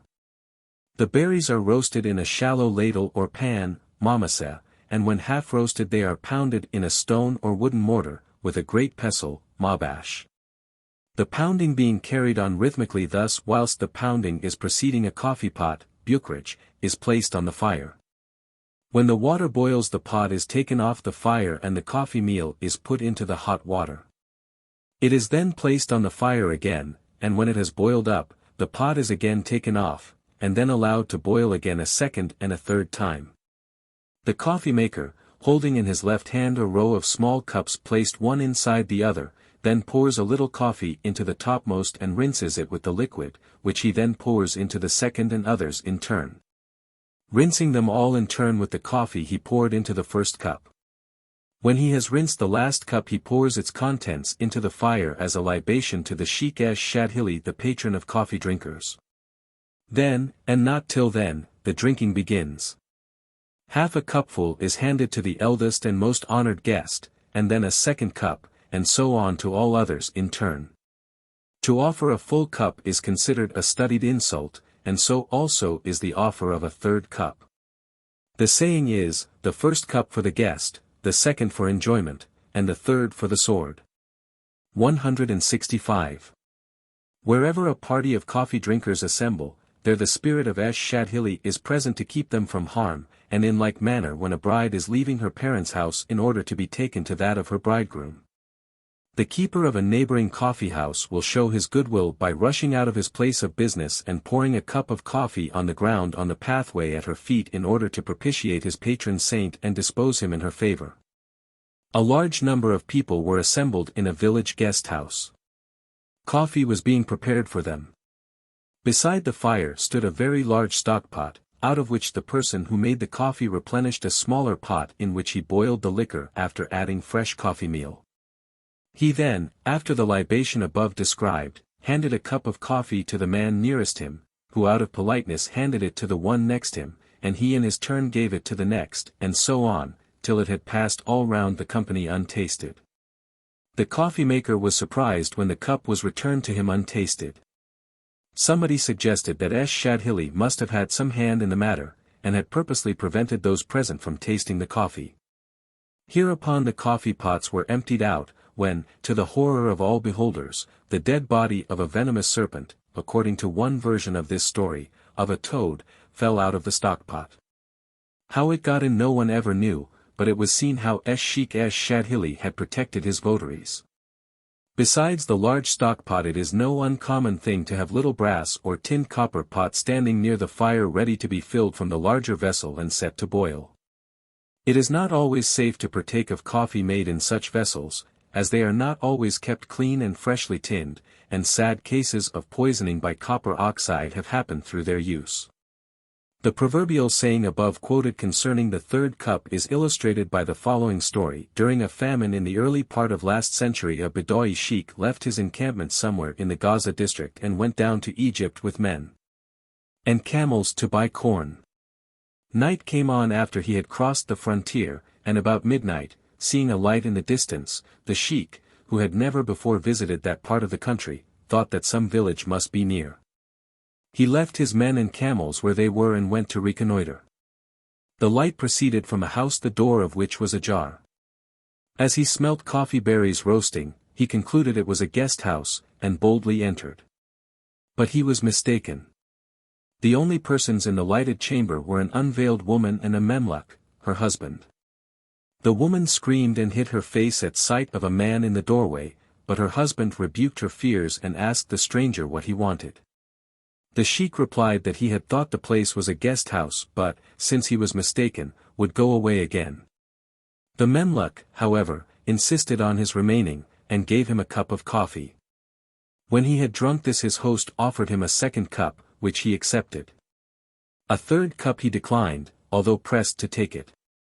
Finding his solicitations useless, the memluk drew his sword and threatened to kill the Bedawi unless he took the third cup. The man still refused, saying that he preferred being killed. Why? Asked his grim host. Because, answered the sheikh, the first cup is for the guest, the second for enjoyment, and the third for the sword. Though, indeed, I am a warrior, even as thou art, yet at present I am unarmed, seeing that I am here on business connected with peace and not with war. Well, answered the Memluk, sheathing his weapon, thy answer shows thee to be a true man. I took thee to be a skulking thief, but I see that I was mistaken. Remain under my roof as my guest. The sheikh accepted the invitation, and when he told his host the purpose of his visit to Egypt, the latter, who had a great deal of corn for sale, transacted business with him. And for several years in succession supplied him and his tribe with grain. In the year 1811, however, the massacre of the Memluks, by the orders of Muhammad Ali, took place, and it so happened that the only person to escape was the one who figures in this story. He, it is said, managed to make his escape to the tents of his Bedawi friend and was protected and harbored by him till the time came when he could return home without fear. Tourists visiting the citadel at Cairo are, indeed, shown the place where, according to legend, Emin Bey made his horse leap from the battlements. But many of the native Karens assert that he was not there at all, having received warning of the Pasha's plot through someone connected with the harem. What the truth is Allah knows. Special note. The greater part of the foregoing paper was originally contributed by the writer to the Palestine Exploration Fund's quarterly statement as well as several of the animal stories in Section 3. And they are reproduced with additional remarks by permission of the PEF Committee. 13. Some Magic Cures. The Hebrew part of A.M. Lunch's interesting Jerusalem Yearbook for 1881 contains on pages 20 to 28, and under the title Vain Belief, an account of some abject and degrading superstitions connected not only with quack nostrums but even with demon worship. From this account as well as from my personal investigation the following notes are compiled, as I have ascertained that the said superstitions are still common among all creeds in Palestine. Of all popular quack remedies the chief is Mamilla or mummy. The drug is sold at a high price, about 5 piastres or 10 pence a dram, by the native apothecaries, and is supposed to consist not only of fragments of human bodies, bones, etc. embalmed in Egypt centuries ago, but also of human remains found among the sand hills on the Hajj route to Mecca and Medina. It is said to be specially efficacious against the evil eye, sudden frights and nervous complaints. And is generally used in the following manner. A small piece of mumia is pounded very fine in a mortar, and sometimes mixed with sugar or spice. A handful of this powder is then placed overnight on the housetop in order to be wet with the dew, or it is mixed with a cup of coffee and administered to the patient on 9 successive nights. On the 5th and the 9th night the patient is bathed from head to foot before the drug is administered to him, or her. And somebody must sit beside the sick person the whole night through, to see if the remedy takes effect, which it is supposed it ought to do on one of these 2 nights. The patient is generally restricted to a diet of bread and milk. Though I know a case of a girl 9 or 10 years old, who had sustained a severe injury to her neck by a fall from a mule, or, as the relatives asserted, had received a slap on the face from an angel. Being kept for 6 weeks on a diet of honey and almonds only. Throughout the period of treatment, the patient must be prevented from smelling any strong or offensive smells, such as onions or fish. And women who are at all unwell or pregnant must not approach the dwelling lest either they themselves or the patient receive an injury. Whilst the mumia cure is being carried on, such of the neighbors as live in the same building or courtyard and have faith in the nostrum forsake their dwellings for fear of contagion or other evil effects, which are, however, supposed to be neutralized by drawing the picture of a hand over the door of the dwelling. A case of mumia cure occurred to my knowledge only last week, August 3, 07. More remarkable than the mumia is the indulco cure, which is practiced by the Sephardim, who believe it to be a remedy for nervous complaints, fits caused by sudden fright, barrenness, proneness to miscarriage, etc. etc. It is divided into 2 categories, that of the lesser and the greater indulco. Possibly the original name was indulgo, and is connected with an actual ritual of demon worship conducted by a witch priestess or knowing woman. The details of the ceremony may vary in unimportant points, but its general features are as follows. All members of the family and all neighbors living in the same building or court are obliged to quit the dwelling for some days, during which time the patient lives alone attended by no one but the female who is to perform the ceremony. The house is carefully cleared of all books, papers, etc., on which the name of God or any words of Scripture are written, and even the mezuzahs are removed from the doorposts. The patient is instructed that he must carefully abstain from offering up any prayer to the Almighty, quoting words of Scripture, or mentioning any of the names, attributes, etc. of the Most High, during the nights on which the invocation of the demons is to take place. The wise woman brings with her a small quantity of wheat, barley, water, salt, honey, 4 to 6 eggs, some milk and 2 kinds of sweetmeats or sugar. At midnight she takes these eatables, the eggs excepted, and having mixed them up she sprinkles them round the patient's bed, at the threshold of the chamber, and in its 4 corners. Whilst doing this she utters the following petition. We beseech you, O our lords, that you would have mercy and pity upon the soul of your sick servant so and so, the son of your handmaiden so and so. And that you will cause his iniquity to pass away, and in case he have sinned against or injured you that ye would pardon his sin and restore to him his soul, his strength, and creation, i.e., perfect health. Should the patient be a barren woman desiring offspring, the sorceress says, and that ye would open her womb, restore the fruit of her belly, and loose her fetters. For a female liable to miscarriage the petition runs thus, and that ye would quicken for her the lives of her sons and daughters. The prayer continues thus, and lo, here is honey, or sugar, which is in order to sweeten your mouths and jaws. And corn or barley as food for your kine and lesser cattle, and the water and salt are to establish love, brotherliness, peace and friendship as by an everlasting covenant of salt between us and you. The woman then breaks the eggs into the latrines, etc. Prostrates herself on the floor in the attitude of worship, and after kissing the pavement several times, continues the invocation as follows, Lo, this shall be to you the sacrifice of a soul in substitution for a soul. 166 In order that ye may restore to us the soul of this sick person and grant his desire. This invocation is several times repeated, and during 3 successive nights. It may be done, should 3 nights not prove effectual for a cure, 7, or even 9 nights in succession. We must remark that the latter part of these ceremonies is performed in latrines, washhouses, subterranean chambers, cellars, and roundabout cisterns, etc., and that the sick person is sometimes kept all night in such quarters. However, if the patient be poor and unable to afford the expense of the ceremony above described, or in case the neighbors refuse to vacate their dwellings, then the person who officiates goes to the cistern, or the washhouse, latrines, etc., and pours out a little salt water and utters the aforesaid prayer, shortening it thus, Behold, here is salt and water, let there speedily be peace between us and you. On account of its being cheap this form of adjuration is very often used. In case of a poor man being discouraged because his business does not prosper, salt water is in like manner sprinkled at the entrance to his shop, etc., whilst the shortened formula is uttered.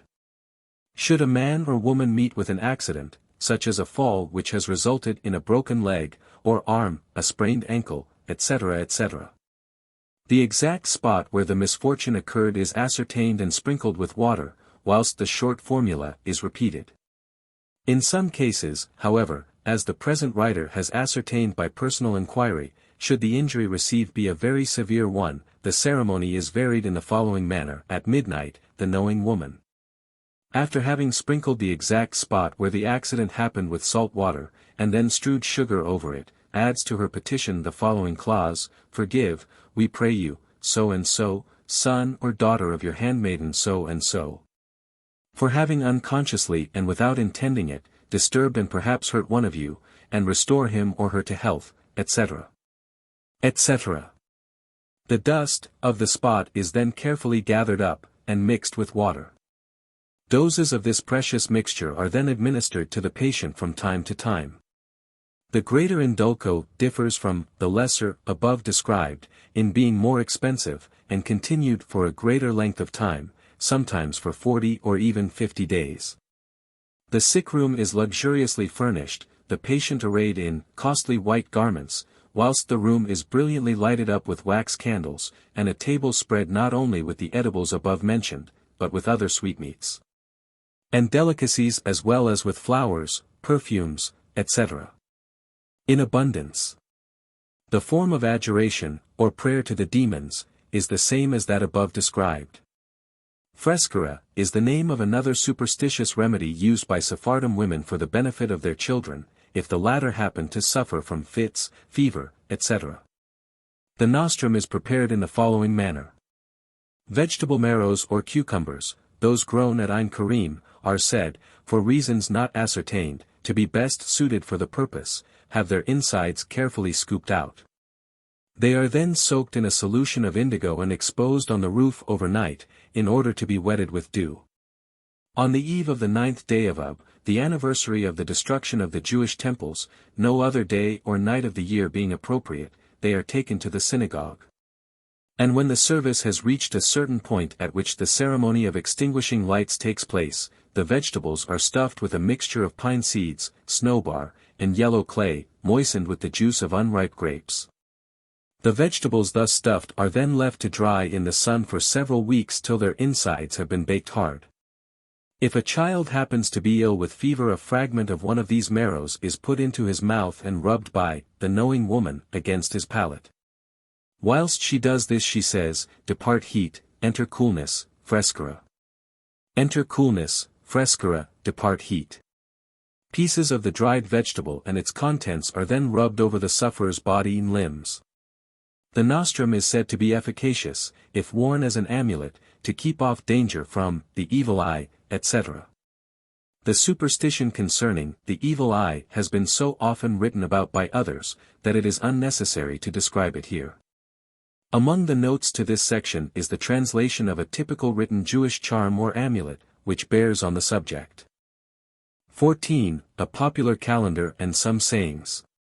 Monday, go into debt for your food, but do not work on a Monday. Do not visit an infirm person on a Monday, for your doing so will augment his sufferings. If you spend any of your money on Monday morning you will be a loser the whole week through. Maidens fast on Mondays, in order that they may be soon married, and old women in order that Saint Michael may be with them when they die. Wednesday. Every Wednesday has at least one unlucky hour. Friday, whoever falls sick on a Friday will die.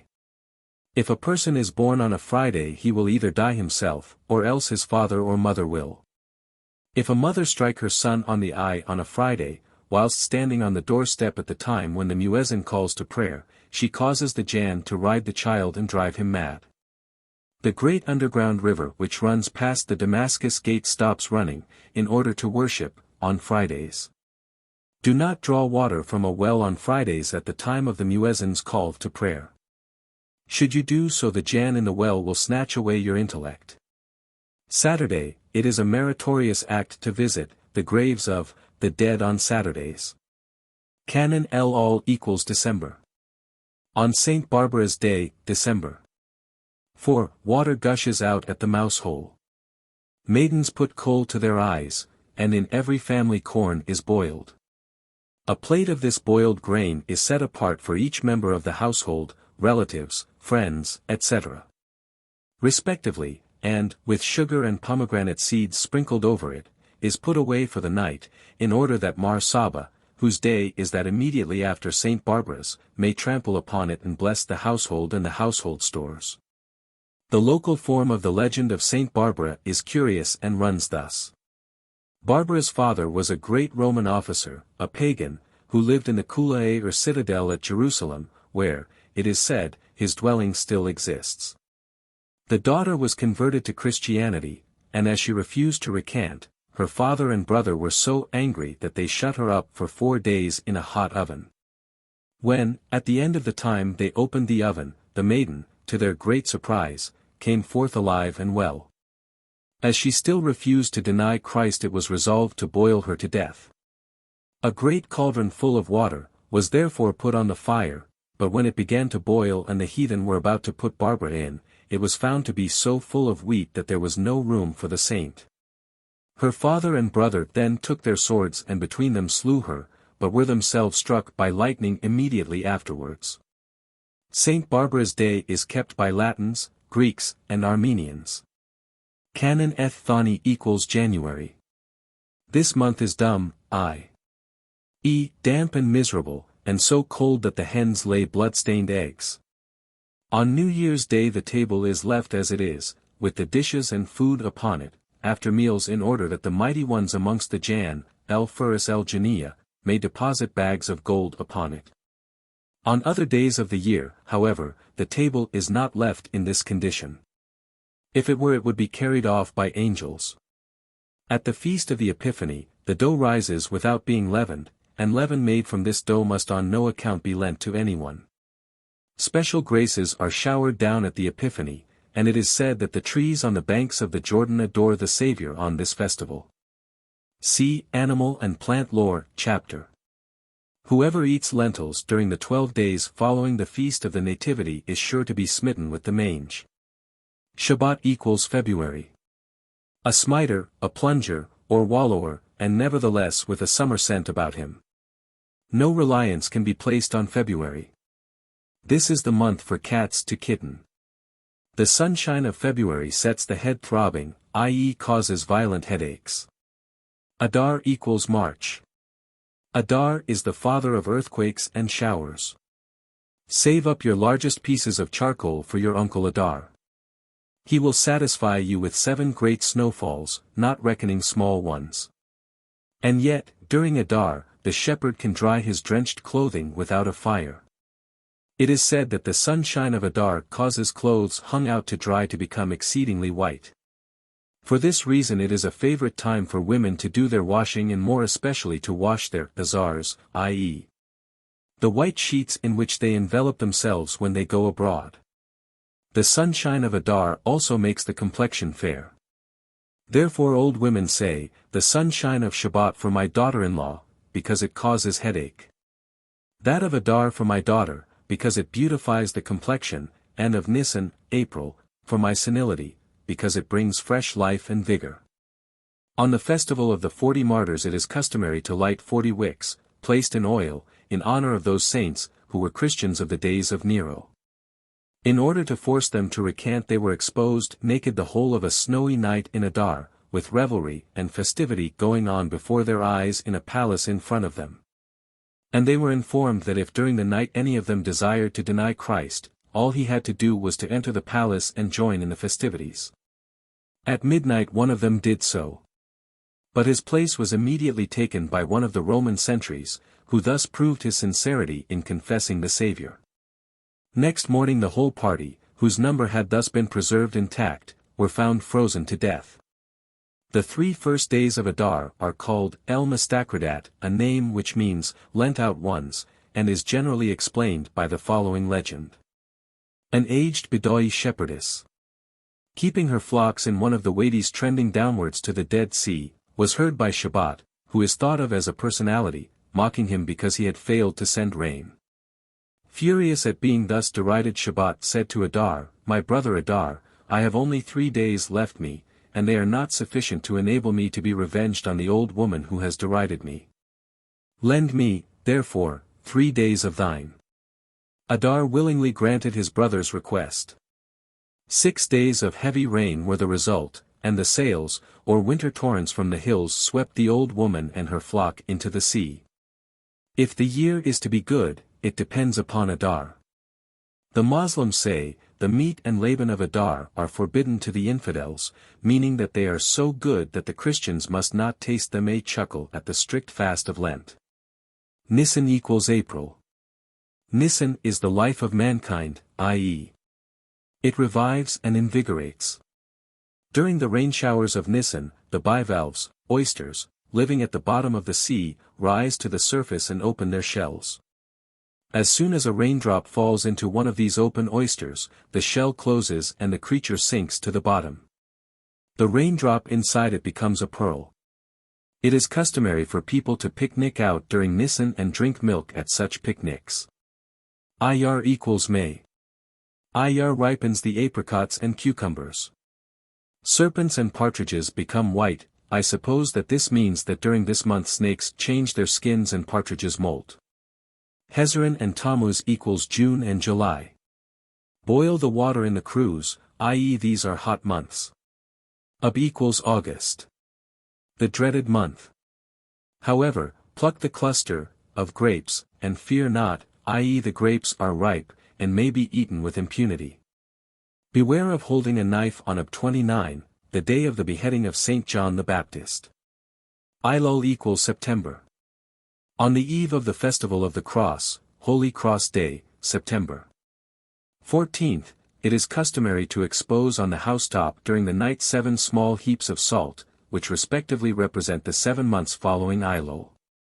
By noticing next morning which of these heaps of salt is dampest, it is possible to know in which months there will be heavy rain. Tashrin el-Al and Tashrin eth-Thani equals October and November. People born during these 2 months are swift to be angry. In case of a death in the house, it is not permitted to sweep it for 3 days, lest other members of the household should die in consequence. Be careful never to spill out water without naming, otherwise the Jan may molest and stick to you. Beware never to step over a boy's head lest he either get a scabby head or die in consequence.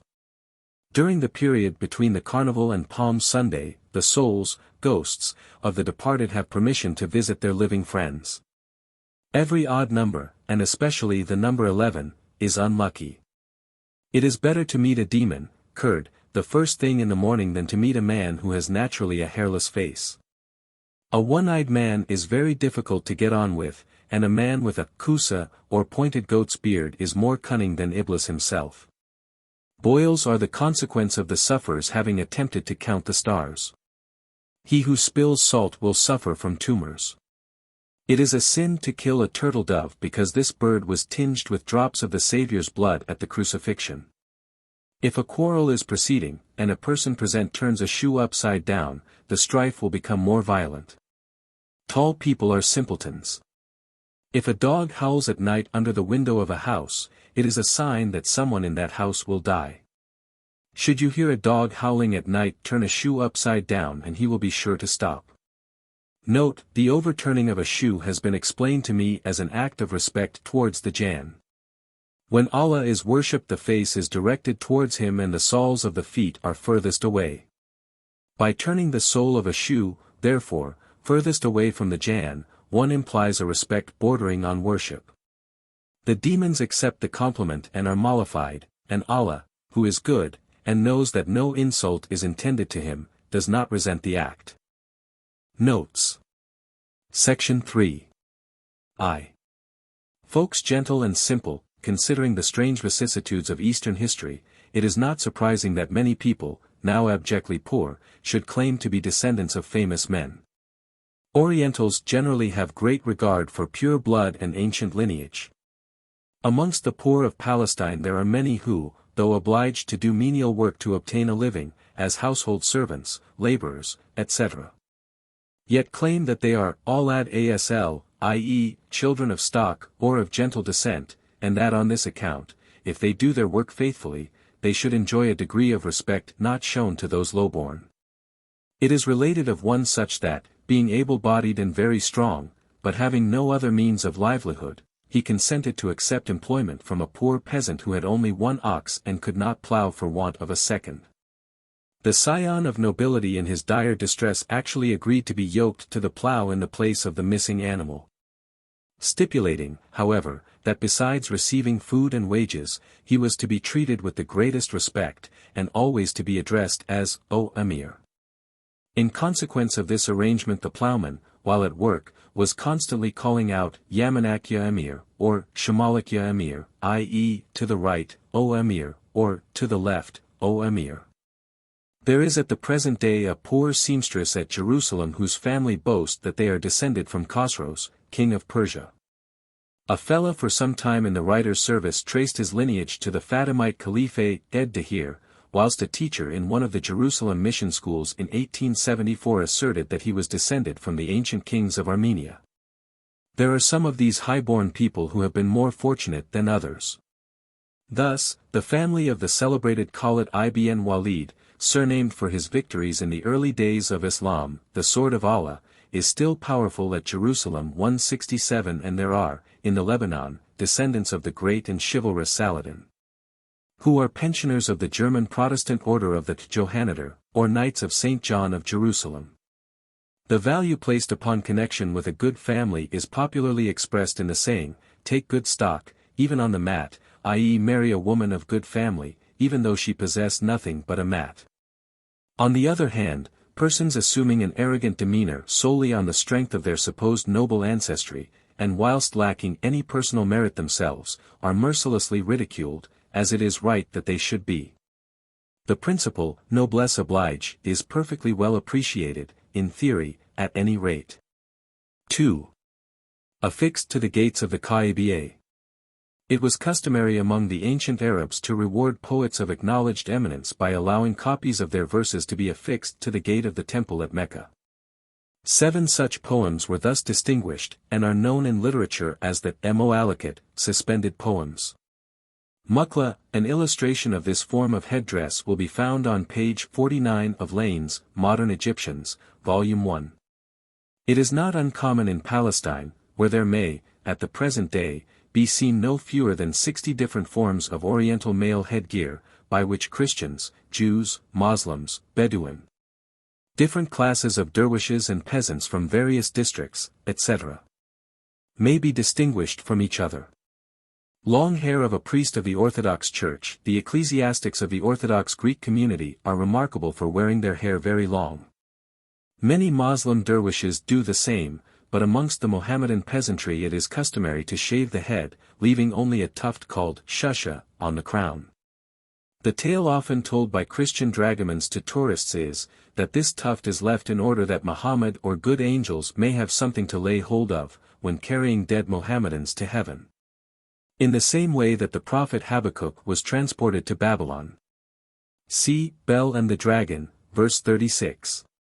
However, the more reasonable explanation is that the custom originated in the fear that if a Moslem should fall into the hands of an infidel and be slain, the latter might cut off the head of his victim, and, finding no hair by which to hold to, put his impure hand into his mouth, in order to carry it, for the beard might not be sufficiently long. See Lane's Modern Egyptians, Volume 1, page 40. 3.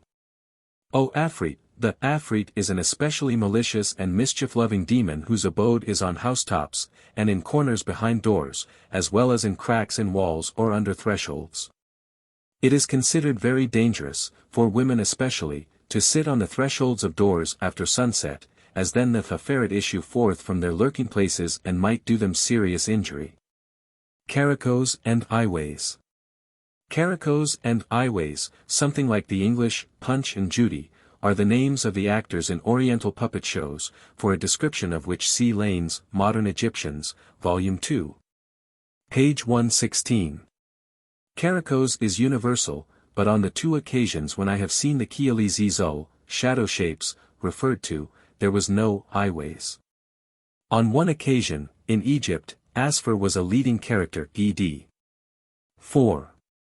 The Qadi Abdullah el-Mustaqim lived at Baghdad el-Mansur, a.d. 941, having established his court at el-Hashimi, was compelled by an insurrection to erect a new capital, and in the 145th year of the Hijra, laid the foundation of Baghdad, which, for nearly 5 centuries, remained the seat of imperial Oriental luxury. See Crichton's History of Arabia, Volume 33. Page 16. V. Azrael and his son. As a version of the foregoing story, which entirely, and also in scraps, the writer has several times heard told by natives of Palestine, is said to be found in Grimm's collection of fairy tales. It is difficult to determine whether its origin is Oriental or the contrary. The name of the hero of the following, which is in circulation among the peasantry of the native Christian village of Ramallah, situated about 10 miles to the north of Jerusalem, would seem to indicate that it has been introduced by some Spanish or Italian monk. It has been told to the writer by 4 different persons, all of whom were natives, and on as many different occasions. Francesco's card playing. Though at first sight it may seem an anachronism to mention cards as having been played in the days of the Herods, seeing that the first actual mention of them as having been used in Europe dates back to the year AD 1388, and that their first introduction into France was during the reign of Charles VII. 1432 to 1461, yet some German savants are of the opinion that they were an invention of the Chinese, and reached Europe through an Arabian channel. See Brockhaus, Conversations Lexicon, on Spielkarten. 6. The plant Feijan, this Arabic name is evidently only another form of the Greek Pi Gamma Alpha Nu Omicron Nu. According to Bishop Jeremy Taylor, it was used by pretended exorcists in his day. He says, they are to try the devil by holy water, incense, sulfur, and rue, which from thence, as we suppose, came to be called herb of grace. Baclaw. A kind of mince pie pastry covered with syrup of sugar, and of which the natives are particularly fond.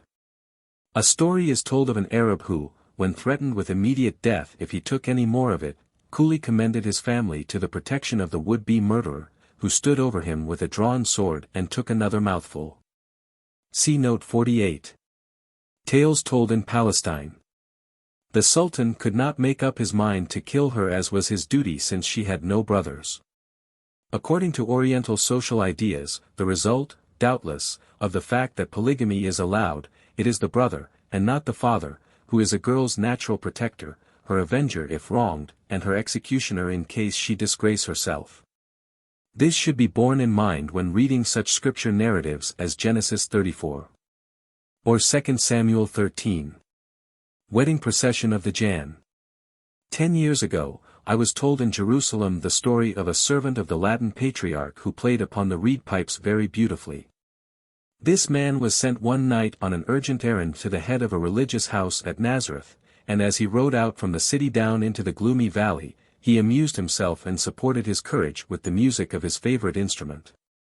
Suddenly he was surrounded with torches lighting dusky faces, and found himself in the middle of a wedding procession, the members of which besought him to stop and play for them. He cited the urgency of his errand, but they told him not to worry about that, they could take him further in an hour than he could hope to ride in a night.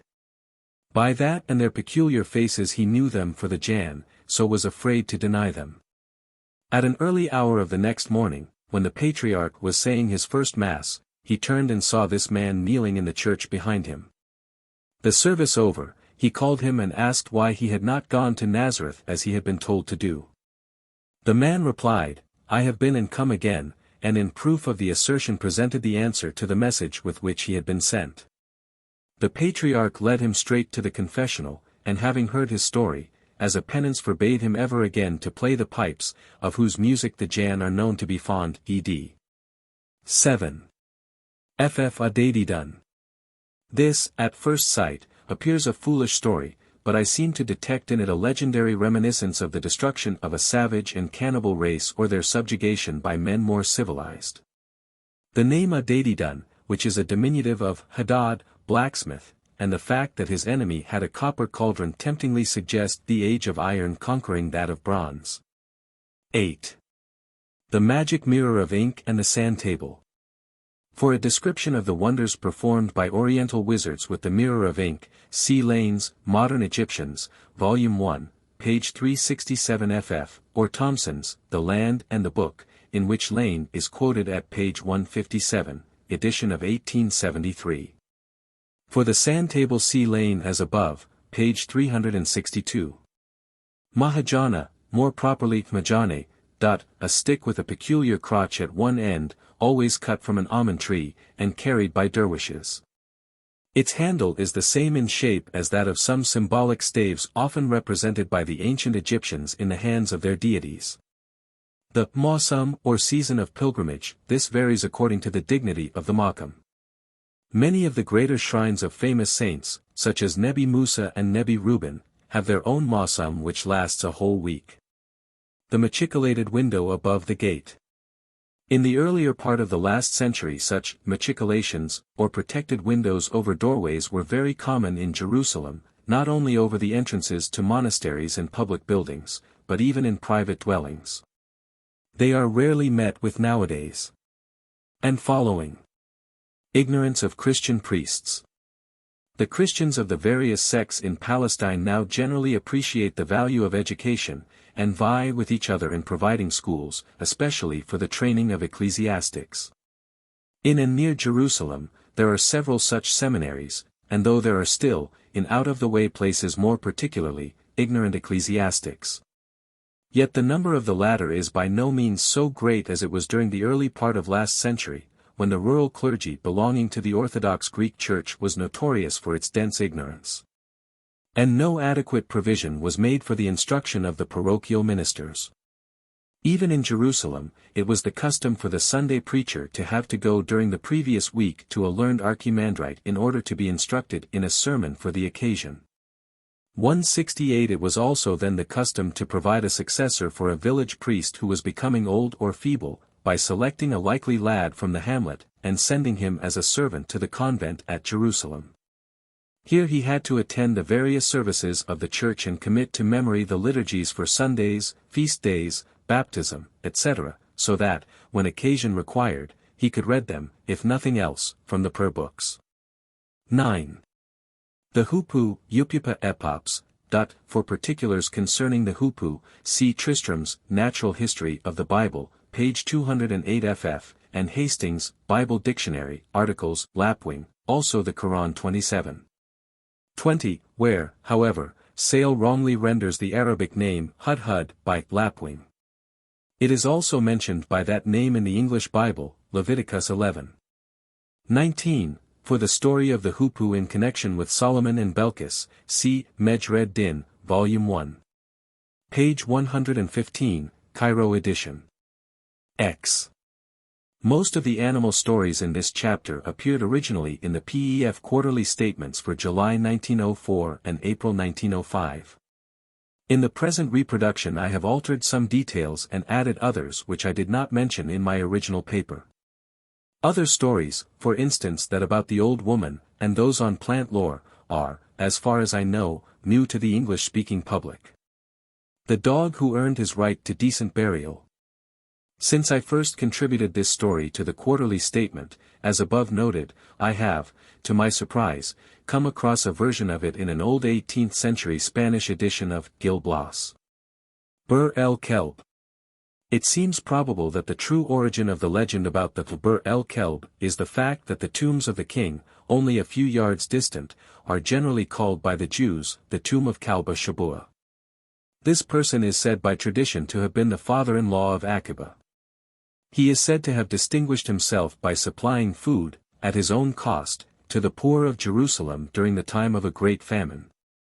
This tradition is probably based upon the historical fact connected with Helena of Adiahin and her almsgiving. The grotto where Kalba Shabua distributed his bounty is pointed out in the vicinity of the traditional tomb of Simon the Just. When a male hyena is 7 years old it becomes either a female of the same species or else a bat. See Dr. J. Levy's New Hebraisches and Chaldaicsches Wörterbuch, 12th part. A male hyena after 7 years becomes a bat after 7 years becomes a vampire, that animal after 7 years becomes a nettle after 7 years becomes a thorn after 7 years becomes a demon. Bava Kama, Folio 16. Kolai. Quoted by Herzhan, Talmudical Commentary on Genesis, page 136. 169. Story of the man who won the heart of the hyena. I relate the story as it was told me by a lady who had heard it from a fellaha. It seems to be Seneca's well-known tale of the runaway slave and his grateful king of beasts, first mentioned, so it is said, in his De Beneficiis. The lion has been extinct in Palestine for centuries, the leopard is rare, though now and then met with, and so, the hyena, at present the largest of the Judean carnivora, the bear being found only in the Lebanon and the Anti-Libanus. Whose name, Ed-Daba, is somewhat like the name Es-Seba, by which the lion is most frequently known, has taken his place in the story. And following pages. The fox, the eagle, and the leopard. A version of this fox story is related by F. Baldensberger in Quarterly Statement for July 1905, pages 199, 201. The spinal cord of a man becomes a serpent, see Hirschen's commentary as above. A serpent at the age of 1,000, becomes a whale, p. Baldensberger in Quarterly Statement, 1905, page 204. Time required by different creatures to reproduce their species. 21 days are required for the full formation of a hen in the egg, and a similar period is required in the vegetable kingdom for that of almonds, 50 days for that of a dog and figs, 52 for that of a cat and mulberries. 60 for that of swine and apples, 6 months for that of foxes and all sorts of insects and cereals, 5 months for that of small cattle and grapes, 12 months for that of large unclean animals, such as horses, etc. And palm trees, 9 months for that of large clean animals, as oxen, and olives, 3 years for that of the wolf, lion, bear, hyena, elephant, and chimpanzee, and a fruit resembling figs. 70 years elapse before the viper can reproduce its own species, and a similar period is required for the carob tree. The wicked serpent requires 7 years, and nothing in the vegetable kingdom requires a similar period. In so far, then, as there is nothing corresponding to it in the vegetable kingdom, the serpent is cursed above all cattle, and above every beast of the field. Bekoreth, Folios 8, Colonel I, quoted by Hirschhahn, page 134. 11. The tortoise herb, cf. Einiges aus dem Pflanzenreich, by L. Baldensberger. In Evangelische Blätter aus Bethlehem. July 1906. pp. 21 edc. Translation of a typical, Kemi or written amulet, used by Oriental Jews in Palestine. BINV. AMI. ASV. Abbreviation for the Hebrew words, in the name of God we shall do and prosper. Abbreviation of Hebrew of, my help cometh from Jehovah. Abbreviation of Hebrew of, the maker of heaven and earth. And all people of the earth shall see that thou art called by the name of the Lord. And they shall be afraid of thee. Deliver from fetters Bambina, daughter of Rena, to praise thy name, and may the merits of the patriarchs shield her. ANSV, initials of the words, Amen, Netzach, Tzila, Vaad. In the name of the Most High and the cause of all causes, the exalted El Jah, the God of Israel, I am that I am, high and exalted, the dweller in eternity, whose name is holy. And in the name of the Almighty of Sabaoth, Lord of lords, living and existent for everlasting ages. Amen, Selah. And in the name of Hvhy, i.e. the Tetragrammaton.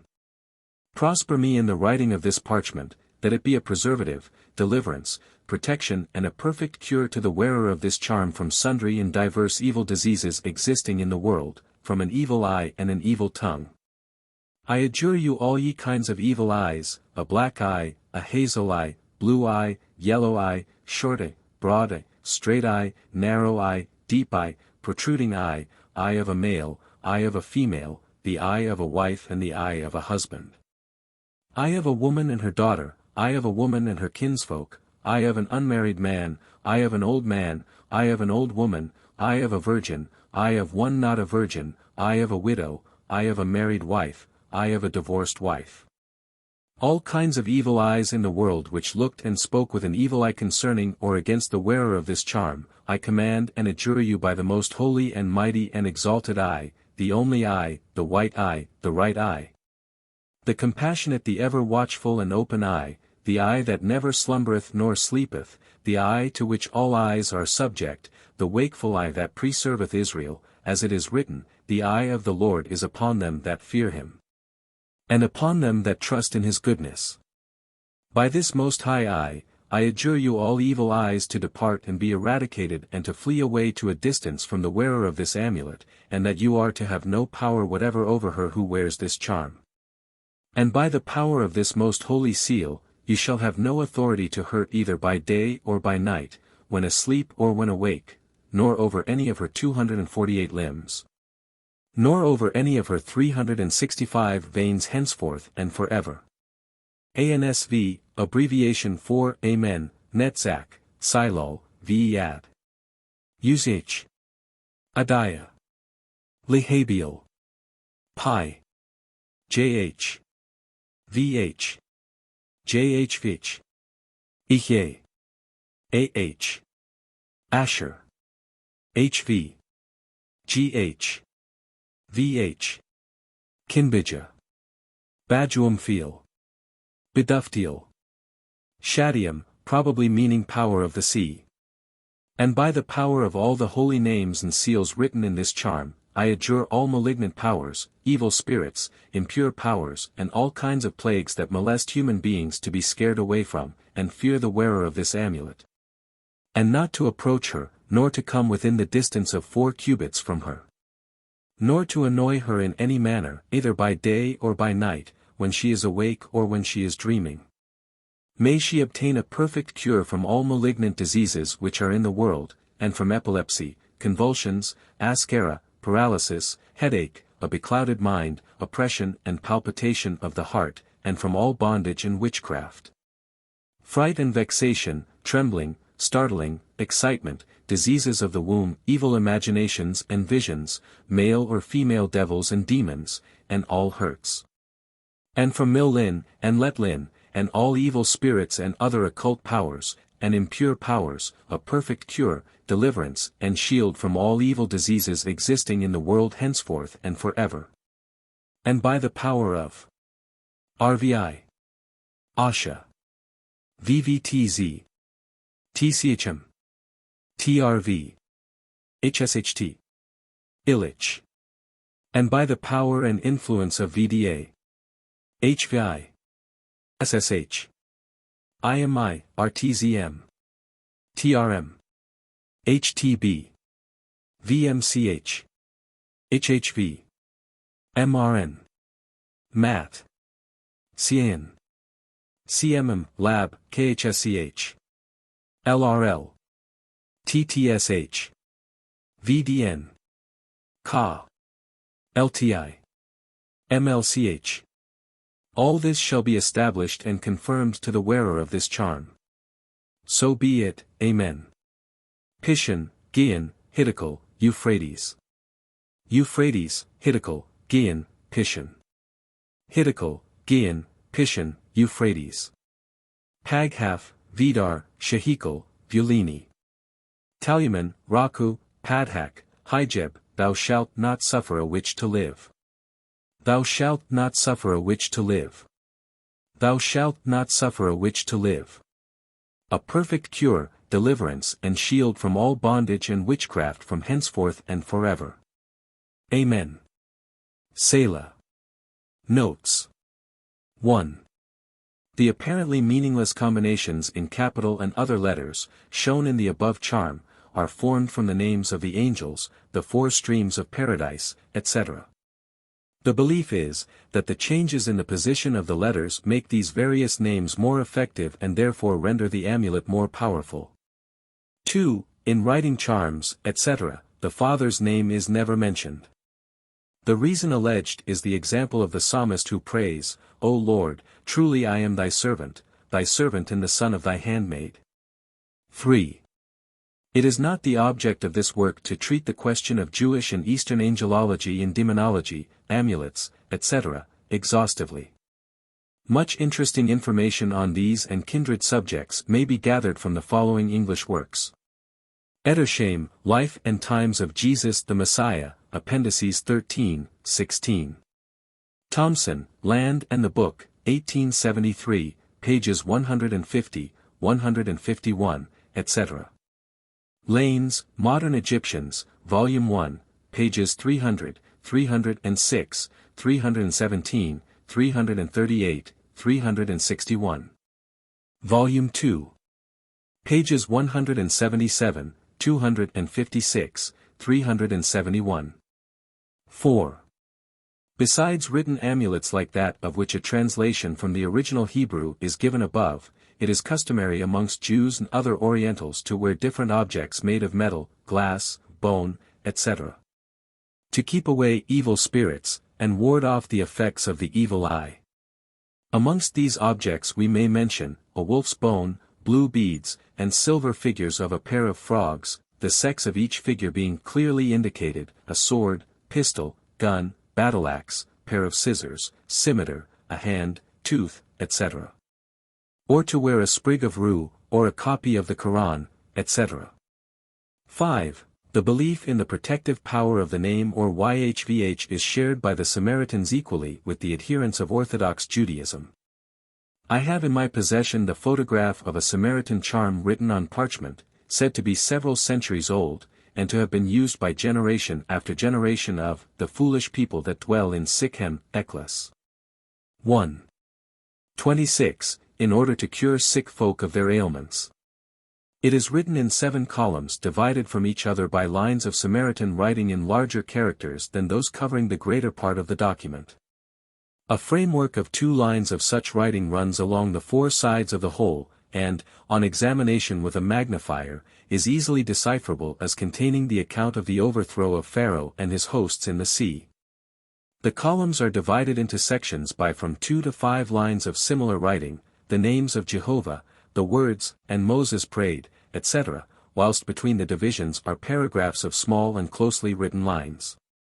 The size of this precious document, for which the trifling sum of 5,000 francs was coolly asked, is shown by the scale of centimeters photographed with it. It was in a terribly dirty and torn condition, having been worn, rolled, and folded up into a bundle about 22 inches cube, and apparently next the skin. About the middle of the 8th column is a Zer-Gay table, with letters arranged inside squares, like that shown by Lane, Volume 1, page 356. Square diagram. And Eve. And Sarah. And Rebecca. And Leah. In the corners, pictures of Wailing Place, Machpelah, Rachel's tomb and the holy city Zion. Adam. Abraham. Isaac. Jacob. Lilith and all appertaining to her. Avant. Inside, a circle containing 4 magic words formed from these names. In the next inner circle other magic Kabbalistic words. Sani, and Sansani and Simnigluf. Be present. Thou shalt not suffer a witch to live. To live thou shalt not suffer a witch. To live a witch thou shalt not suffer. Picture of the evil eye armed with claws and crab-like mandibles, etc., on which are other letters and magic words. A witch to live thou shalt not suffer. A witch thou shalt not suffer to live. Not a witch shalt thou suffer to live. In the center the words, El Shaddai, i.e., God Almighty, followed by 6 lines of Kabbalistic words, the last of which is, keep, or preserve, i.e. protect. Note, a remarkable thing in this charm is the omission of the names of the 4 angels. Gabriel, Michael, Raphael, and Uriel. Translation of the remainder. Protection, or amulet. For an infant, and a woman in childbed. And in good luck. Be reviled, O Satan. Psalm Ksai, a psalm of degrees, from beginning to end. Jewish amulet of protection. Charm against Lilith vouched for as efficacious by several famous rabbis. In the name of YHVH, the God of Israel, whose name is great and to be feared. Elijah, may his memory be blessed, was walking out one day when he came upon Lilith. He said to her, Unclean one. Where art thou going? She said to him, I am going to the house of so-and-so, who is in childbed. In order to cause her death and to snatch and devour her child. He said unto her, Be thou smitten with the itch, and imprisoned by the name of the Most Holy One, and become a silent stone. She answered and said unto him, O my Lord, let me off, and I swear, in the name of YHVH to forsake this my way, and that whenever I shall see or hear any of my names I shall straightway flee. And now I will make known to thee my names. And whenever my names shall be mentioned I shall have no power to do evil or to injure. I swear to thee to reveal my names, and if they be written and suspended in the dwelling of the child or the confined woman I shall at once flee. These are my names, Citrina, Lilith, Avitu, Amiz Raphi, Amizu, Kakash, Odom, Ik, Pods, Ils, Petrota, Abro, Kema, Kali, Bitua, Filtho, Partasha. And whoever fixes up these my names I shall at once flee from the placard hung up in the house of the confined woman or the child. This is a charm, and the child as well as his mother shall never be hurt by me. Kabbalistic direction.